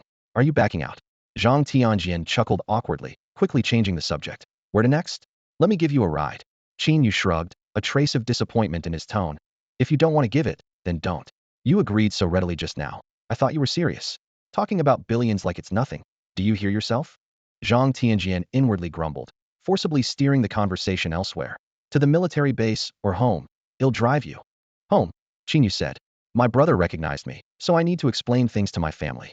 All right, Zhang Tianjian nodded, turning the car towards the city center. On the way, Zhang Tianjian reminded him. In the coming days, many university recruitment offices will visit your home. You should choose your university carefully. Qin Yu asked curiously. Do you have any recommendations, Mayor? Zhang Tianjian thoughtfully replied. Domestically, Imperial University is definitely the top choice. It's unrivaled in every aspect. As for abroad, both Eagle Country and Cherry Blossom Country have good options, but I suggest you stay in the country. Qin Yu nodded thoughtfully. I understand. People from different backgrounds might not share the same goals. Shangguan Lei is the best example of that. I'm glad you get it, Zhang Tianjian said with relief. In a few days, someone from the capital will take you to a place. What place? Qin Yu asked, puzzled. Zhang Tianjian smiled mysteriously. I don't know myself. I'm not qualified to know those secrets. In previous years, only the top 100 in the college entrance exam and warriors above level 8 had the clearance to learn about that secret. Qin Yu's interest was piqued by Zhang Tianjian's words, and he began to speculate about this mysterious place. As the car slowed down, it eventually stopped in front of a luxurious apartment building. Qin Yu casually invited. Would you like to come up, Mayor? Sure. Zhang Tianjian agreed readily. Qin Yu suddenly changed his tone, becoming distant. Since you're busy, I won't keep you. Come by next time when you're free. Zhang Tianjian looked confused. I said I could come up. Qin Yu shut the car door with a playful tone. Mayor Zhang, drive safely. Goodbye. Sitting in the car, Zhang Tianjian felt a bit helpless. If you don't want to invite me, just say so. You sounded so sincere earlier. I thought you really wanted me to come up. The car started and quickly disappeared into the night. Qin Yu stood in front of the luxurious building in the city center, watching the car fade away with a faint, wry smile. He took a deep breath, contemplating how to explain everything to his parents. As the night deepened, Qin Yu turned and headed towards the apartment building, filled with both apprehension and anticipation. Qin Yu arrived at his doorstep and knocked on the door. The sharp knocking sound echoed through the hallway. With a creak, the door slowly opened, revealing a group of strangers staring intently at Qin Yu. Startled, Qin Yu instinctively said, Sorry, I might have the wrong place. Just as he was about to turn and leave, the group surged forward like a tide. Leading the group was a burly man with a bushy beard. He grabbed Qin Yu's right arm and declared in a booming voice, Qin Yu belongs to our Donghai province and should be admitted to Donghai University. Before he could finish, a muscular man had already wrapped himself around Qin Yu's left leg, loudly retorting, Nonsense. Only our Imperial Capital University can truly harness Qin Yu's talents. Immediately after, a bald man squeezed in front of Qin Yu, grabbing his collar. You're talking nonsense. Imperial Capital University is too far from home, and Donghai University lacks resources. Our Magic City University is the best choice for Qin Yu. Before Qin Yu could react, another man tugged at him from behind. Come on. Those universities have too many exotic beasts, too dangerous. Our desert university, with its harsh environment, is the safest place for Qin Yu to train. Surrounded by men from all sides, Qin Yu's expression grew increasingly grim. He took a deep breath and shouted angrily, Let go of me. Don't touch me. Intimidated by his sudden outburst, the 4 men stepped back in unison. Seizing the moment, Qin Yu pointed at the man behind him and coldly said, You're out. The rest, come inside with me. With that, He slammed the door, leaving the Desert University representative outside. Once inside, Qin Yu was greeted by a throng of reporters with cameras. He frowned and said with displeasure, "Didn't I say no interviews? How did you all end up at my house?" A reporter quickly explained, "We're from Siau television. After every college entrance exam, we must interview the top scorer. Please cooperate, Qin Yu." Qin Yu recalled the mandatory interviews with top scorers he had to watch from elementary through high school. He remembered one year when a top scorer claimed his strength came from eating 3 pounds of cilantro with 2 bowls of sweet tofu pudding every day. That year, Qin Yu nearly overdosed on cilantro and now shudders at the sight of sweet tofu pudding. Truly a traumatic experience. Realizing he was now a top scorer himself, Qin Yu smirked mischievously. "All right, let's get this over with. I'm busy." The cameraman quickly started the camera, and the reporter adjusted his outfit, flashing a professional smile at the lens. "Hello viewers. I'm here at the home of this year's top exam scorer, Qin Yu." The camera turned to Qin Yu, and the reporter's expression froze. Qin Yu, why are you wearing a mask again?" Qin Yu calmly replied, "I'm afraid if people see how handsome I am, the whole country will fall in love with me." Everyone laughed awkwardly. Qin Yu sure knows how to joke. The reporter forced a smile and whispered, "Could you take the mask off?" "No," Qin Yu insisted. "Taking it off might cause unnecessary trouble." The reporter sighed helplessly. "All right, let's move on to the QA session."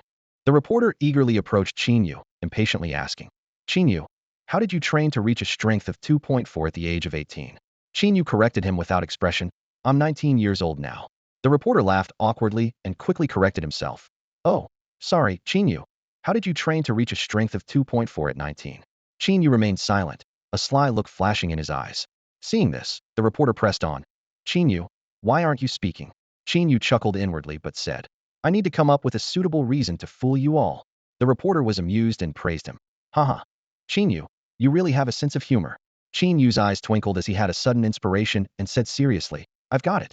Before training every day, eat a bowl of sweet tofu pudding with 2 sweet rice dumplings, and finally drink some juice from a can of herring.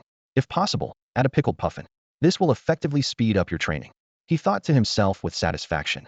This recipe, carefully crafted with cultural differences in mind, is sure to make every student miserable. The pain I endured must be repaid double. The reporter was wide-eyed and incredulous. Eating this can really improve training speed? Of course, Qin Yu replied confidently. The reporter asked, "Qin Yu, do you know the principle behind this?" Qin Yu put on a professional demeanor and explained seriously, "According to my research, the sweet elements in the tofu pudding and rice dumplings react with the stinky elements in the herring to create unsaturated fatty acids, which promote brain development and naturally increase training speed." He added, "This method worked for me, but I can't say if it will work for others." "Got it," the reporter stammered. "Why wise, I understand." Qin Yu saw through the reporter's expression and teased, "Looking at your face, you clearly didn't understand." The reporter laughed awkwardly. Qin Yu waved it off. "It's okay if you don't get it. Just follow the steps." The reporter forced a smile and said, "All right, okay." Then, he had an idea. "Could you show the students watching on TV the effect after eating?" Qin Yu was taken aback but reluctantly agreed. "I can, but I'm actually hungry, and there's no sweet tofu pudding or..." Before he could finish, the reporter pulled out a steaming bowl of sweet tofu pudding from his bag and asked with a smile, "Qin Yu, why are you shaking?" Qin Yu asked incredulously, "You carry sweet tofu pudding around for interviews?" The reporter replied smugly, "No need to praise me. It's just basic skills for a reporter." As he spoke, he magically produced 2 fragrant sweet rice dumplings. Qin Yu retorted, "Which ear of yours heard me praising you?" The reporter was unfazed and continued, "It's all for the sake of the interview." "What was the other ingredient?" Qin Yu sighed in relief and said with a smile, "Canned herring, which you probably don't have." "It's understandable. No normal person would carry herring, such a bio." Before he could finish, the reporter handed him a can, eyes full of, "Don't worry, I have everything you need." Qin Yu was speechless and had no choice but to eat the strange food combination. After finishing, he burped and nonchalantly said, "That was a big meal. I'm so full." Then he changed the subject. "By the way, which university's admissions office are you from?" The reporter persisted, "Qin Yu, our interview isn't over yet." "Qin Yu, where are you going?" However, Qin Yu had already taken the opportunity to make his escape, leaving only the sound of his hurried footsteps behind. Qin Yu slammed the door shut, cutting off the noisy crowd of reporters outside. He turned to face the people inside, a confident smile playing on his lips. "All right, let's move on to the next phase. Which schools are you from?" The atmosphere in the room instantly became tense as representatives from various university admissions offices eagerly introduced themselves. "We're from the Imperial Capital University Admissions Office." "We're from the Magic City University Admissions Office." "We're from the Donghai University Admissions Office." We're from the world's safest university, a desert university admissions office. Hearing this, Qin Yu frowned slightly. Didn't I just kick Desert University out? The representative from Desert University quickly explained. We sent 5 people this time. You only kicked 1 out. Before anyone else could speak, the Donghai University representative hurriedly said, Qin Yu, let me tell you about the advantages of our school. Our university. No need for introductions. Qin Yu interrupted, casually sitting on the sofa with a nonchalant expression. Name your price. Everyone looked at each other, somewhat puzzled. Name, our price. Qin Yu stated bluntly. Whoever offers the most scholarship can have me. This ancient century super genius. The starting bid is 1 million. Let the auction begin.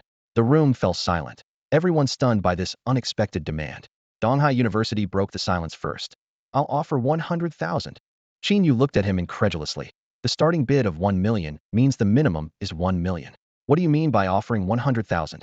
The elderly admissions officer from Donghai University looked aggrieved. But the school's maximum scholarship is 100,000. Qin Yu gently encouraged him. Rules are dead. People are alive. Young man, you need to learn to be flexible. All right, I'll consult with the school leadership, the Donghai University representative said helplessly. Seeing this, the Magic City University seized the opportunity. Their admissions representative waved grandly. Qin Yu, if you come to Magic City University, we'll offer you a scholarship of 1,000,001 cent each year. Seeing Qin Yu's expectant look, he quickly corrected himself. Just kidding. We'll offer 1.5 million. All right, 1.5 million once. 1.5 million twice. Qin Yu pretended to be an auctioneer. Not to be outdone, the Imperial Capital University said, we'll offer 2 million. 2 million once. Qin Yu was about to continue when Desert University suddenly interjected. We'll offer 3 million. Qin Yu was just about to announce when he suddenly remembered something. Wait, Desert University isn't qualified to bid. The Desert University representative was confused. Why not? Our university is the safest in the world, built in a barren desert where even beasts can't survive. Before he could finish, another Desert University admissions officer quickly covered his mouth. Stop talking. Qin Yu sighed, asking seriously, what is the purpose of us warriors? Of course, it's to eliminate beasts and protect humanity. Everyone answered in unison. Qin Yu clapped his hands. Exactly, so your university is disqualified. If I can't slay beasts and rid the world of evil during university, what's the point of my existence? To be honest, I feel uncomfortable if I don't kill a few beasts a day. At this point, Qin Yu seemed to radiate a sacred light, moving everyone present. Such a high level of life awareness, always remembering the duty of a warrior. Even when choosing a school, he seeks a place where he can slay beasts at any time. If all warriors had this awareness, how could beasts not be eradicated? The people from Desert University hung their heads in shame, realizing how far their school's philosophy was from the true spirit of a warrior. I always took pride in our school's reputation for safety, until today when a conversation with my classmate Qin Yu opened my eyes. It turns out that over the years, Desert University has been consuming resources without fulfilling its responsibilities as a martial arts university. This realization left all of us deeply ashamed. Qin Yu's high awareness sparked a fierce competition for enrollment. Magic Capital University was the first to offer a scholarship of 3 million, immediately followed by Imperial Capital University with 5 million. The bidding between these top institutions escalated. Magic Capital went up to 8 million, and Imperial Capital to 10 million. Amidst this intense rivalry, a representative from East Sea University suddenly burst in, breathlessly exclaiming, Qin Yu, our East Sea University is willing to offer 1.5 million in scholarships. Ultimately, Imperial Capital University secured the talented Qin Yu with an astounding offer of 25 million. As the representatives from each school departed, the once noisy hall fell silent. Qin Yu's parents beamed with pride, their eyes filled with admiration for their son. Our Qin family has finally produced a talent. Qin Yu's father couldn't help but exclaim. Qin Yu smiled awkwardly and tentatively asked, aren't you curious about how I suddenly became so strong? Before his parents could respond, Qin Tian interjected, I'm curious. He looked at Qin Yu in confusion. When did you come back? And how did you get here faster than me? Silently cursing Zhang Tianjian, Qin Yu replied nonchalantly. You were just too slow. Did you take a detour? Qin Yu's father gently patted Qin Tian on the shoulder and said sternly, have you completed today's training? Go back to your room and continue. After Qin Tian left, he turned to Qin Yu with a softened expression. You don't need to explain to us. Your mother and I are ordinary people. We don't understand the affairs of martial artists. We only know that your achievements make us very proud. Feeling a warmth in his heart, Qin Yu was relieved he didn't have to make up excuses. All right, I'll go have a word with Xiao Tian. With that, he headed to Qin Tian's room. His mother asked gently from behind, what would you like for dinner? I'll make it for you. Just some home-cooked dishes. Qin Yu replied without turning back. Entering Qin Tian's room, Qin Yu quietly closed the door. Before he could speak, Qin Tian eagerly bombarded him with questions. Brother, how did you suddenly become so strong? Was the masked man who saved me that day you? How can you take the college entrance exam twice? Instead of answering directly, Qin Yu mysteriously said, sit down and meditate. You'll find out soon enough. Though puzzled, Qin Tian obediently sat cross-legged. Qin Yu placed his palm gently on his brother's back and began guiding him through the entry-level technique of a divine breathing method. Under Qin Yu's guidance, Qin Tian successfully completed a full cycle. He looked at his brother in amazement. What kind of breathing technique is this? It can increase training speed by dozens of times.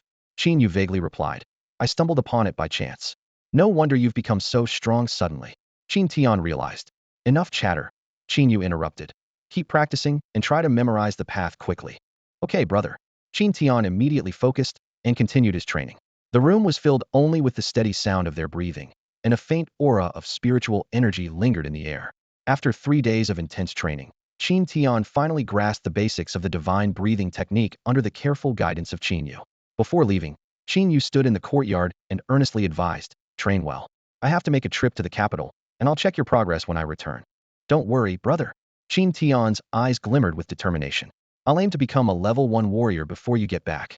Not long after, several military personnel in black uniforms arrived in a military helicopter in front of Qin Yu. One of them held a clipboard and spoke sternly. Qin Yu, this mission is top secret. Please sign this confidentiality agreement. During this time, you are prohibited from contacting the outside world and must hand over all communication devices. No problem, Qin Yu replied, signing his name on the agreement without hesitation. After more than 5 hours of travel, Qin Yu arrived at a desolate area on the outskirts of the capital. Many familiar faces had already gathered there, and they greeted Qin Yu warmly upon his arrival. Brother Qin, you're here too. Brother Qin, you must visit my home next time. Brother Qin, I didn't expect you to look so handsome without the mask. As Qin Yu responded to each greeting, Shang Wanlei approached him and sincerely said, Qin Yu, thank you for saving my life last time. It was nothing, Qin Yu replied with a smile. Do you know what secret is being unveiled this time? Shang Wanlei shook his head. All I know is that it involves exotic beasts. Even my father couldn't tell me the specifics. This surprised Qin Yu, as he hadn't expected that even a war god couldn't disclose the secret to his own children. Suddenly, a cold gleam flashed, and a flying sword stopped just an inch from Qin Yu's neck. Siau approached angrily. Qin Yu, give me back my immortal binding rope. What immortal binding rope? Qin Yu feigned ignorance. Don't accuse me falsely, or I'll sue you for slander. He thought to himself, there's no way I'm giving back such a treasure. Just as Siau was about to lose her temper, the ground suddenly trembled. The earth beneath the crowd slowly parted, revealing a deep cavern with a circular elevator rising from it. Everyone descended in the elevator to a depth of 500 meters underground. A middle-aged man in a research coat greeted them at the elevator entrance, explaining, this depth is sufficient to withstand any attack, including nuclear weapons. It's the ideal doomsday shelter. He smiled slightly. I'm your instructor for this mission. You can call me Dr. Siau. As they moved through the corridor, a magnificent hall unfolded before them. The hall was filled with various mysterious creatures, eliciting gasps of amazement. Oh my gosh, isn't that the legendary holy angel? This creature's aura is terrifying. Could that be extraterrestrial life in the container? Dr. Siau coughed lightly to signal for silence, then solemnly announced, you are all top achievers from the college entrance exams and represent humanity's future elite forces. Now, it's time for you to learn the secrets of this planet. In a special class, Dr. Siau stood at the podium, his eyes scanning the curious faces in the audience. Clearing his throat, he began, you all probably know that thousands of years ago, there were no exotic beasts or warriors on this planet. But do you know how these exotic beasts came to be? A student eagerly raised their hand and answered, was it caused by nuclear radiation and biochemical research leading to animal mutations? Dr. Siau shook his head slightly, a mysterious smile on his face. No, the truth is far more complex.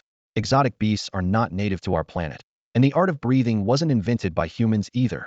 His words shattered the audience's understanding like a sledgehammer, sparking gasps and whispers throughout the classroom. Dr. Siau went on to explain, the current situation is all due to a spatial rift known as the Horizon Rift. Both exotic beasts and breathing techniques originated from it. He looked around the room. Many of you practice advanced breathing techniques, right? Seeing several students nod, Dr. Siau asked, did your elders tell you that these advanced techniques were improvements made by your ancestors? Isn't that the case? Someone asked, puzzled. Dr. Siau chuckled softly. Of course not. Humans lack the ability to modify breathing techniques. The advanced techniques you practice came from the Horizon Rift. Your ancestors were simply strong enough to claim them. A student raised a question. Are there warriors on the other side of the rift as well? Dr. Siau turned to point at a specimen behind him that resembled a human. This is a human from that world. They are powerful and call themselves the divine race. Their breathing techniques are known as divine breathing techniques. His words were like a bombshell, causing an uproar in the classroom. In the corner, Qin Yu's mind was blank, like it had exploded. Divine breathing techniques? He pondered. Could the system be from that world? When I become stronger, I must see the horizon rift for myself. Dr. Sia's voice pulled Qin Yu back to reality. This human was a peak-level 7th grade warrior. Can you guess what it cost us to kill him back then? An 8th grade warrior? Someone tentatively suggested. Dr. Siau shook his head. Think bolder. 3 8th grade warriors. To everyone, this seemed overwhelmingly advantageous. But Dr. Siau still shook his head and slowly held up 9 fingers. 9 8th grade warriors? Someone exclaimed. No, Dr. Siau denied. Could it be a 9th grade warrior? Someone asked incredulously. A 9th grade warrior represented the pinnacle of power in this world. Using them against a 7th grade warrior seemed like overkill. Only Qin Yu frowned. No one understood the terrifying nature of divine breathing techniques better than he did. The ability to maintain a full state no matter how much energy was expended made one godlike on the battlefield. If the opponent learned a divine healing technique, they would be an invincible warrior with unlimited health and energy. Complemented by advanced skills, their combat power would be unmatched. Although Qin Yu didn't know the full extent of a 9th grade warrior's strength, if the opponent was determined to escape, even a 9th grade warrior might not be able to stop them, let alone kill them. As Qin Yu had anticipated, Dr. Siau shook his head again and directly said, "We sent 3 9th grade warriors." 3. The classroom erupted in astonishment. Sending 3 9th grade warriors, that's overkill, someone remarked. Dr. Siau sighed and slowly uttered 3 words, all dead. What? The class didn't immediately grasp Dr. Siau's meaning, and a deathly silence fell over the room. The shocking news of the deaths of 3 9th-level warriors, who perished alongside a 7th-level peak warrior from the outside world, hit the gathering like a sledgehammer, shattering the silence instantly. It was as if everyone was frozen in place, caught in a spell. The air was thick with disbelief, and every face reflected sheer astonishment. Some eyes widened, mouths gaped open, and a few people audibly gasped. Qin Yu was equally stunned by the news. He understood well that the higher the warrior's level, the greater the disparity in strength. Beyond the 8th level, even a 0.1 level difference was akin to a chasm. Warriors capable of fighting beyond their level were rare anomalies. This mysterious 7th level warrior not only crossed a significant level gap, but also fought against 3 opponents, achieving an awe-inspiring feat. Qin Yu pondered silently, realizing that with his current abilities, he couldn't even dream of such an accomplishment. Of course, he didn't rule out the possibility that his proficiency in breathing and healing techniques wasn't yet high enough. After a prolonged silence, someone cautiously asked, "If they're so powerful, can't they eliminate the beasts?" Dr. Siau paused before replying, his expression grave. "Our hypothesis is that these powerful warriors are actually the creators of the beasts.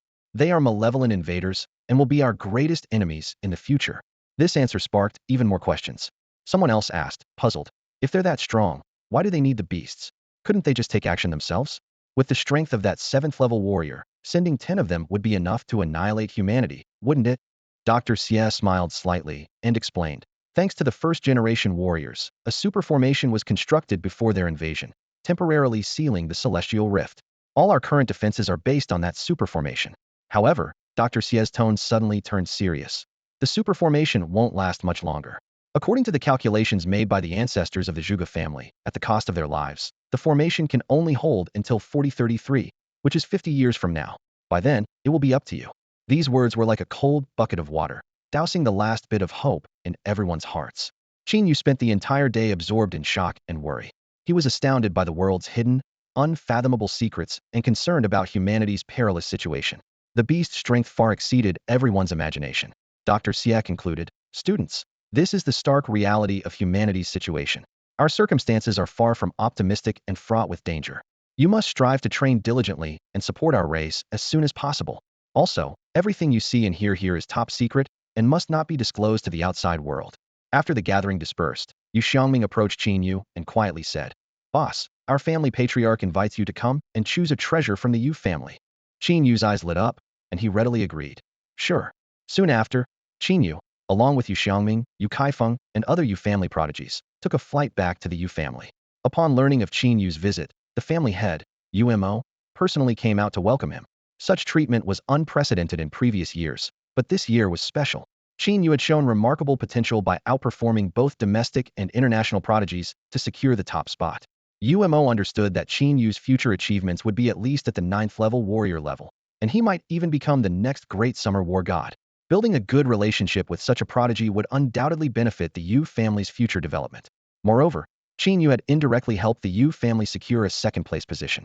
Although Yu Xiangming's second place didn't carry much weight, it still brought the Yu family considerable attention among first-rate families. Naturally, the Yu family wanted to express their gratitude to Qin Yu to show their sincerity. In the center was the head of the Yu family, with the Grand Elder on the left and Yu Xiaoming on the right, who quietly introduced them to Qin Yu. Qin Yu raised an eyebrow, surprised that the Yu family valued him so highly, sending both the head and the Grand Elder to greet him personally. UMO was the first to speak, beaming with a smile. Young friend Qin Yu, without your mask, you truly have striking features. Qin Yu politely clasped his hands in response. Master Yu, you have a great eye for aesthetics. UMO laughed heartily. Young friend Qin Yu, you are indeed straightforward. We've prepared a variety of special dishes. How about we chat over some food? The Grand Elder chimed in. Yes, let's head inside quickly. However, Qin Yu was direct, no need.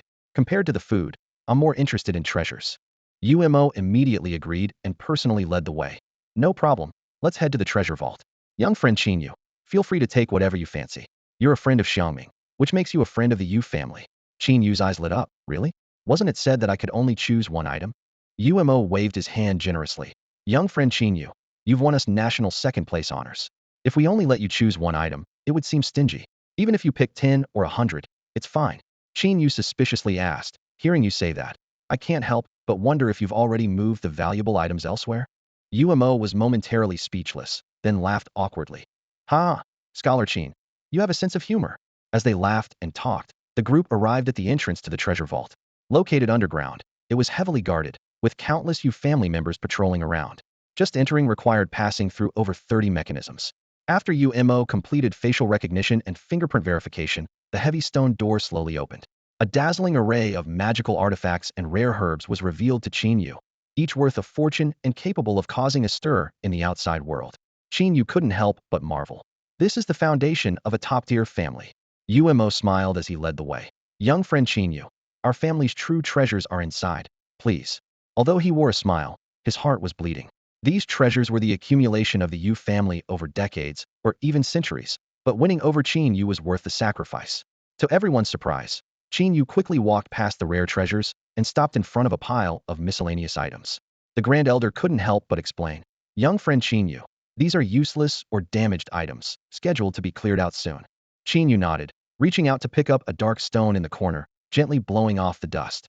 Suddenly, a series of information flashed before his eyes. Congratulations, you have obtained a space stone. Type, artifact. Quality, excellent. Description, contains vast space, requires activation with a divine breathing technique. UMO, following behind Qin Yu, explained, this stone was found by the previous head of the family near the sky fissure, and nothing special has been discovered about it so far. It might just be an ordinary stone. As expected, it's something from the sky rift. A glint of excitement flashed in Qin Yu's eyes. Master Yu, I've always been fond of collecting such peculiar stones. Since the Yu family doesn't want it, would you mind giving it to me? UMO stroked his beard and smiled. It's just a worthless rock, but if you're interested, feel free to take it. Thank you, Master Yu. Qin Yu replied calmly. Are there any other treasures from the sky rift whose uses remain unknown? I'm quite intrigued by the sky rift and would like to study them. There aren't many, and they're all stored in the west, UMO said as he led the way, a warm smile on his face. In his view, exchanging some useless sky rift items for connections with someone like Qin Yu was a great deal. Soon, UMO brought Qin Yu to a row of shelves. Most of the treasures here are related to the sky rift. Qin Yu examined each item carefully and suddenly felt a distinct vibration from one of them. He gently brushed off the dust, and a system prompt appeared. Congratulations, you have obtained the Enlightenment Tea Seed. Type, item, quality, excellent. Description, can be cultivated into an Enlightenment tea tree using special methods. Drinking Enlightenment tea can clear heat and detoxify, aid in understanding, significantly enhance cultivation speed, and permanently improve one's innate abilities. Qin Yu was delighted. Items that could permanently enhance innate abilities were extremely rare. Apart from his divine level breathing technique, only a few expensive short-term pills existed on the market, which also required sacrificing lifespan. Once this Enlightenment tea was introduced, it would undoubtedly cause a sensation. Master Yu, I'll take this one as well, Qin Yu said. UMO explained, this is likely just a bag of seeds. We've tried various methods, but couldn't get them to sprout, so they might be dead. If you like it, take it. Qin Yu thought to himself. Without a divine level planting technique, it's no wonder they couldn't make it sprout. After inspecting the other items and finding nothing particularly noteworthy, Qin Yu said, "I'll just take these 2 treasures." "Only 2?" Yumo asked, surprised. "These are all priceless treasures. You can choose more." Qin Yu smiled and replied, "2 are enough. More treasures would be wasted if they aren't used." This statement made Yumo appreciate Qin Yu even more, and he immediately offered, "If you ever need anything in the future, feel free to visit our Yu family's treasure vault." After enjoying a sumptuous dinner at the Yu family, Qin Yu returned to Linhai City the next day. Back in his room, he immediately locked the door and took out the space stone. Holding the ugly stone, Qin Yu activated his divine level breathing technique. The stone's surface was instantly covered with cracks, and the black outer shell began to peel away. Suddenly, a powerful suction force erupted, pulling Qin Yu inside in an instant. As the dizziness subsided, Qin Yu opened his eyes and looked at the scene before him with astonishment. In front of him stood a series of waterfalls, with water gently cascading down. The sun was shining brightly, birds were chirping, and flowers were in full bloom, making Qin Yu momentarily feel as if he had returned to the world before he traveled through time. He couldn't help but exclaim, "This is so beautiful." Initially, Qin Yu thought that the interior of the spatial stone was merely a storage space similar to a storage ring. To his surprise, he discovered it was actually a vibrant small planet. He quickly used his agility to explore the entirety of this space. The whole area was about the size of a small town, with fertile land, lush forests, clear water sources, and various small animals scurrying about. The temperature was pleasant, staying in the 20s, resembling a gigantic ecological sphere. The only drawback was the absence of spiritual energy, making it as ordinary as the world he knew before. Qin Yu's eyes lit up. Wasn't this the perfect place to cultivate enlightenment tea? He immediately retrieved a hoe from his spatial ring and swiftly prepared 3 acres of land. Although enlightenment tea required spiritual energy for nourishment, this was not a problem for him. While he couldn't fill the entire small world with spiritual energy, covering these few acres was a breeze. Qin Yu took out a spiritual pen and bent down to draw an array on the ground. Soon, a simple array covering 3 acres was completed. This array could slowly release spiritual energy from the spirit stones. He placed several spirit stones in the designated positions within the array. Instantly, a white mist, like steam, emanated from the spirit stones, transforming into spiritual energy that merged with the air. Although the long-lost spiritual energy wasn't very dense, it made Qin Yu feel extremely comfortable. By regularly replacing the spirit stones, the growth needs of the enlightenment tea could be met. Next, Qin Yu took out a small paper packet from his storage ring, which contained over 30 flat black seeds. Following the guidance of divine planting techniques, he meticulously handled each seed. After an entire day, all the seeds were finally planted. Now, just patiently wait for the enlightenment tea to sprout. Qin Yu dusted off his hands and, with a thought, returned to his room. Suddenly, his phone emitted a barrage of notification sounds, startling him. In a hurry to check, most were spam messages. "Dear customer of Dasha Unicom, as of 5 p.m. on February 2nd, your balance is insufficient to cover this month's package fee. To avoid any disruption in service, please pay promptly. Qin Yu, this is Qin Shi, the 9th level martial artist. I've been resurrected, send money, and I'll return tenfold in 3 minutes." After sifting through the useless information, Qin Yu finally found an important message. Shangwan Lei had sent, "Brother Qin, why can't I reach you by phone? Call me when you see this message, it's important." Though Qin Yu wasn't very familiar with Shangwan Lei, he decided to call back. The call connected quickly, and Shangwan Lei's loud voice came through. "Brother Qin, what were you up to just now? Your phone was showing as out of service."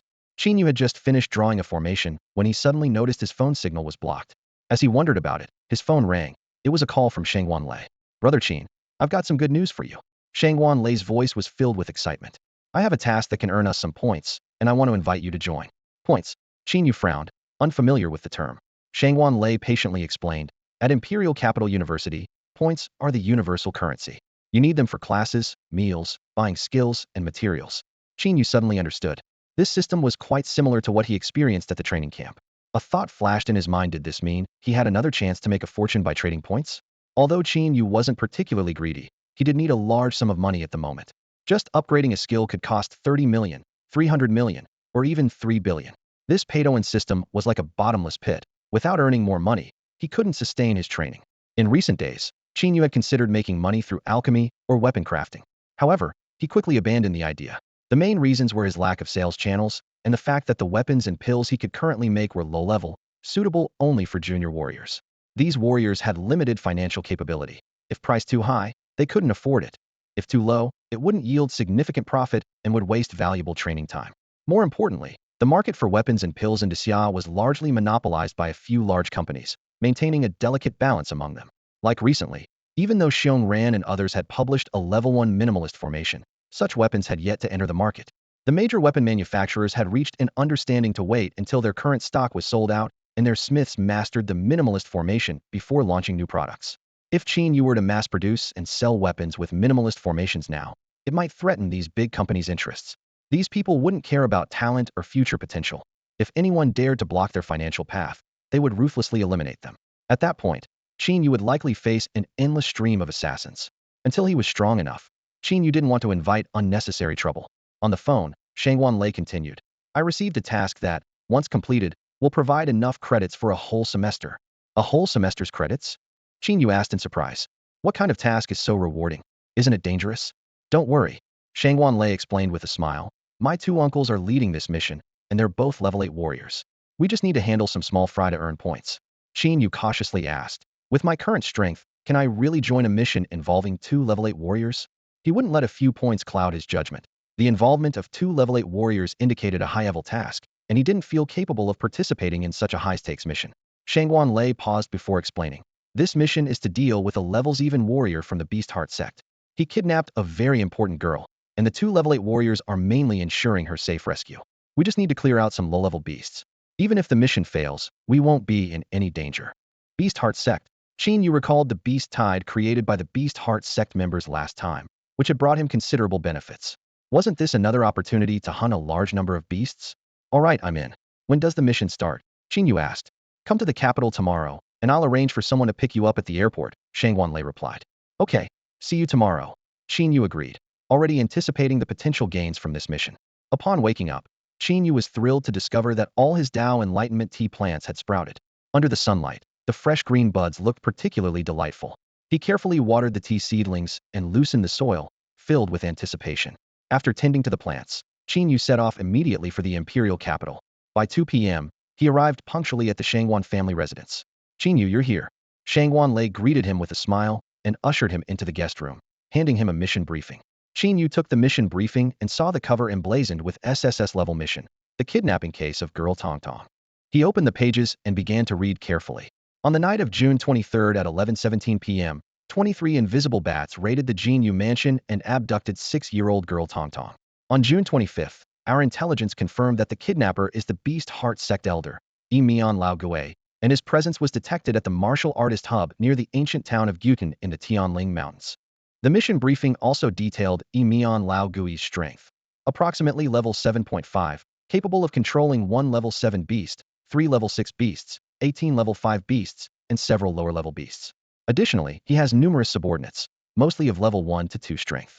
Finally, the briefing emphasized, Yi Mian Lao Gui plans to conduct a blood sacrifice formation at 7:07 a.m. on July 7th. The hostage must be rescued before then. This is an urgent mission. Please arrange for top experts to proceed immediately. If there are any questions, contact the intelligence personnel at phone number 166. After reading the briefing, Qin Yu frowned and asked, who is this Tong Tong, that she warrants such attention from the Beast Heart sect elder and the high ranks of Siau? Shangwan Lei explained, Tong Tong is the daughter of 2 level 8 healing martial artists and is born with a rare, purifying bloodline. Her blood can suppress a potent toxin, and currently, 3 level 9 martial artists rely on her blood to survive. No wonder she's so important, Qin Yu realized. Shangwan Lei nodded, anger evident as he said, if it weren't for Yi Mian Lao Gui bribing the guard around Tong Tong, he wouldn't have succeeded. There's no point in dwelling on it now, Qin Yu said solemnly. We should focus on rescuing her. At that moment, footsteps were heard outside the door. 2 people entered, with the first being Qin Yu's familiar acquaintance, Shengwan Feng, the chief of the training camp in Donghai province and a pinnacle level 8 martial artist. Following him was a white-browed, white-beard, robust elder who exuded an imposing aura without needing to express anger. As soon as Shengwan Feng entered, he began to boast. I heard the super talent from my training camp is here? Huh. He turned to the elder behind him and said, I've always told you. Qin Yu is my prized pupil. Back in the training camp, I taught him everything I knew. This kid's impressive. He easily took first place nationwide. Though it's mainly because I taught him well, he also worked hard. Ha! The elder behind him curled his lips, unimpressed. So you produced a top scholar. What's there to be proud of? Shengwan Feng strode over to Qin Yu and gave his shoulder a hearty pat. When I saw you take down the Siberian silver wolf king I raised, I knew you weren't an ordinary talent. Qin Yu raised an eyebrow, cleared his throat, and said, no wonder those wolves were stronger than other beasts. Turns out it was you, old Bai Deng, who raised them. Hey uncle, who are you? As soon as Qin Yu finished speaking, Shang Wanfeng's face darkened instantly. An awkward tension filled the air. Suddenly, Qin Yu slapped his thigh, pretending to have a sudden realization, and exclaimed, oh, isn't this teacher Shang Wanfeng? I must have been seeing things, didn't recognize you at first. Shang Wanfeng's expression softened slightly, just about to breathe a sigh of relief, when Qin Yu added with a hint of sarcasm, mainly because we only met briefly 2 or 3 times at the training camp. I almost forgot what you looked like. Hearing this, Shang Wanfeng's smile froze awkwardly on his face. An elder behind them couldn't help but burst into laughter. Shang Wanfeng, so you've been bragging all along. The guy doesn't even know you, haha. Shang Wanfeng's face turned beet red, wishing he could find a hole to crawl into. The more he thought about his earlier boasting, the more his face burned with embarrassment. Qin Yu felt secretly pleased, silently plotting. You set a wolf on me. You kicked me out of the spiritual array. And you wouldn't agree to give me 50 points a day from the teacher. I'll remember all these grudges. If I can't beat you, I'll just disgust you. All right, enough laughing. Shang Wanfeng said sternly, slamming the task document on the table. The group then gathered around the table. Shang Wanlei broke the silence first, introducing Qin Yu.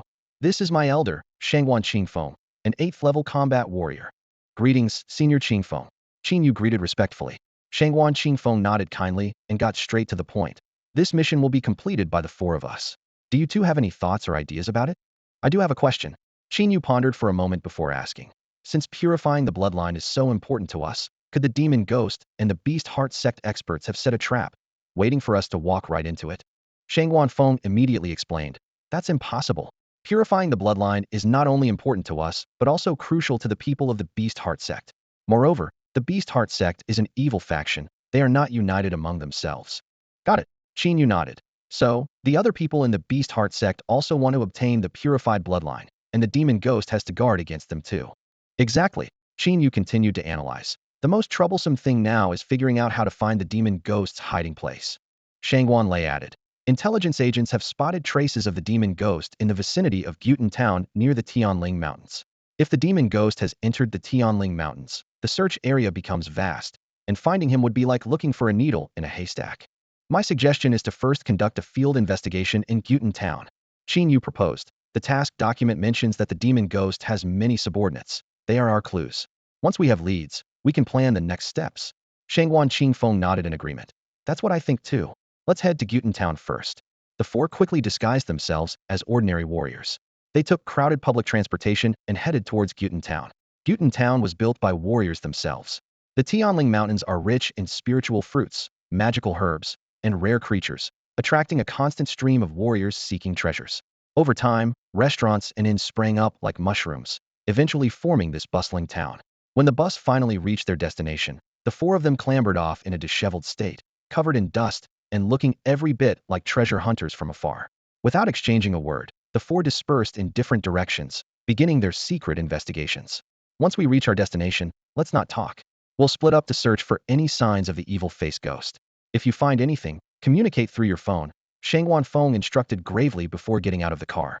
He then distributed several translucent jade talismans to everyone. If you encounter danger, crush the talisman, and will be instantly transported. After receiving their instructions, the group dispersed. Qin Yu blended into the bustling crowd alone. How many hidden secrets did this seemingly tranquil town hold? He pondered, recalling scenes from novels he'd read in his past life. Protagonists often went to local taverns to gather information when arriving in unfamiliar places. His stomach growled, prompting Qin Yu to flag down a taxi. Although called a small town, Gutan was quite large with a permanent population exceeding 100,000. Including visiting warriors, the total swelled to 150,000. This significant population allowed the town to survive despite the threat of exotic beasts. Driver, which is the busiest restaurant in town? That would be the Warriors Barbecue, the driver replied cheerfully. All right, take me there. Meter or flat rate? What's the difference? With the meter, I'll take you on a longer route. Flat rate, we'll take the shortcut. Qin Yu chuckled. You're quite straightforward. That's what my mom always said, the driver grinned. Flat rate is 30. Is that okay? To Qin Yu's surprise, the car stopped after just 30 meters. The driver earnestly announced, Esteemed customer, we've reached your destination. Please take your belongings. Charging 30 for such a short distance. Qin Yu laughed in disbelief. If you think it's not worth it, I can drive around some more. but that would waste both your time and my fuel. Scam taxi, Qin Yu muttered, begrudgingly handing over the cash. He looked up to see the sign for the Warriors Barbecue, its simple yet elegant design exuding style. Although it wasn't peak dining time, the restaurant was already busy. As he stepped inside, a waitress greeted him with a warm smile. "Hello, are you a warrior?" she asked, noticing Qin Yu's nod with a glint in her eye. "How many in your party?" "Just one." "Right this way, please." She led him to a seat. "Would you like to order anything?" 2 beef kidneys, 10 oysters, 100 skewers of exotic beast meat, and some fruit. "All right," she said with a slight bow. "Would you like any drinks?" "They're complimentary for warriors." "I'll have a soft drink then."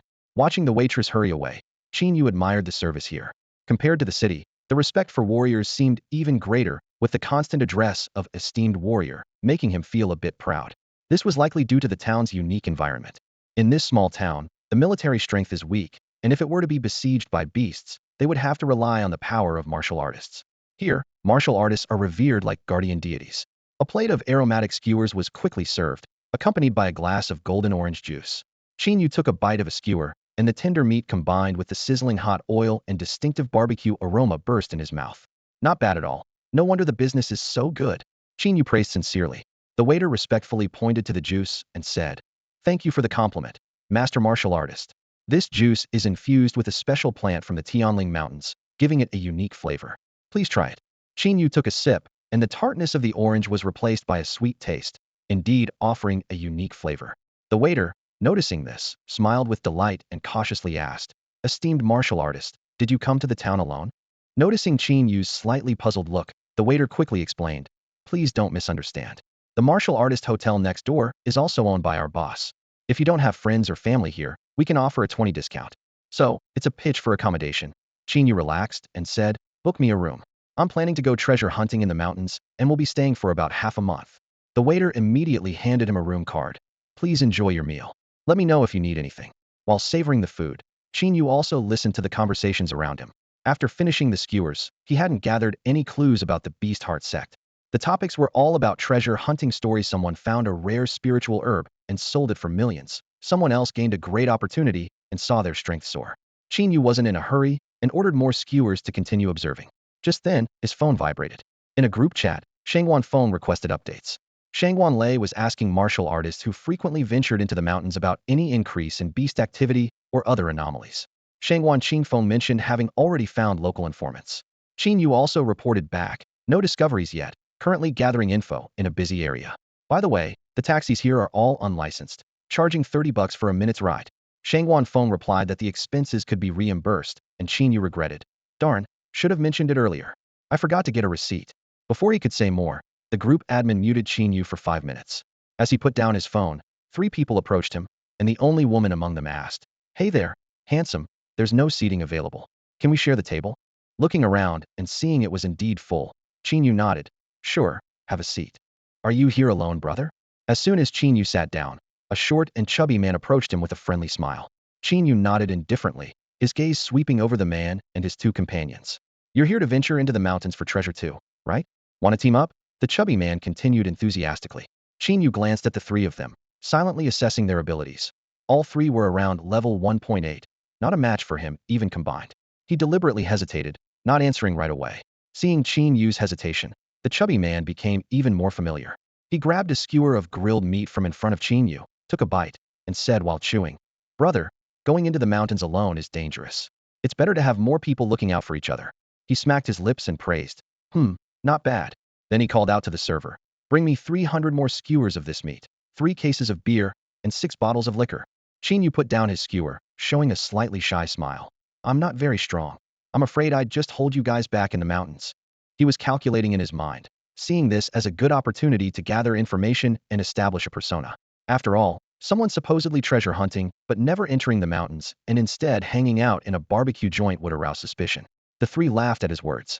The woman said, "Little brother, we could tell you weren't strong. We want to team up with you so you don't throw your life away in the mountains at such a young age." Qin Yu feigned surprise. "How did you know I'm not strong?" The tall, thin man explained while stuffing a skewer into his mouth. "You look so clean and fresh, probably a student who just finished the college entrance exam."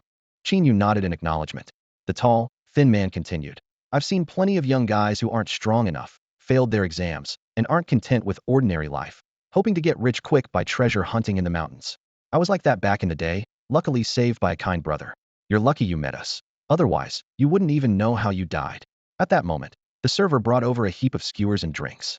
The chubby man handed a beer to Qin Yu, saying heartily, "Come, drink up. A warrior's 3 pleasures: eating meat, drinking, and women. Later, we'll take you to the street next door to experience it." Qin Yu's eyes lit up, about to agree, when the woman grabbed the chubby man's ear and said fiercely, "I'm right here, and you still want women?" The chubby man quickly pleaded, "I'm sorry, honey. Let's just drink, just drink." After a few drinks, the chubby man remembered to introduce himself. "Little brother, I'm Wu Dalong, and this is my wife, Pan Jinlian." Wu Dalong, Pan Jinlian. Qin Yu turned his gaze to the tall, thin man, eyes filled with anticipation. The tall, thin man chuckled.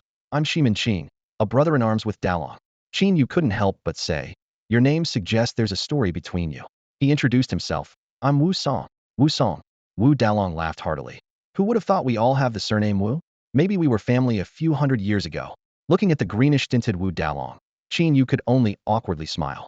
After eating and drinking their fill, they staggered towards the hotel. Even in his drunken stupor, Wu Dalong reminded, "Wu Song, meet us here at 8 tomorrow morning to head into the mountains." Watching Wu Dalong's antics, Qin Yu was reminded of a domestic drama from his past life. He shook his head, using his qi and blood to expel the alcohol from his system. Back in his hotel room, Qin Yu quickly set up a simple formation to destroy all hidden cameras. Then, he took out a space stone and entered its internal world. Inside the space stone, the environment remained vibrant and full of life, with the Tao Enlightenment tea having grown to about a finger's length, its tender green shoots brimming with vitality. Qin Yu carefully examined this precious plant, mentally noting the requirement to water it twice daily. Just as he finished watering and fertilizing, he heard a knock from the real world. Opening the door, Qin Yu found a server dressed in a black and white uniform standing respectfully outside. "Honorable warrior," the server said with a slight bow, "I've brought you drinks and water. What time would you like to wake up tomorrow morning? I can prepare a hot breakfast for you." Qin Yu accepted the drinks with a slight frown, his tone somewhat indifferent. "Thank you, but there's no need for breakfast tomorrow. I'll contact you if I need anything. Please don't disturb my training." The server quickly apologized. "I'm sorry, honorable warrior." Without further words, Qin Yu took a sip of his drink and closed the door. As the server descended the stairs, they discreetly reported into a walkie-talkie, "Boss, guest 059 has accepted the drinks." The next morning at 8, Qin Yu briefly reported his action plan in the group chat before heading to the warrior barbecue to meet the others. From a distance, he could hear Wu Dalong's hearty laughter. "Brother Wu Song, over here." Qin Yu approached with a smile, observing the group's condition. "Good morning. How did you all sleep last night?" Wu Dalong laughed even more heartily. "Slept like a log." Meanwhile, Pan Jinlian and Shimin Qing forced a smile, their dark circles silently revealing their night's ordeal. Qin Yu understood but remained composed. The 4 of them took a secluded path into the Tianling Mountains. As they walked, Wu Dalong explained, "We've already explored the eastern side a few days ago with no luck. Today, let's try our luck in the west." He then shared some wisdom with Qin Yu. When treasure hunting in the mountains, luck is important, but finding the right spot is key. We need to carefully observe the wild grass and shrubs to determine if anyone has been here recently. Untouched areas are more likely to yield surprises. Suddenly, Wu Dalong stopped and pointed ahead. "Look here, these marks show someone has been through recently. We should avoid this area and keep moving forward." Qin Yu tried hard to discern the so-called marks, but found it difficult. At that moment, Pan Jinlian slashed through the shrubs ahead, revealing droppings beneath. "There's a lot of beast excrement here, likely from the past 3 days. Everyone, be cautious." Qin Yu couldn't help but admire the trio's expertise in wilderness survival. The 4 continued to climb and soon found an unexplored area. Wu Dalong advised, "Let's search here. Look for spiritual herbs and fruits, and if we encounter weak beasts, we can hunt them for money." Shimin Qing added, "Before we start, let's clarify the distribution rules. We'll convert any treasures we find into money and split it equally among the 4 of us. How does that sound?" This plan seemed fair, especially accommodating Qin Yu's inexperience. The others readily agreed. Shimin Qing gave a final reminder, "I'll search in the east. Don't wander too far, so we can aid each other if there's danger." After half an hour of searching on the mountain, Qin Yu had little to show for it, having found only a few common herbs. Just as he was feeling a bit discouraged, a familiar voice called out, "Wu Song, how's it going?" Looking up, Qin Yu saw Wu Dalong and Pan Jinlian waving at him. He quickly walked over to them and opened his palm to display his findings. "This is all I found," Qin Yu said with a hint of helplessness. Wu Dalong examined the herbs in Qin Yu's hand, and his eyes lit up. "Not bad. There's even a 7-star grass here. This alone is worth a few hundred." Pan Jinlian nodded in agreement. Finding 7-star grass on your first trip up the mountain is quite a good start. Hearing this, Qin Yu's lips curled into a slight smile, showing his humility. Where's Shimin? I don't see him around, Pan Jinlian asked, looking around. Qin Yu shook his head, indicating he didn't know. Wu Dalong explained. Shaoqing always runs the farthest. Once he's back, we'll head to the next spot. Just as he finished speaking, a figure emerged from the distant bushes, hurrying towards them. Wu Dalong chuckled. Speak of the devil, here he comes. Shimin arrived, panting, and pointed in the direction he came from, urgently saying, over there, 2 level 2 tigers have surrounded 3 people. Hearing this, Qin Yu's eyes gleamed with excitement.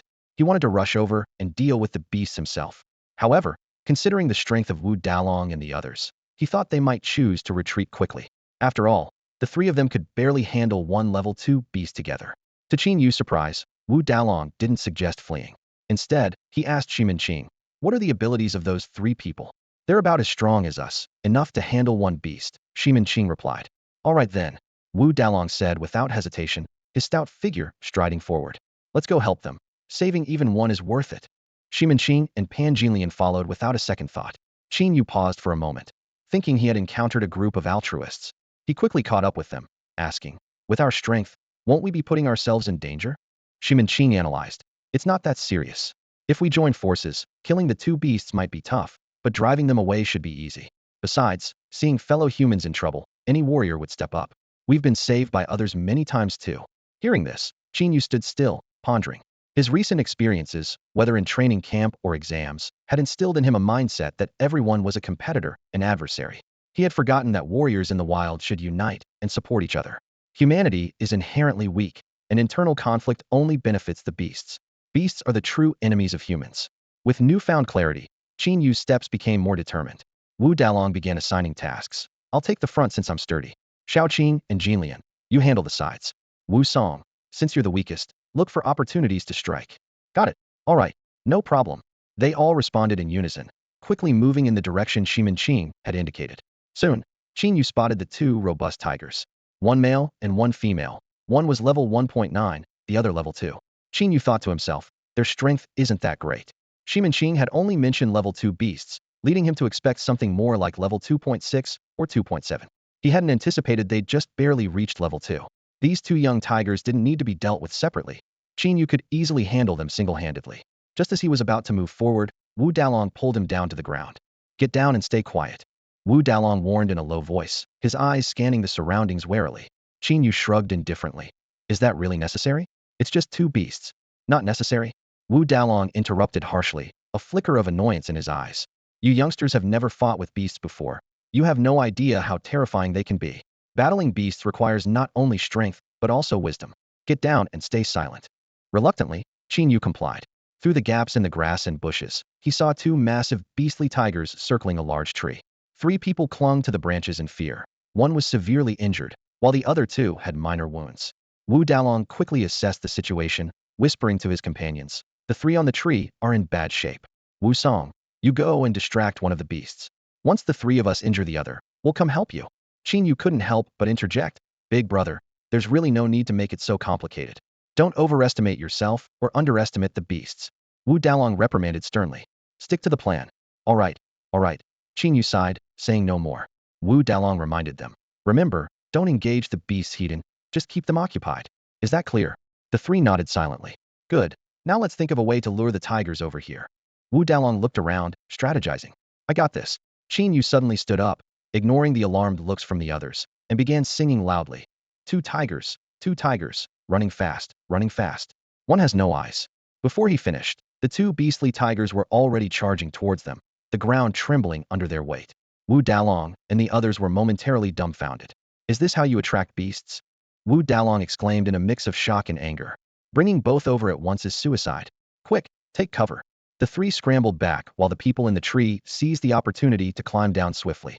One of them picked up a stone and hurled it at one of the tigers. With a loud bang, the stone shattered against the tiger's skull.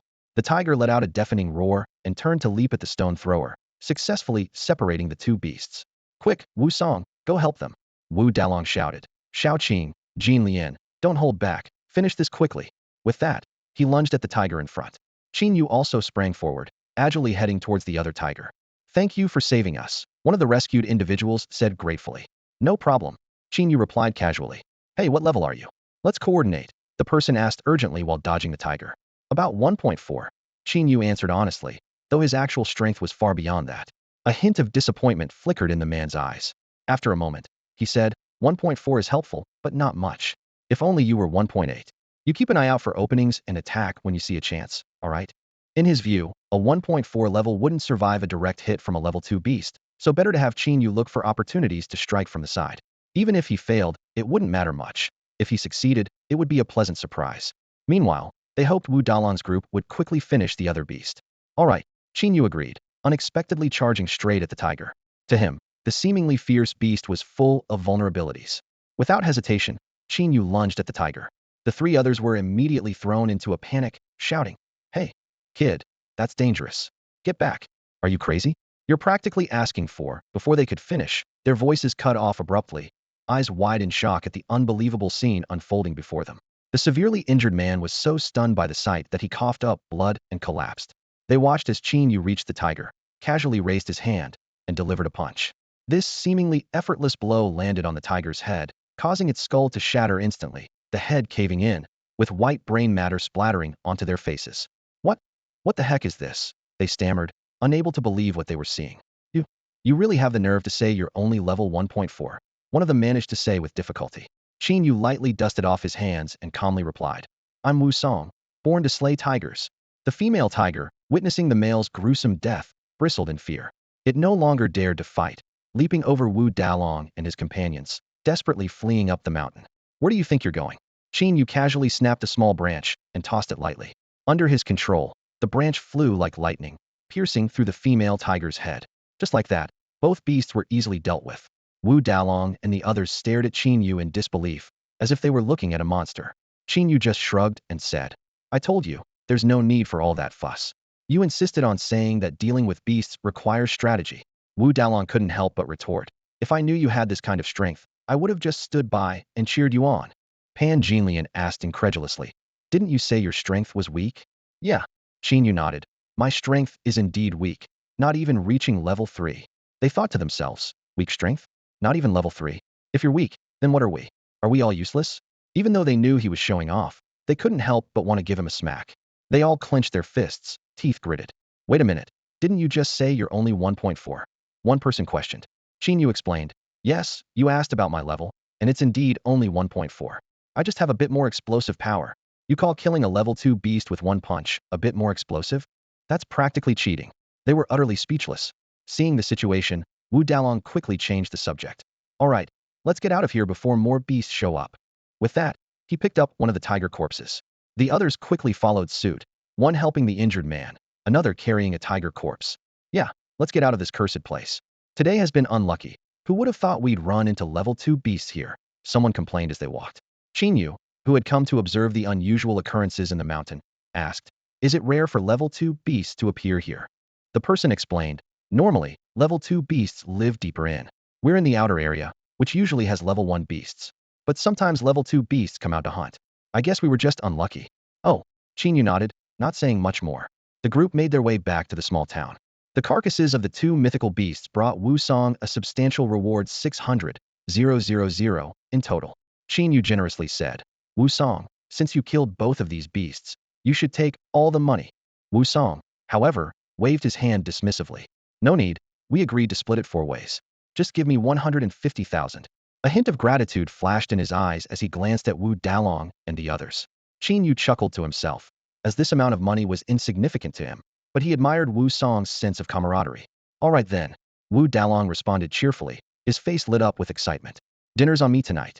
After a satisfying meal, Qin Yu returned to the hotel and opened the group chat. Messages popped up one after another.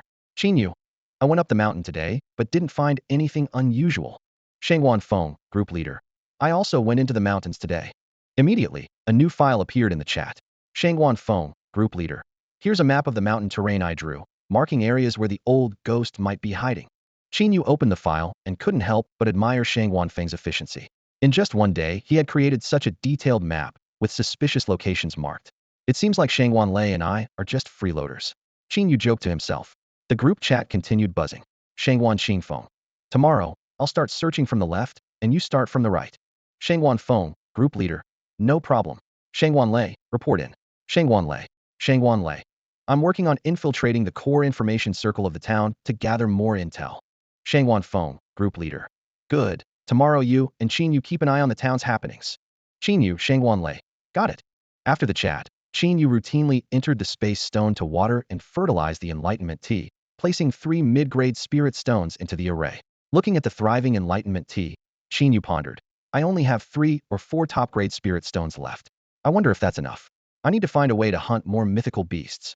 Just as Qin Yu was about to cultivate, there was a knock on the door. He frowned, feeling that the overly attentive service could be a nuisance. This time, he chose to ignore it and began his cultivation on the bed. The knocking persisted for a while before finally ceasing.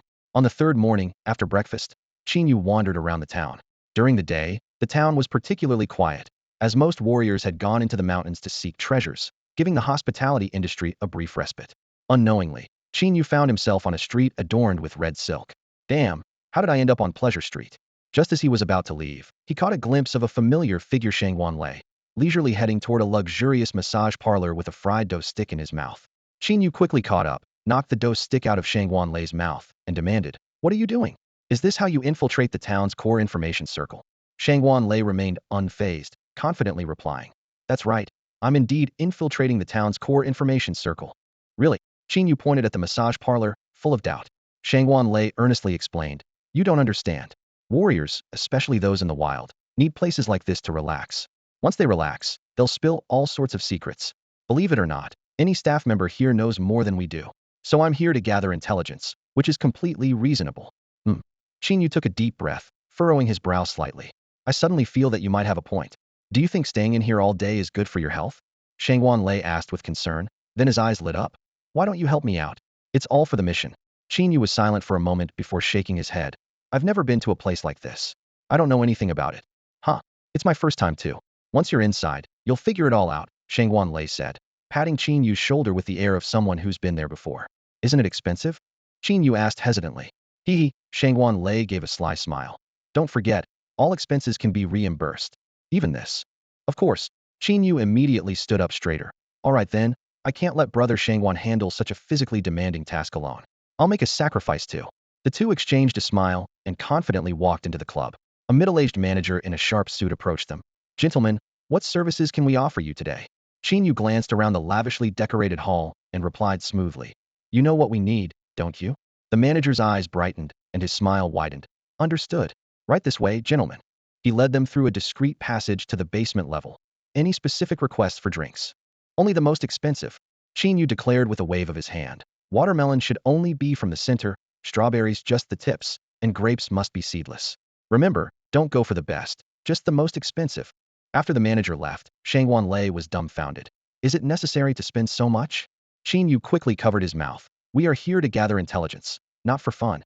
You can't catch a wolf without sacrificing a sheep. Spending money is part of the job." Moments later, the manager returned with a group of young women.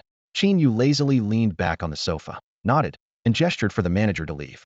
Once alone, he excused himself to the restroom and slipped away. In the restroom, Qin Yu's attention was drawn to a stall marked "under repair." He keenly sensed a martial artist's presence suddenly vanish. Opening the door, he found a regular squat toilet.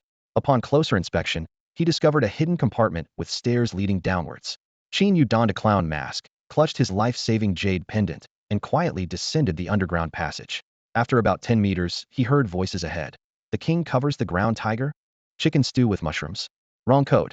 Intruder." Amidst the chaos, Qin Yu seized the opportunity to blend in. He saw a group of masked individuals attacking someone on the ground. He immediately joined in, pretending to be one of them. Since everyone was masked and unfamiliar with each other, no one noticed his presence. "Take this traitor's body to the boss," ordered a guard, his voice tinged with urgency. Qin Yu quickly seized the body, feigning eagerness as he headed deeper into the underground space. The surrounding guards encircled Qin Yu, with one wearing an amusement prince mask eyeing Qin Yu's mask with interest. "Hey, buddy, your champion mask looks great. Where did you get it? I want to switch mine." "They sell them in town, $10 each," Qin Yu replied casually. "All right, my mask is really ugly. I'll get one after work," the guard said enthusiastically. Qin Yu glanced at him. "Your amusement prince mask is pretty good too. Come on, say a line." "Soldier, this has nothing to do with you," the guard immediately responded. "Wow, you're just like the amusement prince himself," Qin Yu exclaimed in mock admiration. As he dragged the body forward, Qin Yu keenly assessed the surroundings. This underground space consisted of two warehouse-sized rooms connected by a passageway. The first room was bustling with various illicit activities, and they were now walking through the connecting passage. At the end of the passage, two guards blocked their path. "What are you doing?" one of them demanded sternly. The amusement prince mask guard quickly explained. "We just killed a martial artist trying to sneak in. We're here to report to the boss." "Leave the body, and you can go," the guard commanded. "Yes, sir." Qin Yu put down the body and turned to leave. Suddenly, a low beastly growl came from behind. Qin Yu frowned and looked back, only to find the guard still standing there, but the body had mysteriously vanished. Qin Yu's pupils contracted, and he quickened his pace. The formations here were not simple. They could interfere with his senses. Despite his expertise in formations, he couldn't pinpoint their locations, indicating the person who set them was far superior. Coupled with that beastly growl, Qin Yu's instincts screamed danger as he began contemplating a way to escape. "Stop right there." A guard's voice halted them from behind. Qin Yu's heart tightened as he stopped and turned. "What's the matter, officer?" "The boss wants to question you." "Follow me," the guard said coldly. Qin Yu hesitated, considering whether to crush the jade pendant in his sleeve to summon Shangwan Feng. Although Shangwan Feng was in the mountains, his prowess would allow him to arrive instantly. After a moment of thought, Qin Yu tucked the pendant back into his sleeve. He would first assess the situation and summon help only if it became truly dangerous. Following the guard into the second room, Qin Yu's pupils constricted. The room was filled with various exotic beasts, many clearly possessing strength above level 4. "Don't look around, or you'll be fed to the beasts," the leading guard threatened. The group quickly lowered their heads, following closely. Moments later, they were led into a small room. In the dimly lit basement, two men dressed in black robes and wearing white masks sat with a commanding presence. One of them, seated centrally, was clearly the leader, while the other sat respectfully beside him. "Boss, they have arrived," a subordinate reported quickly and respectfully. The leader replied coolly. "You may leave." Qin Yu took the opportunity to glance around discreetly and soon spotted a half-body corpse in the corner. After the soldier left, the leader turned his attention to Qin Yu and the others, pointing to the corpse in the corner. "How did you discover him?" "Reporting, boss, this guy messed up the code. We said tiger covers the land, and he responded with chicken stewed with mushrooms." "Chicken stewed with mushrooms?" the leader sneered. "Who would think we'd use such a common phrase as a code?" And not knowing the full phrase, "Tiger covers the land, pagoda suppresses the river demon, deserves to die for ignorance." The black-robed man beside the leader chuckled. "Boss, I think you're overthinking it." The leader rubbed his temples and sighed. "I can't help but worry. The elder specifically instructed that this place must remain hidden. And I've heard that Imperial University has sent people." Qin Yu's ears perked up. This was important information. There was an elder behind this leader, and with so many exotic beasts here, that elder was likely the malicious old ghost they were seeking. "Rest assured," the black-robed man explained. "Our secret base is built under the Street of Pleasures, and the entrance is only through that massage parlor. How could the righteous folks from Imperial University ever come to such a street, let alone enter a massage parlor? Even if they turn the whole town upside down, they won't find us here." "Exactly," the leader slapped his thigh confidently. "Only those who are idle, aimless, and weak would wander down the Street of Pleasures. How could the geniuses and experts from Imperial University waste their time in such a place?" The two grew more smug as they spoke, laughing heartily. "When the elder chose this location for the base, I didn't understand. Now I see the elder's foresight." Amidst the laughter, suddenly a crackling sound, and a jade pendant shattered. Boom. Crash. Clatter. Shangwan Feng descended from above, crashing through the roof of the massage parlor, breaking through several floors, and finally landing firmly in front of Qin Yu. The sudden turn of events left everyone present stunned. The leader and the black-robed man were dumbfounded, and the other subordinates were terrified out of their wits. Coincidentally, Shangwan Feng had crashed through the very room where Shangwan Lei was enjoying himself. At that moment, Shangwan Lei cautiously peeked through the hole in the ceiling, locking eyes with Qin Yu. The two exchanged silent glances. "Shangwan Lei, you told me you were going to the bathroom?" Qin Yu just happened to stumble upon this. "Shangwan Lei, you sneaky devil. What happened?" Shangwan Feng surveyed the surroundings, his gaze sharp as a blade. Qin Yu immediately stepped forward, standing tall as he reported. "Sir, this is a secret base of the Beast Heart sect." Shangwan Feng nodded slightly, his eyes like torches as he glanced at the leader seated at the head. With just one look, the leader seemed to be struck by lightning, as if bearing a great weight. He tumbled from his seat, scrambling and shouting. "It's a misunderstanding. I'm just running some small illegal business. I have no idea what the Beast Heart sect is. Look, there's not even a single mythical beast here." Before he finished speaking, a dozen ferocious mythical beasts suddenly burst through the city gates, lunging at Shangwan Feng, intending to tear him to pieces. The leader was instantly dumbfounded, his face turning ashen. "Humph." Shangwan Feng let out a cold laugh, and the terrifying pressure of an 8th-level peak warrior swept over the area like a tidal wave. All the mythical beasts were immediately pressed to the ground, trembling, unable to move. Seizing the opportunity, Qin Yu swiftly dealt with the mythical beasts one by one. Shangguan Feng strode over to the leader, his voice icy and piercing. "What's your name?" The leader trembled as he answered. "My name is Li Iliang. Since I'm in your hands, do as you wish." "So your name is Li Iliang?" Qin Yu asked in surprise. Li Iliang looked at Qin Yu, a glimmer of hope igniting in his heart. "Do you know me?" Qin Yu chuckled. "Of course I do. I grew up singing your songs." With that, he cleared his throat and sang. "Unity is Li Iliang. Unity is Li Iliang. This Li Iliang is iron. This Li Iliang is steel, stronger than iron, tougher than steel." "Stop singing." Shangguan Feng interrupted sharply, fixing his gaze on Li Iliang, enunciating each word. "Answer my question, and I can make your death quick." "No way." Li Iliang spat at Shangguan Feng, laughing maniacally. "Even if you kill me, I won't tell you anything." Quite stubborn. Shangguan Feng sneered. "Do you know who I am?" "Yes, General Shangguan Feng of the War God Regiment." Li Iliang replied through gritted teeth. "Then you should have heard of my methods."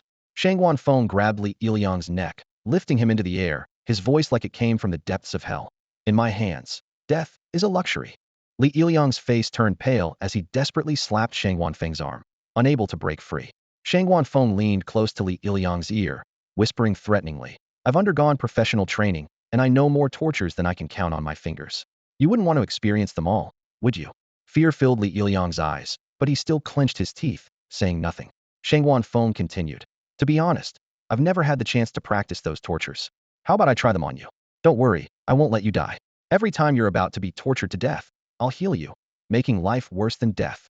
Seeing that Li Iliang still refused to speak, Shangguan Feng sneered. "Still not talking? You really are tough." With that, he tightened his grip on Li Iliang's neck. Fear filled Li Iliang's eyes, his face turning purple as his body convulsed. "Looks like I need to give you a taste first."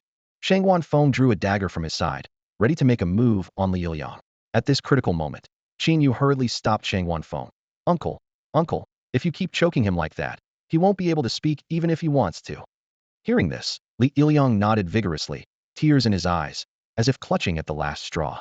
Shangguan Feng cast a cold gaze over the group before him, a disdainful smirk playing on his lips.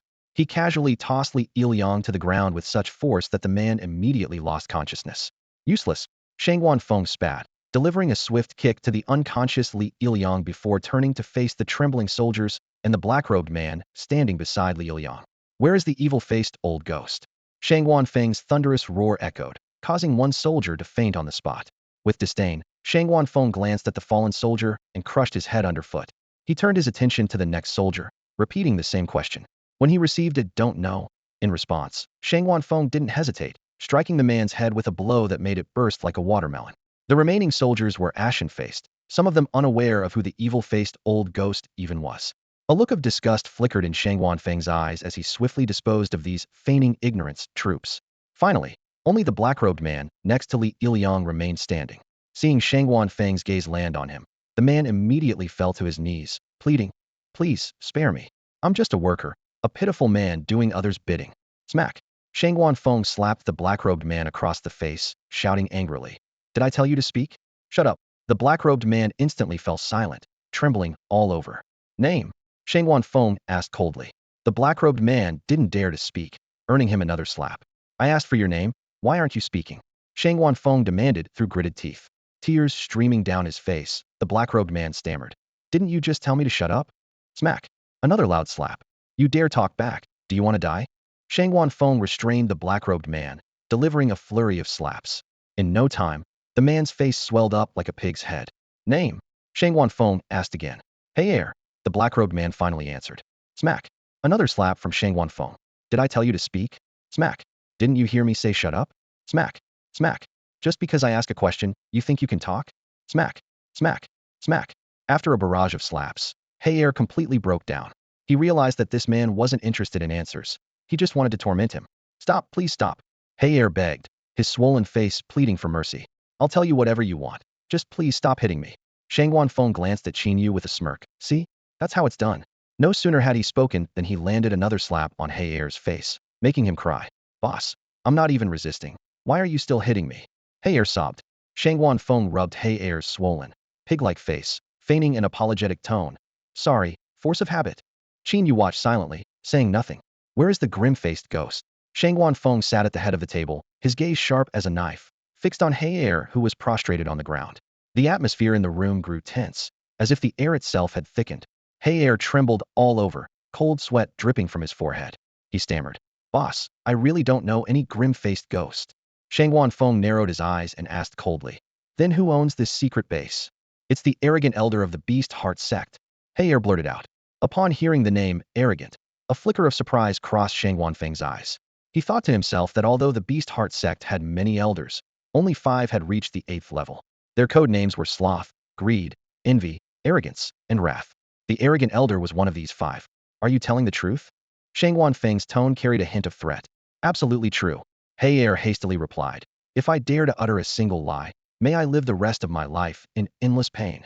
Qin Yu glanced at the lifeless body of a small soldier on the ground and sighed softly. He realized it was a misunderstanding. These people truly were unaware. However, no one would care about the fate of these minions. His gaze returned to Shang Wanfeng. Shang Wanfeng furrowed his brows, his mind racing with countless thoughts. After a moment, he slowly relaxed his brow and said, "Let's go find Shang Wan Qingfeng and discuss this together." He stood up and instructed, "Call Shang Wan Lei and ask where he is." "No need to call. I'm here." Shang Wan Lei suddenly poked his head out from a gap and waved at Shang Wanfeng. "Then let's go." As soon as Shang Wanfeng finished speaking, he took off into the air. Qin Yu felt a powerful force lifting him. In the blink of an eye, the scenery blurred, and they found themselves at the hotel where Shang Wanfeng was staying. Shang Wan Lei, Li Iliang, and He Er were brought along as well. Qin Yu marveled at the power of an 8th level peak expert. The speed was astonishing. Shang Wanfeng sent a message, and in the next second, Shang Wan Qingfeng appeared in the room. The 4 sat down together, and Qin Yu recounted the entire case in detail. "What do you think?" Shang Wanfeng asked. Shang Wan Qingfeng stroked his beard and, after a moment of contemplation, said, "There are 2 possibilities. First, the intelligence personnel made a mistake, confusing arrogance with the grim-faced ghost. Second, the grim-faced ghost, after capturing Tong Tong, realized he couldn't evade pursuit and voluntarily ceded some benefits to seek arrogance's protection. Either scenario greatly complicates the case." Shang Wanfeng nodded slightly in agreement. "I lean towards the first possibility. Based on the typical behavior of Beast Heart sect members, arrogance would surely monopolize the purified bloodline, leaving the grim-faced ghost with nothing." Qin Yu suddenly suggested, "Why don't we ask the intelligence personnel how they determined the grim-faced ghost appeared in this town?" "Right." Shang Wan Qingfeng clapped his hands. "I'll be back in a flash." Soon, Shang Wan Qingfeng returned, dragging along a chubby man wielding a butcher's knife. The man adjusted his grease-stained clothes and introduced himself. "Hello, I'm an intelligence officer from the Imperial Capital University, codenamed Pangolin, currently undercover in this town as a butcher." Shang Wanfeng nodded slightly, a hint of approval in his eyes. "You've worked hard," he said succinctly. Pangolin straightened up immediately, his voice firm. "It's no trouble, all for Siau." Shang Wanfeng frowned slightly, getting straight to the point. "Are you the only intelligence officer in this town?" Pangolin nodded in confirmation. Shang Wanfeng didn't waste time on pleasantries and asked directly, "How did you determine that the evil-faced old ghost appeared here? Did you see him with your own eyes?" Pangolin shook his head and explained, "I didn't see him personally. But that night, a large number of exotic beast auras suddenly appeared around the town, including a levels-even beast. However, they didn't attack the town. Instead, after a brief pause, they all headed towards the Tianling Mountains." Upon hearing this, Qin Yu and the others frowned. This phenomenon at most suggested that a master from the Beast Heart sect had appeared, but directly concluding that it was the evil-faced old ghost seemed too hasty. Pangolin seemed to notice their doubts and quickly pulled out a multicolored scale from his pocket. "It's not just based on this," he explained. "I suspect it was the evil-faced old ghost because of this scale from a red armored multicolored lizard. I found it at the mountain entrance the next day. According to previous intelligence, the strongest beast controlled by the evil-faced old ghost is a levels-even red armored multicolored lizard." He continued to analyze. Combined with the possible movement patterns of the evil-faced old ghost, the safest retreat route after capturing hostages would be through the Tianling Mountains. So I suspect there's a high chance he entered the mountains. Shang Wanfeng took the scale, examined it for a moment, and confirmed, "It's indeed the aura of a levels-even beast." He pressed further, "Aside from this scale, did you discover anything else?" Pangolin added, "I also found traces of large beasts passing through the mountain entrance. Although they were partially concealed, some signs remained." Shang Wanfeng asked, "Have you speculated on where the evil-faced old ghost might be hiding?" Pangolin shook his head with a wry smile. "I didn't dare venture deep into the mountains for fear of alerting him." Shang Wanfeng nodded in understanding. "Got it. You can head back for now. We'll call you if we need anything." After Pangolin left, Shangguan Feng sighed heavily. Qin Yu asked, "What do you think?" Shangguan Qing Feng smiled wryly. "We've been played.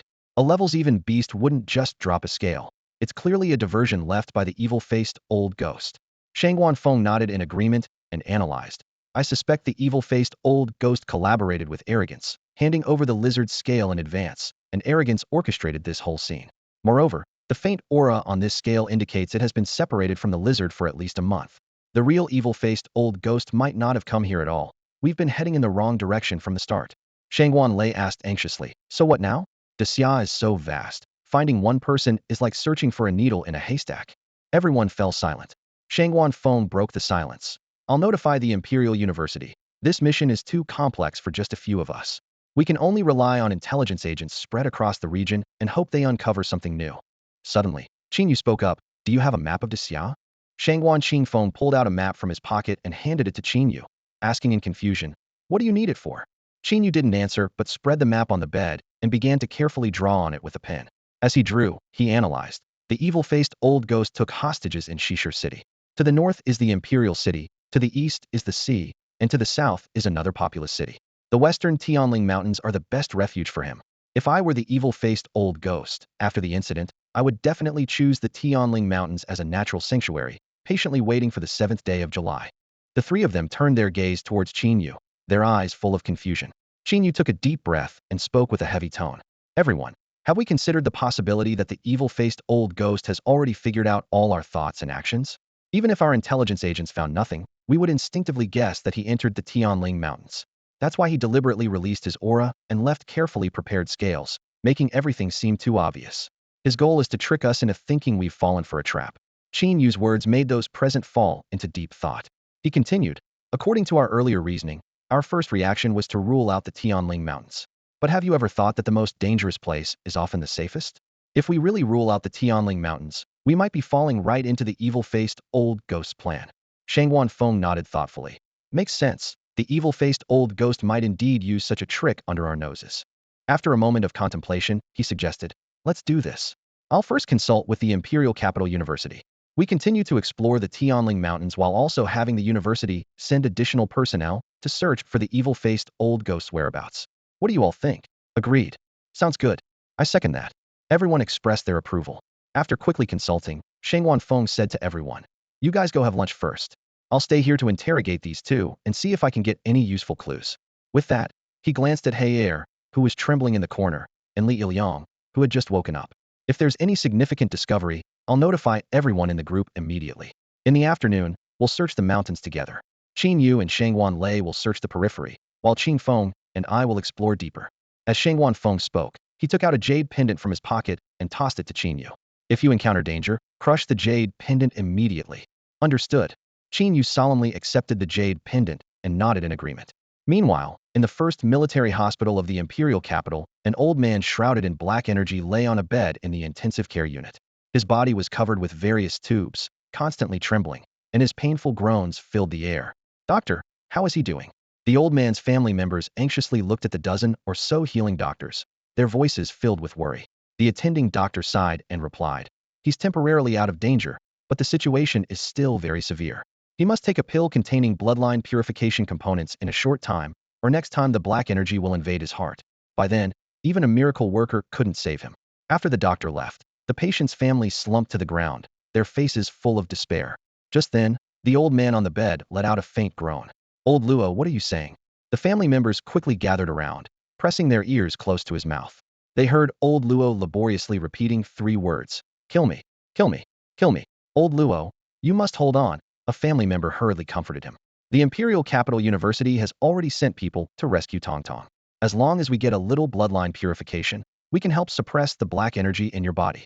Old Luo was no ordinary person. He was one of the few 9th-level martial artists in the world, a top force in the fight against exotic beasts. Just half a month ago, old Luo was invincible on the battlefield, able to obliterate countless exotic beasts with a wave of his hand. Yet now, he lay on the bed, as fragile as a flickering candle, a shadow of his former self. The root of this situation was the eruption of the black poison in his body. 2 years ago, old Luo, along with 2 other 9th-level martial artists and over a dozen 8th-level martial artists, explored the Sky Rift. Although they encountered unexpected events, fortunately, No one was injured. However, everyone was infected with an extremely dreadful poison. Once the poison erupts, no matter how strong the martial artist, they will be rendered powerless and suffer unbearably. During the eruption, black energy would steam from their bodies. Hence it was called black poison. Even a 9th level healer with 9th level healing pills is helpless against this poison. Fortunately, someone discovered that pills made from purified blood could suppress this poison. Since then, every month, purified blood has been extracted from Tong Tong to sustain the lives of Luo Lao and others. However, fate seemed to play a cruel joke on the Luo family. Just a few days ago, Tong Tong was kidnapped, and the poison in Luo Lao's body happened to flare up at this exact time. The Luo family was thrown into an unprecedented crisis, each member as anxious as ants on a hot pan. Luo Lao's second son, Luo Yi, could no longer contain himself. He sprang up, his eyes blazing with anger. No, I must pressure Imperial Capital University right now. They are fully responsible for Tong Tong's safety, and they must give us an explanation for this. With that, he strode out of the hospital room. As soon as Luo Yi opened the door, his elder brother, the current head of the Luo family, Luo Feng, hurried over. Seeing Luo Feng, Luo Yi seemed to find his backbone and urgently said, "Big brother, without the essence blood, the old man might not last a few days." Luo Feng's face turned even graver. He looked through the glass at their father lying in bed and quietly said to Luo Yi, "News just came from Imperial Capital University that the evil-faced old ghost might not even be in the Tianling Mountains." The rescue team went on a wild goose chase. What? Luo Yi clenched his fists, gritting his teeth. Damn evil-faced old ghost. One day I'll tear you to pieces. Let's not waste time with such words. Luo Feng carefully took out a pill from his pocket. This is made from the last bit of essence blood. Let's use it to stabilize the old man's condition. Luo Yi's eyes lit up. Great, luckily we still have some in stock. But he quickly frowned again. Tong Tong is still just a child. Even though we try to extract as much as possible each time, the remaining essence blood won't last long. Enough talk. Let's give the old man the medicine first. Then we'll figure out a plan. The two brothers hurried into the room and placed the last life-saving pill into Luo Lao's mouth. Soon, the dark aura around Luo Lao dissipated, his trembling body gradually calmed, and he drifted into sleep. The old man is asleep. Everyone, let's step out and keep it quiet. The group gathered in the hallway, and Luo Feng got straight to the point. Relying solely on Imperial Capital University, finding the evil-faced old ghost quickly is very difficult. The pill won't hold for long either. I want to hear everyone's thoughts. Isn't it obvious? I suggest immediately using all of the Luo family's resources to assist Imperial Capital University in finding Tong Tong. Yes, I suggest the Luo family halt all commercial trade and mobilize resources nationwide to search with full force. I agree. I have no objections. Luo Feng, satisfied, glanced at everyone and turned to leave. I'll go make arrangements right away. Meanwhile, several major families and merchants across the Siau began to take action simultaneously. Nationwide, various spies, informants, and assassins became active. A massive search operation quietly commenced. At the same time, Qin Yu spent the entire afternoon on the mountain, but apart from killing a few exotic beasts, he found nothing new. He dared not explore too deeply, as the only useful information extracted by Shangwan Feng from Li Ilyang was that the arrogant elder of the Beast Heart sect was currently in the Tianling Mountains. If he were unfortunate enough to encounter that guy, even 10 lives wouldn't be enough for Qin Yu. This is such a waste of my precious cultivation time. I didn't expect this task to be so troublesome. Qin Yu complained, taking out a space stone to water and fertilize the Dao Comprehension tea. The tea plant looked pleasing, its lush green tips reaching up to Qin Yu's calf. In just over 20 days, it should be ready for harvest. Qin Yu thought joyfully. On the 4th day in the town, Qin Yu ventured deeper into the forest again, yet still came up empty-handed. On the 5th and 6th days, he tirelessly continued his search, but the results remained disappointing. Time was slipping away, and the deadline of July 7th was approaching fast, yet Qin Yu and the others made no progress. Even major families outside had launched large-scale searches, but no useful clues were found. The mysterious evil ghost seemed to have vanished into thin air, leaving nothing behind except a single scale in the Tianling Mountains. As night fell, Qin Yu sat exhausted in a martial artist's barbecue restaurant. He mechanically ate skewers of meat, washed down with beer, while humming a tuneless song. Suddenly, a familiar voice came from behind. Wu Song, you're eating here too? Turning around, Qin Yu saw Wu Dalong and his companions approaching. He raised his hand and forced a smile. Oh, brother, come join us. Wu Dalong and his group didn't hesitate and sat down next to Qin Yu to enjoy the grilled meat. Waiter, bring 500 more skewers. Qin Yu called out loudly. Sure, just a moment, sir, the waiter replied. Turning to his new companions, Qin Yu asked, so, how's your progress these days? Wu Dalong put down his skewer and said gravely. About the same as before, just barely getting by. He paused, his tone turning serious. Brother Wu Song, you'd better not go into the mountains these days. Why? Qin Yu asked, puzzled. Pan Jinlian sighed and explained. For some reason, there are more beasts on the outskirts, including quite a few level 2 beasts. It's dangerous. Qin Yu forced a smile. He knew the sudden increase in beasts was due to the daily wanderings of the powerful figures Shangguan Feng and Shangguan Qing Feng in the Tianling Mountains, which had disturbed many high-level beasts. Once they left, the beasts would return to their territories. Shimin Qing suddenly asked, by the way, Brother Wu Song, have you found what you're looking for? Qin Yu was taken aback. Me? What am I looking for? He remembered he hadn't mentioned this to them. Shimin Qing laughed and explained, with your skills, you must be a college student, different from folks like us. You must be here to find something. Qin Yu looked at Shimin Qing in surprise, impressed by his insight. He sighed and admitted, Brother Shimin, you're really sharp. I am here to find something, but I have no leads. Wu Dalong asked eagerly, what thing? A spirit herb or fruit? Maybe we've come across it before. Shimin Qing quickly added, if it's inconvenient, you don't have to say. Qin Yu hesitated for a moment and decided to share some information. It's not really a secret. He thought for a moment and said, I'm here to find a person. What person? Any distinguishing features? Wu Dalong pressed further. Qin Yu described the characteristics of the Beast Heart sect members, probably wearing a black robe, maybe also a mask, and he has many beasts with him all the time. Wu Dalong shook his head. We haven't seen anyone like that. The Tianling Mountains are so vast. Finding one person is too difficult. Qin Yu sighed. Yeah, it's not just difficult. It's like having no clue at all, wandering aimlessly every day. Shimin Qing mused. Speaking of clues, I might have an idea. Qin Yu perked up immediately. Go ahead, Brother Shimin. Shimin Qing analyzed. The biggest feature of that person is having many beasts following. A person might not leave traces in the mountains, but if a large group of beasts passes through, there will definitely be traces. Qin Yu frowned. The mountains are full of beast traces, that's hard to track. Shimin Qing confidently said. The traces of a single beast and a group of beasts are completely different. You may be strong, but in terms of this experience, you're lacking. Qin Yu nodded thoughtfully. I see. Qin Yu's eyes sparkled with excitement as he eagerly asked Shimin Qing, what kind of traces can a group of mythical beasts leave behind? Shimin Qing put down his wine cup and swallowed his mouthful of meat before seriously explaining. The most obvious trace is a path full of broken branches and leaves. However, if these beasts are being controlled, they will definitely try to avoid leaving such traces. After a few days, most people wouldn't notice anything. Hearing this, Qin Yu rolled his eyes, thinking that this explanation was as good as useless. Sensing his disappointment, Shimin Qing quickly added, don't worry, my friend. While obvious traces can be hidden, there's one trace that can't be concealed no matter what. What trace? Qin Yu asked eagerly, his eyes widening.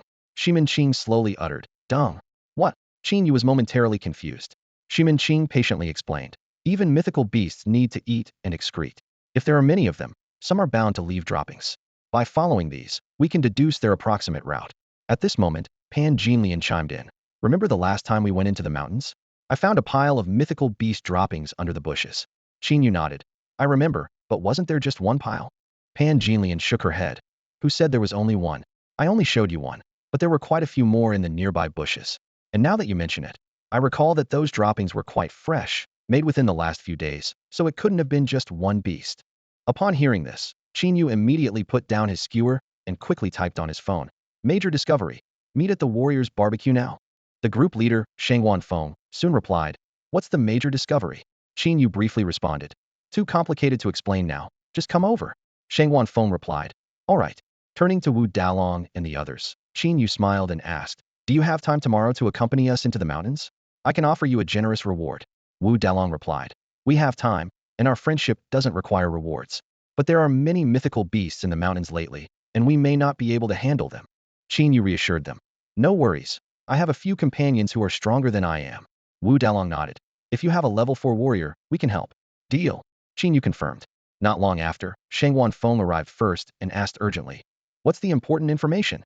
Qin Yu, filled with excitement, said, I have an idea that might help us find the evil-faced old ghost. What idea? Tell me. Shangguan Feng pressed. Qin Yu explained. I plan to use the traces left by the evil-faced old ghost a few days ago to find his hiding place. Shangguan Feng immediately dismissed the idea. That's impossible.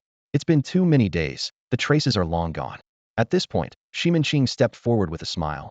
No, sir. Ordinary traces might disappear, but there's one trace that can last for half a month. And who are you? Shangguan Feng looked at Shimin Qing in confusion. Qin Yu quickly introduced. This is Shimin Qing, a good friend of Wu Song. He emphasized Wu Song while introducing Shangwan Feng to the others. This is my teacher, incredibly powerful. Shangwan Feng immediately understood and asked, "What trace are you referring to?" Excrement. Shiman Qing answered directly. "Well, what?" Shangwan Feng was momentarily taken aback. Qin Yu hurriedly explained the method in detail to Shangwan Feng. After listening, Shangwan Feng shook his head. This method doesn't seem feasible. Just then, Qin Yu's phone suddenly vibrated. He opened it to see a message from the author. "Guys, starting today, we're testing the book title, which will last until February 25th. During these 2 weeks, please don't stop following the updates.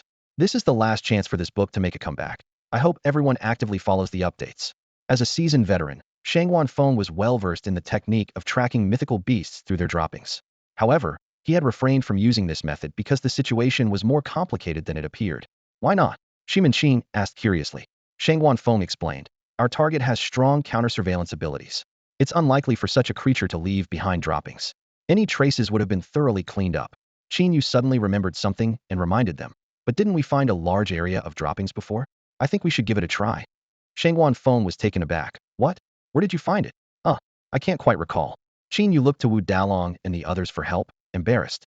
Wu Dalong grinned. "Don't worry, I remember. It's over there. I'll take you." Following Wu Dalong's lead, the group quickly arrived at the previous location. Wu Dalong pointed around, saying, "You could still see traces of people passing through before, but with the shrubs growing over the past few days, it's all hidden now." Meanwhile, in the warriors' barbecue shop, Shangwan Lei and Shangwan Qingfeng exchanged puzzled looks. "Where are they? Didn't they say there was important news and called us to gather here?" Shangwan Lei asked, confused. "I don't know. I just got here too." Shangwan Qingfeng replied, "Maybe they're not here yet. Let's wait. Waiter, for 100 skewers, please." "Sure." The waiter responded promptly. Back in the forest, Shangwan Feng pushed aside dense bushes and grass, soon discovering the rotting droppings on the ground. Just this. Shangwan Feng was a bit disappointed. "Uncle, there's more ahead," Pan Jinlian said as she skillfully cut down the bushes with her short knife. As she moved, more droppings were revealed, leaving Shangwan Feng stunned. "How did you find this?" Shangwan Feng asked, puzzled. "You can't see the ground through such dense bushes." Pan Jinlian was also confused. "The droppings are obvious. How could you miss them? Look, there's another pile here." Following the trail of droppings, Pan Jinlian moved forward, with Qin Yu and the others close behind. Suddenly, Pan Jinlian stopped. "What's wrong?" Shangwan Feng asked.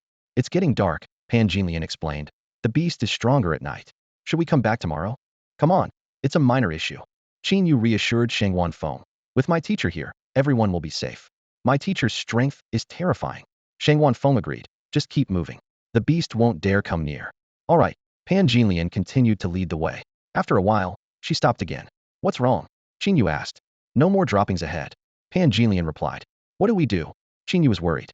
"Don't panic." Pan Jinlian gave Qin Yu a reassuring look. "It's not that there are no droppings, but they've been covered up." She took a deep breath and said decisively, "Follow me." Pan Jinlian sidestepped about 10 meters, cleared the surrounding bushes, and dug a bit with her short knife, revealing another pile of sticky droppings. "Impressive." Qin Yu couldn't help but give a thumbs up. "No big deal, just practice." Pan Jinlian responded calmly. As the group delved deeper, the droppings left by the mythical beast became increasingly hidden. Some were left on trees, others buried a meter underground, and some eaten by dog-like beasts. However, with Pan Jinlian's exceptional tracking skills, no droppings went unnoticed. Following the trail of droppings, they walked through the night. As dawn broke, the first rays of sunlight pierced through the dense foliage, creating streams of light in the forest. Pan Jinlian lay on the ground, sniffing diligently, continuing her tracking journey. A sudden pungent smell invaded his nostrils, causing Shangwan Feng to frown. He muttered, "I think I found a large area, and the scent is very fresh. No need to sniff further." He flexed his fists, a hint of excitement in his eyes. "We found our target." Upon hearing this, Qin Yu narrowed his eyes and fully engaged his advanced breathing technique. His perception expanded to its limit, yet he still couldn't detect any human presence. Just as he was puzzled, Shangwan Feng's expression changed suddenly, and he urgently said, "Qin, Wu Song, quickly take your friends and retreat. I'll hold them off." This warning set off alarm bells in Qin Yu's mind. Shangwan Feng didn't say, "I'll catch him," but "I'll hold them off," indicating there were multiple opponents, matching Shangwan Feng's strength. Instantly, the image of the arrogant elder flashed in Qin Yu's mind. It seemed they had indeed joined forces. Without hesitation, Qin Yu shouted, "Quick, follow me." He knew that a clash between 8th-level warriors could easily obliterate them with just the aftershocks. At that moment, an ear-piercing sound, like glass scraping, echoed from deep within the forest. "Since you're here, Why the rush to leave? Before the words had fully settled, two figures in black robes gracefully leaped down from the trees. They were the long-sought evil-faced ghost, and one of the 5 elders of the Beast Heart sect, the arrogant elder. Shangguan Feng's face changed drastically, clearly not expecting the evil-faced ghost and arrogant elder to join forces. Retreat now, he growled, urgency lacing his voice. But it was too late. With a sinister laugh, the arrogant elder raised his staff and tapped it lightly on the ground. Instantly, intricate blood-red patterns illuminated beneath Qin Yu and his companions. It's a formation. Qin Yu's heart sank. Simultaneously, Shangguan Feng's muscles bulged, his bones crackling, eyes blazing with fierce anger. Clothes burst, he shouted, and his upper garments were torn apart by sheer force.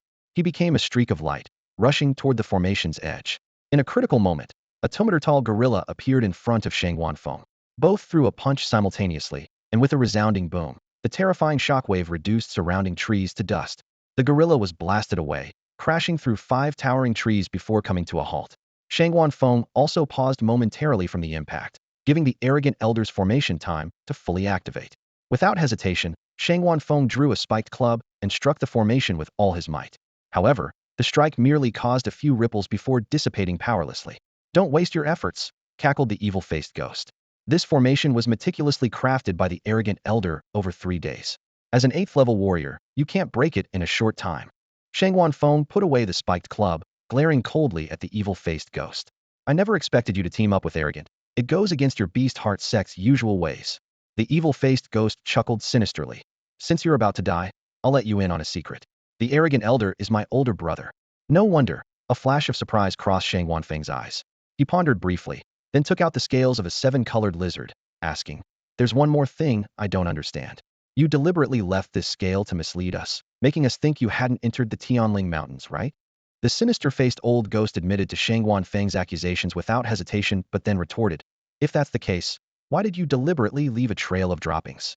Isn't that contradictory?" Shangguan Feng frowned in confusion, and before he could respond, the sinister-faced old ghost erupted in anger, his voice sharp. "Nonsense. I went to great lengths to hide the droppings. Some were placed on trees over 10 meters high, while others were buried more than a meter deep in the ground. I can't believe you still found your way here despite my efforts. How infuriating." The old ghost's exasperated demeanor caused everyone to glance at Pan Jinlian in unison, their eyes filled with astonishment. "This woman must have some kind of special ability," someone murmured softly. Taking a deep breath, the sinister-faced old ghost continued. "However, your arrival is timely. Purifying the bloodline along with the blood pill refined from an 8th-level warrior's blood will surely propel me to the 8th level, and my brother will become the second 9th-level warrior of the Beast Heart sect. Ha ha ha ha." Shangguan Feng's aura intensified as he sneered. "Do you really think you can refine me? Let's see if you're still this lively later," the sinister-faced old ghost replied menacingly. At that moment, the arrogant elder suddenly raised his staff and slowly uttered, "Activate the formation. Blood refinement." In an instant, countless crimson mists rose within the formation, entwining everyone like a relentless plague. Shangguan Feng shouted in a low voice, feeling the power being rapidly stripped from his body. He gritted his teeth, rallying his internal energy to resist the external force. Although the speed of the energy drain slowed, it seemed only a matter of time before he would be completely drained. Wu Dalong, Pan Jinlian, and Shimin Qing fared even worse, unable to withstand the crimson mist's pull, and they were quickly drained and fell unconscious. Qin Yu looked at himself in surprise, not feeling any pull at all, with his energy circulating as usual. The blood energy condensed by the divine breathing technique is truly extraordinary, he thought with relief. With the crimson mist as a barrier, the sinister-faced old ghost and the arrogant elder outside the formation didn't notice Qin Yu's anomaly. "Brother, I'll keep an eye on them here. You go prepare for your breakthrough to the 9th-level warrior," the sinister-faced old ghost said to the arrogant elder. "All right." The arrogant elder nodded and turned to leave. Qin Yu took out his phone and glanced at it. "Damn, no signal," he cursed inwardly. "No way to call for help, and I can't break this formation. What should I do?" Suddenly, an idea struck Qin Yu, and he slowly approached Shangguan Feng, whispering, "Uncle, uncle." Shangguan Feng opened his eyes, surprised to see Qin Yu unaffected. Without waiting for questions, Qin Yu asked, "Uncle, how much cash do you have on you right now?" Shangguan Feng was bewildered. "I'm not dead yet, and you're already eyeing my inheritance? Don't just stand there. This might be our only hope to break the formation," Qin Yu urged. Shangguan Feng glanced at his spatial ring. "A few million, maybe." "A few million?" Qin Yu deflated. "You're an 8th-level warrior and only have a few million in cash? That's too poor," Shangguan Feng explained, exasperated. Even if I had billions, I wouldn't carry it all with mites all in the bank. Wow. Qin Yu was stunned. Billions? Uncle, you've been quite greedy, huh? Enough to get a hefty sentence. Shut up. Shang Wanfeng snapped. Qin Yu sighed, about to leave when a system prompt sounded in his mind. Friendly reminder. The money stored in the bank can also be used directly in the system's in-app purchases. Hearing this, Qin Yu was so excited he nearly did a split, his eyes gleaming with hope. Qin Yu and Shang Wanfeng found themselves trapped in a mysterious formation. The situation was dire. Shang Wanfeng, looking anxious, turned to Qin Yu and asked, Uncle, just tell me, how much money do you have in the bank? Qin Yu frowned, replying impatiently, What are you up to now? Stop bothering me. I'm trying to figure a way out. Soon enough, Qin Yu dropped the pretense and said frankly, If I had 300 million, I could channel my master to use a tenth of his formation-breaking skills. With 3 billion, it would be 3/10. If I had 30 billion, then I could. Enough. Shang Wanfeng interrupted eagerly, a glimmer of hope in his eyes. I don't have 30 billion, but are you serious about this? He knew Qin Yu had a master who was as elusive as a dragon, whose skills far surpassed his own. If what Qin Yu said was true, perhaps they could indeed break the formation. Of course it's true. Qin Yu nodded confidently. Otherwise, why would I need your money? Shang Wanfeng hesitated, then asked, All right, but my money is all in the bank. Is that any good? Absolutely, Qin Yu said firmly. You just need to say, transfer all my 3.4 billion to Qin Yu. Shang Wanfeng took a deep breath and repeated, transfer my 3.4 billion to Qin Yu. Qin Yu nodded and said, Wait here, I'll give it a shot. He then quietly moved away from Shang Wanfeng, mentally chanting, System, spend 3.33 billion to upgrade the divine formation technique. Instantly, 3.33 billion vanished from the Great Siau commercial bank in the capital. Simultaneously, Qin Yu's divine formation technique soared from LV4 proficient to master level, then grandmaster, finally settling at LV7 celestial master level. An overwhelming tide of formation knowledge flooded Qin Yu's mind, causing a splitting headache. He couldn't help but let out a painful howl, catching the attention of the malicious spirit nearby, who thought, What a tenacious little guy, still not drained.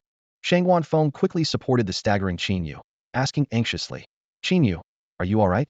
Qin Yu rubbed his temples, steadied himself, and gasped, I'm fine. Damn, I shouldn't level up so much at once again. Too much knowledge, me brain's about to explode. As the headache eased, Qin Yu looked at the formation beneath his feet with newfound insight and confidence, a stark contrast to before. Sensing Qin Yu's transformation, Shang Wanfeng instinctively stepped back a few paces. This lousy formation is full of flaws. Qin Yu sneered, drawing out a spirit pen and sketching an intricate rune in the air. As the rune gently touched the ground, Shang Wanfeng's eyes widened in disbelief. The formation that previously only trembled under his full force now showed a crack under Qin Yu's rune. Qin Yu's hands moved swiftly, runes forming seamlessly like flowing water, merging into the formation beneath them. As more runes integrated, the cracks in the formation multiplied and widened. Finally, what was once an impenetrable formation dissipated like a fragile soap bubble with a single touch from Qin Yu. Holding the spirit pen, he glanced at the dumbstruck Shang Wanfeng with the demeanor of a master and said calmly, As my old man always said, use magic to defeat magic. Witnessing the scene before him, Shang Wanfeng was utterly awestruck, left with only one thought. I need to keep following this. Cracks spread across the formation in an instant, shattering with a thunderous roar. The crimson gas dispersed into the air, transforming into tiny specks of light. Shang Wanfeng moved like lightning, appearing before the ghastly-faced old ghost in a flash, his aura overwhelming. Yu. The ghastly-faced old ghost turned pale, his eyes wide with disbelief. The grand formation, meticulously arranged over 3 days and nights, and supposedly unbreakable, didn't even last an hour. Before he could summon his beasts, a fierce punch had already struck, shattering his chi. Although the formation did weaken Shang Wanfeng's power, as an 8th-level peak martial artist, dealing with a mere 7th-level mid-stage opponent like the ghastly-faced old ghost was still effortless. The old ghost staggered back, his vital energy and blood draining rapidly, spurting mouthfuls of blood onto the ground, staining it crimson. For a martial artist, the chi is as vital as the golden core is to a cultivator. This strike destroyed the old ghost's lifelong cultivation. Instantly, the beasts he controlled went berserk, surging from all directions, some emerging from the ground, others leaping down from trees, a dense, innumerable swarm. Among them were many powerful high-level beasts. The stampede of beasts shook the forest. Weeds and shrubs were crushed, and sturdy trees swayed and toppled. Qin Yu watched in astonishment, silently marveling. What method did the ghastly-faced old ghost use to hide so many beasts in this seemingly calm forest without detection? This must be a secret technique of the Beast Heart sect. Though easily subduing the old ghost, Qin Yu remained vigilant. He knew a more formidable adversary lurked nearby. He focused intently, observing every movement around him. Shangguan Feng clapped the dust from his hands and snorted. You're lucky to have run fast. Next time we meet, your life is mine. The gorilla he had just fought made a face from the trees before vanishing into the depths of the forest. Did the arrogant elder leave? Qin Yu asked. Shangguan Feng nodded. That guy only has some skill in formations. Now that the formation is broken, if he doesn't run, he'll lose his life here. Aren't we going to chase him? We can't catch up. With so many beasts under his command, no one can stop him if he wants to leave. Our priority is to rescue Tong. Shangguan Feng approached the ghastly-faced old ghost, gripping his throat. Tell me, where did you hide the little girl? The old ghost spat out a mouthful of blood, showing a sinister smile. Of course my brother took her away. Why don't you hurry and chase? Shangguan Feng chuckled coldly, a glint in his eyes. If arrogance possessed the purified bloodline, do you think he could escape? Stop pretending. You wouldn't dare let arrogance see the purified bloodline because you know, in the face of it, your brotherly bond means nothing. Haha. Even though his intentions were exposed, the old ghost was unfazed. You're right. I wouldn't dare let him know the location of the purified bloodline, but I won't tell you either. With that, he let out a hysterical laugh. Keek. I've hidden the little girl in a cave. The sinister old man's voice was filled with madness, his eyes gleaming with a crazed light. The moment you took me down, the entrance to that cave was sealed, and her life started counting down. She'll suffocate due to lack of oxygen. No one can save her. Shangguan Feng's eyes were instantly filled with murderous intent. He swiftly raised his hand and delivered a resounding slap to the old man's face. Enough with the nonsense, he snarled through gritted teeth. Before I really get angry, you better tell me where you've hidden her, or else I'll make you wish you were dead. The old man spat out a few bloody teeth, a twisted smile creeping onto his face. I told you, the moment you took me down, her life started counting down. In this world, only I, with my life force, can save her, and now, I'm finished. He suddenly burst into laughter. Ha! Shangguan Feng, you didn't expect this, did you? Your punch not only destroyed me, but also any hope for that little girl's survival. Shut up. Shangguan Feng, unable to contain his fury, grabbed the old man by the throat and lifted him into the air. Tell me, where have you hidden her? Even with his throat constricted, the old man's face remained defiant. You have 24 hours. Either fix my life force within that time, or say goodbye to the little girl forever. Shangguan Feng, I can assure you, no one in the world knows where she is but me. Just then, a voice unexpectedly rang out from behind. I know where you've hidden her. Shangguan Feng quickly turned around, a look of relief washing over his face. Qin Yu, you know? He can't possibly know, the old man growled, though there was a hint of uncertainty in his voice. Uncle, put him down first, Qin Yu suggested. Shangguan Feng obliged, dropping the old man to the ground. Qin Yu circled the old man thoughtfully, clicking his tongue. Ingenious. If I'm not mistaken, you've been carrying the little girl with you all along. What? How is that possible? Shangguan Feng exclaimed, trying to sense any anomaly around the old man, but finding none. However, the old man's expression changed drastically upon hearing this. Qin Yu looked at him with a knowing smile. His wise eyes seemed to pierce through the facade. You've managed to create a small space around you. Your mastery of formations is impressive. A bead of sweat trickled down the old man's forehead. Even when Shangguan Feng had him by the throat, he felt no fear because he knew as long as the little girl wasn't rescued, they wouldn't dare harm him. But now, facing the young man before him, the old man felt fear for the first time. Shangguan Feng, bewildered, couldn't help but ask, what's going on? What have you figured out? Qin Yu explained. This guy somehow created a small space, and the entrance to that space is linked to his life force. Tong is likely trapped in that space. He wasn't lying. You've destroyed his life force, effectively sealing the entrance. Now, that space is a completely enclosed world, and Tong will soon suffocate due to lack of oxygen. Hearing this, Shangguan Feng was utterly panicked. He had thought the old man was bluffing to save his own skin, but it turned out to be true. The worst part was that he was the one who destroyed the old man's life force with a single punch. If Tong really perished inside, he would not only face the pressure of failing his mission. Desperately, Shangguan Feng looked to Qin Yu for help, his voice filled with urgency. What should we do now? Impressive, I didn't expect you to figure it out. A brief look of panic crossed the face of the sinister old ghost, but he quickly regained his composure. With a cold sneer, he said, so what if you did? Unless my Qi is restored, that space will remain sealed forever. I suggest you find a way to restore my powers quickly, because I'm not sure how long the oxygen in that small space will last. Upon hearing this, Shangguan Feng was filled with rage. He gritted his teeth and asked, do we really have to restore his Qi? Qin Yu shook his head, his expression serious. It's too late. That space isn't large, and the oxygen inside would barely support a little girl for an hour. By the time we use up all the rare resources to restore his Qi, it would be too late. Shangguan Feng's face darkened, as these words were like a death sentence for the little girl. He urgently asked, "Then what do we do now? Is there really no other way?" Qin Yu's eyes were sharp as he calmly said, "Who said there isn't a way? The space is only sealed, not sealed forever. A sealed space can be opened if we find the exit." The sinister old ghost chuckled, "Impossible. That space has only one entrance, and it's sealed now. No one can open it." Qin Yu glanced at the old ghost, his tone calm, yet filled with confidence. "If the door is closed, then break through the wall. If the entrance is sealed, we'll create a new one." The old ghost mocked disdainfully, "Huh? Do you think this is a straw hut you can just smash? Do you know how difficult it is to stabilize that small space? If the array maintaining the space experiences even the slightest disturbance, the entire space will explode, and the little girl will be torn apart by the chaotic space currents.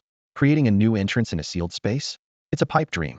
Even a 9th-level array master couldn't do it, let alone a kid like you." Ignoring the old ghost's taunts, Qin Yu raised his spiritual pen, ready to draw runes in the air. Seeing this, Shangguan Feng hesitated for a moment before asking, "Qin Yu, how confident are you?" It wasn't a matter of distrust, but the stakes were high. 3 9th-level warriors were waiting to purify their bloodlines to survive, and if Qin Yu failed, he would face immense pressure. With determination, Shangguan Feng thought, "Do it, or don't do it at all. Even if Tong Tong isn't saved, the responsibility will fall on him alone, not affecting Qin Yu in the slightest." Qin Yu's hand didn't waver as he coolly uttered, 100%. Then, runes began to flow from Qin Yu's pen. His wrist flicked slightly, causing the surrounding space to tremble. The runes disappeared into the void, merging into the sealed space. The small space began to expand, its walls vibrating like a balloon ready to burst. As the creator of the small space, the old ghost immediately sensed the change. He shouted in terror, "Stop, stop immediately. If this continues, that small space will explode." The small space was his last hope for redemption, and its destruction meant his doom as well. However, Qin Yu continued his actions without pause, ignoring the old ghost's cries. He focused intently on drawing the runes, as if nothing else existed around him. The sinister-faced old ghost urgently shouted at Shangguan Feng, "Quick! Stop him! This kid's gone mad. He's going to detonate the small space. Stop him now. I still have a way. I can save the little girl." "Don't trust him," Qin Yu responded coldly. "I am confident I can break through the small space." Shangguan Feng clenched his fists tightly, sweat beading on his forehead. Despite his strength, he felt helpless. Qin Yu spoke with conviction, but young people often have blind confidence, especially after breaking a big formation, which can inflate their self-assurance. The sinister-faced old ghost's words sounded so ominous that Shangguan Feng couldn't help but consider stopping Qin Yu. However, looking at Qin Yu's confident expression, Shangguan Feng gritted his teeth and made up his mind. "Damn it, I'll trust this kid this time. Even if it fails, I'll take the blame." Time ticked by. The sinister-faced old ghost stopped his noise, instead staring at Qin Yu as if he were a monster. The seemingly fragile space, under Qin Yu's precise control, had lasted far longer than expected. The small space had expanded more than threefold, its walls as thin as a cicada's wings. If not for countless formations and runes stabilizing it, it would have burst and disappeared long ago. Qin Yu probed with one rune after another, knowing that only by opening a gap at the weakest point of the space wall could he ensure its stability. Suddenly, a gleam flashed in his eyes. Found it. With a swift stroke of his spirit pen, he cut a slit in the stable space. The surrounding area fluctuated violently, and a bubble-like small space emerged, floating in front of Qin Yu. Qin Yu quickly reached in, grabbing the little girl inside and pulling her out like lightning. The little girl was chubby and adorable, already asleep from lack of oxygen, but otherwise unharmed. Seeing the little girl, Shangguan Feng finally relaxed. Reflecting on the recent events, he felt a shiver of fear. Without Qin Yu, he would not only have failed his mission but might have been trapped in the formation. Even if he had somehow escaped, rescuing Tong Tong from the sealed space would have been impossible. Shangguan Feng was filled with countless words of gratitude, but ultimately, he could only express it with 2 words: impressive. The sinister-faced old ghost lay on the ground in despair. He knew he was doomed, yet he couldn't accept that his meticulously crafted, seemingly flawless plan had been thwarted by a 20-year-old. Why? Why? The heavens are unjust, he howled at the sky. Enough noise. Qin Yu decapitated the sinister-faced old ghost with a single stroke. After handing Tong Tong to Shangguan Feng, Qin Yu exhaled slowly. Mission accomplished. Shangguan Feng patted Qin Yu on the shoulder. "We owe it all to you, kid. I'll transfer all the mission points to you later. You've made a huge contribution, and when school starts, there will be plenty of rewards for you." Qin Yu smiled. "Let's split the points with Shangguan Lei. He helped quite a bit too." "Rubbish." Shangguan Feng snapped. "That kid didn't help at all. He spends all his time in massage parlors. The Shangguan family invested so much just to raise this kind of person. You don't need to speak up for him. All the mission points are yours. and he won't get a single one. Qin Yu felt a surge of joy. Just the 3.3 billion alone was already a huge win for him. But as for points, the more, the merrier. Brothers, make sure to keep up with the updates. The next week's readership will determine the fate of this book. Taking advantage of Shang Wanfeng's distraction, Qin Yu swiftly grabbed a sticker-like item from the corpse of the evil-faced old ghost and discreetly slipped it into his spatial ring. This action confirmed his suspicion once again. Defeating a beast heart sect elder could indeed yield valuable treasures. After completing this small maneuver, Qin Yu immediately turned to the unconscious Wu Dalong. Shang Wanfeng asked with concern, "Are the three of them all right?" Qin Yu replied, "It's nothing serious," while holding Pan Jilian's hand and infusing a trace of his energy to check her injuries. Although the formation had drained their meridians, with divine healing techniques at his disposal, these injuries were not a cause for concern. He treated each of them in turn, and soon Wu Dalong, Pan Jilian, and Shimin Qing regained consciousness. Wu Dalong rubbed his temples, looking puzzled, and asked, "What? What happened? What just occurred?"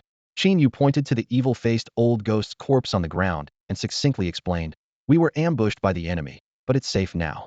Wu Dalong checked his body and, finding no harm, finally relaxed a little. Shimin Qing cautiously looked at Qin Yu and asked, "Can we go back now?"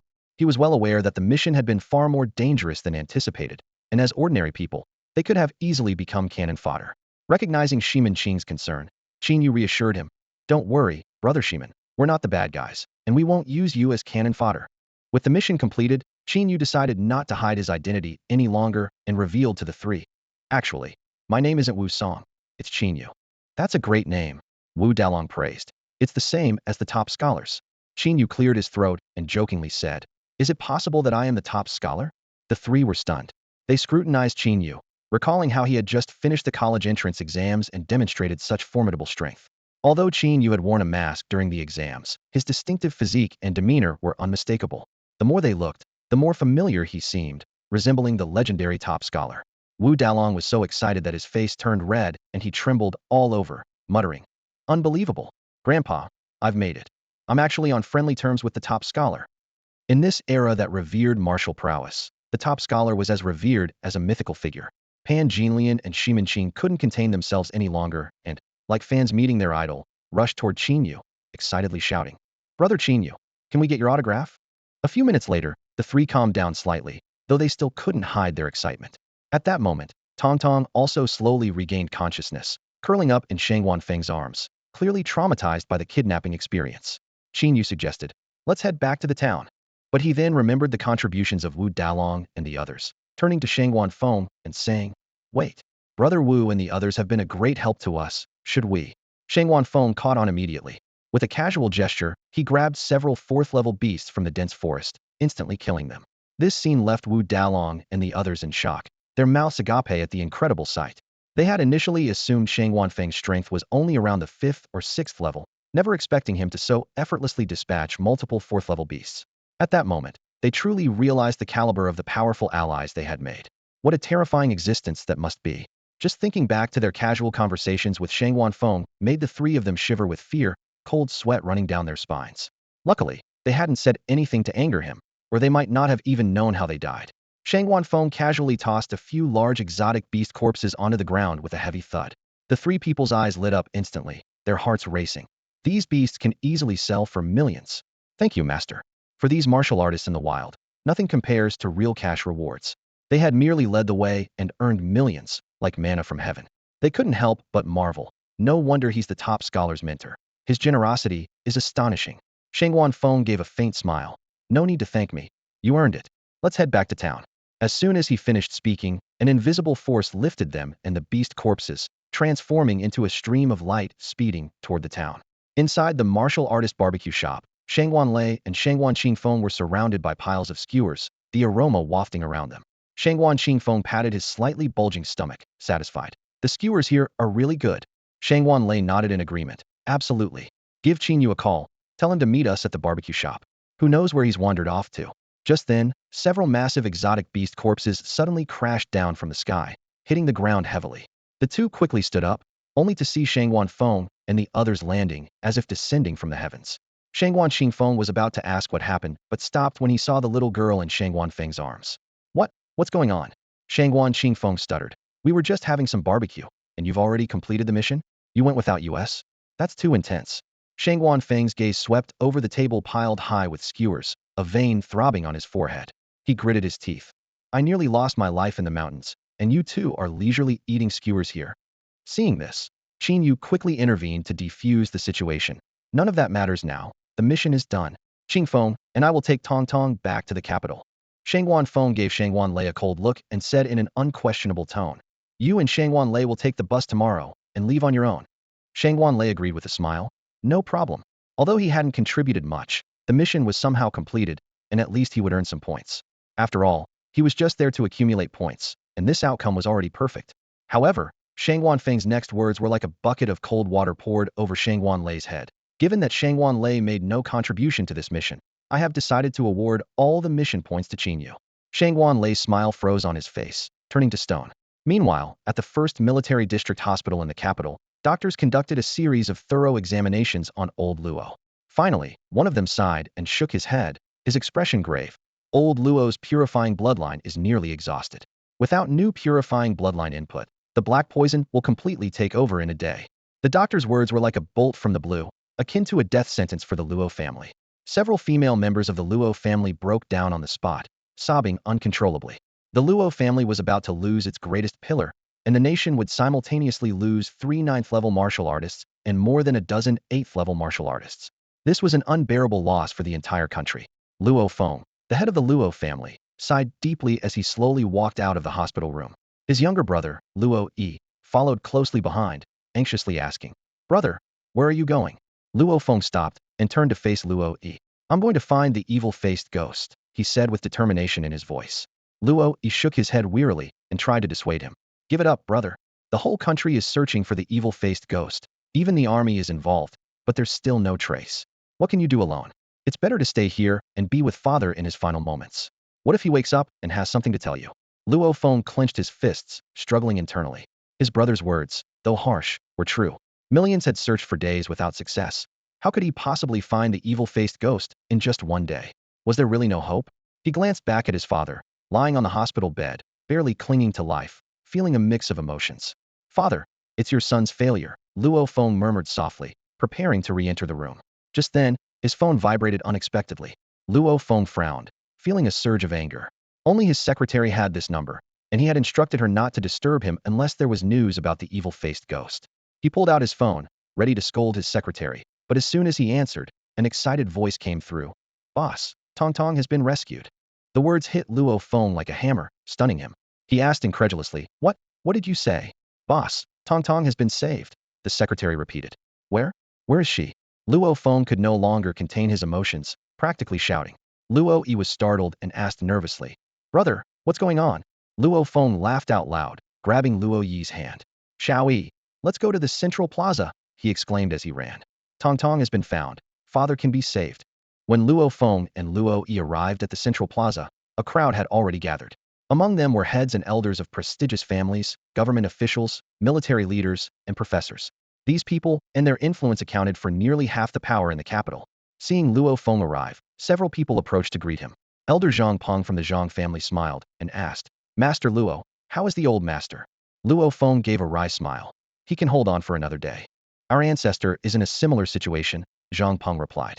Looking around eagerly, Luo Feng asked, Is it true that Tong Tong has been rescued? Yes, Zhang Peng confirmed with a nod. Shangguan Feng has already rescued her and is on the way back from the Tianling Mountains. I was considering going to meet them to prevent any trouble from the Beastheart sect. Luo Feng was about to leave when Zhang Peng quickly stopped him. Master Luo, many have gone to meet them already. We should wait here. They should be back soon. All right, Luo Feng agreed reluctantly. I'm just a bit uneasy. After exchanging pleasantries with the others, Luo Feng approached a couple and bowed slightly. His heart was filled with hope, anticipating Tong Tong's safe return and the possibility of his father's recovery. The two individuals were about the same age as Luo Feng. The man was handsome and poised, while the woman was as beautiful as a flower, exuding a comforting aura. However, their faces were marked with fatigue and worry, and the woman's eyes were swollen from crying for a long time. This couple was Tong Tong's parents Li Ming and Zhu Yan, both 8th-level healing martial artists. Since Tong Tong's abduction, Zhu Yan had been in tears every day, while Li Ming was so anxious that his temples had turned white, as if he had aged 10 years overnight. Upon hearing the news of their daughter's rescue, the couple rushed to the central square, anxiously looking towards the direction of the Tianling Mountains. When they saw Luo Feng bowing to them, Li Ming hurriedly stepped forward to support him, saying, "Master Luo, what are you doing?" Luo Feng sighed, expressing his guilt. "Tong Tong saved my grandfather 3 years ago, and now that she's in trouble, my family couldn't help. I'm truly ashamed." "Please don't say that, Master Luo." Li Ming shook his head. Old Master Luo was poisoned for the sake of humanity. It's Tong Tong's fortune to be able to help in this regard. Zhu Yan also spoke. "The Luo family has deployed a lot of resources to find clues. We've seen it all. Here, let me thank you on behalf of Tong Tong, Master Luo." Suddenly, someone in the square shouted, "Look, they're coming." Li Ming and Zhu Yan quickly looked up to see a dozen black dots rapidly approaching from the horizon, landing in front of everyone in an instant. "Tong Tong." Zhu Yan tightly embraced her daughter, tears streaming down her face. Seeing Tong Tong safe and sound, everyone present breathed a sigh of relief. Luo Feng and Luo Yi approached Shangwan Feng, bowing deeply. Zhang Peng and dozens of others also stepped forward to express their gratitude. "Old Feng, brother Qing Feng, we're deeply indebted to you. I'll owe you a favor forever," Luo Feng said sincerely. Shangwan Qing Feng stroked his beard and laughed. "Don't thank me. I didn't do much. If you're thanking someone, thank this guy." He snuck into the deep mountains in the dead of night, battling the evil-faced old ghost and arrogance all night to rescue Tong Tong. "Arrogance? The elder of the Beast Heart sect?" someone asked in surprise. Shangwan Feng nodded in confirmation. "That's right. That guy and the evil-faced old ghost are blood brothers. The evil-faced old ghost was killed, but arrogance managed to escape. I knew it. The evil-faced old ghost couldn't have kidnapped Tong Tong on his own. Arrogance was helping him all along," someone exclaimed in realization. "Brother Shangwan is truly courageous, taking on two and still managing to kill the evil-faced old ghost. Brother Shangwan might become the top below the 9th level," people praised. Shangwan Feng waved his hand, smiling. "I wasn't alone. If I were by myself, I couldn't have rescued Tong Tong, and I might have perished there as well." "Was there a master there?" people curiously asked. "Not exactly a master," Shangwan Feng explained. "It was a young fellow, none other than our Daxia's top scholar, Qin Yu." "Qin Yu?" People looked puzzled. Someone analyzed. Winning the top scholar among so many talents, Qin Yu's talent is indeed unparalleled. But no matter how gifted, he's still a youngster. A 2nd-level martial artist can't match a 4th-level one, let alone an 8th-level battle. Another person bluntly stated. "Even if you want to praise Qin Yu, Shangwan Feng, you can't just make things up to flatter him." Shangwan Feng briefly described the scene to everyone. As soon as he finished speaking, one listener immediately asked, "Are you saying it was Qin Yu who used his master's power to break the formation?" "Yes," Shangwan Feng confirmed. This answer was like a bomb exploding among the crowd. Surprised glances intertwined, and low murmurs filled the air. The art of formation has always been mysterious and profound. Even given ample time, Shangwan Feng would struggle to dismantle such a complex formation with his own strength. But to channel his master's power, even a fraction? Such a claim sounded like a fantastical tale, something straight out of fiction. Someone couldn't help but exclaim, "I never expected there to be such a master in the world. We truly have our eyes opened. Having such a person is indeed a blessing for our people." As soon as those words were spoken, another question quickly followed. Why have we never heard of such a powerful person before? Suddenly, a chilling speculation arose. Do you think Qin Yu's master could be from the divine race on the other side of the rift? This terrifying thought was like a bucket of ice water, instantly extinguishing the excitement of the crowd. Everyone felt a chill run down their spine. Considering the power Qin Yu described, his master indeed seemed to surpass their understanding. Seeing this, Shangwan Feng immediately interrupted such dangerous speculation. "Stop with these wild thoughts. If that person truly bore us ill will, would we still be alive? Since he took Qin Yu as his disciple, he must not harbor malice against us." The crowd nodded slightly, each secretly planning. They must find a way to ally with Qin Yu in the future. Even if they couldn't become allies, they certainly couldn't afford to make him an enemy. At the same time, Qin Yu was unaware that the fictitious master he had casually mentioned was causing such psychological pressure on this group. Zhu Yan, cradling Tong Tong in her arms, softly asked, "May I ask where Qin Yu's benefactor resides? My husband and I would like to visit and express our gratitude." Others' eyes lit up as they chimed in. "We too need to thank Qin Yu for saving our lives. Indeed, once my ancestor recovers, we will definitely pay a visit." Shangwan Feng saw through their intentions instantly. Trying to curry favor with Qin Yu? Dream on. He immediately said, "Qin Yu doesn't like being disturbed. If you wish to express your thanks, perhaps wait until the university term starts." As he spoke, Shangwan Feng was already planning. Once back, he must ensure Shangwan Lei builds a good relationship with Qin Yu. In the matter of winning Qin Yu over, the Shangwan family must take the lead. Meanwhile, in the town, Wu Dalong and his companions had already gone to sell the beast carcasses. They planned to leave town immediately afterward to avoid attracting unwanted attention. Qin Yu smiled and said, Let's leave together then. We're planning to catch the afternoon bus. He knew it was best to leave early, as there was no telling when the others might return for revenge. After agreeing on the time with the others, Qin Yu returned to the hotel to pack his things. In the hotel lobby, the service staff who had been keen on bringing Qin Yu drinks every day was sitting at the front desk. Upon seeing Qin Yu, he smiled and greeted him, and Qin Yu politely returned the gesture. The service staff's behavior was indeed peculiar. Regardless of how Qin Yu treated him, he would consistently knock on Qin Yu's door. Initially, Qin Yu would open the door and patiently explain that he didn't need drinks and asked him not to return. Later, Qin Yu simply set up a soundproof barrier. When the staff knocked without a response, he would leave awkwardly. As Qin Yu headed upstairs, the service staff's phone suddenly buzzed with a message. Situation changed. Abort mission. After reading, he immediately deleted the message entirely. Qin Yu returned to his room and began packing his belongings. Qin Yu quickly locked the door and activated the array, his eyes gleaming with anticipation. With practiced ease, he retrieved a small sticker-like item from his spatial ring, a trophy from defeating the notorious old ghost. Examining the versatile sticker in his hand, Qin Yu couldn't help but feel pleased. This high-quality tool could transform any object at will, with no limit on usage. Instantly, he thought of his powerful yet slightly cumbersome clown mask. Since gaining fame in the college entrance exams, the mask, which could conceal his aura, had ironically become a symbol of his identity. Shaking his head with a wry smile, Qin Yu mused, being too outstanding can be a bother. Without hesitation, he affixed the versatile sticker to the clown mask. With a mere thought, the mask transformed into an adorable Ultraman design. Inspiration struck, and Qin Yu quickly moved to the mirror, donning the mask. The reflection surprised him with delight. The mask's surface wriggled and shifted, accurately replicating the features of Shang Wanlei. Though there were minor imperfections, it was almost indistinguishable at first glance. Combined with the mask's aura-concealing ability, a black robe to obscure his figure would make a perfect disguise. Brilliant, Qin Yu sighed, carefully putting away the magical item. Next, he retrieved the spatial ring of the old ghost, dumping its contents onto the bed. Herbs, hundreds of thousands in currency, clothes, and daily necessities scattered across the room. Suddenly, a striking ginseng caught Qin Yu's eye. My goodness, a 7-turn ginseng, he exclaimed. This is a rare treasure worth millions. Soon after, an exquisite brush came into view. A spirit brush made from the fur of an 8th-level skytail fox. Qin Yu marveled. For someone like the old ghost to use, it is such a waste. It looks like it's up to me to unleash its true potential. Qin Yu meticulously sorted through the spoils, pocketing the useful items and burning the rest. In the end, only a token and a sheepskin scroll remained on the bed. The token, engraved with intricate patterns and a beast's head, was unmistakably the Beast Heart Sect Elder's token. After confirming it had no tracking arrays, Qin Yu stored it in his spatial ring. Finally, he picked up the time-worn sheepskin scroll. Upon careful study, Qin Yu was astonished to discover it was the method to create the small space that had trapped Tong Tong. So that's how it is, Qin Yu realized. I wondered how someone of his power could create a small space outside the world. He carefully stored the scroll, planning to study it in the future. Suddenly, Qin Yu slapped his thigh. Oops, I almost forgot to water the enlightenment tea. He glanced at the time, realizing it was already noon and the tea leaves were wilting.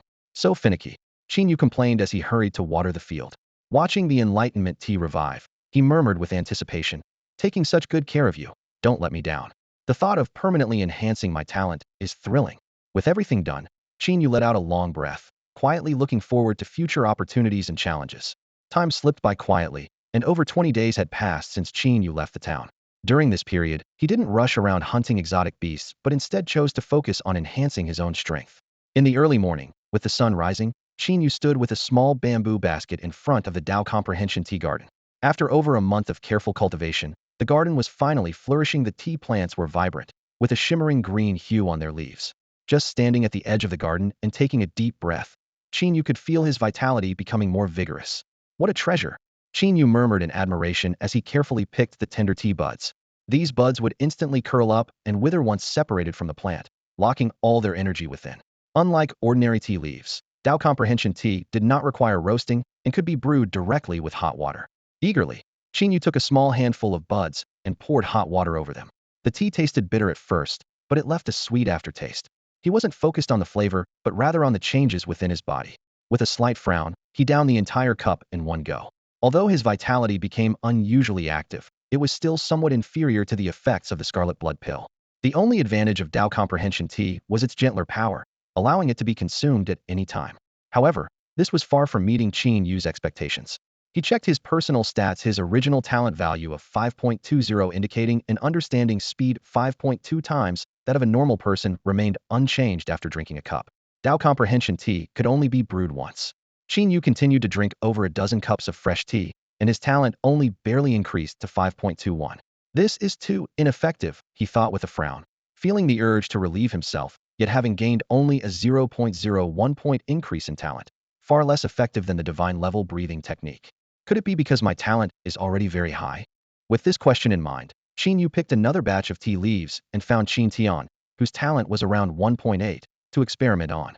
Under Qin Yu's persuasion, Qin Tian took a sip of the tea. My vitality has become so active, Qin Tian exclaimed. Wait, I feel like my meridians have suddenly become clear and expanded. My talent has really improved. It must be because my talent is too high. Qin Yu realized and turned to leave. Brother, leave the tea. Let me have another sip. Qin Tian shouted from behind. Qin Yu returned to the tea garden and picked all the tender buds. The next batch would take about 10 days to mature. He had prepared for both outcomes when planting. If it worked for him, he would keep it. If not, he would sell it. Thinking about how the outside world would scramble for pills that could only increase talent for a few years and came with significant side effects, Qin Yu couldn't help but feel excited about the upcoming release of Tao Comprehension Tea. This tea, which could permanently enhance talent without side effects, was sure to cause a sensation once it hit the market. After carefully packaging approximately 50 liang of Tao Comprehension Tea, Qin Yu called Sun Yoshin and then boarded a flight straight to the capital. After careful consideration, Qin Yu decided not to sell the enlightenment tea himself. Firstly, he lacked the necessary experience, and secondly, he was pressed for time. Given that Sun Yoshin's family controls the largest herbal chain store in Siau and has a long-standing reputation in the herbal business, entrusting them with the sale of enlightenment tea was undoubtedly the best choice. The Tindui harvesting cycle could also establish a stable long-term partnership, saving time and generating considerable profit. As soon as the plane landed, Qin Yu spotted Sun Yoshin waiting at the airport. However, he was puzzled to see the young man looking full of energy, a stark contrast to his previously frail appearance. So, has Siau come looking for you after the college entrance exams? Qin Yu nudged Sun Yoshin with his elbow, smiling as he probed. After all, he had left quite a mystery for Siau during the exams, and she was bound to seek answers. At the mention of the name, Sun Yoshin shuddered as if recalling a dreadful memory. Don't mention women in front of me again. I'm not interested in them anymore. Have you been possessed? Qin Yu's eyes widened. Did your grandfather? Before he could finish, Sun Yoshin quickly changed the subject. I heard you've brought some spiritual herbs? What are they like? I'll show you once we get off the car. Qin Yu teased, keeping it a surprise. In the VIP room of the headquarters building, Qin Yu placed the prepared enlightenment tea into a paper cup and handed it to Sun Yoshin. As hot water was poured in, the dry tea leaves quickly unfurled, returning to a vibrant green hue full of life. Old Qin, is this the spiritual herb? Sun Yoshin remarked as he began to list various teas he had encountered. He expertly blew on the tea and took a small sip, immediately feeling his energy and vitality surge. Great tea. It can enhance cultivation speed, but there are many herbs with similar effects, so it might not fetch a high price. Qin Yu smiled without saying a word. Feel it carefully. If it only boosted cultivation speed, why would I come to you specifically? Sun Yoshin closed his eyes to savor the tea, then suddenly sat up sharply, oblivious to the tea spilling from his cup. His eyes widened as he gulped down the remaining hot tea, his face filled with astonishment. This tea can enhance talent? That's right. How long does it last? Sun Yoshin asked anxiously. Permanent. Qin Yu's answer hit Sun Yoshin like a thunderclap, causing him to tremble with excitement as he stammered to confirm. Old Qin, are you sure? Absolutely. Are there any side effects? Sun Yoshin sat up straight, his eyes filled with nervous anticipation. Does speeding up cultivation count? Qin Yu replied with a light laugh. Hearing this, Sun Yoshin collapsed back onto the soft leather sofa, his chest heaving with relief. The thought of a tea that could permanently enhance one's abilities without any side effects made his heart race, and he began to imagine the upheaval this tea could cause in the cultivation world. How much of this tea do you have? Sun Yoshin's eyes sparkled, his voice trembling with excitement. I currently have about 50 taels, and I can harvest more every 10 days. Is this tea exclusive to you? Absolutely. Qin Yu answered firmly. Monopoly is a must. Sun Yoshin was so excited he nearly jumped off the sofa. Old Qin, sell all your tea to me. Name your price. Seeing Sun Yoshin's reaction, Qin Yu realized he had underestimated the impact of the enlightenment tea. He pondered for a moment before saying slowly, I'm here to propose a partnership. I'll provide the tea, and you help with sales. We can split the profits proportionally. How about that? That works for me. Sun Yoshin agreed without hesitation. For the Sun family, the exclusive right to sell such tea was far more valuable than money. This isn't something I can decide on my own. I'll take you to see my father." With that, Sun Yoshin led Qin Yu to the top floor via elevator, stopping at the door of the chairman's office. "Come in." A deep male voice called from inside. In the office, a short but imposing middle-aged man sat behind a large desk. Dressed in a gold-patterned robe, his every move exuded a sense of authority. This was Sun Qian, the chairman of Xian Herbal Store, whom Qin Yu had seen on television. "Well, what brings the top scholar of our nation here?" Sun Qian greeted him warmly with a smile. After exchanging pleasantries, Qin Yu took out some enlightenment tea, watching as Sun Qian began to brew it with a delicate tea set. As soon as he tasted it, Sun Qian's eyes lit up. This tea is slightly bitter at first, with a sweet aftertaste, and it invigorates the blood. Truly excellent. As he spoke, Sun Qian's voice suddenly paused, his gaze sharpening. This sensation? My abilities seem to have improved." Qin Yu smiled and explained. "This tea is called enlightenment tea. It indeed enhances cultivation speed and improves abilities. I've come to discuss partnering with you to sell this tea." Sun Qian took another sip, his expression growing serious. "This tea is indeed good, but the improvement in abilities is modest and requires long-term consumption. It might not fetch a high price." His evaluation was not meant to undermine, but was rather a judgment based on his years of experience. The elixirs that enhance one's innate abilities can double a martial artist's potential, which is why they sell for such high prices. This tea, while free of side effects, doesn't have a remarkable effect on enhancing talent. By the way, how long does the effect of this tea last? Uncle Sun asked, his eyes filled with anticipation. Are you referring to the cultivation speed or the innate talent? Qin Yu pondered for a moment. The cultivation speed effect lasts about 2 hours. A hint of disappointment flashed in Sun Qian's eyes as he gently shook his head. 2 hours is just the standard for ordinary elixirs. If the increase in talent also lasts only that long, then it would be quite useless. He paused. And what about the talent? Permanent. Oh, Sun Qian responded absent-mindedly and took another sip of tea. Suddenly, he jerked his head up. Did you say how long? Permanent enhancement. Spit take. Sun Qian spat out his tea, his voice suddenly rising. Permanent enhancement of talent? His chubby cheeks quivered slightly, and his eyes nearly popped out of their sockets. Father, don't get too excited. If your heart condition acts up, I'll have to inherit the family estate. Get out of here, Sun Qian said sternly. Xiao Yu, this is not something to joke about. Qin Yu smiled calmly. Of course, it's no joke. If this tea didn't have unique properties, why would I seek partnership? How much stock do you have? 50 liang, and I can produce 50 liang every 10 days. Sun Qian squinted, his mind racing with thoughts. This was an opportunity for the Sun family to rise, potentially opening overseas markets with this enlightenment tea.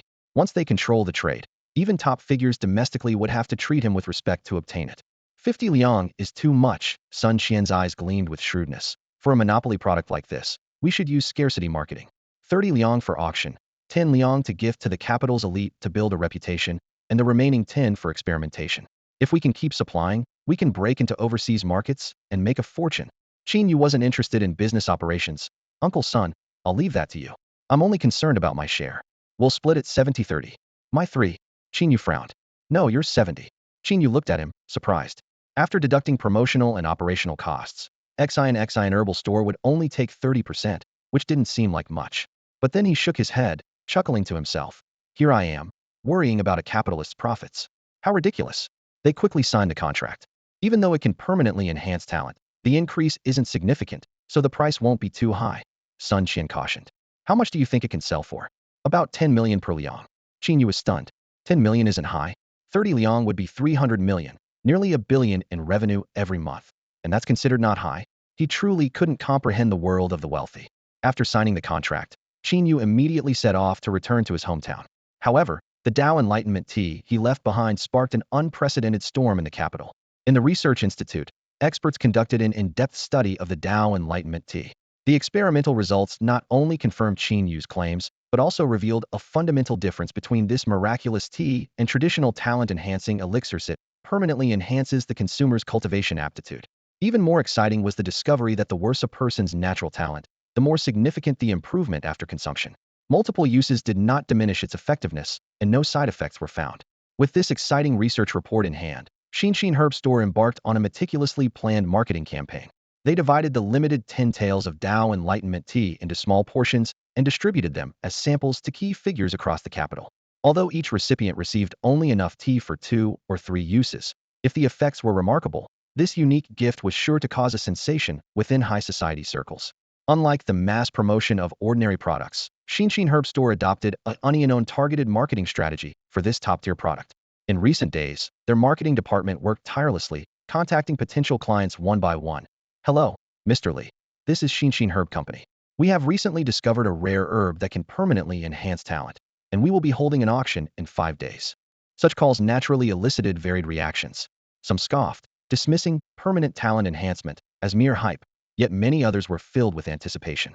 It was foreseeable that the auction in 5 days would be a grand event, attracting numerous affluent merchants. Meanwhile, in the office of the vice president of the Imperial University, Yu Zhenqian, a level 8 warrior who had once ventured into the sky rift with Elder Luo, was recovering from his sickbed and dealing with a mountain of paperwork. Just a few days on sick leave, and the files pile up like this, he complained. The secretary, smiling, reminded him, I've reviewed all of these in advance. You just need to focus on the top few. The others aren't too urgent.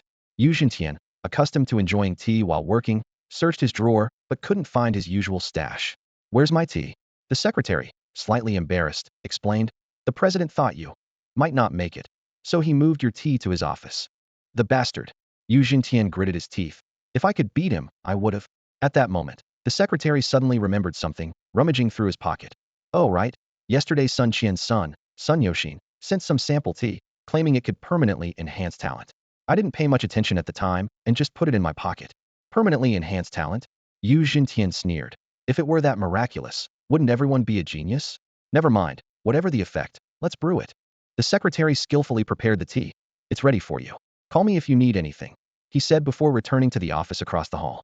Yu Zhenqian sat in his office, holding a report in his hand, his brow slightly furrowed. The Eagle Nation wants to explore the Sky Fissure? That's a death wish, he muttered to himself, his eyes scanning the document. But the idea of triggering a volcanic eruption to sink Sakura Island is brilliant. It could wipe out the beasts there in one fell swoop. He casually picked up the teapot on his desk, sipping from the spout to savor the tea's aroma. Suddenly, a strange sensation surged through him. Yu Zhenqian immediately set down the teapot, crossed his legs, and focused on sensing the changes within his body. Something's not right. The black poison is trembling. Cold sweat beaded on his forehead. This deadly poison had tormented him for years, each flare-up feeling like 1,000 ants gnawing at his heart. But this time, to his surprise, it wasn't the usual excruciating pain. Yu Zhenqian held his breath, concentrating on the internal changes. He sensed a mysterious force moving through his body, eventually stopping at the sight of the black poison. Astonishingly, this force tore away a small piece of the poison, merging with it and disappearing without a trace. How is this possible? Yu Zhenqian opened his eyes, tears of excitement welling up. The black poison, which had plagued him for years and couldn't be eradicated even by purifying his bloodline, was actually weakened. He quickly calmed down, analyzing the source of this mysterious power. After a moment of contemplation, his gaze fell on the teapot. He picked it up again and drank deeply. Sure enough, the same process occurred, reducing the black poison further. Secretary, Yu Zhenqian called out excitedly. When the secretary hurried in, Yu Zhenqian eagerly inquired about the tea leaves' origin.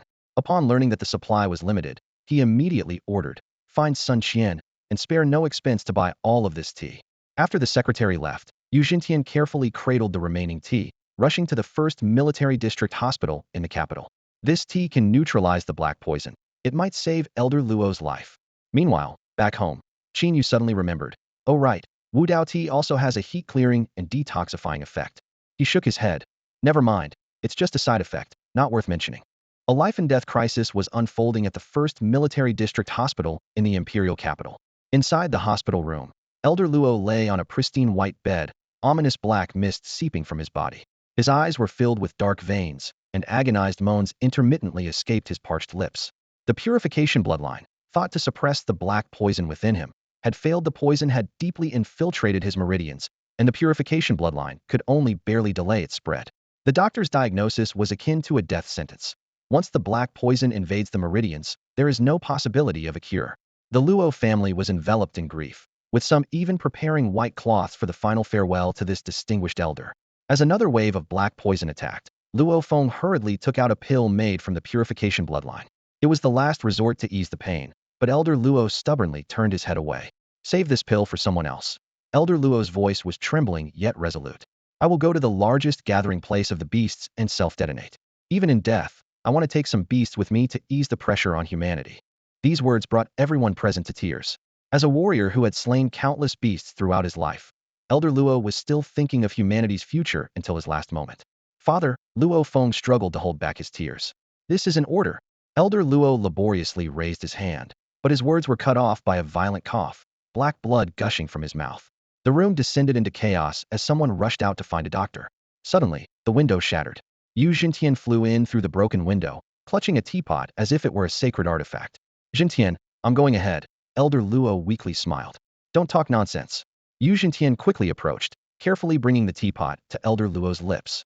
You haven't led us back to the sky rift yet. Have a sip of tea, everything will be fine. If only it were wine. You don't understand me, Elder Luo murmured. At that moment, Luo Feng burst into the room with the doctor, shouting, Stop! The patient cannot consume any liquids. Shut up. Yu Jintian suddenly unleashed a burst of energy, forcing everyone back several steps. Yu Jintian, Yu Luo Feng's reprimand was abruptly halted. The entire room fell into an eerie silence, with all eyes fixed on the mysterious teapot, as if it held the key to Elder Luo's fate. In the hospital room, the Luo family watched in astonishment as the black aura around the old man on the bed visibly dissipated with each sip of the mysterious tea. Some stood with mouths agape. Others rubbed their eyes in disbelief, fearing it was all a hallucination. Luo Feng rushed forward and placed his fingers on the old man's pulse. Before he could say a word, the old man spoke in a voice no longer frail. No need to check. The black poison inside me has stabilized.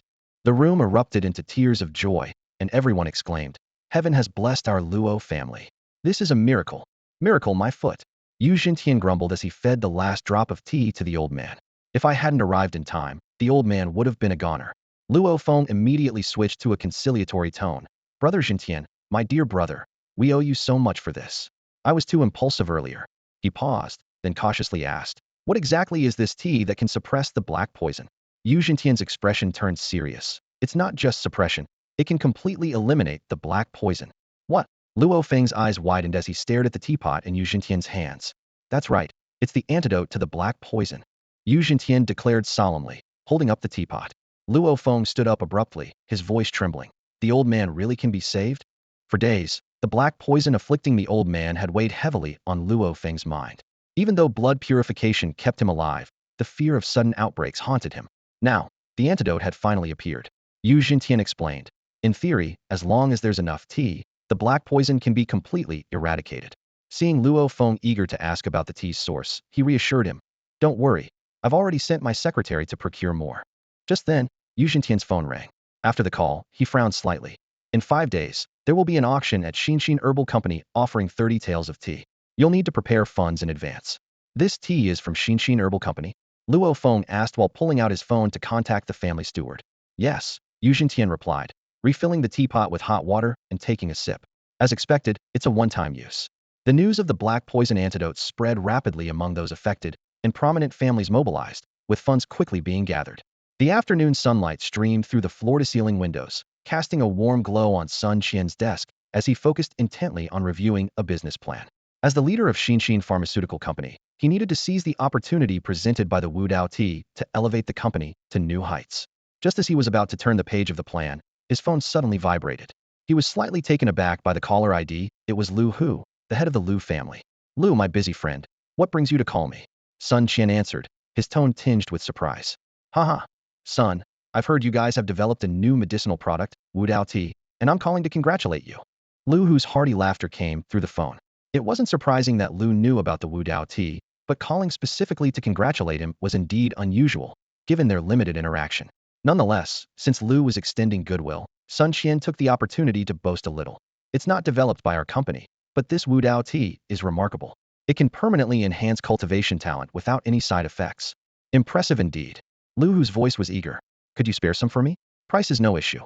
A glint flashed in Sun Qian's eyes, though his tone carried an apology. I'm sorry, my friend. We are only selling it on behalf of someone else. The owner insists it be sold through auctions. If it were ours, I'd gladly give you some for free, given our friendship. Unfortunately. No worries, I understand. Lu interrupted. How much do you have left? 30 liang. Can you reserve a room for me at the auction? Of course, no problem. Great. I'll start gathering funds. After hanging up, Sun Qian fell into deep thought. Given Lu's son's talent, he shouldn't be this desperate. Could it be he has an illegitimate child with poor talent? While pondering, his phone rang again. It was Ouyang Jing, another influential figure. After some pleasantries, Ouyang also inquired about the Wu Dao tea. Ouyang, this tea doesn't significantly affect those with high talent, Sun Qian probed. I don't care about enhancing talent, Ouyang sighed. I wanted to treat my sister Ouyang Chuanxiao's illness. Please, son, do me this favor. Sun Qian was familiar with Ouyang Chuanxiao's name. She had rarely appeared in public since contracting the black poison.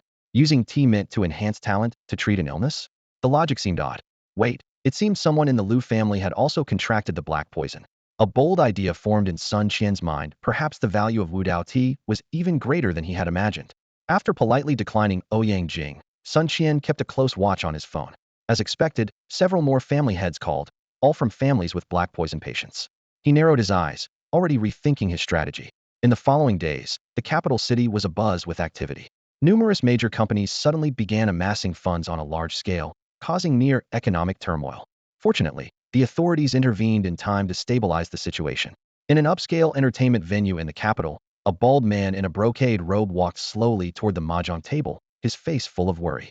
Ma Yuan is a real estate tycoon worth billions, successful in his career, but troubled by one thing that keeps him up at night. As a father who had a child later in life, he has high hopes for his only son, dreaming of molding him into an outstanding martial artist. However, fate has other plans, as his son shows an alarmingly low aptitude for cultivation. Even after investing tens of millions in resources for training, his son's progress remains negligible. This has caused Ma Yuan to lose quite a bit of hair from worry, finding solace only in playing mahjong. One day, his mahjong friends noticed his troubled expression and teased, "What's wrong, Mr. Ma? Lost a game?" Ma Yuan sighed heavily, slapped his thigh, and said, "I finally managed to get my son into the top-notch elite high school, but after a month, his energy cultivation hasn't improved at all. With only 2 years left until the college entrance exam, how can I not be anxious?" One friend immediately offered a suggestion. "I think you should try the genius pill. After my son took it, his cultivation level skyrocketed, and he got into a good college." Ma Yuan shook his head and declined. "I can't bear to let my son take something that could shorten his lifespan. Besides, I heard the effects only last a few years." At these words, the friends fell silent. They were all wealthy businessmen facing similar predicaments, sons who lacked talent. "Enough thinking," one friend said irritably, shaking his head. "Let's play cards. Only playing can help us forget our worries. Hey, why isn't Lao Zhou here yet?" Before long, Lao Zhou arrived, panting. "Sorry I'm late. The auction house was packed." "Auction house? How can a 10-lane road be so congested?" Ma Yuan asked in surprise. "What's being auctioned that's so rare?" "I heard it's the Enlightenment tea," Lao Zhou explained. "Didn't Xian Herbal Company notify you?"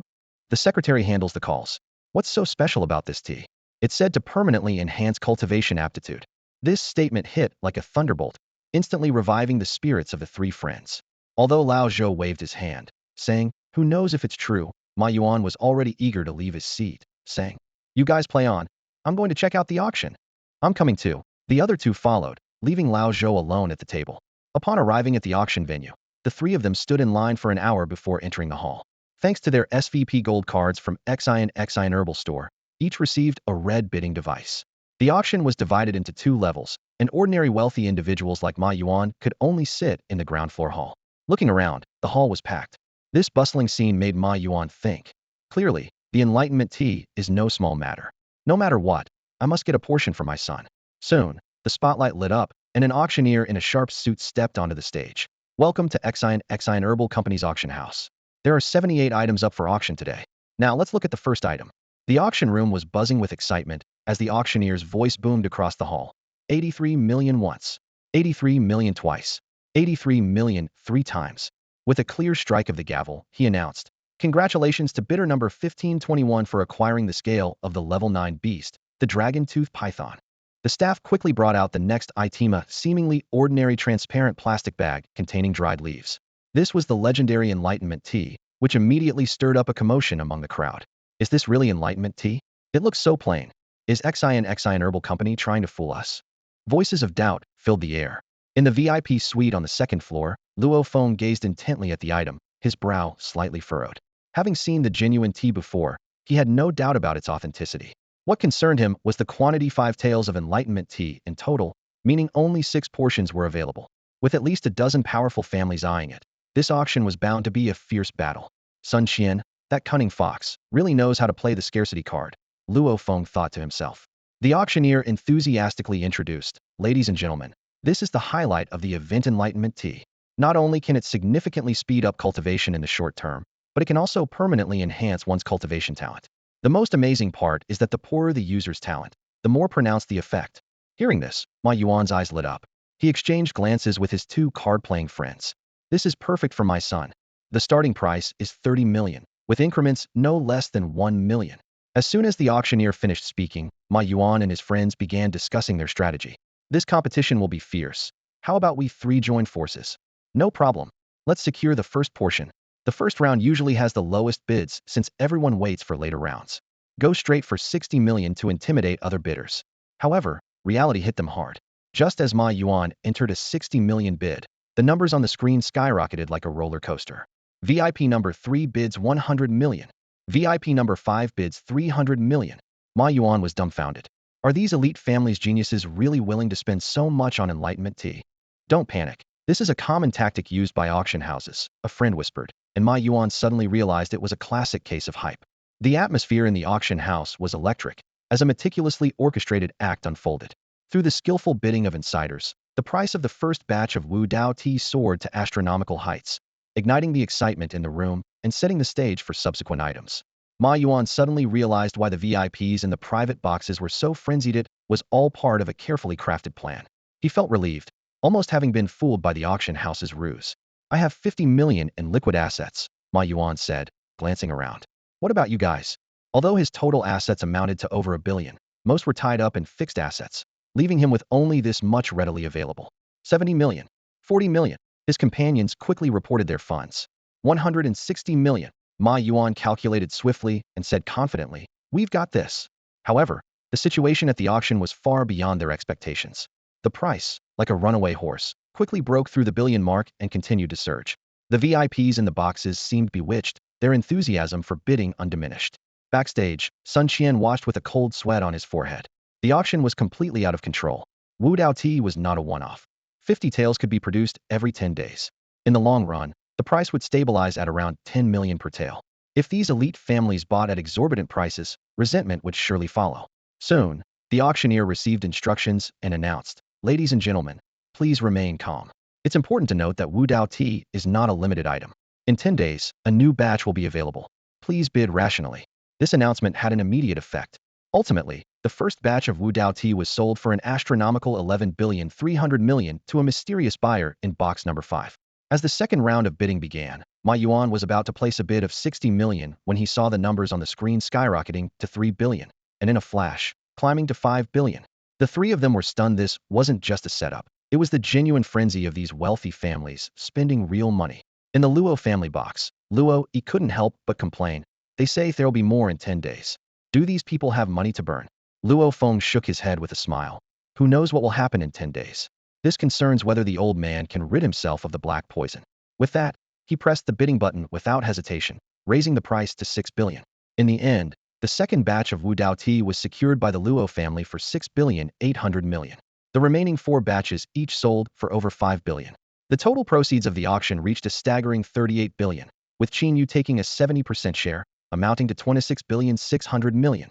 Seeing the impressive figures on his bank account, Qin Yu was almost overwhelmed with joy this time. He had truly hit the jackpot. The large sum of money was far beyond Qin Yu's expectations. Initially, he thought Xian Herb Company had made a mistake by adding an extra zero, but after checking, he realized the Dao tea was incredibly popular. Without any hesitation, Qin Yu immediately upgraded the divine breathing technique to the Grandmaster level. According to the system, advancing from Grandmaster level 6 to Heavenly Master level 7 requires 3 billion, which was far more than his current funds, so he had to put it on hold for now. However, Qin Yu didn't let the remaining funds sit idle. He decisively upgraded the divine healing art, smoky cloud shadow step, and sacred object manipulation technique to the Grandmaster level. As for auxiliary skills like divine forging and divine alchemy, he invested 30 million to raise them to master level 5. This was a wise decision given his current strength. He could only handle third-level weapons, and higher-level equipment wouldn't reach its full potential. Qin Yu understood that these auxiliary skills needed to be upgraded in sync with his own strength for optimal effectiveness. He carefully set aside the remaining funds, planning to gather 3 billion before upgrading the divine breathing technique further. After all, true strength is the foundation of one's standing. At this point, the system panel showed. Although Qin Yu was only at level 1.87, his actual combat power had reached the level of a third-tier martial artist, not far from the peak strength of the Sunda graduate Captain Yu. With his talent improving, his skill proficiency acquisition speed was also increasing. The 7-star blade slash couldn't be upgraded through the system, but as an attack skill second only to divine quality, Qin Yu was determined to perfect it through rigorous training. On the hillside, Qin Yu wielded the Xianjin blade, its cold gleam shimmering. He leaped into the air, slashing backward to release a crescent-shaped blade light. 7-star blade slash. The golden blade light shattered rocks, leaving a half-meter-deep mark on the hillside before slowly dissipating. The power of this strike was something even a typical third-tier beast wouldn't dare to withstand. After half a month of intense training, the proficiency of the 7-star blade slash increased from 17 to 73, with its power significantly enhanced.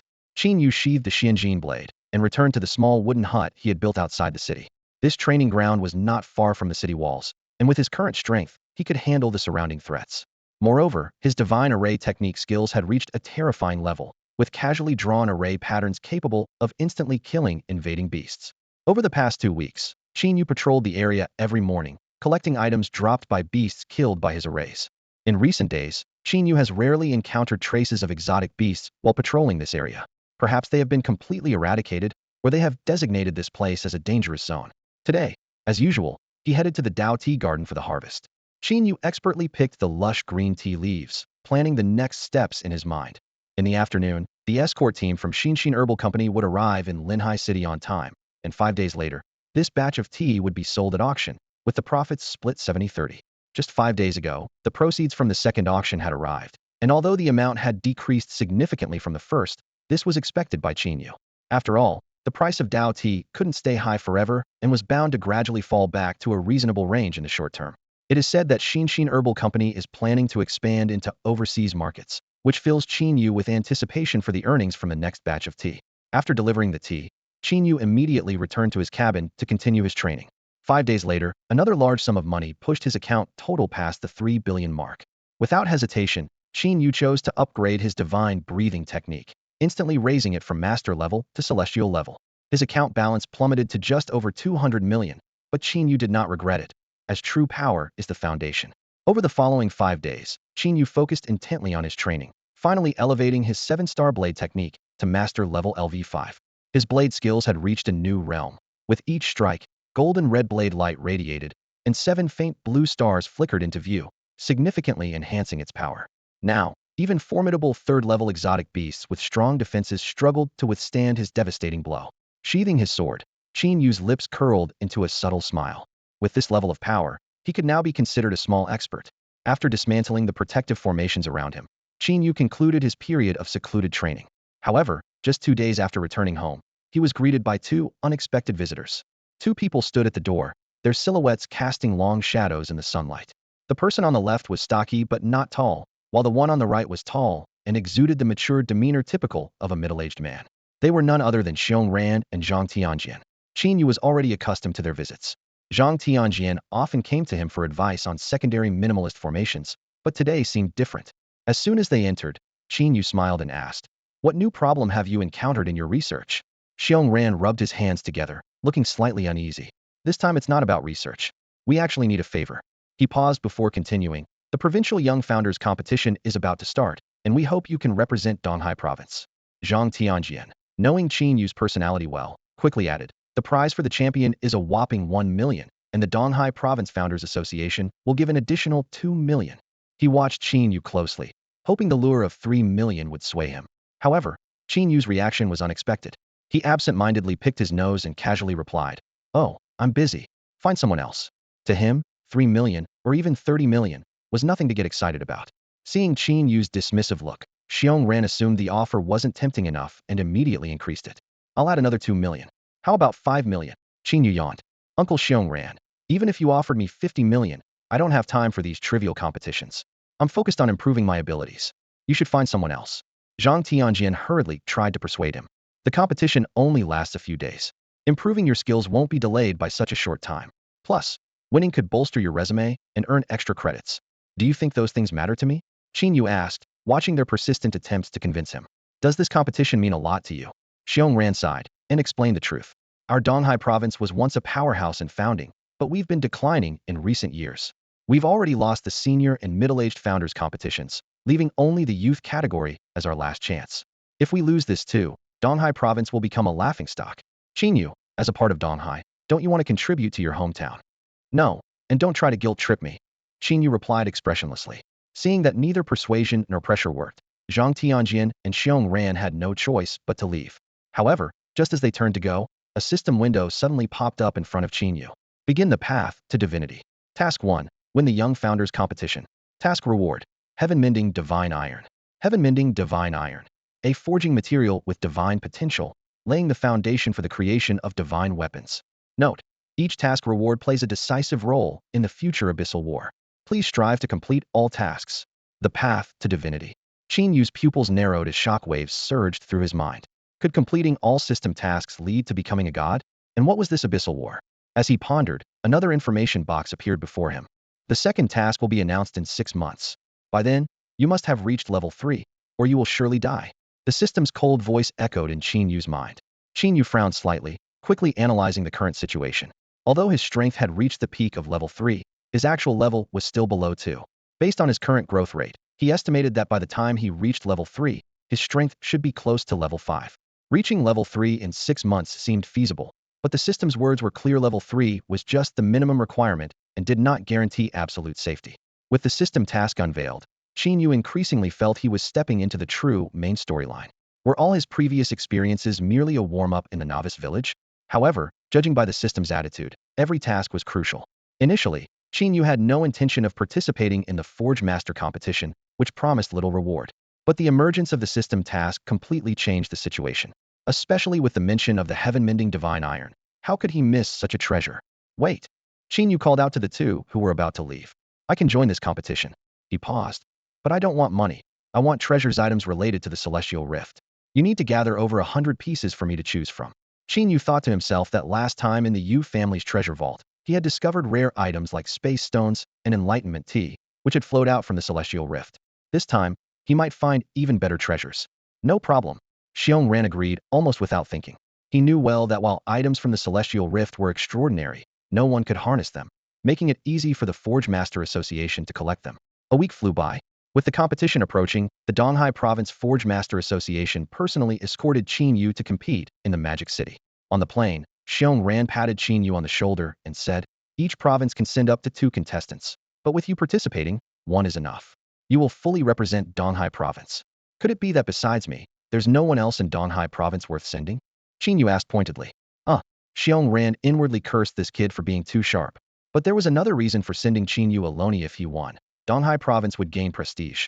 No matter how many participants you have, we can crush you all with just 1.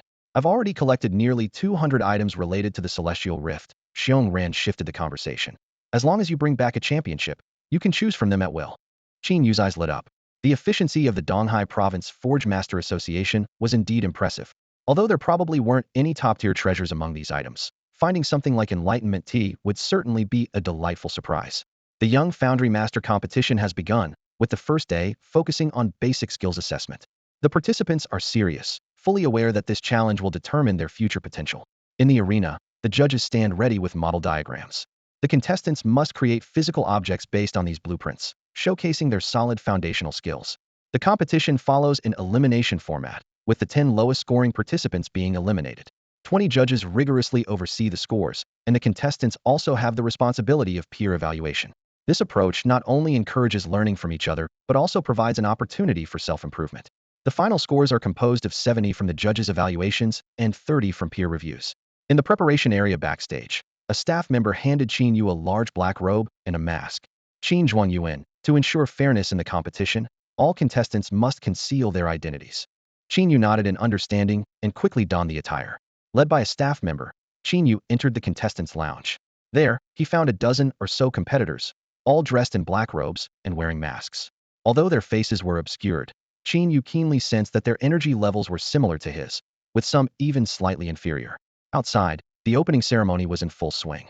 Enthusiasts from all over the country flocked to the event, making the bustling metropolis even more lively. Qin Yu found a quiet corner to sit down and began practicing his advanced breathing technique. Suddenly, a young voice shattered the tranquility of the lounge. Has the contestant from Donghai Province arrived? Qin Yu opened his eyes and saw a short figure in a black robe standing at the door, the hem dragging on the floor. The person held a mask in one hand and kept calling out. The person continued, has the contestant from Donghai Province not arrived yet? Or are they too afraid to respond? Qin Yu frowned slightly and replied, Kid, are you looking for me? The short figure turned at the sound, with a tone tinged with skepticism. Are you the contestant from Donghai Province? Qin Yu didn't answer immediately, but scrutinized the other through his mask. He noticed the thick calluses on the person's hands, the solid, muscular waist, and well-developed limbs, particularly the arms, which were clearly trained. Qin Yu silently assessed. This is a formidable foundry master not to be underestimated. The aggressive child strode up to Qin Yu, pointing a finger at him, his eyes full of provocation. He held his head high, his voice dripping with arrogance. My grandfather crushed you from the East Sea province in the senior Forge Masters competition, and my father did the same in the middle-aged Forge Masters competition. I will also crush you in this competition, ensuring the complete defeat of East Sea province. The other people in the room watched the scene with interest. The boastful boy was a contestant from West Sea province. The rivalry between East Sea and West Sea provinces in the forging world was well known. Traditionally, East Sea province had always suppressed West Sea province, but since the passing of a highly respected figure from East Sea province, they had been in decline, gradually being surpassed by West Sea province. Thanks to Xiong Ran and others who introduced a simplified formation this year, East Sea province's forging industry had seen some improvement. However, this year, the senior and middle-aged groups from East Sea province were all eliminated by West Sea province. If the youth group also lost, West Sea province would completely surpass East Sea province in the forging world. This was why Xiong Ran and Zhang Tianjian invited Qin Yu to step in. This was not just a simple competition. It was a life-and-death battle concerning the honor of both provinces. Facing the boy's provocation, Qin Yu simply nodded lightly and said, "Good luck. Good luck." The onlookers expected Qin Yu to retort with something sarcastic or to boldly accept the challenge, indicating the opponent couldn't possibly defeat him. Who would have thought Qin Yu would respond like that? It was as if he didn't take the other side seriously at all. Hearing these nonchalant words, the child grew even more furious. It was like throwing a punch with all your might only to hit a pillow, leaving him extremely frustrated. Someone nearby couldn't help but remind, "Hey, don't underestimate him just because he's young. This kid's name is Bai Qi. You've heard of him, right?" "Bai Qi? Never heard of him." Qin Yu shook his head. "You haven't heard of Bai Qi?" The other person seemed quite surprised. "Dude, are you even in the forging circle?" Anyone who's been around knows the Bai family from West Sea province has produced a forging genius. Born with incredible strength, he could swing a forging hammer at 6, became a first-level forge master at 11, a second level at 13, and a third level at 15, hailed as the greatest talent in the forging world in 100 years. Don't be fooled by his age. Even we wouldn't dare say we're better than him. Hearing others praise him, Bai Qi lifted his head proudly. Qin Yu commented, "Quite the talent. But that name isn't very lucky, Bai Qi. Waving a white flag before the fight even begins, isn't that surrendering? Kid, I suggest you change your name before competing." Many couldn't help but chuckle. Bai Qi bared his little tiger teeth, glaring fiercely at Qin Yu. "It's Bai Qi. Qi, as in strange." "Oh, strange Qi. Then you don't need to change your name." Qin Yu waved dismissively. "Go play over there, kid. I don't have time to play with you." "I'm not a kid." Bai Qi glared at Qin Yu angrily. "Just you wait." At that moment, the sound of celebratory fireworks exploded outside, marking the end of the opening ceremony. Qin Yu adjusted his clothes, preparing for the upcoming competition. Bai Qi, meanwhile, put on a noticeably oversized black robe and masked his face. Seeing this, Qin Yu couldn't help but laugh. "You don't need the mask. You're the shortest one here. Even with 10 masks, they'd spot you right away." "Mind your own business." Bai Qi retorted angrily. "Good morning, everyone. I'm your host, Cici. Welcome to the Young Foundry Masters competition, proudly sponsored exclusively by Shinshin Herbal Company." The host's clear voice resonated throughout the venue. As the melodious music began, contestants dressed in matching black robes filed in and lined up neatly at their respective forging stations. Among them, one particularly small figure stood out. Bai Qi. In front of the forging stations, the contestants carefully inspected their equipment. The host surveyed the room. "Are all participants ready?" "Ready," came the synchronized response from 28 voices. "You have 1 hour to complete the equipment shown in the model diagram, using only black iron as your material." "Understood," the 30 contestants replied in unison. As the signal to start the competition was given, a detailed model of the equipment appeared on the large screen, including dimensions, front view, side view, and top view. The contestants quickly placed the black iron into the high-temperature furnaces, and the clanging sounds of forging filled the air. From the audience, exclamations of awe could be heard.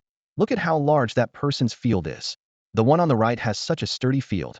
Ugh, when will my field ever be like theirs? Don't even think about it. That's pure talent. It's unlikely in this lifetime." At the judges' panel, several esteemed judges conversed quietly. "This year's talent is truly remarkable. Just looking at the Foundry Masters' fields, they surpass what we had back in our day. The second one in the first row is the genius from the Bai family of the West Sea province. I hear he's the only one they sent to compete, so they must have great confidence in him." At that moment, Bai Qi began his performance. Before even picking up the forging hammer, the spiritual energy around him surged violently, absorbing the spiritual energy from the fields of the nearby contestants. The participants on either side had to pause their work to stabilize their own fields. As soon as Bai Qi gripped the forging hammer, a foundry master's field twice the size of the others unfolded with a roar, causing a stir among the audience. That field is so solid. With such a dominant field, those two beside him are in trouble. The field size is akin to that of a regular level 4 foundry master. Bai Qi is sure to win. In the center of the judging panel, the esteemed level 9 foundry master Lin Mo watched intently. The Bai family has indeed produced a prodigy. Such a solid foundry master's field clearly shows significant investment in his training. Barring any surprises, this young man has the potential to reach the position of a level 9 foundry master in the future. These words immediately caught the attention of the other judges. It's well known that level 9 foundry masters are even rarer than level 9 martial artists, and this was the first time Elder Lin had publicly praised a young contestant so highly, underscoring Bai Qi's exceptional talent. With such praise from Lin Lao, it seems the Bai family is poised to advance further. All the judges pondered silently to themselves. At that moment, Qin Yu deftly used the tongs to pick up the glowing red-hot iron piece and placed it steadily on the forging platform. He slowly closed his eyes, fully immersing himself in concentration. As he suddenly opened his eyes, a dramatic change occurred. The surrounding spiritual energy seemed to be drawn by some powerful force, surging violently. The fields painstakingly maintained by the two contestants beside him were instantly torn apart like paper. Their carefully gathered spiritual energy swiftly drained away. The two turned pale, feeling the flow of energy reverse within them, and both spat out a mouthful of blood. How is this possible? All 20 judges stood up in unison. Even the usually composed Lin Lao rose, watching the scene before him in disbelief. They were all pondering the same question. How could this young man's field be so formidable? Ordinary fields could not withstand such a violent surge of spiritual energy. This phenomenon typically only appeared in 7th-level forgers. Who exactly was this mysterious contestant? Qin Yu, having not forged for a long time, was unaware of the strength of his own field. Seeing the surrounding fields shattered by his power, he quickly reined in his strength, reducing his field to a size similar to that of the other contestants. This is frustrating, he thought to himself. I could cover a much larger area, but I have to deliberately suppress it to this extent. Seeing Qin Yu's field return to normal, the judges finally breathed a sigh of relief. Though the earlier anomaly was puzzling, at least everything seemed back on track now. The two contestants who had been affected quickly adjusted themselves. Despite casting a few resentful glances at Qin Yu, they soon refocused on their forging tasks. Within the 1-hour competition limit, Qin Yu completed his work in just 40 minutes, becoming the first contestant to finish. The 20 judges immediately noticed this and began discussing among themselves. This kid is too fast. He might suffer for it. Forging requires meticulous craftsmanship. Being this hasty, he might as well work in a weapon shop. Young people are impetuous. Without refinement, you can't make a quality product. In just a few words, the judges labeled Qin Yu as impatient. Only Lin Lao gazed at Qin Yu thoughtfully, remaining silent. After setting down his forging hammer, Qin Yu didn't remain idle and instead observed the forging processes of other contestants. This was also an important criterion for scoring, which is why the competition required on-site forging in front of the judges. After scanning the room, Qin Yu's gaze finally settled on Bai Qi. The other contestants' forging methods seemed full of flaws to him, truly unsightly, but only Bai Qi's technique was considered standard. Qin Yu estimated that Bai Qi would need about 5 more minutes to finish. Sure enough, 5 minutes later, Bai Qi completed his final forging. He raised his forging hammer high and struck a piece of scrap iron beside him with force. Under the massive impact, the glowing scrap iron burst into brilliant sparks, resembling celebratory fireworks, drawing cheers from the audience. Qin Yu, however, frowned. Bai Qi's act was purely for show, providing no benefit to the forging process and even causing a few sparks to land on the freshly completed weapon. Though the impact was minimal, it was an entirely avoidable mistake. Lin Lao also frowned slightly at this, but chose not to comment further. Soon, all the contestants completed their tasks, and their finished products were neatly placed on the forging tables. The host announced the beginning of the scoring phase, where each participant would rate all the creations. Qin Yu, holding a scoring device, stood in front of the first forging table. His brow furrowed unconsciously. The weapon crafted by this top young talent was full of flaws. Impurities in the materials were not fully removed, and the details were quite rough.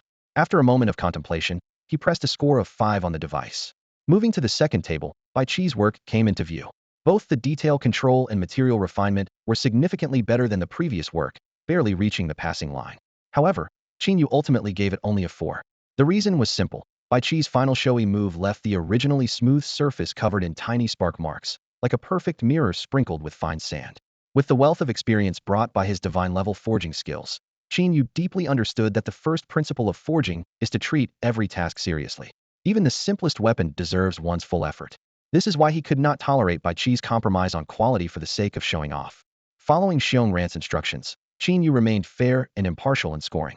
Except for Bai Qi's work, he gave at least 5 points to everyone else's creations.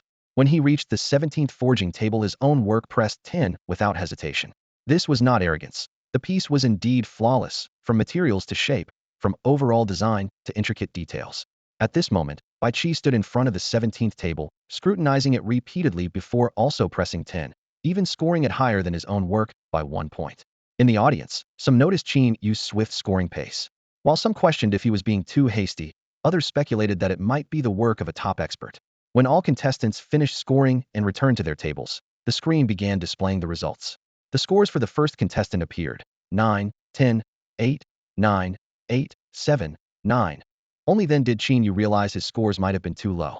Subsequently, the scores for other contestants were revealed, generally above 7, with almost everyone giving full marks to the 2nd and 17th entries.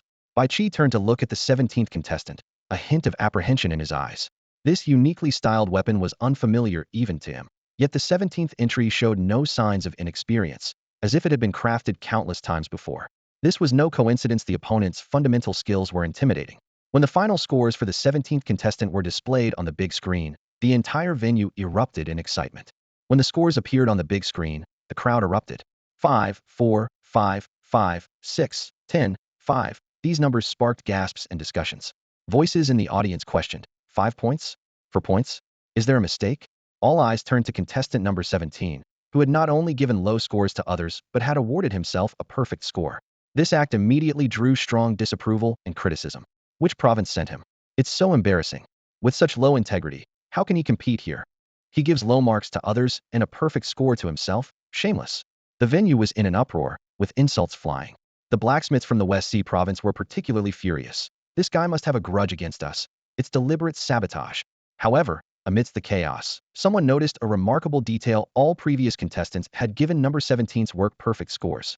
This discovery was quickly drowned out by the angry outcry. The judges looked grim, and the host struggled to regain control. Worse still, the live broadcast comment section was flooded with insults. To manage the situation, the host hurried over to Qin Yu for an interview. Contestant number 17, may I ask you a few questions? The host asked urgently. Qin Yu nodded silently, his expression hidden beneath a mask. Many viewers suspect you're deliberately scoring unfairly to lower your opponent's scores. What do you have to say about this? Qin Yu paused, his gaze shifting to the big screen. The host followed his line of sight and gasped, 10 points. In the average score section, a striking 10 stood out.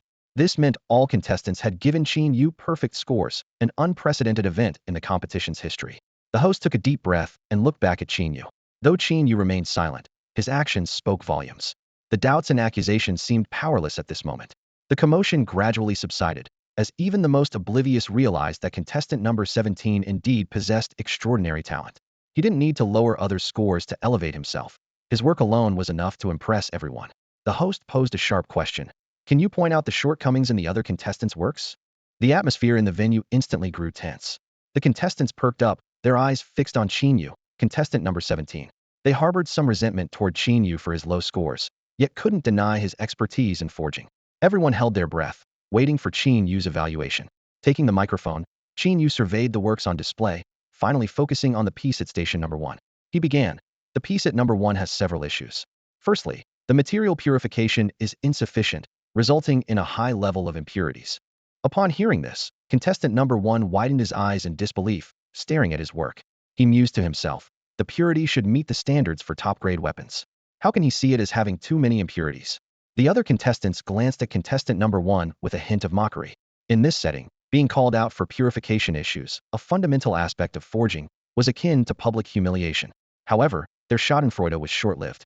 Qin Yu's next words sent a chill through the room. This issue isn't unique to number 1. It's common among other contestants, especially numbers 21 and 28, where it's more pronounced. As his words hung in the air, the room fell silent. All the contestants lowered their heads, particularly numbers 21 and 28, who wished they could disappear. Qin Yu continued, using the number 1 piece as an example to highlight more flaws. The handle is 1 centimeter shorter than the design, and the blade edge isn't perfectly smooth. These defects are hard to spot with the naked eye and require magnification to be seen. He then turned to other pieces, pointing out issues without mercy. The works of numbers 16 and 25 have problems with inadequate heating of materials. Although it doesn't affect the appearance, it significantly reduces the weapon's durability. Heating for an additional 2 minutes would greatly improve the result. Before Qin Yu could finish, contestant number 1 could no longer hold back. He stood up abruptly, grabbed the microphone, and angrily retorted. Number 17, you're nitpicking. Every weapon has some margin of error. If you're this picky, even a 9th-level master forger's work would have faults. There's no such thing as a flawless weapon. Contestant number 1 glared at Qin Yu, and the tension between them filled the room, creating an atmosphere thick with confrontation. Upon hearing the rebuttal from contestant number 1, the atmosphere both on-site and in the live stream instantly heated up. The audience began to criticize contestant number 17's remarks, with doubts and questions echoing throughout. What gives you the right to say number 1's blade isn't smooth? Did you check it with a magnifying glass? Are you claiming your work is free of impurities? Ridiculous. Always nitpicking minor details. Is your work flawless? Lack of durability? Can you tell just by looking? The audience sharply pointed out that the issues raised by contestant 17 couldn't be verified on the spot. Other contestants were eager to refute, but found themselves at a loss for words. They had to admit that 17's work seemed to have no obvious flaws. At that moment, Qin Yu made a surprising move. He handed his work to contestant number 1 and calmly said, "This is the perfect weapon you just mentioned." This statement was like a bomb, sparking laughter throughout the venue. Even the host couldn't help but chuckle, saying, "Contestant 17 certainly has a sense of humor, but there's no such thing as a perfect weapon, just like there are no two identical snowflakes." However, Qin Yu responded earnestly, "Perhaps there wasn't before, but a few months ago, a perfect weapon came into existence." The host, curious, asked, "Why a few months ago?" Qin Yu's answer was even more astonishing. "Because a few months ago, I forged for the first time." This statement hit like a sledgehammer, leaving the host speechless. Her extensive hosting experience failed her at that moment, as she didn't know how to respond. The live chat exploded, with comments flooding the screen. "I've never seen someone so shameless. Claiming his weapon is perfect is one thing, but saying he made a perfect weapon on his first try? Surpassing the prodigies of various provinces in just a few months? That's some serious exaggeration. Haha, this guy's really full of it." Hearing him say this with a straight face, I find him rather amusing. Host, take his mic away. Even my cows are flying from all this hot air. The number of viewers in the live stream skyrocketed, quickly surpassing the 50 million mark. Clearly, watching a contestant boast with a straight face was far more entertaining than a dull forging competition. Faced with such a situation, the host had no choice but to move past the topic and continue with the competition. However, Qin Yu's words had already planted a seed of curiosity in the audience's minds, making them eager to see what would happen next. Bai Qi let out a cold snort, a hint of disdain flashing in his eyes. He stared at the score sheet, his voice tinged with evident dissatisfaction. It's one thing to give the other contestants 5 or 6 points, but why did the second contestant only get 4 points? The fourth contestant's work is clearly of higher quality. His questioning stirred a commotion among the audience. At that moment, Qin Yu stepped forward, his voice calm yet powerful. "The answer is simple, just 4 words: attitude problem." The host pressed for clarification. "What do you mean? Can you explain further?" Qin Yu merely shook his head gently, choosing not to elaborate. He believed that truly skilled forgers would understand. However, his ambiguous response was misunderstood by most as evasive, leading them to think he was avoiding the issue. The atmosphere in the venue instantly became tense. Many spectators loudly demanded the disqualification of contestant number 17, while the forgers from Shihai province were furious, accusing the competition of being unfair. Meanwhile, Xiong Ran and Zhang Tianjian sat leisurely in the audience, their drinks still slightly chilled. Zhang Tianjian asked curiously, "What do you think Qin Yu is up to?" Xiong Ran pondered for a moment, a knowing look in his eyes. It might be because of Bai Qi's final actions. But one thing's for sure, Qin Yu definitely didn't give a low score out of malice. The two exchanged a smile, and Xiong Ran continued. "The more the people from Shihai province shout now, the harder they'll cry after the competition. Who would have thought that the true heir of the minimalist formation would participate in this contest?" Xiong Ran's tone carried a hint of amusement. "If the regular contestants are like a fine sword, Bai Qi is a musket, then Qin Yu is an Ivan bomb capable of destroying everything. This isn't even a contest on the same level." He leaned back in his chair, a smile playing on his lips. This is nothing more than a complete dimensional reduction attack. The outcome was decided the moment he registered. Now, we just have to wait for the show to unfold. As Xiong Ran's words hung in the air, the tension in the arena seemed to heighten. Everyone was eagerly anticipating what would happen next, unsure of how this competition would ultimately conclude. The host frowned, realizing that his attempt to mediate had only intensified the tension. A firm voice from the production team came through his earpiece. "Stop asking number 17. Move on to the next segment immediately." The host cleared his throat, trying to maintain composure, and said, "It seems number 17 is quite confident in their work. Now, let's move on to the most exciting part. Please welcome our judges to give their scores."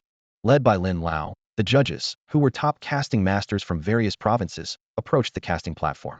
Their discerning eyes could instantly assess the quality of the pieces. They first paused at casting station number 2, praising Bai Chi's work. "This young one is indeed a rough gem," Lin Lao sighed. "But a gem needs polishing to shine." With that, he pressed 4 on the scoring device and moved on. When Lin Lao reached casting station number 17, his expression suddenly froze. He carefully picked up the piece, a look of astonishment in his eyes. The other judges gathered around, noticing Lin Lao's meaningful smile. "The future of our casting world is in good hands." This comment left the judges in awe. They eagerly examined number 17's piece, lingering at the casting platform for a full 5 minutes until the organizers urged them to move on. The scores began to appear on the large screen. 5, 9, 6. The audience cheered for Bai Chi's 9. Then came 6, 5, 4, 10, 6. The room fell silent, as if everyone's breath had collectively paused. Behind these scores seemed to lie a secret that could shake the entire casting world. The audience held their breath, awaiting the final revelation. When the giant 10 flashed on the screen, the entire room fell silent. Everyone instinctively rubbed their eyes, unable to believe what they were seeing on the scoreboard. Some even wondered if there was a mistake in the data. Before anyone could exchange glances, the second judge's score appeared a glowing 10 once again. Then the third, fourth, 10th, and 20th judges' scores followed suit. Regardless of how strict these judges usually were or how low their scores were for other contestants, for contestant number 17, they all gave a perfect 10. This scene seemed like a perfectly orchestrated silent play, with each 10 striking the audience's hearts like a heavy hammer. The audience's reaction shifted from initial shock to bewilderment, and finally to silence. At this moment, silence spoke louder than words. All judges unanimously giving a perfect score was undoubtedly a small milestone in the world of forging. It signaled the rise of a new star, entering everyone's vision with unstoppable momentum. In this awe-inspiring moment, the audience seemed to hear again the unassuming words the contestant had uttered earlier. "This is the perfect weapon you just mentioned. Maybe it didn't exist before. But, a few months ago, the perfect weapon came into being. Because a few months ago, I conducted my first forging. Just minutes ago, people thought number 17 was merely boasting. But now, it was a statement of undeniable fact. A work that could conquer all the judges, even if not perfect, was already infinitely close to perfection." No wonder number 17 gave such low scores to everyone else. He was viewing these works from a higher vantage point. The crowd suddenly realized why number 17's scores for other contestants were so low was simply on a different level. How is this possible? Bai Chi's fist trembled slightly, cold sweat trickling down his forehead. He couldn't accept that someone could receive a perfect score from the judges. When the final average score appeared, Bai Chi saw that his average was 8.2. In any previous forging competition, this score would have easily ranked first, crushing his peers. But this time, he encountered number 17, this monster. What made Bai Chi feel even more pressured was that number 17 was from the East Sea province, his biggest rival in this competition. Despite this, Bai Chi didn't give up. He took a deep breath and silently thought, "Solid fundamentals are one thing, and good detail work is another, but true forging isn't just about the weapon's appearance. The formation is the essence that determines a weapon's quality." After calming himself, Bai Chi's eyes reignited with determination. He was secretly glad he still had an ace up his sleeve, the Yedoba revealed second-level simplified formation. Currently, the first-level simplified formation had been public for some time, and it wasn't hard to guess that the next competition phase would test who could draw the first-level simplified formation best. While everyone was focusing on drawing the first-level simplified formation, Bai Chi would unveil a weapon with a second-level simplified formation, surely dominating the stage and astonishing everyone. Bai Chi planned quietly. When the Bai family unveils the second-level simplified formation, the West Sea province will undoubtedly suppress the East Sea province completely. My family has paid a huge price to obtain the second-level simplified formations data, and we've spent countless resources and effort researching it day and night, all for this moment. How could one person's effort defeat the effort of an entire family? Number 17, let's see how you compete with me. The first round ended with Qin Yu advancing to the second round with an unprecedented perfect score. The second round was a 1v1 knockout format, with opponents randomly matched by computer. Each pair would be given a random theme and had to forge a complete weapon within a set time, with the higher quality piece advancing and the other being eliminated. This round allowed contestants significant creative freedom. For example, if the theme was sword, contestants could interpret it freely, with no restrictions on the sword's size, shape, or level. After lunch, the second round officially began. With the morning's stunning perfect score, the audience was even more eager for the afternoon's matches. Soon, the first round of matchups was announced. Qin Yu's opponent was contestant number 10, and the theme was a sword. Unsurprisingly, Qin Yu won easily. After an afternoon of intense competition, only 10 contestants remained. At this pace, barring any surprises, the final champion and runner-up would be decided in another day. Qin Yu stretched his muscles lightly. The continuous forging in the afternoon was a considerable test of physical and mental endurance. After the host announced the list of those advancing, he thanked the contestants for their brilliant performances and the audience for their support, concluding with, "Thank you for the exciting matches and to our audience for your support. Today's competition is officially over. Let's look forward to tomorrow's exciting battles." As the audience left in an orderly fashion, Qin Yu was intercepted backstage by a short figure in a black robe and mask. No guesses were needed. It was Bai Qi. From under the mask came a defiant voice. "I admit your first round work was better than mine, but I haven't truly used my full strength. Tomorrow, I'll personally eliminate you." Qin Yu nodded expressionlessly and replied calmly, "All right, good luck." The atmosphere at the competition was electric by noon the next day. The host announced loudly, "Congratulations to contestant number 2 for defeating contestant number 12 and advancing successfully." The audience erupted into enthusiastic cheers. After a morning of intense competition, only 2 contestants remained, number 2 and number 17. The scorching sun beat down on the stage, and the nearby furnace blazed with heat, adding to the pressure on the 2 contestants. The host, holding a microphone, walked between them and announced, "Congratulations to contestants number 2 and number 17 for making it to the final round. The champion will emerge from between you two. Do either of you need to request a break?" "No need," they both replied in unison, their eyes filled with determination. The host nodded and continued, "All right, the final match of this Youth Forging Masters competition will begin in 5 minutes. Please prepare yourselves." As soon as he finished speaking, the audience once again erupted into excited shouts. "Go Bai Qi. Number 2 for the win. West Sea Province for the win. Number 17 is unbeatable. I love you, number 17. The cheers were deafening, resonating throughout the venue. Unbeknownst to him, number 17 had also garnered a group of loyal fans. In this world, strength was revered, and those who were powerful could inspire admiration in any field. Just like Qin Yu, who gained nearly 1 billion fans after becoming a top scholar. If Qin Yu were to reveal his identity now, the atmosphere would surely explode again. A top scholar who single-handedly overshadowed numerous prodigies and was also a top-tier forging talent would undoubtedly create a sensation. However, Qin Yu had no intention of revealing his identity. Simply being the top scholar had already attracted a host of foreign assassins. Displaying other talents would only make his situation more dangerous. The host's voice rang out again. The champion contenders, Bai Qi, and the dark horse of the competition, contestant number 17, both crushed their way to the finals. The clash of titans is sure to create a unique spark. Now, the computer will randomly select the theme for this forging round. The large screen flickered before settling on the words, Wolfang Club. Bai Qi's pupils shrank as he turned to look at his grandfather sitting in the front row of the audience. To his surprise, his grandfather showed no sign of surprise, as if he had anticipated this result. The Wolfang Club was an extremely uncommon weapon, with a crafting method entirely different from more common weapons like swords, knives, and spears. It's likely that 99 of forgers would have no idea how to make such a weapon, let alone skillfully produce one within the time limit. However, Bai Qi was not among that 99. In the month leading up to the competition, he had spent at least 15 days practicing and crafting Wolfang clubs. He had thought it was just family training to improve his forging skills, never imagining that the final would feature such a niche weapon. Was it a coincidence? Was it really just luck? That was uncertain. At least, previous competition themes had all been common weapons, and this was the first time the Wolfang Club had appeared. Bai Qi glanced at Qin Yu, feeling secretly pleased. It seemed even fate was on his side. Faced with this theme, Qin Yu remained calm. To him, the Wolfang Club was no different from other weapons like swords, spears, or staves, just requiring more iron and a bit more effort in purification. Begin the match. With the host's command, both contestants swiftly placed their iron blocks into the furnace to start heating.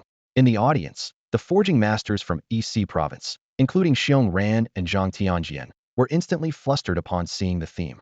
Oh no, do you think Qin Yu knows how to make a Wolfang Club? Although they didn't doubt Qin Yu's forging skills, the Wolfang Club was simply too rare.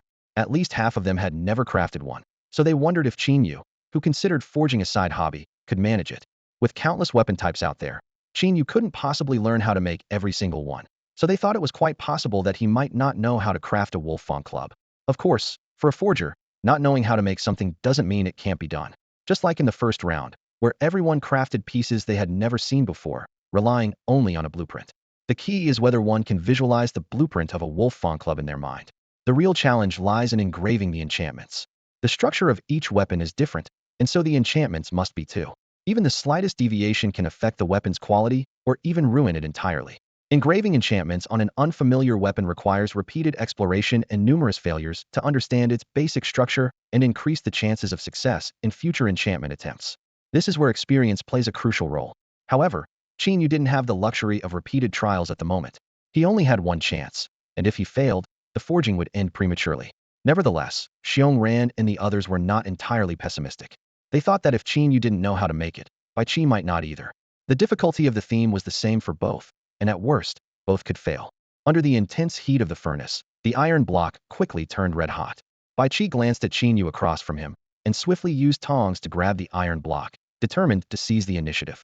The forging hammer in his hand, weighing over 100 pounds, seemed light as a feather as he smashed it down with force. With a loud bang, sparks flew, and the red-hot iron block shrank by a tenth. With that strike, a vast domain of a master blacksmith expanded outward from Bai Qi. This time, the domain's range was broader, and the internal energy was more active.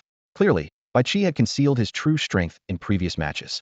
The domain enveloped Qin Yu, and instead of being drawn to him, the surrounding energy ebbed and flowed with Bai Qi's actions.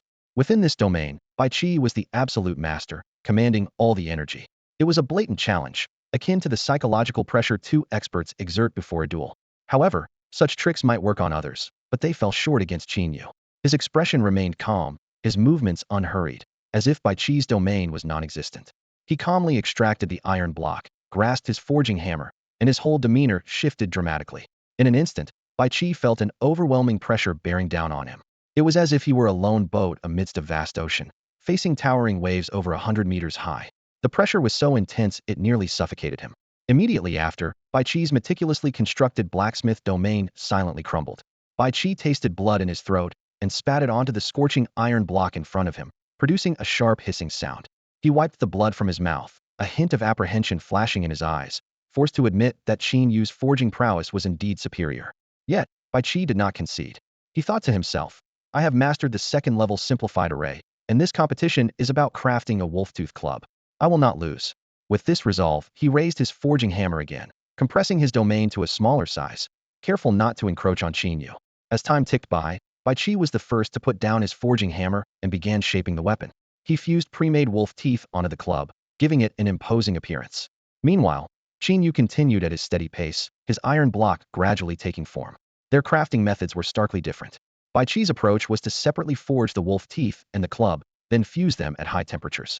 In contrast, Qin Yu directly forged the wolf teeth onto the club, creating a seamless piece.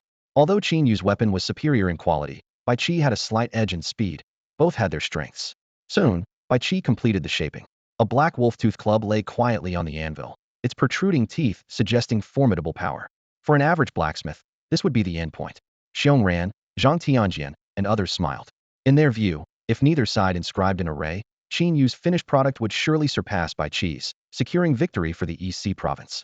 However, their smiles froze after just 3 seconds. Bai Qi's hands never stopped. He picked up a carving knife and began skillfully inscribing an array onto the wolf-tooth club, as if he had practiced countless times. How is this possible? Xiong Ran's smile stiffened. Bai Qi could actually craft such a rare wolf-tooth club.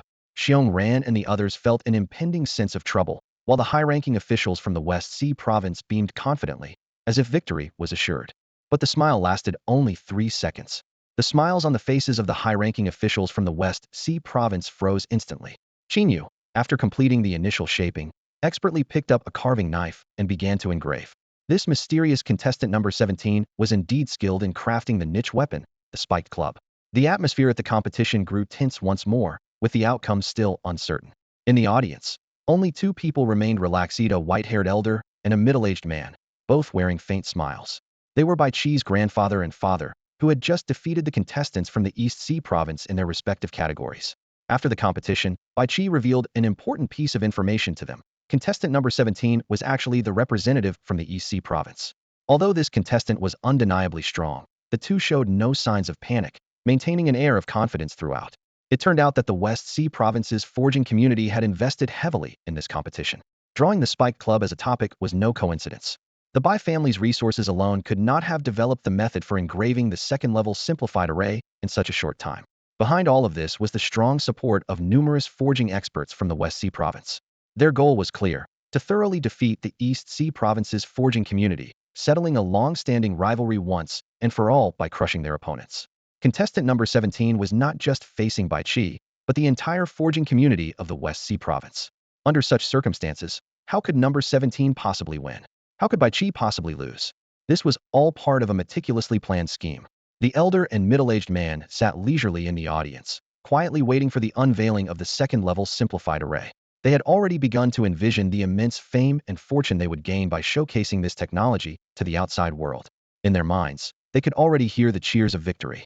At that moment, the Bai family would undoubtedly become the undisputed heroes of the West Sea Province's forging community. The elder smugly remarked, "The blame lies with the people of the East Sea Province for being too disunited, holding such an important opportunity, yet still forming cliques and factions. Now look what happened. They handed over this opportunity to us on a silver platter." Putting down the carving knife, Qin Yu brushed away the iron filings on the mace and infused it with spiritual energy for a careful inspection. Perfect.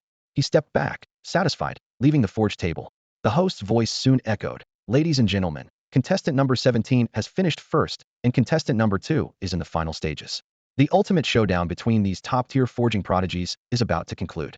Based on previous scores, while contestant number 2 has performed excellently, they still fall slightly short compared to contestant number 17. Will contestant number 17 continue to lead and win, or will contestant number 2 make a comeback? Let's wait and see. Bai Qi exhaled slowly, a confident smile spreading across his face. This creation surpassed any of his previous works, an extraordinary performance. He raised his hand, giving the audience an okay gesture. Seeing this, Bai Qi's father immediately made a call. "Are the media contacts ready?" "Ready at any time," came the reply. "Good," Bai Qi's father said quietly. "As soon as Bai Qi's level 2 simplified array is revealed, announce the production diagram to the world." This honor is what the Bai family is determined to achieve. As the competition ended, the judges approached the competition platform. One judge from the West Sea Province quickly went to Bai Qi's station and picked up the newly completed mace. He was aware of Bai Qi's plan to inscribe the level 2 simplified array and eagerly infused spiritual energy into it. "Level 2 simplified array," the judge exclaimed. "Level 2 simplified array." The other judges rushed over, and the drones in the live broadcast room hovered closer. "It's really a level 2 simplified array. Let me see its structure." "Incredible. The level 2 simplified array has been cracked so quickly, and by a young man no less. The Bai family truly has a prodigy." The judges' eyes shone as they marveled at Bai Qi's work, showering it with praise. Bai Qi watched their enthusiastic reactions and glanced at Qin Yu's work, left alone on the forge table, ignored even by the drones. A smirk played on his lips. "This championship is mine," Bai Qi thought. "No matter how skilled you are, you can't compete with the level 2 simplified array." Bai Qi looked arrogantly at Qin Yu, but suddenly felt a tremor in his heart. Despite the situation, Qin Yu remained calm, his eyes showing indifference and disdain. "Why?" Bai Qi was puzzled. "I've inscribed a level 2 simplified array, yet he isn't shocked, but instead shows disdain."